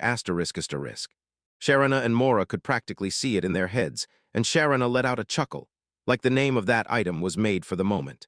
Gale then explained it. After the Kraken kept trying to regrow its limbs, it finally unleashed its deadliest attack on him, and got slammed back twice as hard, until it was ripped apart completely. We don't even know how many ships that monster had wrecked. Now only this one lay in splinters, scattered across the sea, and Sharon couldn't stop herself from wondering if it was all some twisted part of Gale's plan. But it was. Gale felt completely swamped trying to keep up with this brand new role in the strategy, because it had never once crossed his mind that he'd be able to take down the Kraken in that way. If that creature had gone for a straight strike or a swallow instead of that crushing move, the choker's effect wouldn't have kicked in at all. Mora relieved. She wrapped her arms around him like she never planned to let go. She didn't even flinch as ink smeared across her face. She could only picture the kind of agony that monster must have caused, and it crushed her. So she clung to him with everything she had, pressing in for comfort, begging for something gentler, and sniffling hard all the while because she was finally, desperately grateful he made it. Gale had no idea what to do, and panic made sweat break out on him. Heart racing, cheeks burning, silence getting heavier by the second as he slowly lifted his hand, and ruffled her hair with a gentle pat. Sharona watched the moment with a warm grin, and Gimli landed right beside her, letting out a soft chuckle as if the danger was already gone. She reminded Sharona that the Kraken used to run this region, and now she didn't think anything else like it would dare mess with these sea roots. Maybe it's Gale's impossible luck, or the way he slips danger like it's nothing, that kept everyone safe, so from here on out, anyone who sails these waters can breathe easier. Bit by bit, the bystanders who'd been cowering during the fight finally crawled out of their hiding spots, and one guy looked totally lost like, "Wait, I don't get it. Why did that Kraken just explode?" But before the confusion could even sink in, someone else snapped it off with, "No, don't overthink it." All that mattered was that they made it out alive. And the second they did, the crowd exploded into cheers, just happy they could still breathe. Gale's hopes crashed fast. Gimli wouldn't buy that he'd get any real credit. A sudden splash snapped the captain's attention. His eyes widened as he blurted whether the Kraken had somehow clawed its way back. Sharon and Gimli shot into action with instant worry, then their fear flipped to relief just as fast. It turned out the ghosts were real. Survivors who'd been tossed out in the chaos were getting hauled back aboard, and the captain barked, ordering the skiff lowered so they could be pulled in. Sharona shot back, asking if patching up the ship would finally get them off the hook, Then the assistant barged in with bad news. They couldn't find the blade that sliced the Kraken. No one dared touch it because the curse on it was a total mystery. They'd left it on the deck, but when the Kraken finally erupted, the blast likely hurled it straight into the sea. Sharona shrugged off the loss, not even flinching, because that blast ripped away even the chunk the Kraken had clawed loose earlier. But yeah, at least it wasn't death. Gale nodded along. There was nothing to apologize for. He told her the blade's materials were easy to track down, and that he could always forge a new one back home. Even better, he'd already wiped out 99% of the curses embedded in the weapon parts, so they were finally safe for anyone to use, and the whole crowd just stared at him like they couldn't believe their eyes. Gale finally admitted he must have been so locked on wiping the ink from his eyes that he forgot to say it sooner, and the assistant just sat there processing the bomb he'd dropped. Cancel out. Sharona pushed the question harder, eyes wide, like are Grim Reaper drops really that easy to get? And it wasn't just her. Gale's other allies were just as shook. Could Gale really erase 99% of a Reaper blade's curses? Sharon snatched him and started shaking him, pure frustration in her grip, and you could tell they were already wiped out. She warned him not to mess with them like that, no ridiculous jokes. But Gale wouldn't back down, insisting every word was the truth, and Gimli just stared, saying nothing as he processed it all. Still, Gale kept going and somehow smashed every expectation, defying logic so hard it didn't even make sense. She leaned her arms on the ship's rail, staring out like the whole ocean was about to explode. Leaned in and stared hard at the horizon. Muttering under her breath, she leaned toward Minerva and told her, like it was obvious, there was no way they'd ever find another man like Gale Hamilton. And right after that, Minerva was going to step into his path, face to face. Far from the sea, a woman lifted her hand and caught the moment, welcoming a butterfly as it fluttered down to her palm, while she sat perched on a stack of stone boulders deep in the forest's heart. Minerva, the dark elf chief, heard Gimli's thoughts like they were right in her head, and she murmured back to herself, "Oh, really?" Back on the ship again, the calm felt like a trap, and Gimli couldn't have guessed that, just like they say, bad news never comes alone because the next horror was already on its way. From deep inside the ship itself, a brand new aquatic menace started to surface. This time, the ocean unleashed its undead nightmare. Gale clutched the shattered choker's remains in his hand, one of a kind, something he actually loved, and now it was just gone. Behind him, Sharon just waved it off. She saw no reason for him to mourn what Mora reminded him had helped crush the Kraken and save them all. So why was he still stuck sulking? Because Gale wasn't mourning its purpose. He couldn't shake the feeling that he'd missed the whole aesthetic, the craftsmanship, the design, the elegance no one else seemed to notice. And that hit like a spark, firing an idea straight in his head. Maybe the greatest art can still fade into nothing, never fully grasped. He let that sting roll around in his mind, reshaping it into his own soul-searching thoughts. Sharon and Mora had finally hit their limit, so they snapped their heads away, utterly fed up. Gale muttered that the only person who'd ever truly got asterisk-cursed things like that was that girl back in town, and he couldn't help praying she was okay. Elsewhere, deep inside the towering castle halls, a mighty call echoed, summoning Princess Kara. Vivian stood there steady as stone and said, "I'm going with Kara to Farmich." Kara balked, "Why can't you stay in the castle?" Vivian didn't blink. "No, I'm not getting left behind." Over the battered sea, a bird shrieked as it soared high above the damaged vessel. Sharon threw herself into repairing the ship, and the assistant rushed to thank her, grateful that, even though she was only a passenger, she still jumped in and helped fix the ship. Sharon's own words were that she wasn't a ship's carpenter, but being a blacksmith meant she could forge her way into the repairs just the same.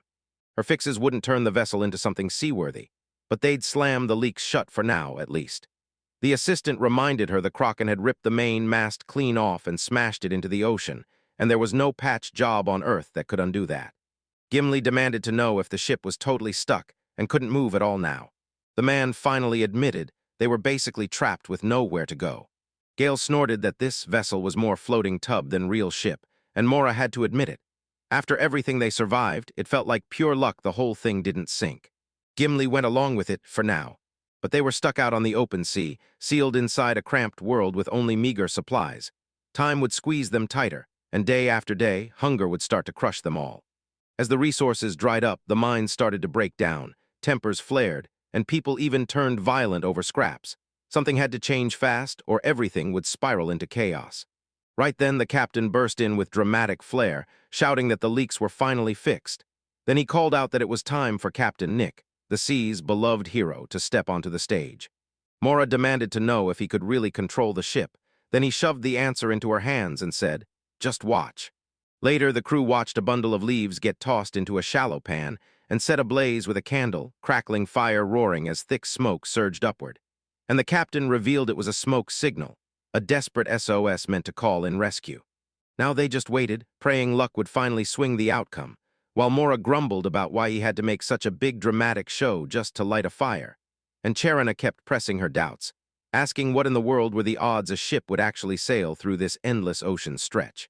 Gimli felt the air hanging too still, and the only edge was the calm wind that spared their ship from getting tossed like a toy. Yet with no sails at all, if a storm rolled in, they'd be stuck. Sharon warned, "We'll be sitting ducks," and admitted her fixes were only stopgaps. One more round of bad weather and the damage could spiral past saving. Mora stared up at the clouds and the sky looked downright hostile. Then Gale spotted something. He pointed and shouted for everyone to look, because a ship was rolling in toward them fast. Mora's voice flared with hope, because they'd really been saved. They even bragged that Mora just playfully nudged the captain, and boom, the result came fast.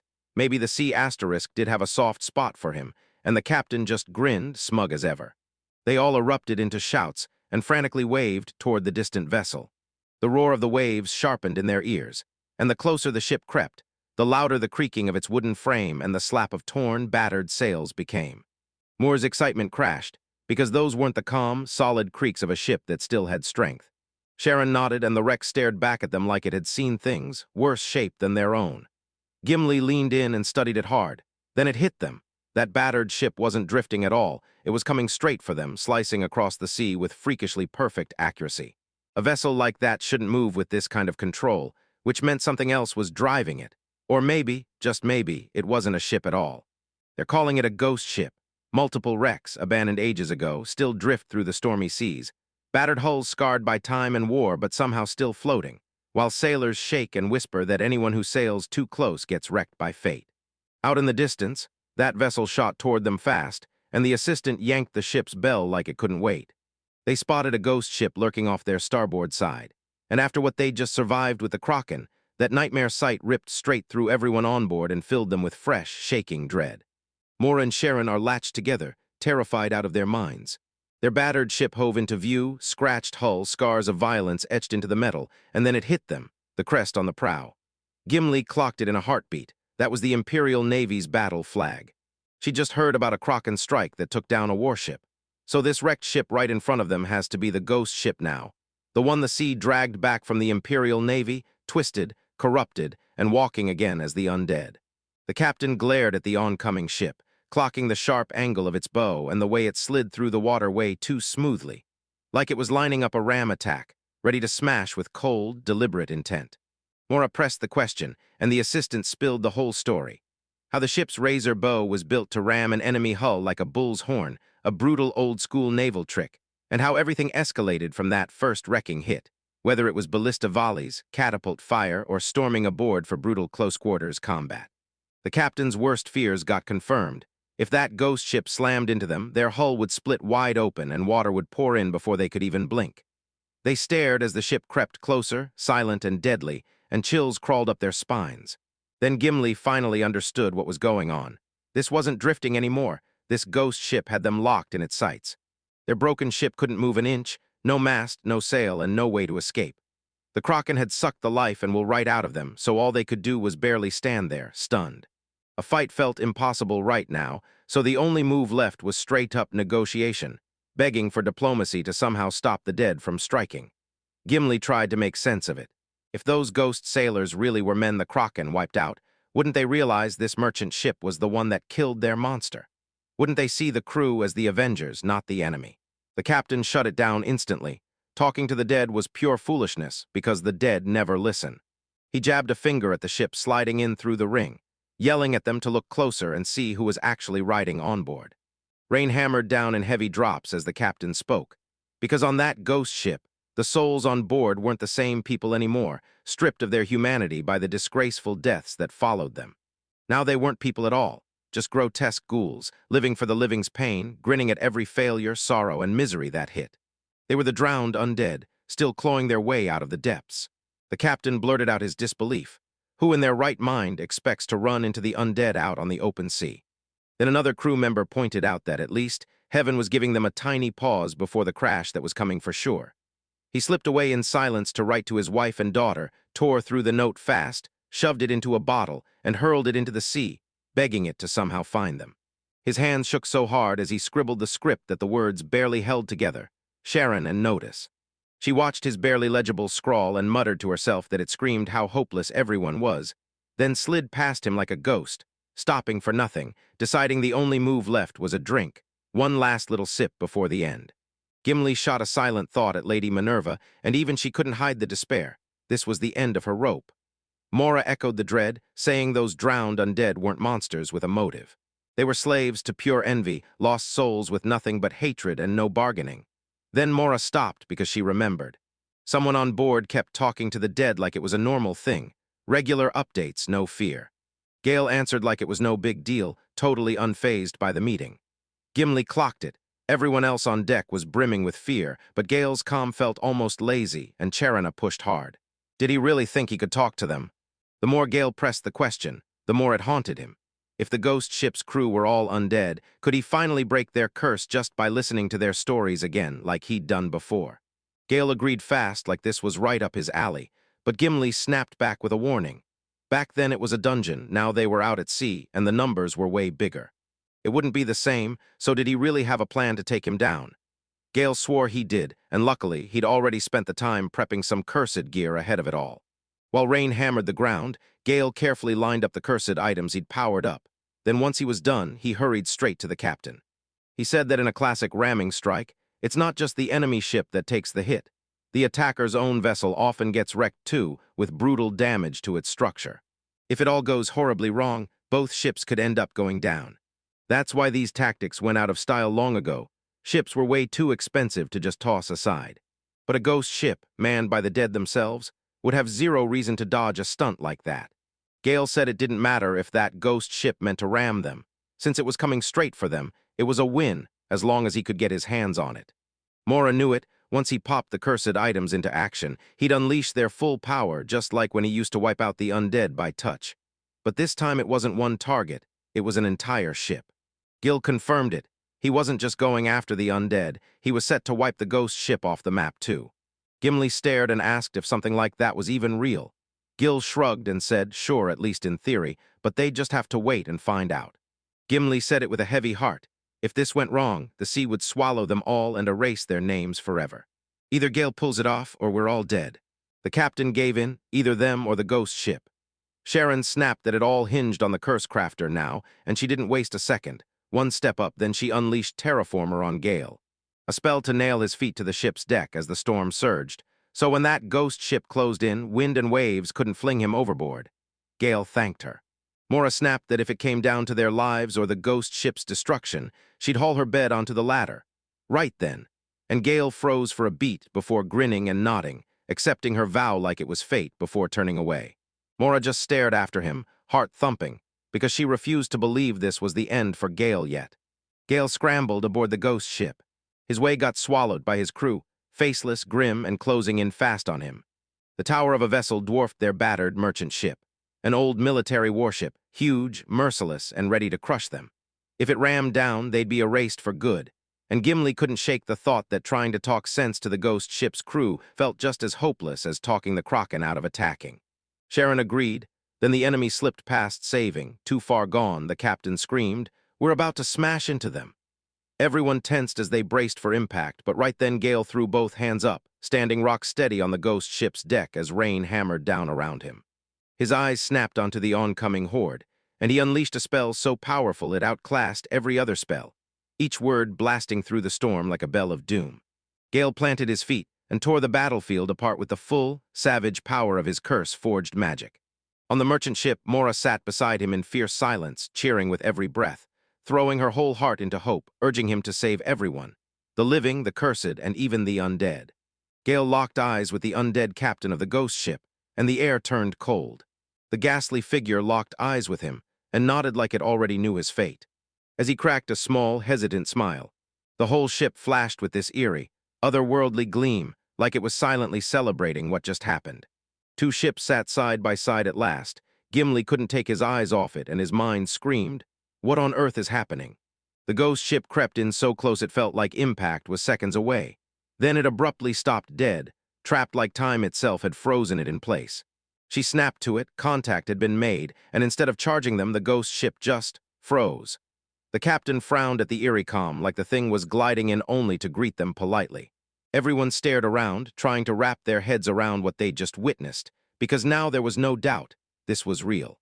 That brutal ramming charge got stopped cold, and at the last heartbeat, when they tried to dodge it themselves, they would have never survived it. Gimli finally exhaled, hit with pure relief. They were safe. Then Mora looked up and saw something even worse. The world had shifted again. The wind started to die down, and those storm-battered waves finally stopped thrashing and began to calm. Sharana said the furious storm still felt like it was being pushed aside, carving a path for them. And inside the ship, the man who'd been kneeling in prayer. Sorrow rose and strode up to the deck, and through the thick lifting mist, the ghost ship loomed in front of them, while the undead crew's silhouettes still flickered in the shadows. Gale stared down what was left of that cursed crew, roared his last order and shouted, "All hands. Salute, get ready, because what comes next is a total jaw-dropper." The undead started to melt away like fog caught in sunlight, dissolving, evaporating, and vanishing into peace, while everyone on Gale's ship, swept up in the moment, turned to the ghost ship and saluted. For one last, breath-stealing moment, Gale caught the ghostly captain again. Only this time, the spirit peeled back and revealed a real man standing there tall and solid, and he saluted Gale right back. Yanking his blade free, he offered a proper military salute, then without a word, vanished like a ghost. Above, the clouds split open, sunlight spilled in, and the sea settled into eerie stillness. Gimli leaned over the water, frozen in shock, barely able to process what she'd just seen. Mora felt the same stunned disbelief beside her. Sure, it wasn't their first brush with something wild, but this time, it still somehow pushed past imagination. Someone leaned toward Gale and asked, "So those are all the souls on the ghost ship?" Gale shook his head, not even close. Gimli and Mora froze in panic. More of them out there. Gale explained that his spell didn't just blow away the ghost ship's crew. It snapped the attention of other stray spirits buried in the seabed too, spirits that never even signed up for this fight. And the magic's impact was way bigger than they ever expected. Gimli grudgingly admitted the win. But then he nailed the real problem. Yeah, the sea calmed down and the ghost was gone, yet their own ship was still wrecked, with a dead mast and no wind to save them, so nothing moved, and they were still stuck there. Mora tilted her head back toward the sky again, watching the seagulls glide like they owned the air. And under her breath, envy snapped, because she'd trade anything just to fly like that right now. Then Gale tossed out a wild idea: why not swap ships? Everyone froze, staring at him like he'd grown a second head, fidgeting in confusion, and demanded, "What do you mean?" Gimli grimaced at the question. She hated even thinking it through, but the truth was brutal. Their choices were running out fast. Gale grinned and jabbed toward the ghost ship. Then disappointment and pure disbelief crashed through the crew like thunder. Gale grinned and insisted the ghost ship was seaworthy, ready to sail on and keep their voyage going. Despair crashed back in, until Gale finally spilled the truth no one had said yet. Right before the ghost captain faded away, he thanked him to his face for wiping out the Kraken, then offered up his ship as a gift. Mora and Gimli stared in total disbelief. A few men stared in disbelief. Are we seriously about to climb aboard this creepy, ghostly warship? Gale reminded them, dead serious. This wasn't some ordinary boat. It was a real naval vessel, packed with serious capability, even with that ugly past hanging over it. And Sharon, she just shrugged. If it's free, she's taking it. The ship they were crammed into had been patched up just barely, like someone glued a nightmare to the sea. And it was doomed to sink sooner or later, no matter what they tried, so Gale agreed. That merchant ship saved them once, but it won't last. So the old captain, crushed to the bone, slumped against the battered hull and wept, murmuring like his heart could plead the sea into changing its mind, because the beloved lady was finally gone. His assistant, all business, snapped that they had no choice, and they started hauling the cargo right away. So they charged straight for the ghost ship. By the next morning, everyone was already going full throttle, shuffling supplies and getting everything ready to sail aboard a ship that had once belonged to the dead crew. Mora and Gimli leaned over the railing, staring down like they were about to witness something huge. Right beneath them, their old merchant ship, still clinging to life, slowly sank under the waves, creaking as its frame gave out like an old soldier finally laying down for good. It felt like the thing finally gave in, almost glad it could finish its job. The assistant said the brutal cargo they'd hauled had pinned it down so hard the waterline sat too low. And yeah, That irony made it a touch more stable right up until the end. Mora, shaking with emotion, yelled her thanks at the sinking ship. I'm grateful it held out as long as it did. Then she and Gimli whipped around, took one look at their surroundings, and drank it all in. Their hands gripped the rough, crusted railing of their brand-new vessel, filthy to the bone. Barnacles bit into the hull, seaweed clung like rotten curtains. This wasn't some ordinary vessel, it was a full-on ghost ship, right down to its bones. With that said, Gimli shot back with a dry bite like, please let this be the final twist in our insane, death-defying sea trip. Remember how we got left stranded in open water, almost got wiped out by a ghost ship, and somehow Gale still pulled off both disasters by himself. Even the legendary heroes from back then would have been stuck. This took a master curse crafter like him to pull off the impossible, and before she could finish her thought, Serena burst in with a shout of pure discovery. She dug up brand new firepower in the ship's hold, an honest-to-God's military-grade crossbow and a real Imperial battle axe. She blurted out that both were drowned and left to rot under the sea, but a little polishing would make them shine like new. What a jackpot. Then Gale stepped in, ready to show off his own treasure. A fresh stash of undead materials he'd just gathered for his next move. Mora scrunched her nose at the fresh claim, because what they had wasn't fresh at all. It was undead remains, rotting and reeking so hard it left zero doubt. Soon, the ship's captains hauled everyone together to personally thank Gale and his crew for saving the day. Because thanks to them, they finally surged back onto their original route. Gale leaned in and admitted that while the crew was doing that overnight cargo swap, he'd secretly peppered the ghost ship with a stack of talismans and performance enchantments. And now it should outsprint every other vessel on that route. The three women traded stunned looks, staring at him like he'd lost his mind. A wine that could steal a ghost ship already sounded impossible. Then to curse it right after and supercharge it with necromancy, Gimli said that was flat-out unthinkable. And now they were just supposed to swallow this ship and its endless mystery stash of gold coins with zero clue where it came from. So the assistant demanded to know if that was really the deal. Gimli shrugged it off and said it was fine. If they kept their promise to stick to the cargo route they chose from the start, then nothing else mattered, and the assistant instantly swore it wouldn't be an issue. The captain cut in and said he'd already briefed the whole crew on how they got this ship, and exactly who to thank for both the ghost ship and surviving the Kraken. Nobody grumbled a word. Their lives were owed completely to that crew. Gale, grinning like everything finally clicked, offered to break down how this new setup really works. The nautical curse was pouring into the ghost vessel, with all the amazing powers he'd stacked onto it. The captain and his men sat there, tense and gulping, because nobody could figure out what Gale's abilities were about to unleash. Sharon had chuckled and said Gale already crushed the day before his expectations, so this felt like the exact same move again. Gale laughed, then dove into his explanation about how he stitched undead pieces right into the hull of this massive Imperial ship. He'd transformed it into something brutal, packed with terrifying power, built for lightning-fast movement, and engineered to never sink. A sailor's dream, so the assistant burst out like it was right there in his chest. But wait, there's more. What if they got hit again? The ship was already ready, bristling with a deadly catapult. It tore through the battlefield, hurling skulls like deadly ammunition. The assistant practically buzzed with excitement, thrilled that they could finally protect themselves even from pirate threats, while Gimli, impressed but tight-lipped, chose to hold back judgment on Gale's wild, eccentric creations.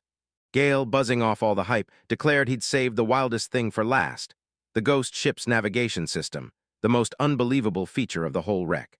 He swore it could run on autopilot, no hands needed, just pure cruise control. Everyone gawked at the claim, but the more people leaned in, the more they squinted, because something weird was sitting right there on deck. A shadowy figure prowled as it steered the ship, and it wasn't some fancy machine or magic rune at all. It was a ghost, dead serious, piloting everything. Mora snapped the truth out loud.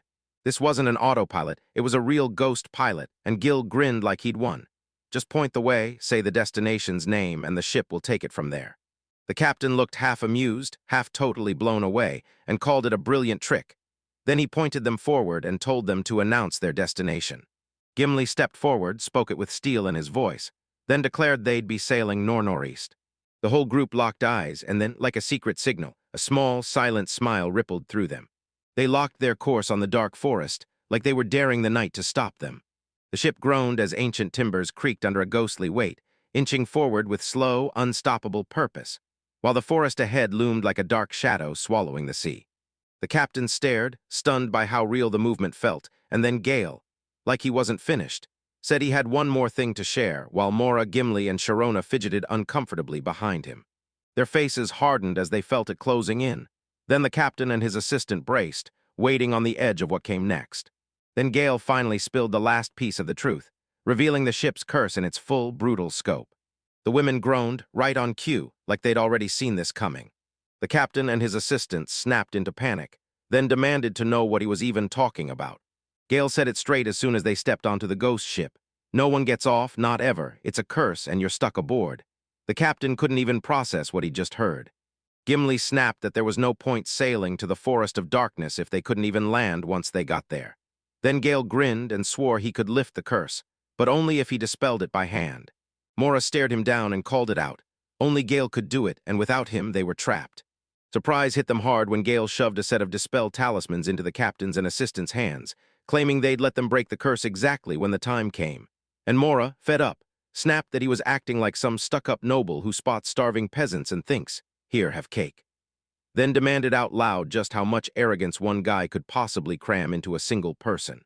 Gale just smirked, totally unbothered, and told them, "If you ever run out of talismans, or you need more catapult ammo, just swing by my shop," his cursed goods sitting in. The captain and his assistant both admitted they'd be begging for more supplies, and Sharon muttered that Gale was finally leaning into his sales pitch, while Gimli stayed silent for once until then. Finally spun around to face her companions. She finally blurted out the secret she'd been choking down for far too long. She apologized again and again. After every Kraken attack, every ghost ship scare, every deadly nightmare they survived, until it looked like she was trying to swallow the blame all by herself. It was her deal with the dark elves that yanked them straight into this nightmare, because if she hadn't done it, none of this would have ever happened. Mora halted her with a soft hand and begged her not to step forward. Things had held together so far. Gale then chimed in, saying everyone chose to back Gimli on their own, and honestly, he was grateful it all worked out. If he'd stayed home, he would have missed his shot at taming a ghost ship, sure. It wasn't easy, but every brutal step made the journey feel totally worth it. Sharon snapped her voice into the moment and warned that if the Demon King ever returned at full power, it wouldn't just hit the Dark Elves. The whole world would be dragged into it, and worst of all, she'd never get to drink in peace again, so yeah, she couldn't let that happen. Everyone else chuckled under their breath, grinning at Gimli while she wiped the tears from her eyes. She blamed the salty sea breeze. "It gets in my eyes," she said. "That's all." As they cut through the waves, Gimli suddenly got slammed by a memory. She snapped at Mora to come over. Mora suddenly remembered what Mora had once told her, that she just couldn't confess anything to Gale, and that hit like a punch, leaving her totally unready. She admitted it so plainly that it hurt, like, realistically, how could she have? The timing with Gale was always off. Gimli pressed her, and that was it. She decided to say nothing at all, and then Gimli, She snapped that she'd been totally played, then joked Mora should quit as a support mage and start running scams instead.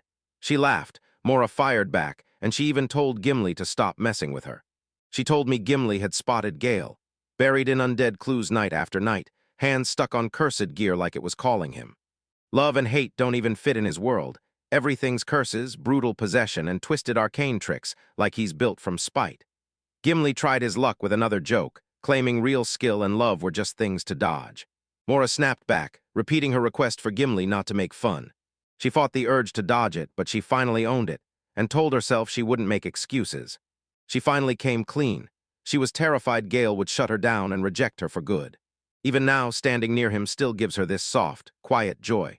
But if she reaches for more and it slips away, everything will never go back to normal. If the group dynamic snapped, she might have to walk away for good. Yet Gimli met her with calm understanding, reminding her that everyone saw the world through their own eyes. While Mora hesitated, anyone could slide in and steal Gale's heart. So Mora snapped a scowl and Gimli reminded her. Mora called her cruel, right to her face, like she was nobody's anything, just the kind of person you'd label as someone else's. As Gale's journey began to hit its final, earth-shaking stretch. At last, that pair of thieving brothers finally burst into the town of Farmich. They tilted their heads and stared at the sign, *** Gale's cursed goods ***. Cursed, that detail never showed up before. So what now? One brother shot out, the other snapped, "We came all this way, we finished this." They stepped in, and Lisnet's smile lit up the room as she got ready to greet the customers. But then something hit her and she froze. These guys weren't here to shop. One brother clocked her reaction, so she had no clue what was coming next. Then the other brother leaned in and said there was only one move left. With no witnesses lurking, they decided they could slow down once she was out of the way. Then someone hurled a weapon at them. Lisnet skidded out of the way, and then a deadly storm of knives came crashing down. She yanked a table up and jammed it on the countertop, using it like a shield to slam the attack down. One brother jolted in shock. She snapped the counter up as a shield. Lisnet stepped in, named them for what they were, thieves. Then she smirked and said she'd set up countermeasures for moments exactly like this. The other brother kept his eyes on her, fast, sharp, and locked in. Any normal person would have crumpled by now. Lisnet nodded like she'd seen the truth, because she wasn't even close to normal. She leaned in and whispered that she'd crawled out of the dark. Pity, though, her health was nowhere near what it used to be, or she'd have already fired one of their blades back at them, but one brother just smirked and said it was 2 against 1. Not exactly hopeful odds for her. Lisnet shrugged like it didn't matter, then smirked and said close quarters was her specialty. Then she snapped into motion. One swift kick, a hard grab on one brother's arm, and she stepped back like she owned the moment. Swung his leg straight into his head. She spots the other's head right there, and everything changes. In the blink of an eye, she slammed her knee into him, and he choked out blood. She went again, snatching his arm with a sharp elbow to stop him right in his tracks. Then he whipped in a spinning elbow strike. She reminded herself, every bone, every knee, every elbow was a real weapon, sharp and built to hit hard, and strength didn't matter a bit. Anyone who thought they could take her on unarmed was a fool.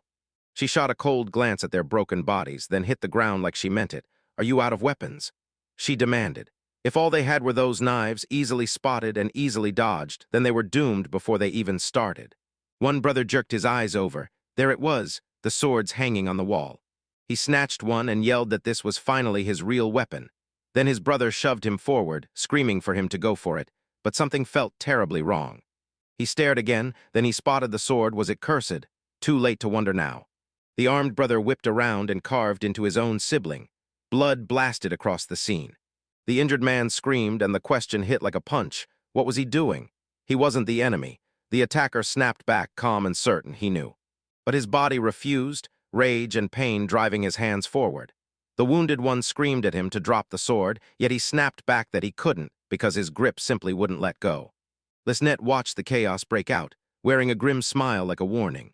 She said the moment people lost control, they started making mistakes they'd never, ever dream of making otherwise. It was like yanking a cursed blade without a second thought, because she'd been working them over emotionally the whole time, crawling right into their heads, stealing their footing with cold psychological pressure, and you could feel it. She knew that edge wasn't luck. She'd paid for it the hard way. She still remembered losing it to the undead, watching Gale stay razor calm, and then beat her anyway. Still, she had to give the brothers their props. They picked a killer blade for her. The sword they yanked from the wall wasn't just sharp. It was soaked in a blood-sucking enchantment, and every slash it dealt came right back as healing to the person holding it. Gale had once shown Lisnet that sword and grilled her about blood-sucking gear. Then Lisnet nodded and said she knew it. Gale clocked it instantly. This kind of gear siphons part of the damage into healing for the wielder. And then he realized that this sword's conversion rate was downright insanely high. Lisnet figured he was talking about something like 20%. Or maybe she'd say half, and thought that would match his standards, until Gil cut her off and corrected her. The weapon surged until it hit 100%, and she just froze in stunned disbelief. A complete conversion? That's not just unrealistic. That's straight-up madness, and Gale knew it because he claimed he'd used jaw-dropping, exceptionally rare materials. One of the biggest reasons people crave curse crafting. She stared at him, completely stunned, like she couldn't believe what she was hearing. They called it the Bloody Sword, and people swore it had been wielded by a man from that nation. Someone who tore through his own blood relatives, killing them all in a brutal fight for power. Gale snapped the sword back onto its holder. Lisnet snapped it all into place. Between the blade's wild legend and Gale's curse crafting, she finally saw how that unhinged effect got unleashed, and Gale nodded along before going even deeper. He'd even unleashed the sword's ancient curse, one that forces whoever holds it to strike the closest target, no matter what they want. Lisnet doubted what a curse like that was even for, and Gale shot back that it was made for solo missions. No risk of hitting allies, just you and the fight. And yeah, solo missions are lonely, but this curse forces you to keep charging forward anyway.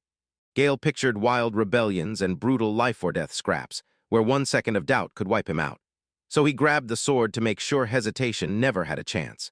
Lesnet nodded, because in assassination work one tremble can sink the whole mission and get you caught. But with a cursed weapon like this, worrying is pointless. It makes the user's hand move even if they hesitate. That's when she realized it. Those dark element weapons carried a signature no light element gear could ever pull off, because curse crafting went way deeper than most people could even imagine. She couldn't deny it. Gale was completely swallowed by it. Back at the scene with the two brothers, she noticed the blade looked downright famished for the blood of family. Now that they'd drawn it, they couldn't unequip it, and it wouldn't ever tire. The cursed blade wouldn't stop its relentless swing until the wielder's dying breath cut it down. The brothers wailed in raw agony, screaming like their souls were being ripped apart. Tom Lee soaked up every detail, staring at the brutal irony of it all. Still, she couldn't deny it was a front-row seat to a tragic little drama. She grimaced at the idea of scrubbing blood off the wooden floors, and just like that, her assassin instincts got replaced by a no-nonsense housekeeper mindset.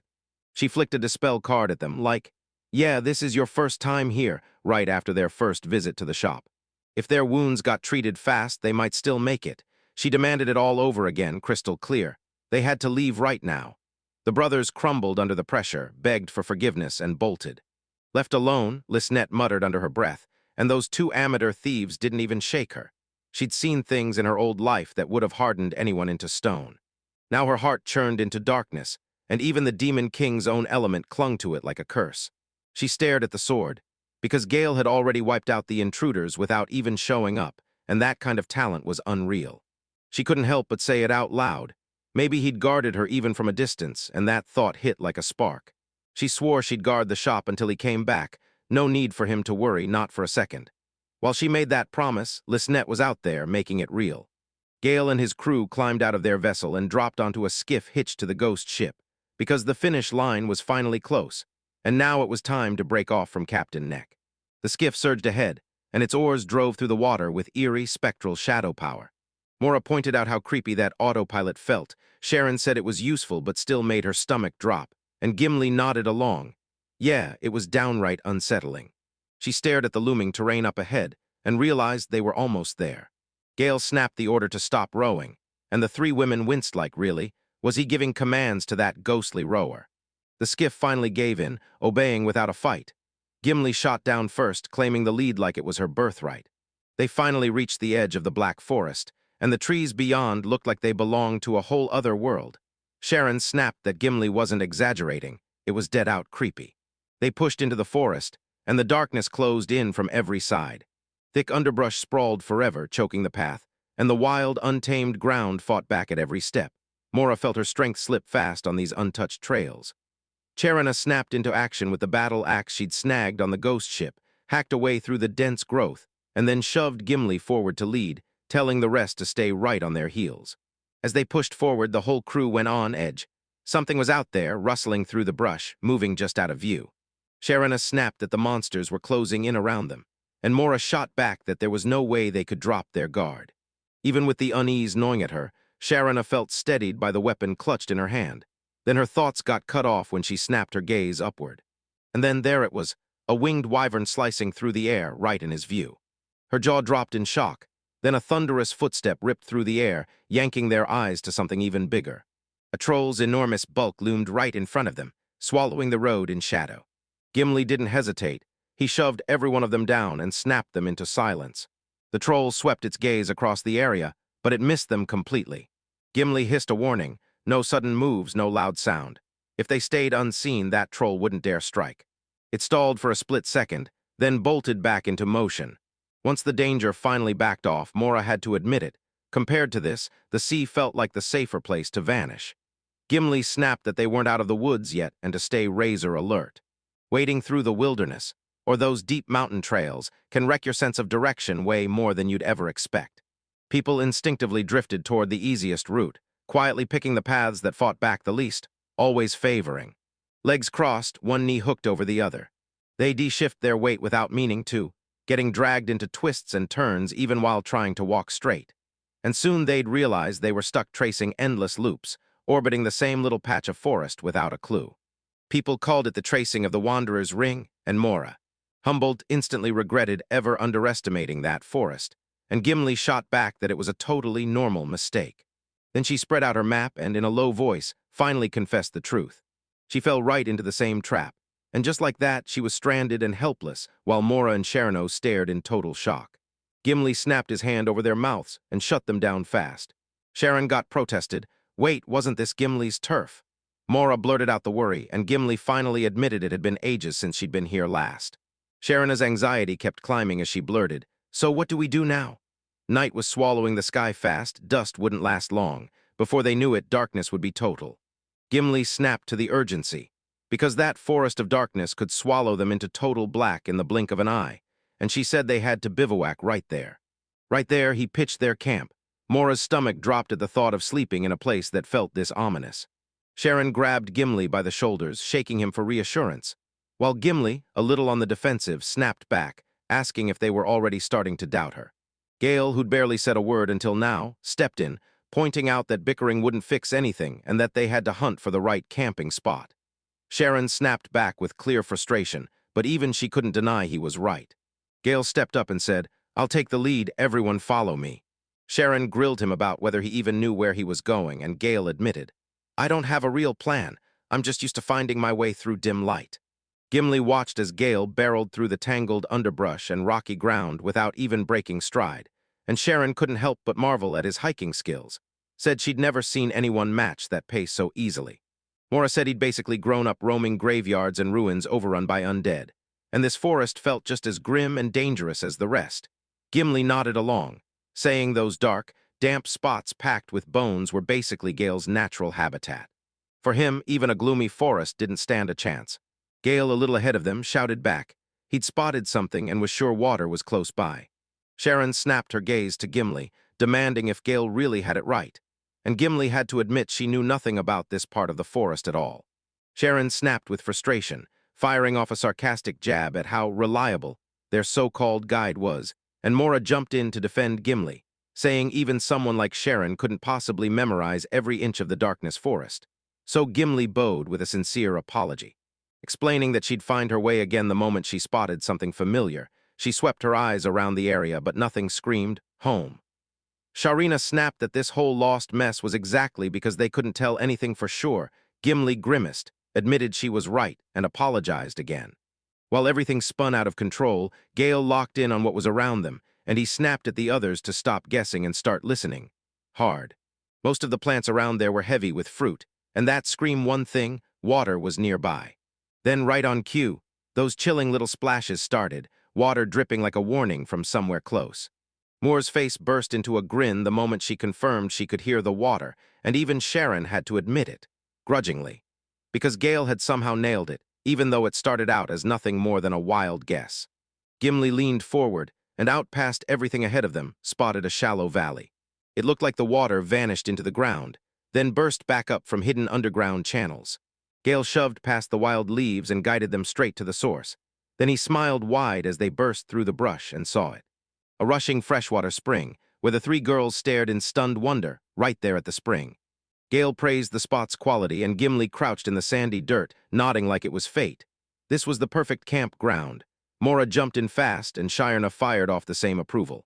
Gale sealed their agreement and called it final. This was their brand new campsite, and the whole crew went wild celebrating. Sharonette dropped her pack first, snapped into leadership, and reminded everyone about the plan they'd made earlier. Then, right on her cue, each of them snapped into their assigned roles. Gimli swept the area for clues without straying too far, hunting a familiar landmark he could spot. Sharona, strong and solid as ever, sprinted around gathering firewood like she had a mission. Gale and Mora jumped into foraging for food, and Mora snapped that they had no idea how long the forest might trap them. So every scrap they could gather might be the line between living and dying. While he was out searching for food, Gil spotted fish slicing through the water. He checked that the spring was safe, then decided to whip up a homemade fishing rod, and Mora, all curious, blurted out how he was gonna pull it off. Gale leaned in and told Mora that this place was swimming with bait, and he could use the bones he'd been hauling around, because only a curse crafter would be crazy enough to keep bones on standby. Gale just casually snapped off 1.5, and the dry, thick bones marrow turned into tough, fibrous threads, perfect fishing line, so sharp the splinters could even snag on hooks. He showed me how to tie the string, bait the hook, and hurled the line right into the spring. A sudden splash hit the surface almost right away, and they leaned in like it might reveal the next clue. Then the water churned again, and Gale yanked the line back and fast, reeling in a brand new, freshly caught fish. Mora went completely still. Just a few seconds ago, and it already left her stunned. Gale told Mora that fish from hidden forest ponds aren't like the sea or river kinds. They're usually less wary, so they're way easier to catch, and Mora was blown away that Gale could handle it all on his own, proving his survival skills were the real deal. Gale hooked another fish and got even more praise, and Mora, red-faced and squirming behind him, couldn't stop itching to reel one in herself. Gale totally caught her enthusiasm and asked if she wanted to go.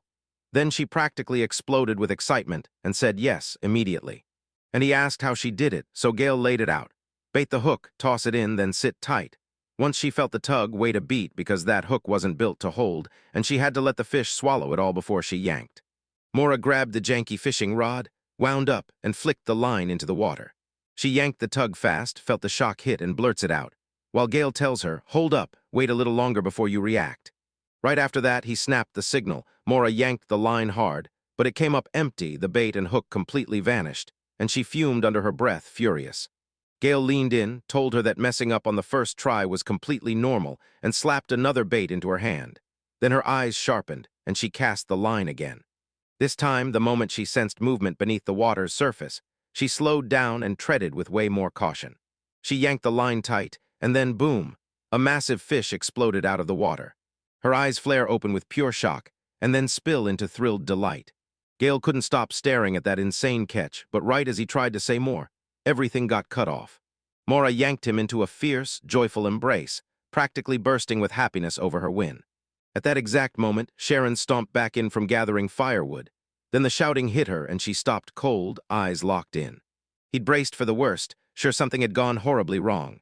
Instead, she stumbled on Gale and Mora locked in an embrace, panicked and blurted out that she was sorry for barging in, then spun around and bolted. Gale and Mora, cheeks burning, stared after her and shouted her name with embarrassed laughter, their faces still flushed. Later, they huddled around a crackling campfire, and the air filled with the mouth-watering smell of cooking fish. Gale poked the flames, declared it was ready, and Mora nodded, practically savoring the scent. They just salted and roasted the fish, yet it tasted warm, wholesome, and perfect. Sharon even said how simple it was and how great it hit, and Gimli nodded that it made a real meal. Then Gale told everyone to dig in as much as they wanted and promised he'd catch more if it came to that. While they ate, Mora pressed Gimli about her scouting, and Gimli admitted her efforts were only moderately successful. She figured out the general direction, but as the darkness swallowed everything, she couldn't pin down their exact spot. While the others were busy, Sharon declared she'd already taken care of the night watch shifts. Then Mora nodded, saying splitting the load would be safer and way more doable. Gimli nodded, admitting that sure, dinner hit the spot, but that grueling hike had everyone wiped out by the end of the day. Gale pitched a fresh plan, ditched the watch shifts and set traps for the night. Then the three women stared at him, hooked by curiosity. To their shock, they realized Gale had already cooked up something inside the forest, one of his snap-together cursed traps, powered by the ghost ships, paralyzing touch, spectral bindings, and the bone-chilling cold from the icy waters those spirits once haunted.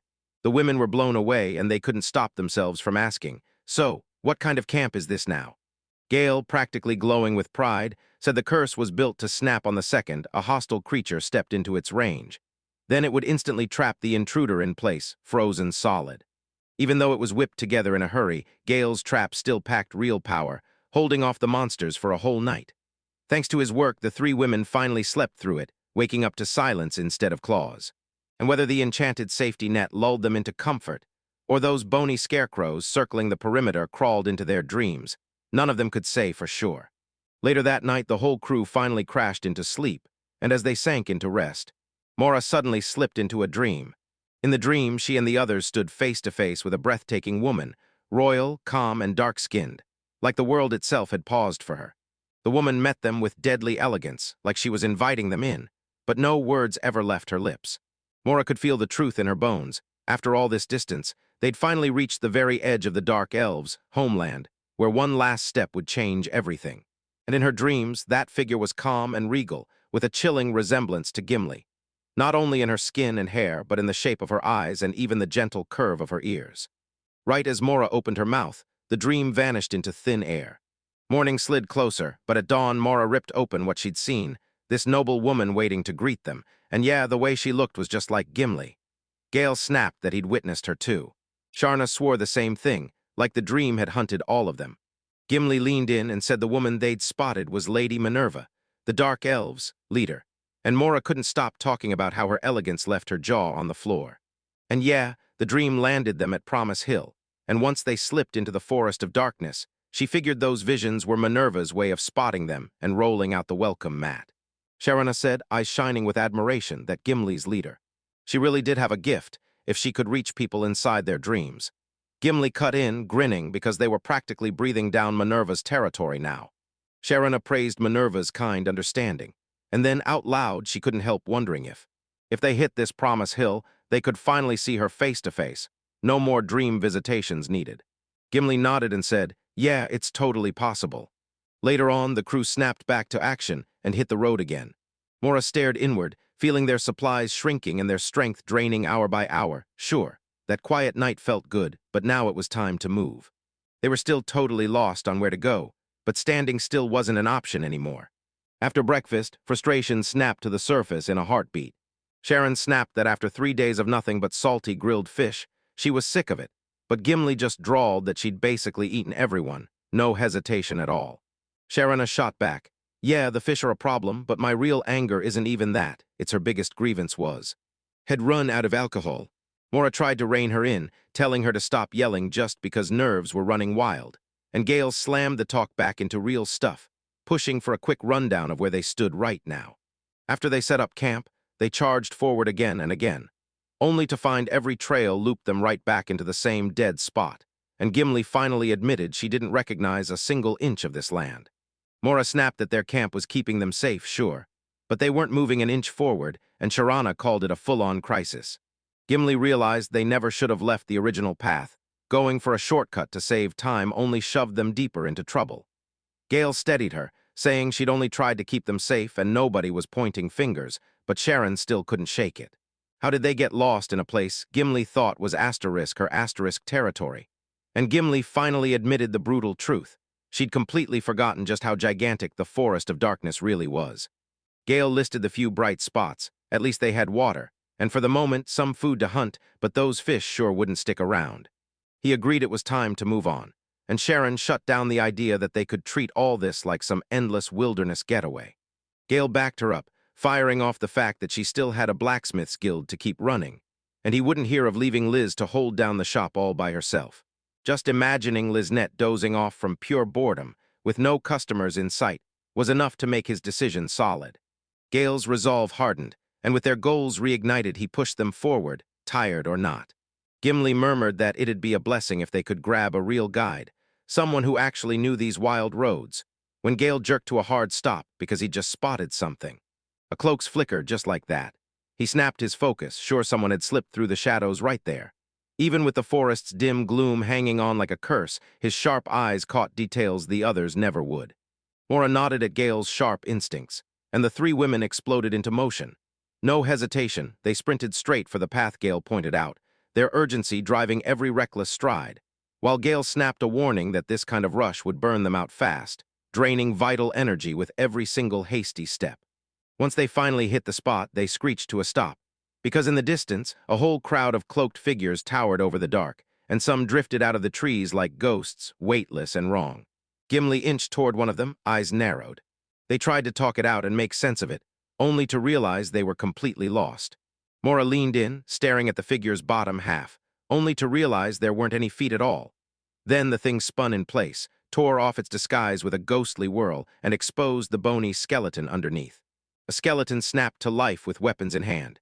And it wasn't even alone, because cloaked undead surrounded them from every side, dressed in armor and regalia that screamed this wasn't a random stop along the road.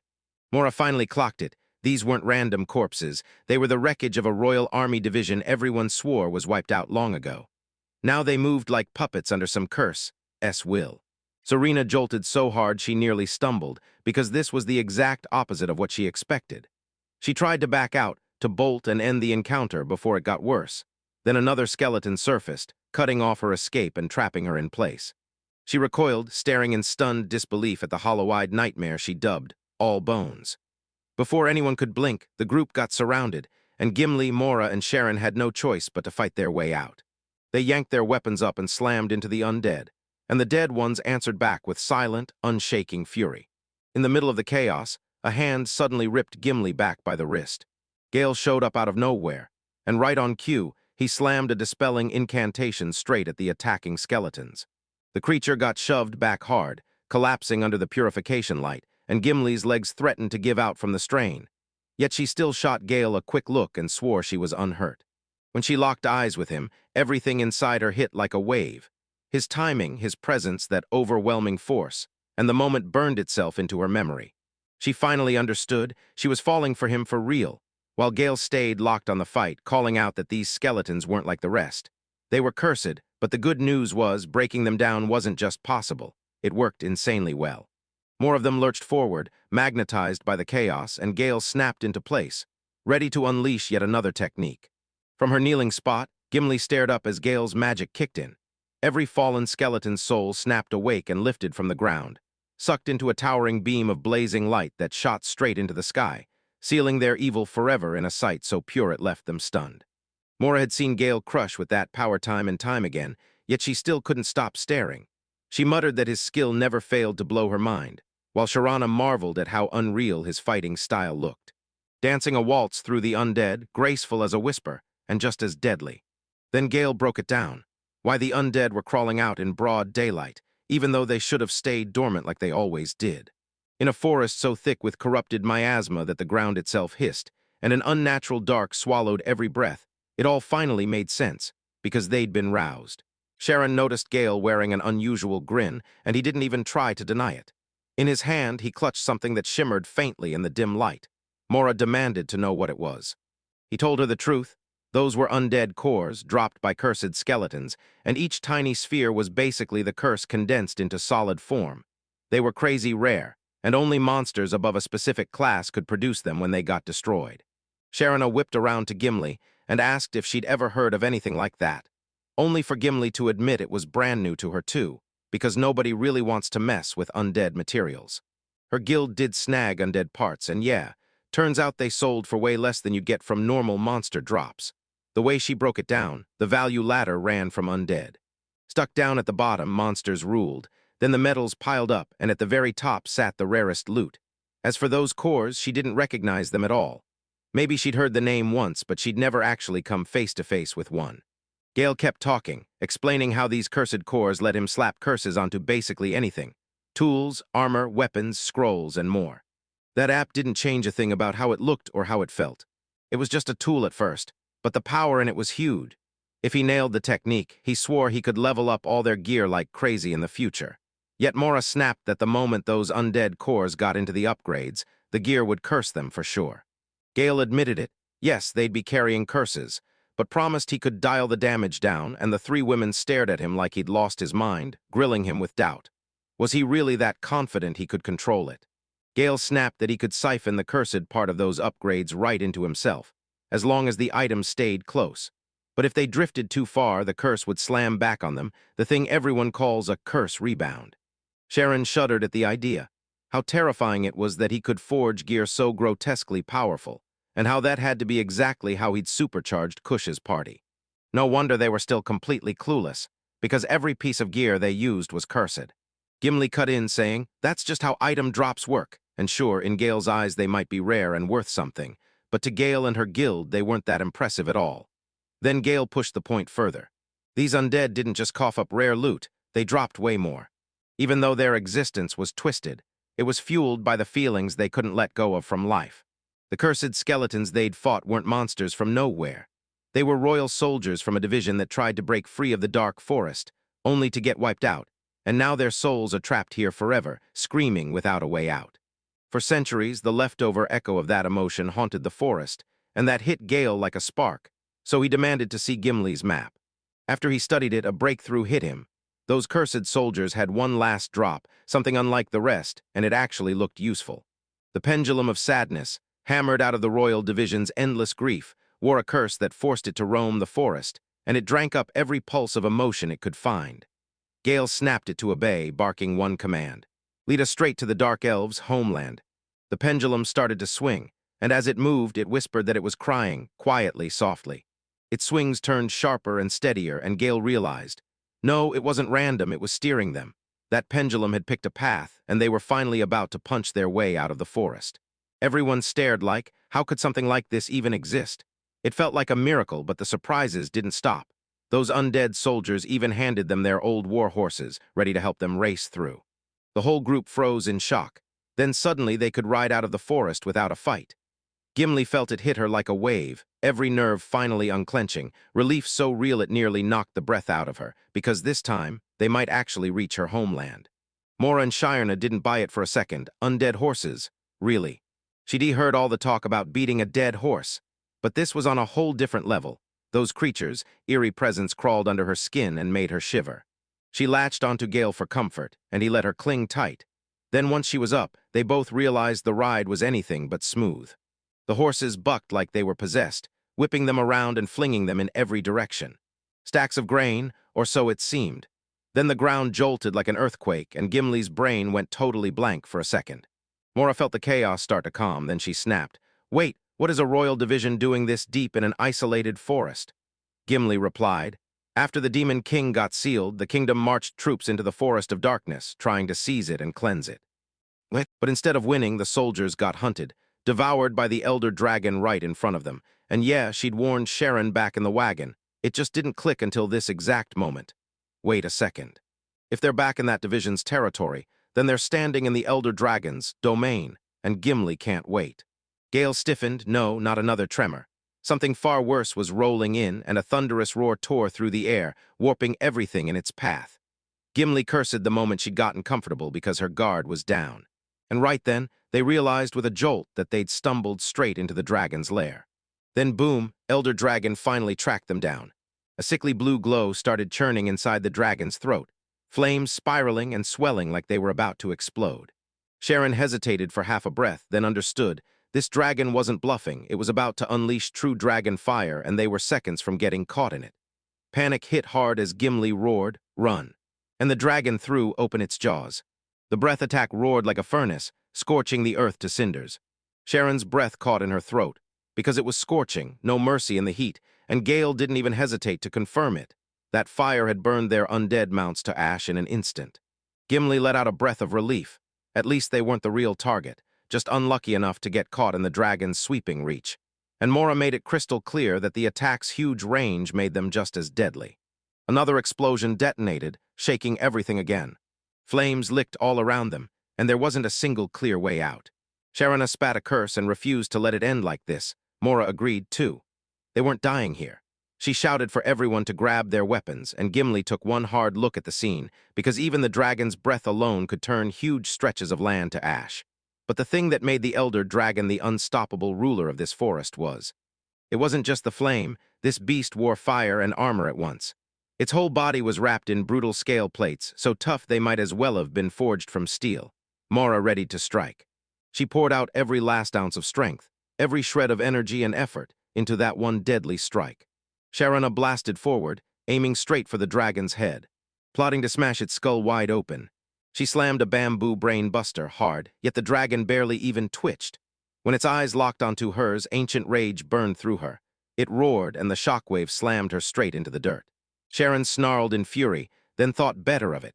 Nope, no matter how perfectly crafted their finest weapons were, even the Imperial ones, they still couldn't break this monster's defense.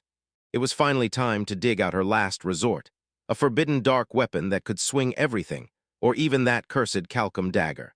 Gimli stumbled back, losing his balance in a heartbeat. She thrust the dagger forward, no room for failure, then drove it straight into the Elder Dragon. The blade punched straight through the scales, because it wasn't like it was a mystery why it could. That thing was the hardest material anyone knew. Still, the weapon just didn't reach far enough, and the strike barely scratched him, barely fatal. The dragon lashed out with a brutal swipe, charging straight at her, and she juked at the last second, barely slipping out of its reach. That clean stab through the beast's hardened scales still didn't drop it. Mora staggered up anyway, but her strength was completely drained. Her strength finally died on the spot. Her magic reserves were fully drained from overcasting, and too many buffs shoved her way past her breaking point. Gimli sprang up again and shouted at Gale, telling him she was still hanging on in the fifth. but someone had to stay sharp and watch over the rest. Gale barreled toward Sharana and Mora, and just like that the whole crew stood shoulder to shoulder again, staring down the roaring dragon. The dagger stayed buried deep in the dragon's flesh, its wound still fresh, but not yet deadly. The beast roared, daring the world to stop it. Gimli sized up the danger fast. Those elder dragons guarded their turf with vicious pride, and if you even stepped into their territory, they would crush you with total no-mercy force. That's why the royal division got completely wiped out. They straight up marched into the dragon's den. She barked orders, fan out now. Keep that dragon moving and never let it lock onto one target. Even an elder dragon, all power and fury, couldn't nail down 4 opponents at once, so Gimli relied on the one edge they had. Numbers, because those encircling flames boxed them in, squeezing every escape route, and Gimli knew this desperate trap was only temporary. Then Sharon gets shouted, and right in the middle of the fire, bam, there's a break, a tiny pocket where the flames finally die down. Morris spotted it too, there was a way out. Gale nodded and they surged forward. Gimli trailed right behind. But a sickening dread crawled over her. This good luck felt wrong, way too flawless to be real. Elder dragons weren't just furious. They were sharp enough to clock that fire gap immediately. Gimli froze because it felt like a trap set for him. A trap straight out of the Predator playbook. He lured the prey into a tight corridor, then unleashed the attack all at once. She screamed at them to stop. Too late, behind them, the dragon reared up with its mouth wide, flames swelling as it got ready to blast them again, perfectly lined up to take the hit. Gimli surged ahead, desperate to catch them before it was too late, her mind screaming because she knew they were about to be vaporized. Then a voice tore through the air. Someone screamed, "Princess," and a razor-fast projectile whipped across the sky before a dart slammed right into the dragon.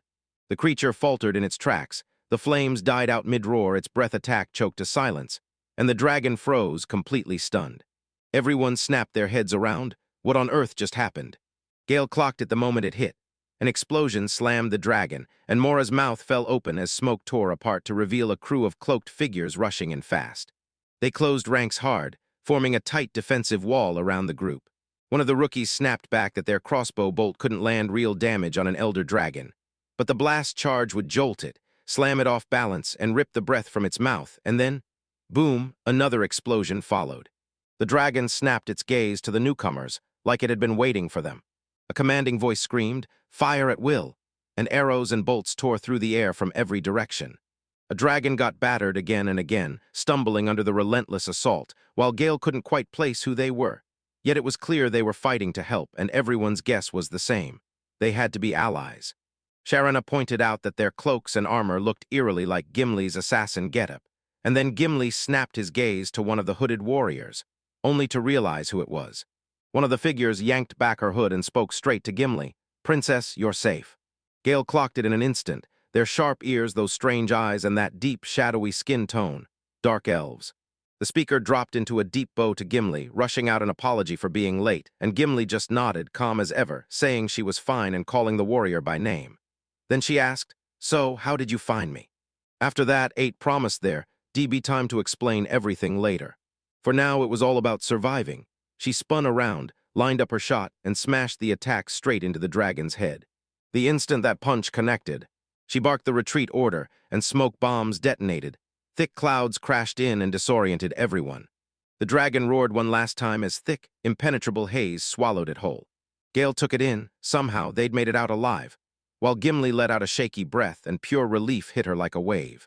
She whipped around to the dark elves and poured out her thanks like it came straight from her heart, telling them she'd burned through every last smoke bomb back when they faced the Kraken, and the dark elves answered with stiff, respectful bows. "Yes, my lady." They told us, "We caught sight of a wild swarm of lights blasting into the sky, so we sprinted straight for the source, never once imagining we'd find our princess in that kind of terrifying danger." Gimli finally got it.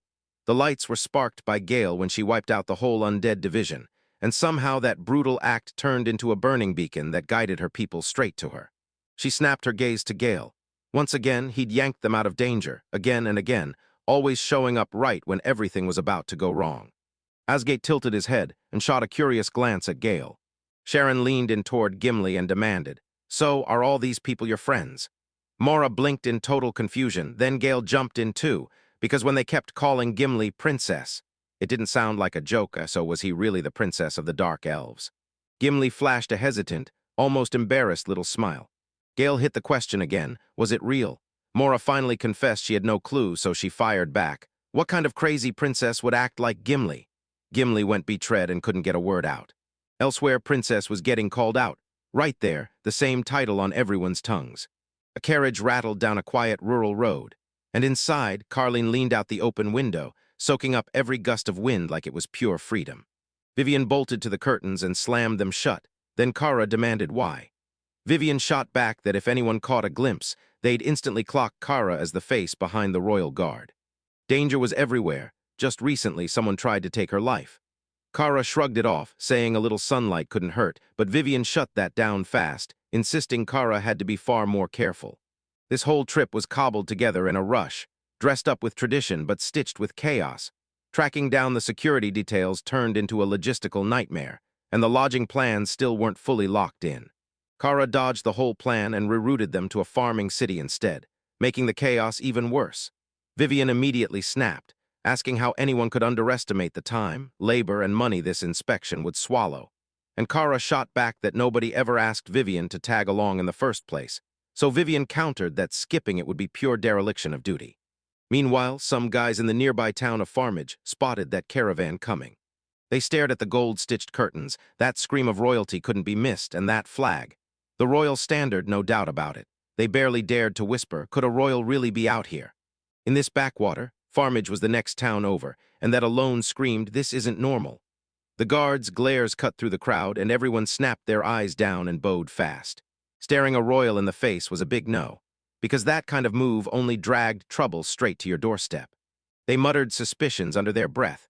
Was this the spark behind the unrest that's been flaring along the border lately? With the schedule falling apart, the royal guard got stretched too thin, and Vivian had to scramble for extra recruits on the spot, until the church stepped in and threw everything into chaos. They claimed it was all about strengthening its bond with the crown, and somehow word of the trip leaked out, so they rushed in with paladins to hammer the royal guard into something unbeatable. This gets messy fast, because the church and the other powerful institution both bring their full weight into the fight, and it all spirals from there. The royal families stood completely on their own, and neither one had the power to boss the other around. And their knights and paladins split under two different chains of command. Vivian only agreed because the clock was screaming, and now she was shoved into charge of the whole security operation, running a frantic, thrown-together joint force.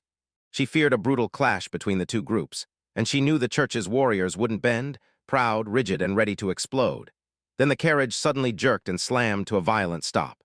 The horses let out a brutal shriek, and the wheels screamed to a halt. Kara jolted hard, and Vivian was suddenly right beside her, holding her steady. What happened? Vivian snapped. Did something block the road? A monster ambushed the caravan, and just as it happened, a guard surged up and snapped to a salute. He said the royal guards and the church paladins up ahead had already started throwing punches at each other, sparring like it was a full-on brawl, just like Vivian feared. So she stepped out to handle it herself. He told the princess to stay safely inside, and what she saw down the road ahead proved her fears were right. Men in royal armor clashed with paladins in fancy church regalia, trading brutal blows in a fight so obvious it felt like a monster rampage. And inside the church, pure chaos exploded. For a split second, she just stood there, stunned and sickened. What on earth were they doing? Vivian demanded answers for the chaos, and Justin, the head paladin among the armored figures, stepped up like he'd been waiting for her. He looked relieved, warned that pushing forward was too risky, and urged them to call a crew of priests from the church right away. Vivian's patience snapped. She pressed him, demanding to know what he thought he was doing, because he had to realize Princess Car's inspection tour couldn't just be canceled now. Where did that fear suddenly come from? Until Justin snapped that the city up ahead was cursed. He jabbed at the lanterns bolted to the roadside poles. Cold, weird, ominous things that made your skin crawl. Vivian frowned the moment she finally spotted them. Their eerie glow hit her like a warning, but Justin wasn't finished yet. He waved his hand, and those twisted, unnatural landscapes slithered into view, unsettling him more with every step. He blared that the whole area was cursed, and warned that the freaky signs only got worse the closer they crept to town. Vivian's hands trembled, but she still shoved forward. Eerie, sure, but that wasn't a reason to panic because she'd seen worse. Corpses strung up on stakes in the city squares. No matter what he thought, they still had to push forward, because if the paladins wanted to bail on the journey, she wouldn't stand in their way. But what she couldn't stand was getting stuck out in the open countryside for something this small.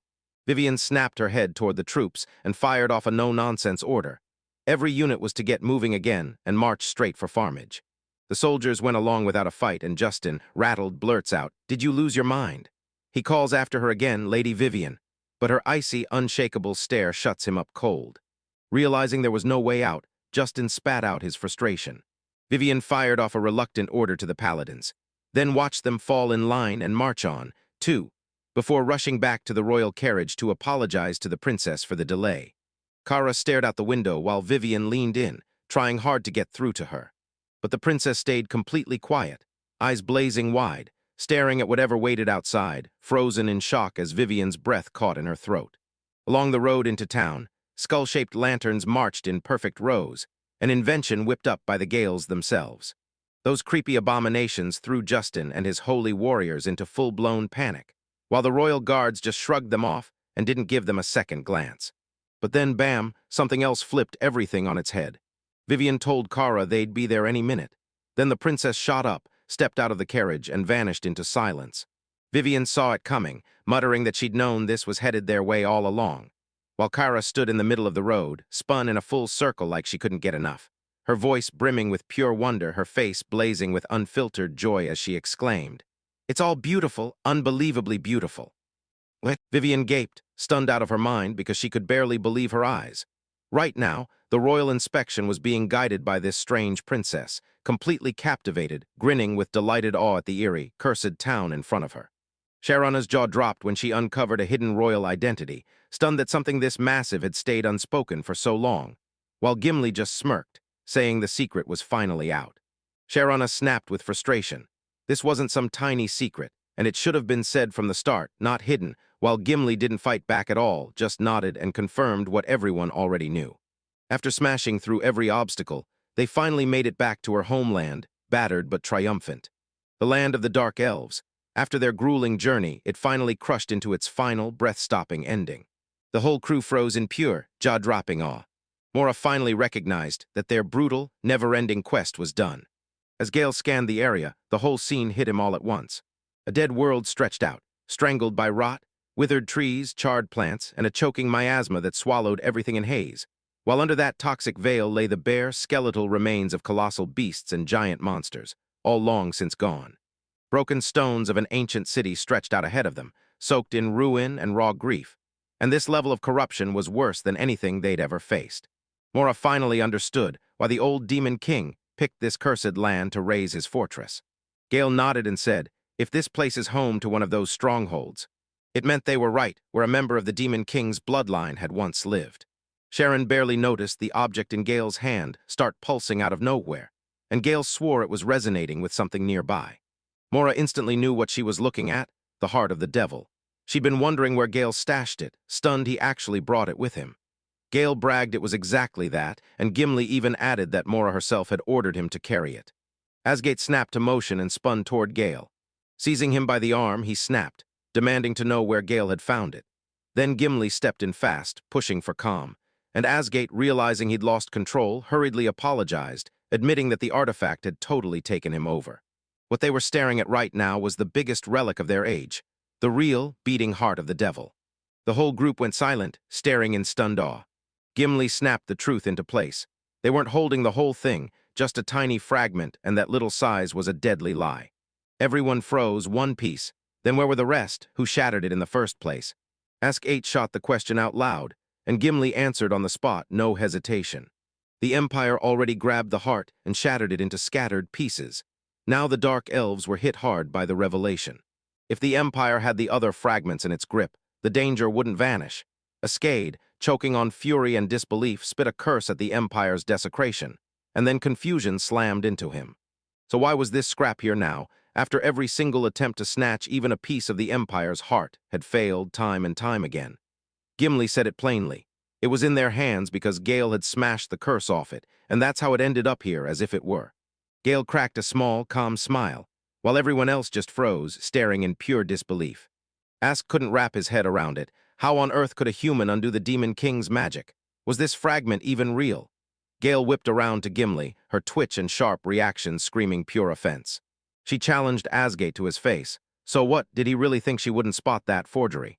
Asgate jolted as the reality hit, dropped to one knee, and begged her forgiveness.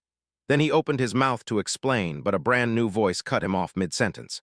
A shadowy dark elf burst into view, looming over his own kin like he owned the night. Asgate dropped to his knees on the spot, calling him chief as he spoke. The elder greeted the travelers with open arms, genuinely grateful they'd come to help his people, and Mora, half embarrassed, admitted it was them who'd kicked off the ancient dragon's wrath, ending with a whole forest in ruins. She snapped an apology for the damage, but the chief just burst into laughter, because even their own practices sometimes demanded control burns, and that forest would grow back, sure.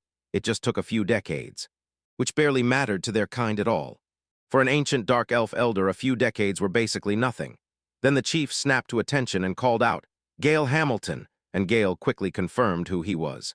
The chief had already heard about Gale thanks to Gimli's letters. Gale, a top-tier curse crafter, no less. Even with Gale downplaying herself, Gimli swore it was true, and the chief finally understood why the moment he saw her with his own eyes. He kept his eyes locked on Gale, like he was studying every move. Even with one of the Demon King's relics in his grip, he still kept his composure. Then Asgate cut in, calling out to both the elder and the princess, and the moment hit him like a shockwave. So this curse crafter was really the one they picked to save them. But nobody had told him a single thing about it, right? Gimli stepped in and said the truth was kept secret on purpose, because the whole plan demanded total discretion. With Asgate's impulsive, brash attitude, this mission could have spiraled out of control before Gale even showed up, and her words hit him like a punch to the gut. He stammered, scrambling for a defense, but Gimli softly patted his head and praised his courage, because even after everything, he'd still thrown his life on the line and saved them from the rampaging elder dragon. She shot him a heartfelt thanks, and Asgate's face lit up like her words finally hit straight in the feels. He declared he'd lay down his life if it meant saving them in that crisis. Then Gimli spun to the elder like, "We're going in." The chief nodded, ordered his people to lead the way deeper into the Dark Elves' territory, and warned them plain and simple. The area around them was still full of danger. Above them, wyverns swooped through the sky like living warnings, proof of the danger he'd been talking about, and Mora felt it the moment she noticed them. Sharana nodded hard, saying the elder dragon's roar still haunted the air, even now faint but unmistakable. Soon they burst through the final stretch and slammed into their destination. A gigantic, towering castle that loomed over everything like a fortress from another world. Gale finally let out, "We made it." But Mora swore it felt like it should have been closer, and when Sharana took one look at the massive size, it was impossible to tell how far away it really was. As they burst through the door, Sharanok took one look and instantly recognized these as the legendary ruins of the Demon King's fortress. She leaned in and pressed her hand against the structure, and Gimli instantly backed it up as real. Gale nodded too, praising how rock-solid it felt, and then Sharana's eyes widened, because the material was tough and weirdly lightweight, nothing like anything she'd ever laid her hands on before. Mora flicked a glance over her shoulder, and nearly jumped out of her skin when she spotted the darkness. Elves stared at them like hawks. Flustered, she demanded they stop, insisting they were only making the outsiders look dumb. "Sharana?" she asked, confused. "Why?" Sharon shrugged, she just had curiosity. Gale nodded along, baffled by what the big deal was. Mora snapped back, fed up. The only thing dark elves cared about was their own interests. Gimli leaned in and laid it out. Those dark elves didn't just worship old ruins. They fueled everything by hammering rare materials into gear. And sure, the ruins mattered for history, but the real gold was the stuff inside. Sometimes a chunk slipped into the market, and they even brewed it into leftover ancient alchemy tricks. "Rare," they said, and you could feel the interest spike. Gimli clocked her reaction, smirked like he already knew, and dropped the shocking realization into the room. This whole castle wasn't made of myth at all. It was just ordinary material. She stumbled back, staring in disbelief, and blurted, "Wait, is it really asterisk calcium?" The moment Charana realized it was real, she latched onto the wall, laughing with pure glee. While Mora stared, confused, Charana didn't care one bit. The whole Orichalcum castle had her buzzing with excitement, and in that dizzy rush she blurted that she was going to seize a piece all her own. Mora, drowned in ridiculous materialistic glee, couldn't believe the shamelessness and blurted out, "Can this possibly get any worse?" She snapped to Gale and begged him to look. But Gale wasn't listening at all, because he was hunched over an enormous skull, probably from a troll, picking apart the wreckage of some massive creature scattered across the castle floor. Mora couldn't stomach what they were doing under their host's eyes, so she grabbed both Gale and Shirna and yanked them out, while the dark elves kept staring. The chief just burst into laughter, grinning like he loved their wild enthusiasm. Right when Mora was about to snap with a complaint, she spotted a young elf, and all around them, the other dark elves stared like they were waiting for something to happen. The chief said that in a town this starved for entertainment, the arrival of strangers instantly lit up everyone's curiosity, and the crowd meant no harm. They were just hooked on the mystery. Then Mora crouched down, spoke softly to the kid, admitted they'd caused the fuss, and flashed a warm, reassuring smile. Soon the whole crew dropped onto a mat together. But the moment Mora scanned their surroundings, a cold unease crawled up her spine, and she knew this wasn't the cozy scene it looked like. The elves all around looked deathly fragile, skinny bones wrapped up in bandages, and you could clearly see illness eating them from the inside, but the real nightmare was worse. Dark miasma was actually floating through the air right in front of her, faint yet unmistakable. The chief caught that worry hanging in the air and straight up told them, "Yeah, it still isn't great, but it's way better than how it used to be." 1,000 years back, right after the Demon King got wiped out, the world spiraled into something far worse. The Demon King had been the living wall keeping the miasma off the land, and without him, it spread everywhere. To him, miasma wasn't a poison at all. It was life itself, a vital essence coursing through the air. It was as natural as breathing, until the hero and his allies sealed him up, and that crushing force finally vanished. With nobody left to hold it back, the miasma started leaking out from deep underground, then swallowed the whole region bit by bit. Funny enough, beating the Demon King didn't end the nightmare. It opened the door to an even deadlier threat, so the Dark Elves immediately started hunting for a way to stop it. Artifacts called the Demon King series, leftovers from the Demon King's own body, pieces of him that still linger. Gimli leaned in and said these treasures were meant to be scattered worldwide, just so the Demon King could never rise again. Yet somehow one of them had always stayed locked away right here in their own lands. Ever since then, the Dark Elves went all in on hunting down more of these relics, scraping them together at the Demon King's old keep, hoping to stack enough suppressive power to keep the miasma from spilling through. As they pushed this plan forward, Dark Elf agents spilled across the world, quietly stitching together a secret web of intel and hidden influence. Mora finally got it, so that's why Gimli, royalty of the Dark Elves, had been stuck on the frontier. She wasn't just living there, she was running the guild as its master. It was part of this massive, far-reaching scheme, but it didn't come without teeth. Gimli had warned them before they even set off. This move could shove them straight into the Demon King's trap, if they reassembled too many of his pieces. It could bring his resurrection, and then we'd be trapped under his heel all over again. Either we grab the items and gamble on waking an ancient evil, or we refuse, and the miasma closing in will swallow us whole. That cruel paradox shaped everything they lived through. The curse-soaked artifacts were the only lifeline they had, and yet they carried destruction with every breath. Their one shot was a near-impossible gamble, pull out the power without letting the dark side tear them apart. Deep in Mora's chest, she finally felt the contradiction click. Saving their people was tied to the very thing that was hurting them. Then the chief snapped his focus back to the moment. Because Gale Hamilton's arrival felt like fate, and at last they'd found the one person who might finally break the curse that's haunted their people for years. Nobody on Earth could pull it off, only Gale. Mora tried to feel the air around her, yet the miasma was right there, thick in the atmosphere, and it didn't touch her body at all. Sharon pointed out that it had to be the artifact Gale was carrying, because whatever he had was actively killing the miasma's effects. The group huddled up and started whispering to each other, voices buzzing with secrets, and the chief admitted he had a bunch of questions about that object. But right now, he set them aside and gave all of them a formal, heartfelt welcome from the entire homeland. When Gale pressed him for surety and Sharon tossed in a cheeky question about refreshments, the chief answered back with a warm, steady smile. Whenever Gale got praise for his talents, a spark of quiet joy shot through Mora, like her curiosity finally found something worth smiling about. The chief beckoned them on and pushed them deeper into the territory. As they got ready to move, Sharon's mind snapped somewhere else, straight to Lady Minerva. Then it hit her. She and her group still hadn't even gotten the chance to meet Lady Minerva.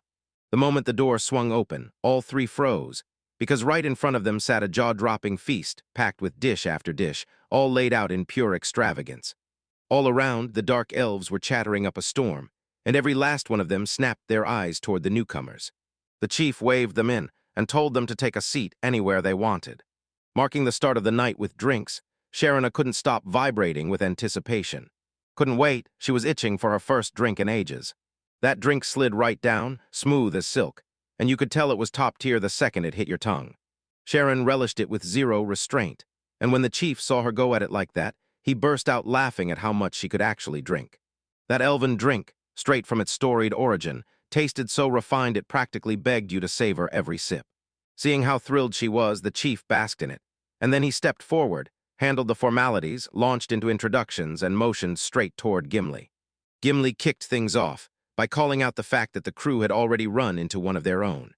Asgate, her oldest childhood friend, and one of their deadliest martial combat warriors. Then she introduced Pato, her fearless leader and the second most important piece of the puzzle. A powerful official back home. Yet Pato snapped in with pure dissatisfaction, because that laid-back introduction didn't feel right, and he demanded a more proper acknowledgement.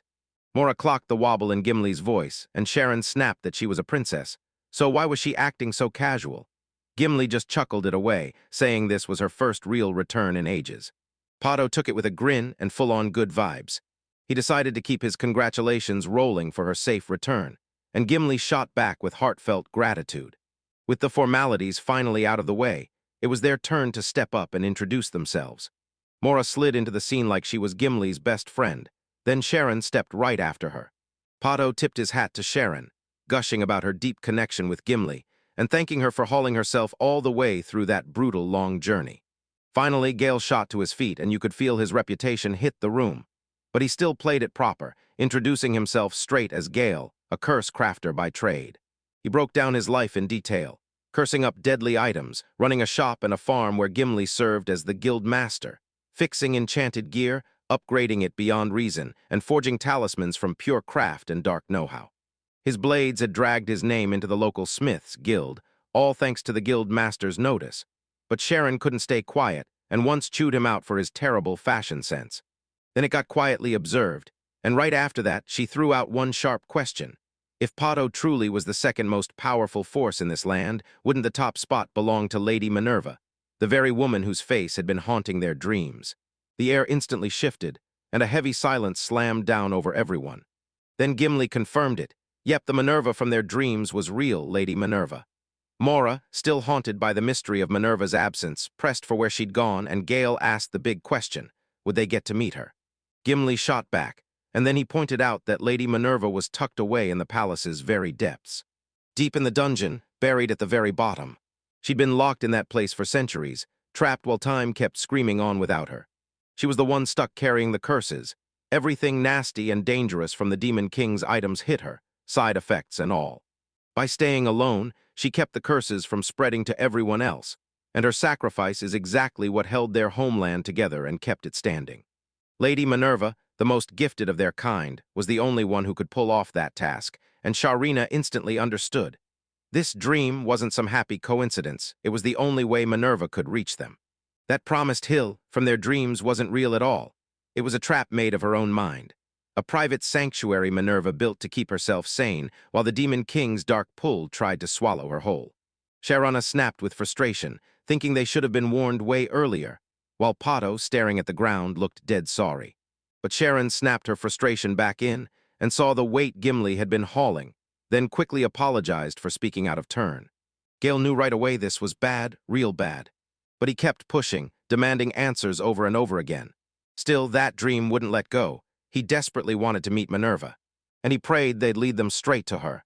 Mora nodded that he needed to kick things off, and Gimli answered with a grin, and promised they'd decrash for the night, then come see her first thing in the morning.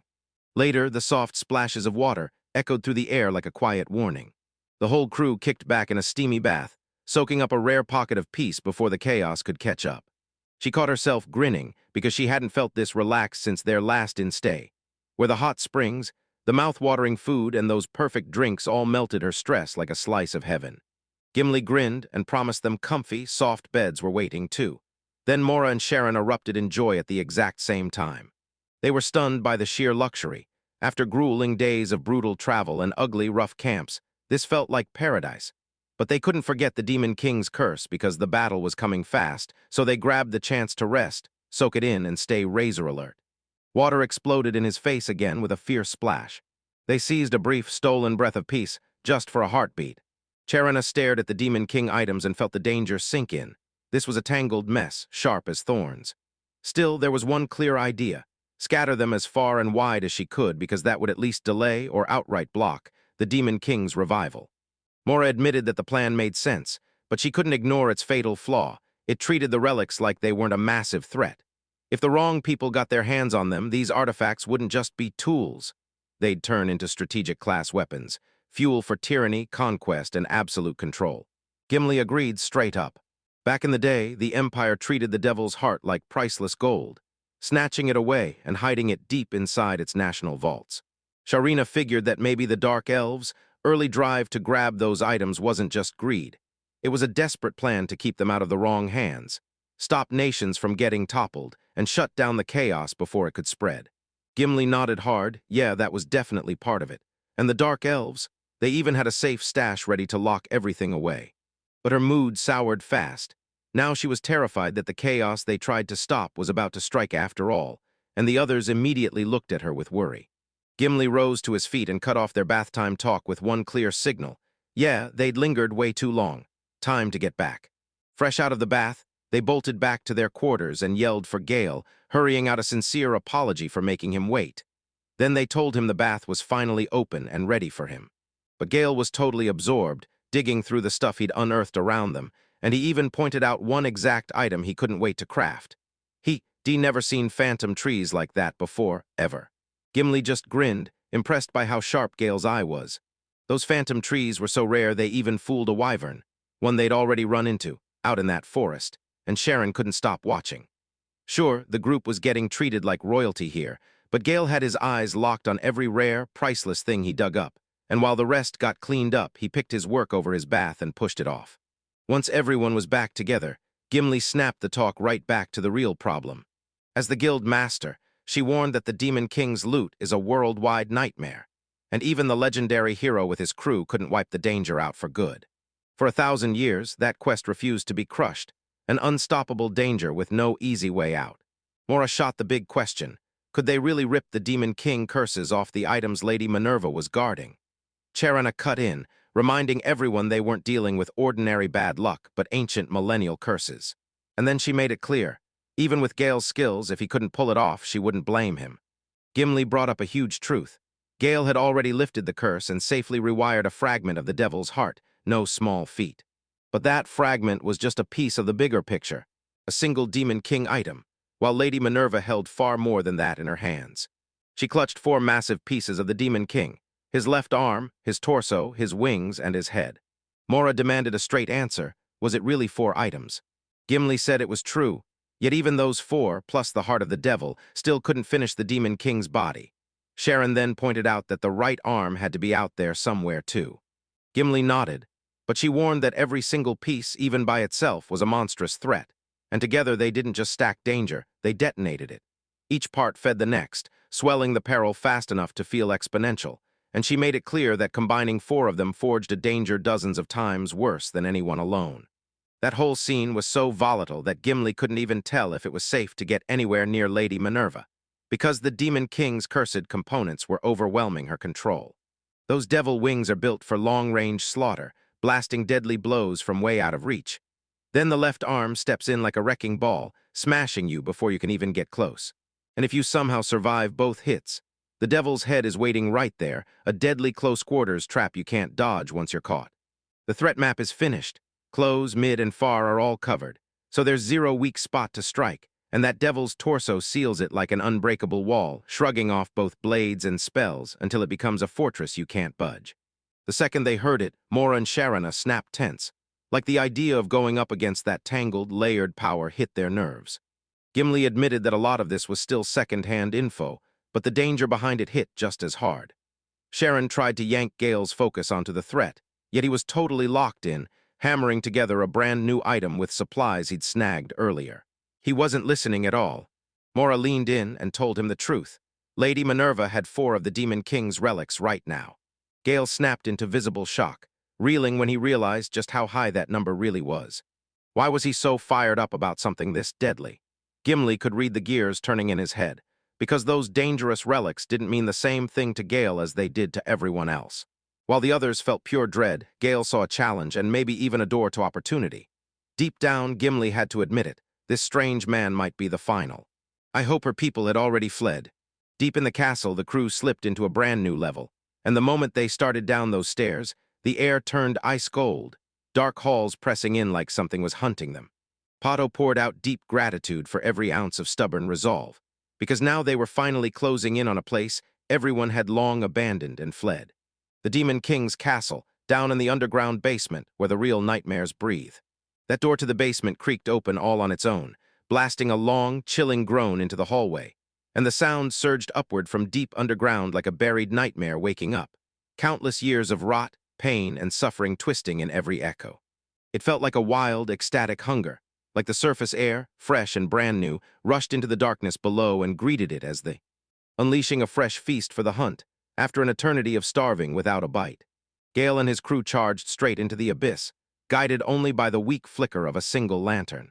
Trailing behind them, Gimli, Pato the Elder, and Asgate kept watch, ready to step in as their protector. Long ago, the Demon King himself built that labyrinth beneath the earth, yet even his legacy buckled and fell apart, leaving only scattered stretches of the underground still standing and walkable. Pato leaned in and told them that right before they ever got to Lady Minerva, he had to spill some ancient history first. Secrets and truths stayed locked away for years, until now. The whole party suddenly paused. Unease surged with every step he took deeper into the dark. Pato cracked open the sealed memories, because the whole story starts with a nasty rupture ripping peace apart. Just when the dark elves were finally living in peace, the demon's gate suddenly tore open the sky, an eerie portal linking the surface world to the shadowy depths of the dark realm. Sharon spun her gaze around, stunned by how huge and breathtaking the place looked. Gimli had never witnessed it firsthand, until now. But she remembered this. When the Demon King fell 1,000 years ago, both the basement and the upper citadel got obliterated. More, I can't stop thinking. This Demon King's castle has to be bigger than what they're seeing right now, because the idea of something like this even existing is just unreal. Gimli remembered a terrifying tale. Even the Demon King cooked it up, turning the swarming miasma into solid form. People claimed it started rotting the very moment the king's life ended. The chief warned that the Demon King can't ever be fully wiped out, so this base would never really crumble, and he said it with a nasty, sarcastic grin. So yeah, this kind of power is absolutely required, or that massive structure would have crumbled ages ago. As a blacksmith, she knew one thing for sure. This structure was built to hold something that mattered. Impossible to exist through nature, like the universe itself couldn't make it happen. Mora noticed the miasma growing thicker the deeper they sank into the dark. Gimli didn't hesitate. He said that without Gale's tweaked sixth of the heart of the devil, their hearts and minds would have already been corrupted. With every step, even walking turned into a brutal struggle, and Mora's unease kept climbing with each beat, and clutched his scale-like shoulder. After that, the chief leaned in and spilled the truth about the Demon Gate. The instant it showed up, it unleashed the Demon King's monsters in a full-on swarm, choking the once lush forest with cursed pollution until it became a hellscape, where every unprotected creature got wiped out. They say the gate is still buried deep in the basement, its wickedness never once fading. Mora couldn't stop wondering if they'd run into the Demon Gate too, because it wasn't just Lady Minerva they had to worry about. The chief told them how, even after the Demon King got crushed, he wasn't truly finished. He cursed the world, then clawed his way back for the pieces he needed to rise again. Gimli said it was Lady Minerva, once the Demon King's reluctant assistant, who finally snapped the chain and wiped out his lingering grip for good. Minerva realized the Demon King's remains were trying to resurrect again, and she charged in to stop the next disaster by grabbing the curses onto herself. This is how she keeps the Dark Elves safe, by guarding them from the shadows. And he made sure the whole world could finally breathe, no more living in fear under the Demon King's terror. Gimli's eyes brimmed with tears as the others spun their attention to her. Gimli kept going, explaining how Lady Minerva snatched every piece of the Demon King's corpse and fused them onto her own body. Her vision blurred, her hearing dulled, and her whole body turned stiff and heavy, like lead. When Minerva finally realized no one could get to her, she snapped into action, determined to stop those curses from ever putting their homeland in danger again. She slipped down into a forgotten chamber far beneath the world, clutching the Demon King's remains like it was the key to everything. Sharon couldn't stop wondering what Gimli was really hunting for here. Did she truly think Gale's magic could somehow pinpoint every single fragment of the Demon King?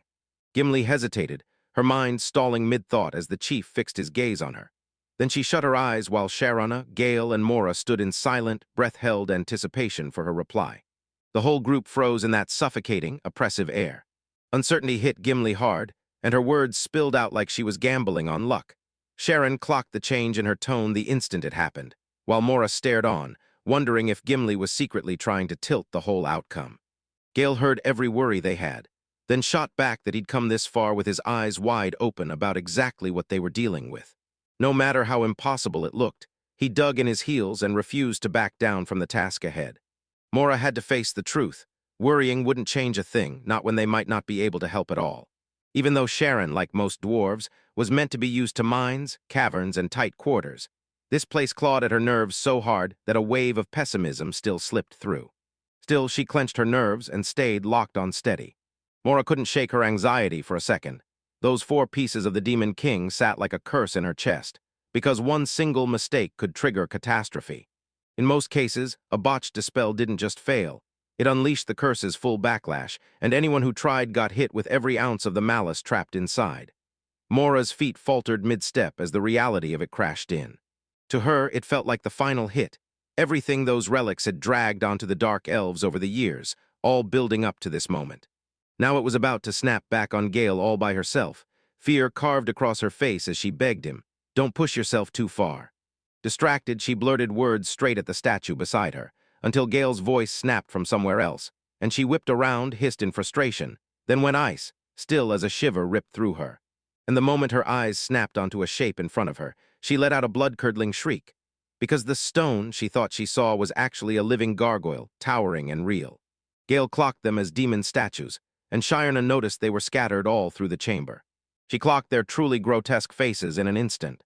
Every monstrous face and leathery wing was carved in brutal, sickening detail. Then she took another step in, staring hard at it like she could crack its secrets. But it got jolted so hard its head snapped straight toward her, and her scream tore through the air. Then it hit her. These weren't lifeless statues at all, but real gargoyles. And as they came to life, the other figures around them stirred and started moving. One after another, the statues snapped out of stillness and revealed themselves as a swarm of the Demon King's servants, demon-faced beings with bat-like wings. And the instant intruders were spotted. They rose in perfect sync and attacked as one pack, wings slashing the dead air while their overwhelming numbers screamed. Not a step further. The chief declared that their looks were exactly why this road was locked down, then barked for Asgate to face the threat, like that command was the clearest signal in the world. Asgate burst forward, orichalcum falchion blazing overhead, and barreled straight at the closest gargoyle. Roaring as he drove the blade straight ahead, he tried to punch through its skull. The weapon slammed into its target and stabbed through the gargoyle's head, but every jolt hit nothing. Somehow the creature slipped free, unhurt, and shot away into the sky. Right then, Gimli finally got it. Gargoyles weren't meant to be killed with hits, because they were undead and had no real bodies to smash. They just mess with you, slipping apart and regrouping, grinding you down until you were broke. The gargoyle towered over them, diving past as they scrambled aside. Then it barreled straight for the door. Only now did Sharon realize just how terrifyingly. In the blink of an eye, these creatures moved with insane speed. Then, just like that, the gargoyles closed in and boxed them in. Gale crept forward, and the next second, something darted behind him and lunged straight at Shirna. But Gale yanked her back and ripped through the air with a dispelling force, watching the creature vanish into nothing. Sharon sucked in a breath, saved by his last-second move, while Gimli stared into the dark and wondered if every cursed creature, monsters and demons alike, was born from spells themselves. Mora realized Gale's power didn't stop at the undead. It reached straight into demons too, and Mora could tell the moment she could read their story. Sharna froze, shocked because Gale didn't just sense demons, he could actually talk to them. Her face snapped into a grin the moment she spotted a shimmer of hope in their mess. While above, the gargoyles kept circling, their wings whipping the air into a non-stop crushing pressure.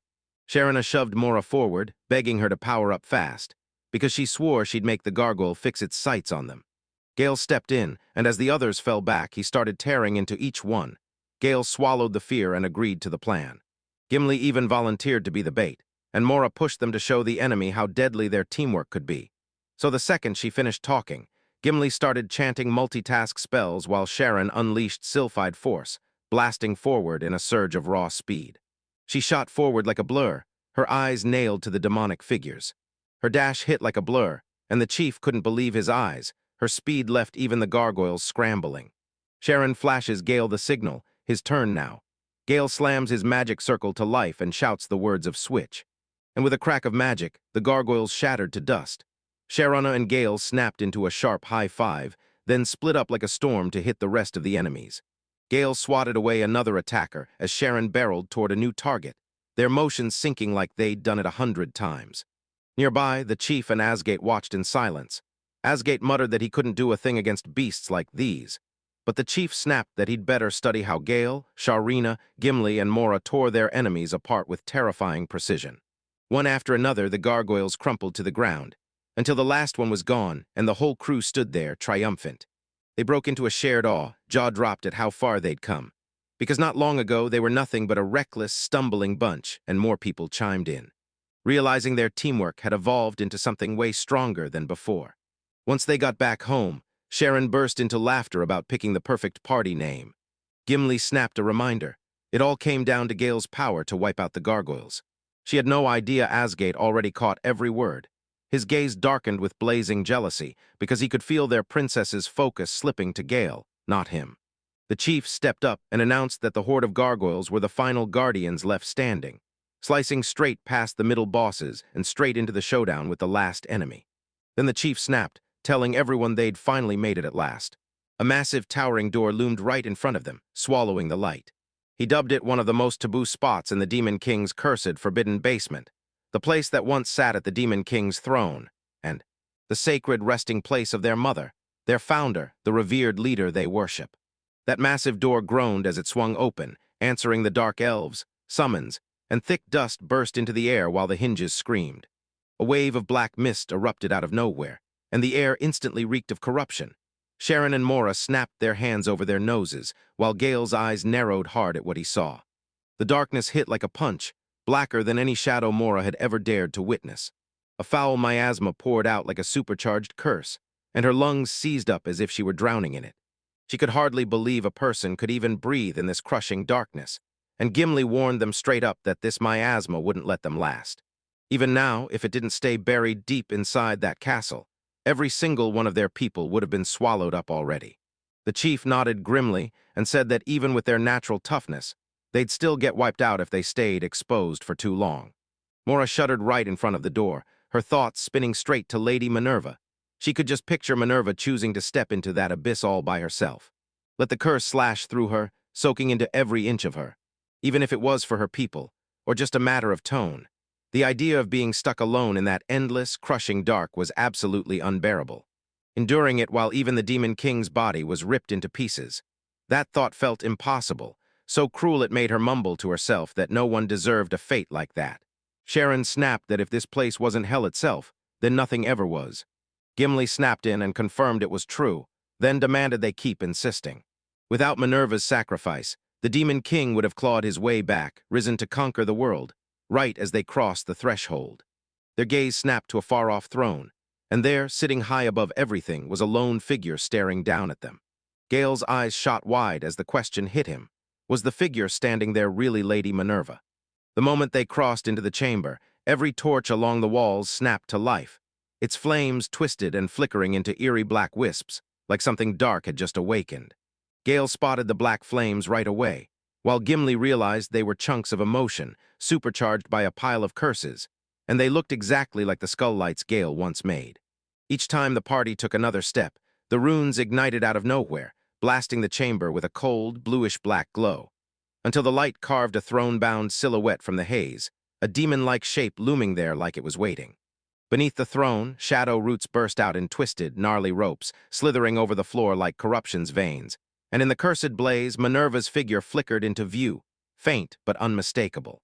Mora couldn't shake the dream sight. She remembered meeting Minerva, stunning, graceful, and unlike anyone she'd ever seen before. Sharon II remembered that same feeling, but what they saw in front of them now was completely different. Instead of welcoming a savior, the crowd stared at something that looked like the Demon King. Fragments of armor from the king himself still clung to the figure sitting on the throne. The chief laid it out. Once every scrap of the Demon King was fused into Minerva, She became the living key that let him claw his way back into a real body. Moore couldn't stop himself from wondering if Minerva was even still alive. Then the truth hit them like an answer in front of their faces. She sat on a throne as writhing tentacles coiled around her and pulsating growth surged, swallowing her whole. The walls and floor started to shudder like the whole room had turned into living flesh. Gimli tore into the news. Minerva was alive. That torture nearly shoved Cherno into retch, and Mora had to slam her studies just to keep her on track. As a blacksmith, Sharina could feel it. Curses weren't just words, they carved into the body and took their brutal toll. Even from far away, she could feel it. Minerva was being torn apart in layers, over and over. Relentless pain, non-stop bleeding, decay, then sick self-healing, all spiraling into a nightmare loop. Harsh torments pressed on her like iron chains, and the endless punishment was nothing but cold, soul-crushing humiliation.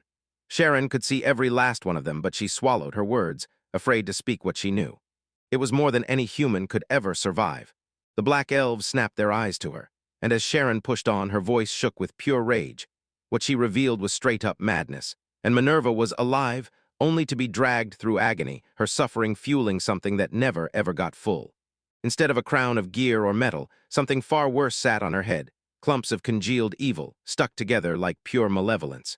She slammed her fist into the wall. Sharon seethed at the sight, and Gimli cut in to explain that every single fragment of the Demon King. By simply existing, it unleashed its curse across the world. Everything it touched rotted and corroded on contact. That's why she devoted her whole life to digging into every fragment and hunting for someone who could tear the curse apart. So now her plea was raw, desperate, and one thing only: save Lady Minerva. Her words shot straight for Gale. Gale stood frozen, staring at the throne, whispering in pure awe at Minerva's form. Then the whole figure shifted and Minerva twitched. Then she shot up from her throne. Mora realized she'd clocked them, but Shirna caught none of it as a welcome, just a heavy, ominous shift in the air. Asgate's voice cracked with grief as he shouted to her, staring at her shattered condition. Minerva stayed locked in place, refusing to budge an inch. He flashed a smile at her unmoving silence, until his eyes snapped onto something. Wings right from the Demon King's trembling back, his wings burst wide like thunder. With one fierce motion, they burst their wings open, and a deafening boom rocked everything. A violent shockwave ripped through the chamber, blasting the air apart as it tore across everything in its path. In the blink of an eye, Asgate disappeared from right where he stood. Gimli yelled his name, frantically searching, but all she got back was the hollow roar of crumbling stone. The wall behind them exploded into shards, and Asgate's body got slammed hard into the wreckage. His back slammed into the cold stone. He coughed, barely breathing, while those twisted tentacles from the nervous throne writhed toward him, stretching out with a vile, unstoppable hunger. Gimli's voice shook as she saw him get slammed into the wall in the blink of an eye, pinned there by raw force, and by those hellish curses hanging in the air. Mora's mind spun out of control. This was what the Demon King's relics really were. Power so crushing, it felt impossible to survive it. Minerva snapped her wings open again with one powerful flap. Sending tremors ripping through the chamber, Gimli realized it wasn't just one wing straining anymore. The whole ride shook as it braced for what was coming next. Tentacles slithered in, closing the distance on Asgate. The sight filled her with bone-deep dread. Sharon clocked the movement instantly, and she knew they were dead weight against what was about to slam into them. Mora watched the wings rip through the air again. Another brutal windstorm tore loose, and she snapped a quick signal to the others. Gale barked, "Get behind me," and warned the blast would kick sideways, so the whole group sprinted straight for him. Huddled tight, he flings his cloak wide as he casts. A thick fabric canopy shoved back the cold around them, while the gale's roaring howls slammed through the chamber like thunder. A bone-deep roar rattled through my marrow, like it wanted to break me from the inside. While the cloak shielded them, the others caught a glimpse of what was stitched inside, an army of tools from Gale's cursed craft. Because this wasn't just clothing, it was a locked vault of deadly artifacts. A chaotic quilt of cursed gear, stitched, forged, and bound with dark intent, supercharged his defenses against every element. Fire, water, wind, earth, even the pull of light and the weight of darkness.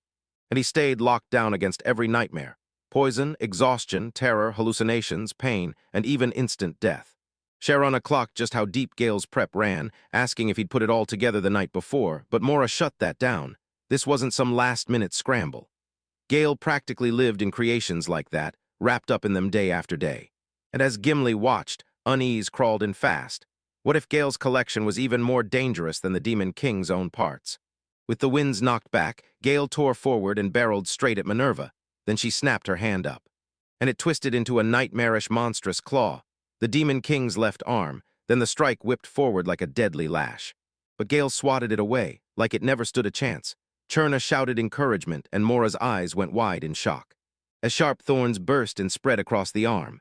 They snapped out like twin whips, lashing through the air. Gale got cornered from both sides, and Gimli roared that nobody could possibly slip out of that kind of strike. The hit slammed into him, but Gale didn't drop. He stayed upright, refusing to fall. Even as pain punched through him and he winced while clutching his head, he muttered through gritted teeth that it was tolerable, that he could take it. Sharon stared in shock at his insane resilience, amazed that he could shake off something that should have killed him. Mora, though. Gale climbed to the very bottom of Minerva's throne. Then I could only watch, helpless, as he stood right at her feet. Gimli muttered through pure dread, like something awful was right around the corner. Racing back to what she'd promised the night before, she realized the Demon King's torso killed both melee blows and magic spells dead. Every hit, blade, or spell got swallowed up, like bright splashes of color getting erased under a flood of black ink.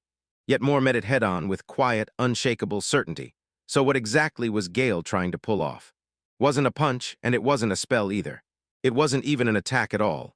The Nerva's assault finally stopped cold. Gimli murmured her unease, sensing this wasn't real hospitality, like something far darker was fighting within Minerva. Gale slowly stretched out his hand, inching it toward his head.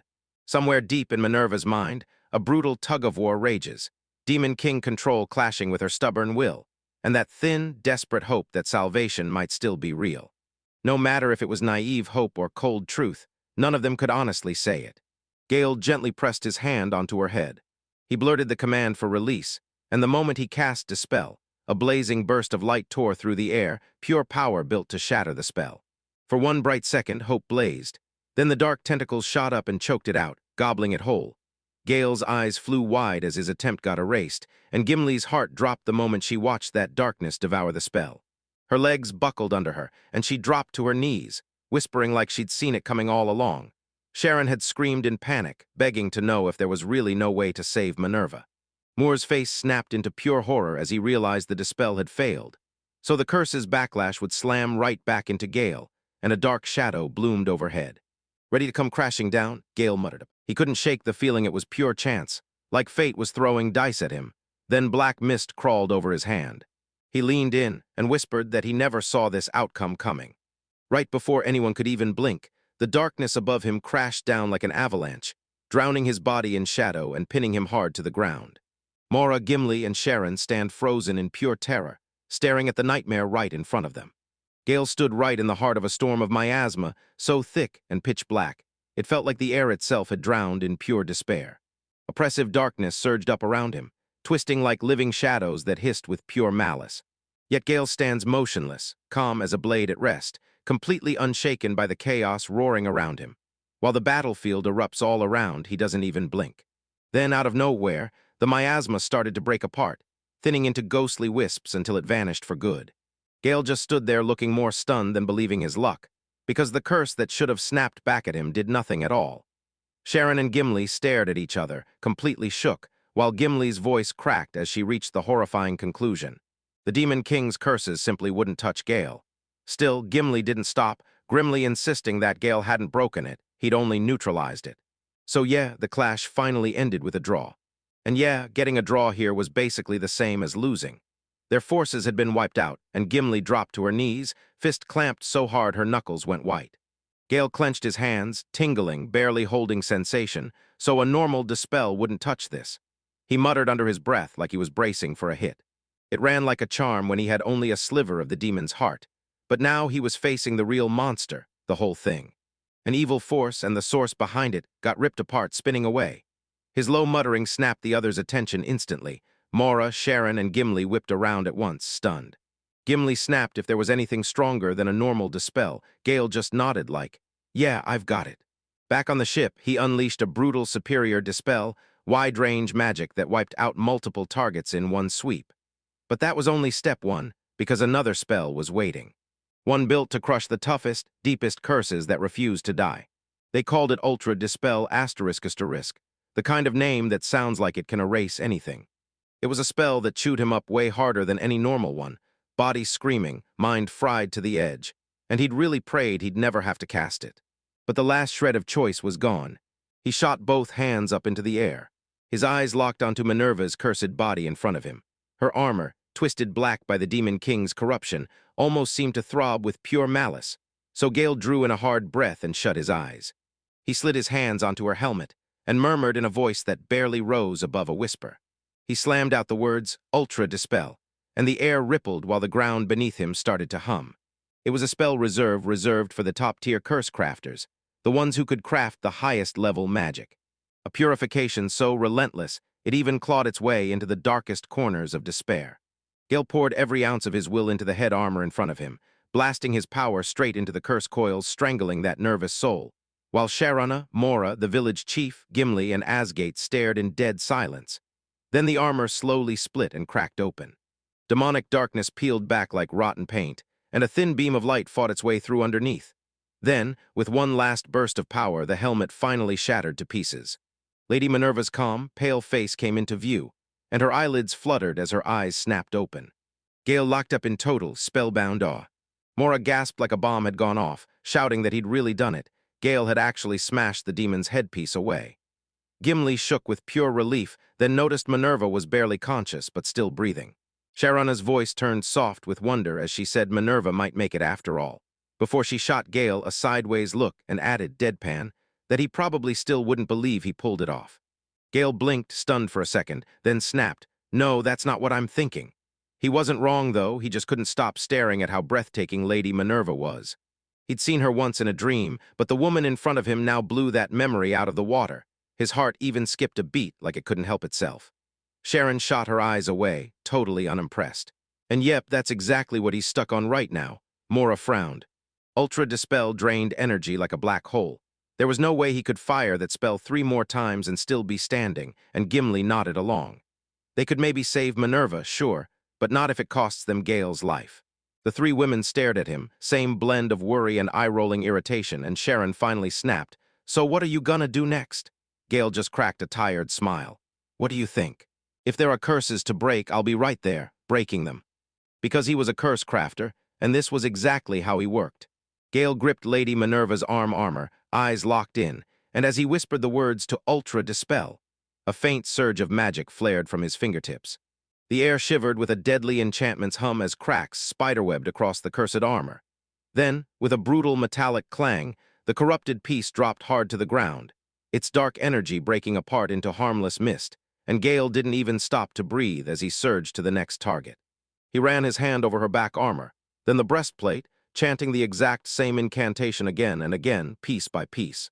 With a final shudder, the cursed fragments crumbled loose and fell away, until Lady Minerva was finally sitting there, completely free of the 1,000-year curse's last trace, and Gale let out a hard, shaking exhale, shoulders heaving like the weight had just vanished. His breath broke in short bursts as he admitted to himself that 4 ultras back-to-back were crushing him, and his hands barely shook. Sharon, watching from the side, pressed Gimli for an answer. Had the 1,000-year curse truly been shattered? Gimli stammered, then nodded. "Yes, completely.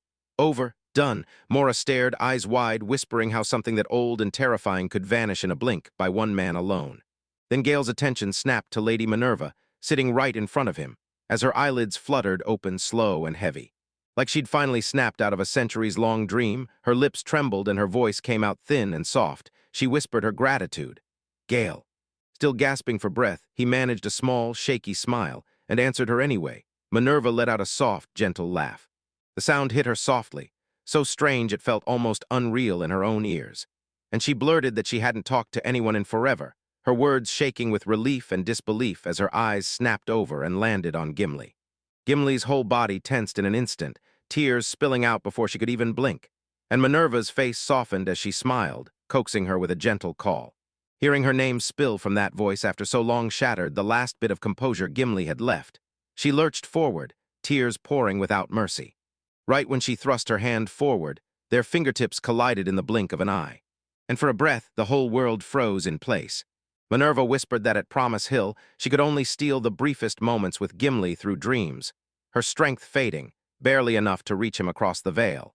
But now Gimli's voice shook as he admitted this wasn't a dream anymore. Mora shoved off to the side, wiped at her face as tears kept spilling out.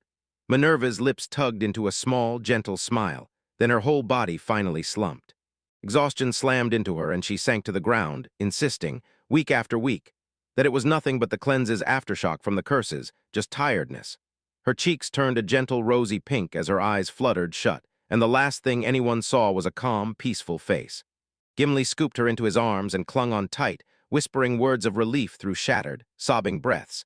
After 1,000 years of waiting, Minerva was finally free. Sharna wiped her nose, flashed a grin, and thumped Gale's shoulder as she cheered him on, because he never, ever let anyone down. They sealed it with a two-share high-five, straight into a triumphant fist bump. Then she spun toward Mora with a half-smile, teasing her about how long she planned to keep crying, and Mora shot back, voice all choked up, that she couldn't help it, while Gale just chuckled, reminding her this was a happy moment for everyone, not only for Gimli. Mora nodded through her tears and agreed, but she whispered that it wasn't only that. Then her hand slid forward and touched Gale's, and Gale jolted when she looked down at their joined hands. Moore's eyes burned with worry as she blurted, "Are you okay?" And yeah, 4 ultra dispels in rapid succession would have shattered almost any other caster. Was he really sure nothing would linger? Gale finally cracked and admitted he was totally wiped out. Heavy-limbed, mana nearly gone, though for the moment he could still feel okay. She was exhausted, sure, but she wasn't shattered. Relief flooded Morris as her shoulders finally dropped, and she smiled, saying, "I'm really glad, truly glad." And without a second thought, she yanked him into a tight, warm hug. Gale shut his eyes for a split second, then breathed out her name like it hurt. He reminded her that Asgate and the Elder were still nailed to the wall by their own curses, and even though the comfort felt good, he still had to finish the job. So with a tired voice, he begged Mora to loosen the hold on him just for a bit, and Gale finally tore the chief's curse free. That ancient dark elf bent low and thanked you from the bottom of his heart. Then Gale just waved it off like it was nothing. He swore that the real key was this: if they could truly wield the Demon King's cursed relics, they might finally cleanse every inch of the land and wipe out the miasma once and for all. The chief stared at him in pure awe, calling him the savior of their people. Gale kept going, laying it out, if they were serious about purifying the cursed items. Mora wanted to rip into them, sharpen them, and rebuild them from scratch, because she knew a few artifacts placed in the right spots were the only way to purge the miasma, and Gale just nodded along like, "Yep, that's it." Gale even joked they could decorate them, and Sharana shot him a doubtful glare like, "Do we really need to?" Then Gale blurted, all fired up, "We'll mass-produce them." Sharana and Mora freaked out on the spot, horrified by what that would mean. She let out a groan because she couldn't keep up with Gale's reckless ideas, and Mora jumped right on board, no questions asked. Gimli just laughed and said it was totally the kind of stunt Gale would pull. Gale whipped around to Asgate, throat tight as he apologized for keeping him pinned to that wall, and Asgate snapped at him to just get on with it. So Gale slammed his hands onto the cursed bindings and wiped them out in a blazing flash. Inside Asgate's head, disbelief churned. After a lifetime of trying to smash that exact curse and failing every time, Gale just made it look effortless. Moore let out a shaky sigh of relief, urging them to get out of that creepy place. Gimli nodded hard because with the curse shattered, that dark, shadow-filled cavern probably wouldn't ever swallow another visitor again. The chief swung toward Asgate, asked if he was okay, and demanded his help for Lady Minerva. Then Asgate went silent, and when the chief pushed the question again, Asgate shot back that everything was fine. He just wanted to check a couple things since they'd come this far before the party started. The chief gave the go-ahead but warned him not to get carried away, and Sharon immediately clocked the irritation creeping across Asgate's face. He didn't like being bossed around at all. Then Gale stepped up and offered to carry Lady Minerva himself. Gale, still feeling fresh after all that spellcasting, made the chief hesitate, but Mora just laughed and said, "You don't even realize how strong he is," like hauling one woman was nothing to him. Sharana peppered Gale with questions about the Demon King's artifacts, even offering to lug them herself now that the curses were finally broken. But Gale snapped back that he'd take them, too, then carefully wrapped every relic in cloth, threw them over his shoulder, then hoisted Lady Minerva into his arms. The chief stared in shock as Gale casually hauled a sack packed with 4 cursed artifacts and a woman at the same time, somehow never dropping a thing. He couldn't believe it. Gale always found a way to blow his mind. Then once they hit the surface, he promised to round everyone up for a huge celebration, because the Dark Elves' 1,000-year curse was finally shattered. He declared this day would kick off a brand new age. Songs for the 3 great dispellers would ring for another 1,000 years. and Sharon gasped with pure excitement, shouting that it was time for yet another party.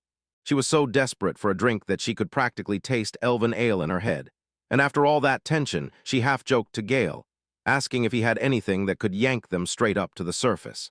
Gale just laughed and said nothing like that existed. Then, cradled in his arms, Lady Minerva slipped into a soft sleep, while old memories came flooding back, warm pieces of a past that felt miles away. She clung to a dream of a sword in one man's hands, his battle cry tearing through the air. Then Graveblade flared, lightning blasting from the blade as the ground shook, and one thunderous swing cut the demon's head clean off. Lady Minerva crumpled to the ground, barely able to breathe, and through her fading sight she saw him standing over her, radiating a blinding, crushing aura that shoved back every attack, every spell, even the Demon King's own barrier. He didn't just win. He obliterated the King's ambition, sucking every last drop of Lady Minerva's magic right into the Demon King.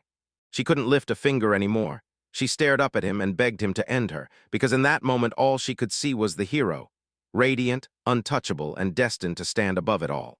The man slid his sword back into its sheath, and Lady Minerva stared in total disbelief. Why wouldn't he finish her off? But he just looked at her and asked, plain and steady, why he should asterisk. That one word, why, kept pounding in her head, burning her with rage, because after everything she'd done, how dare he ask her that?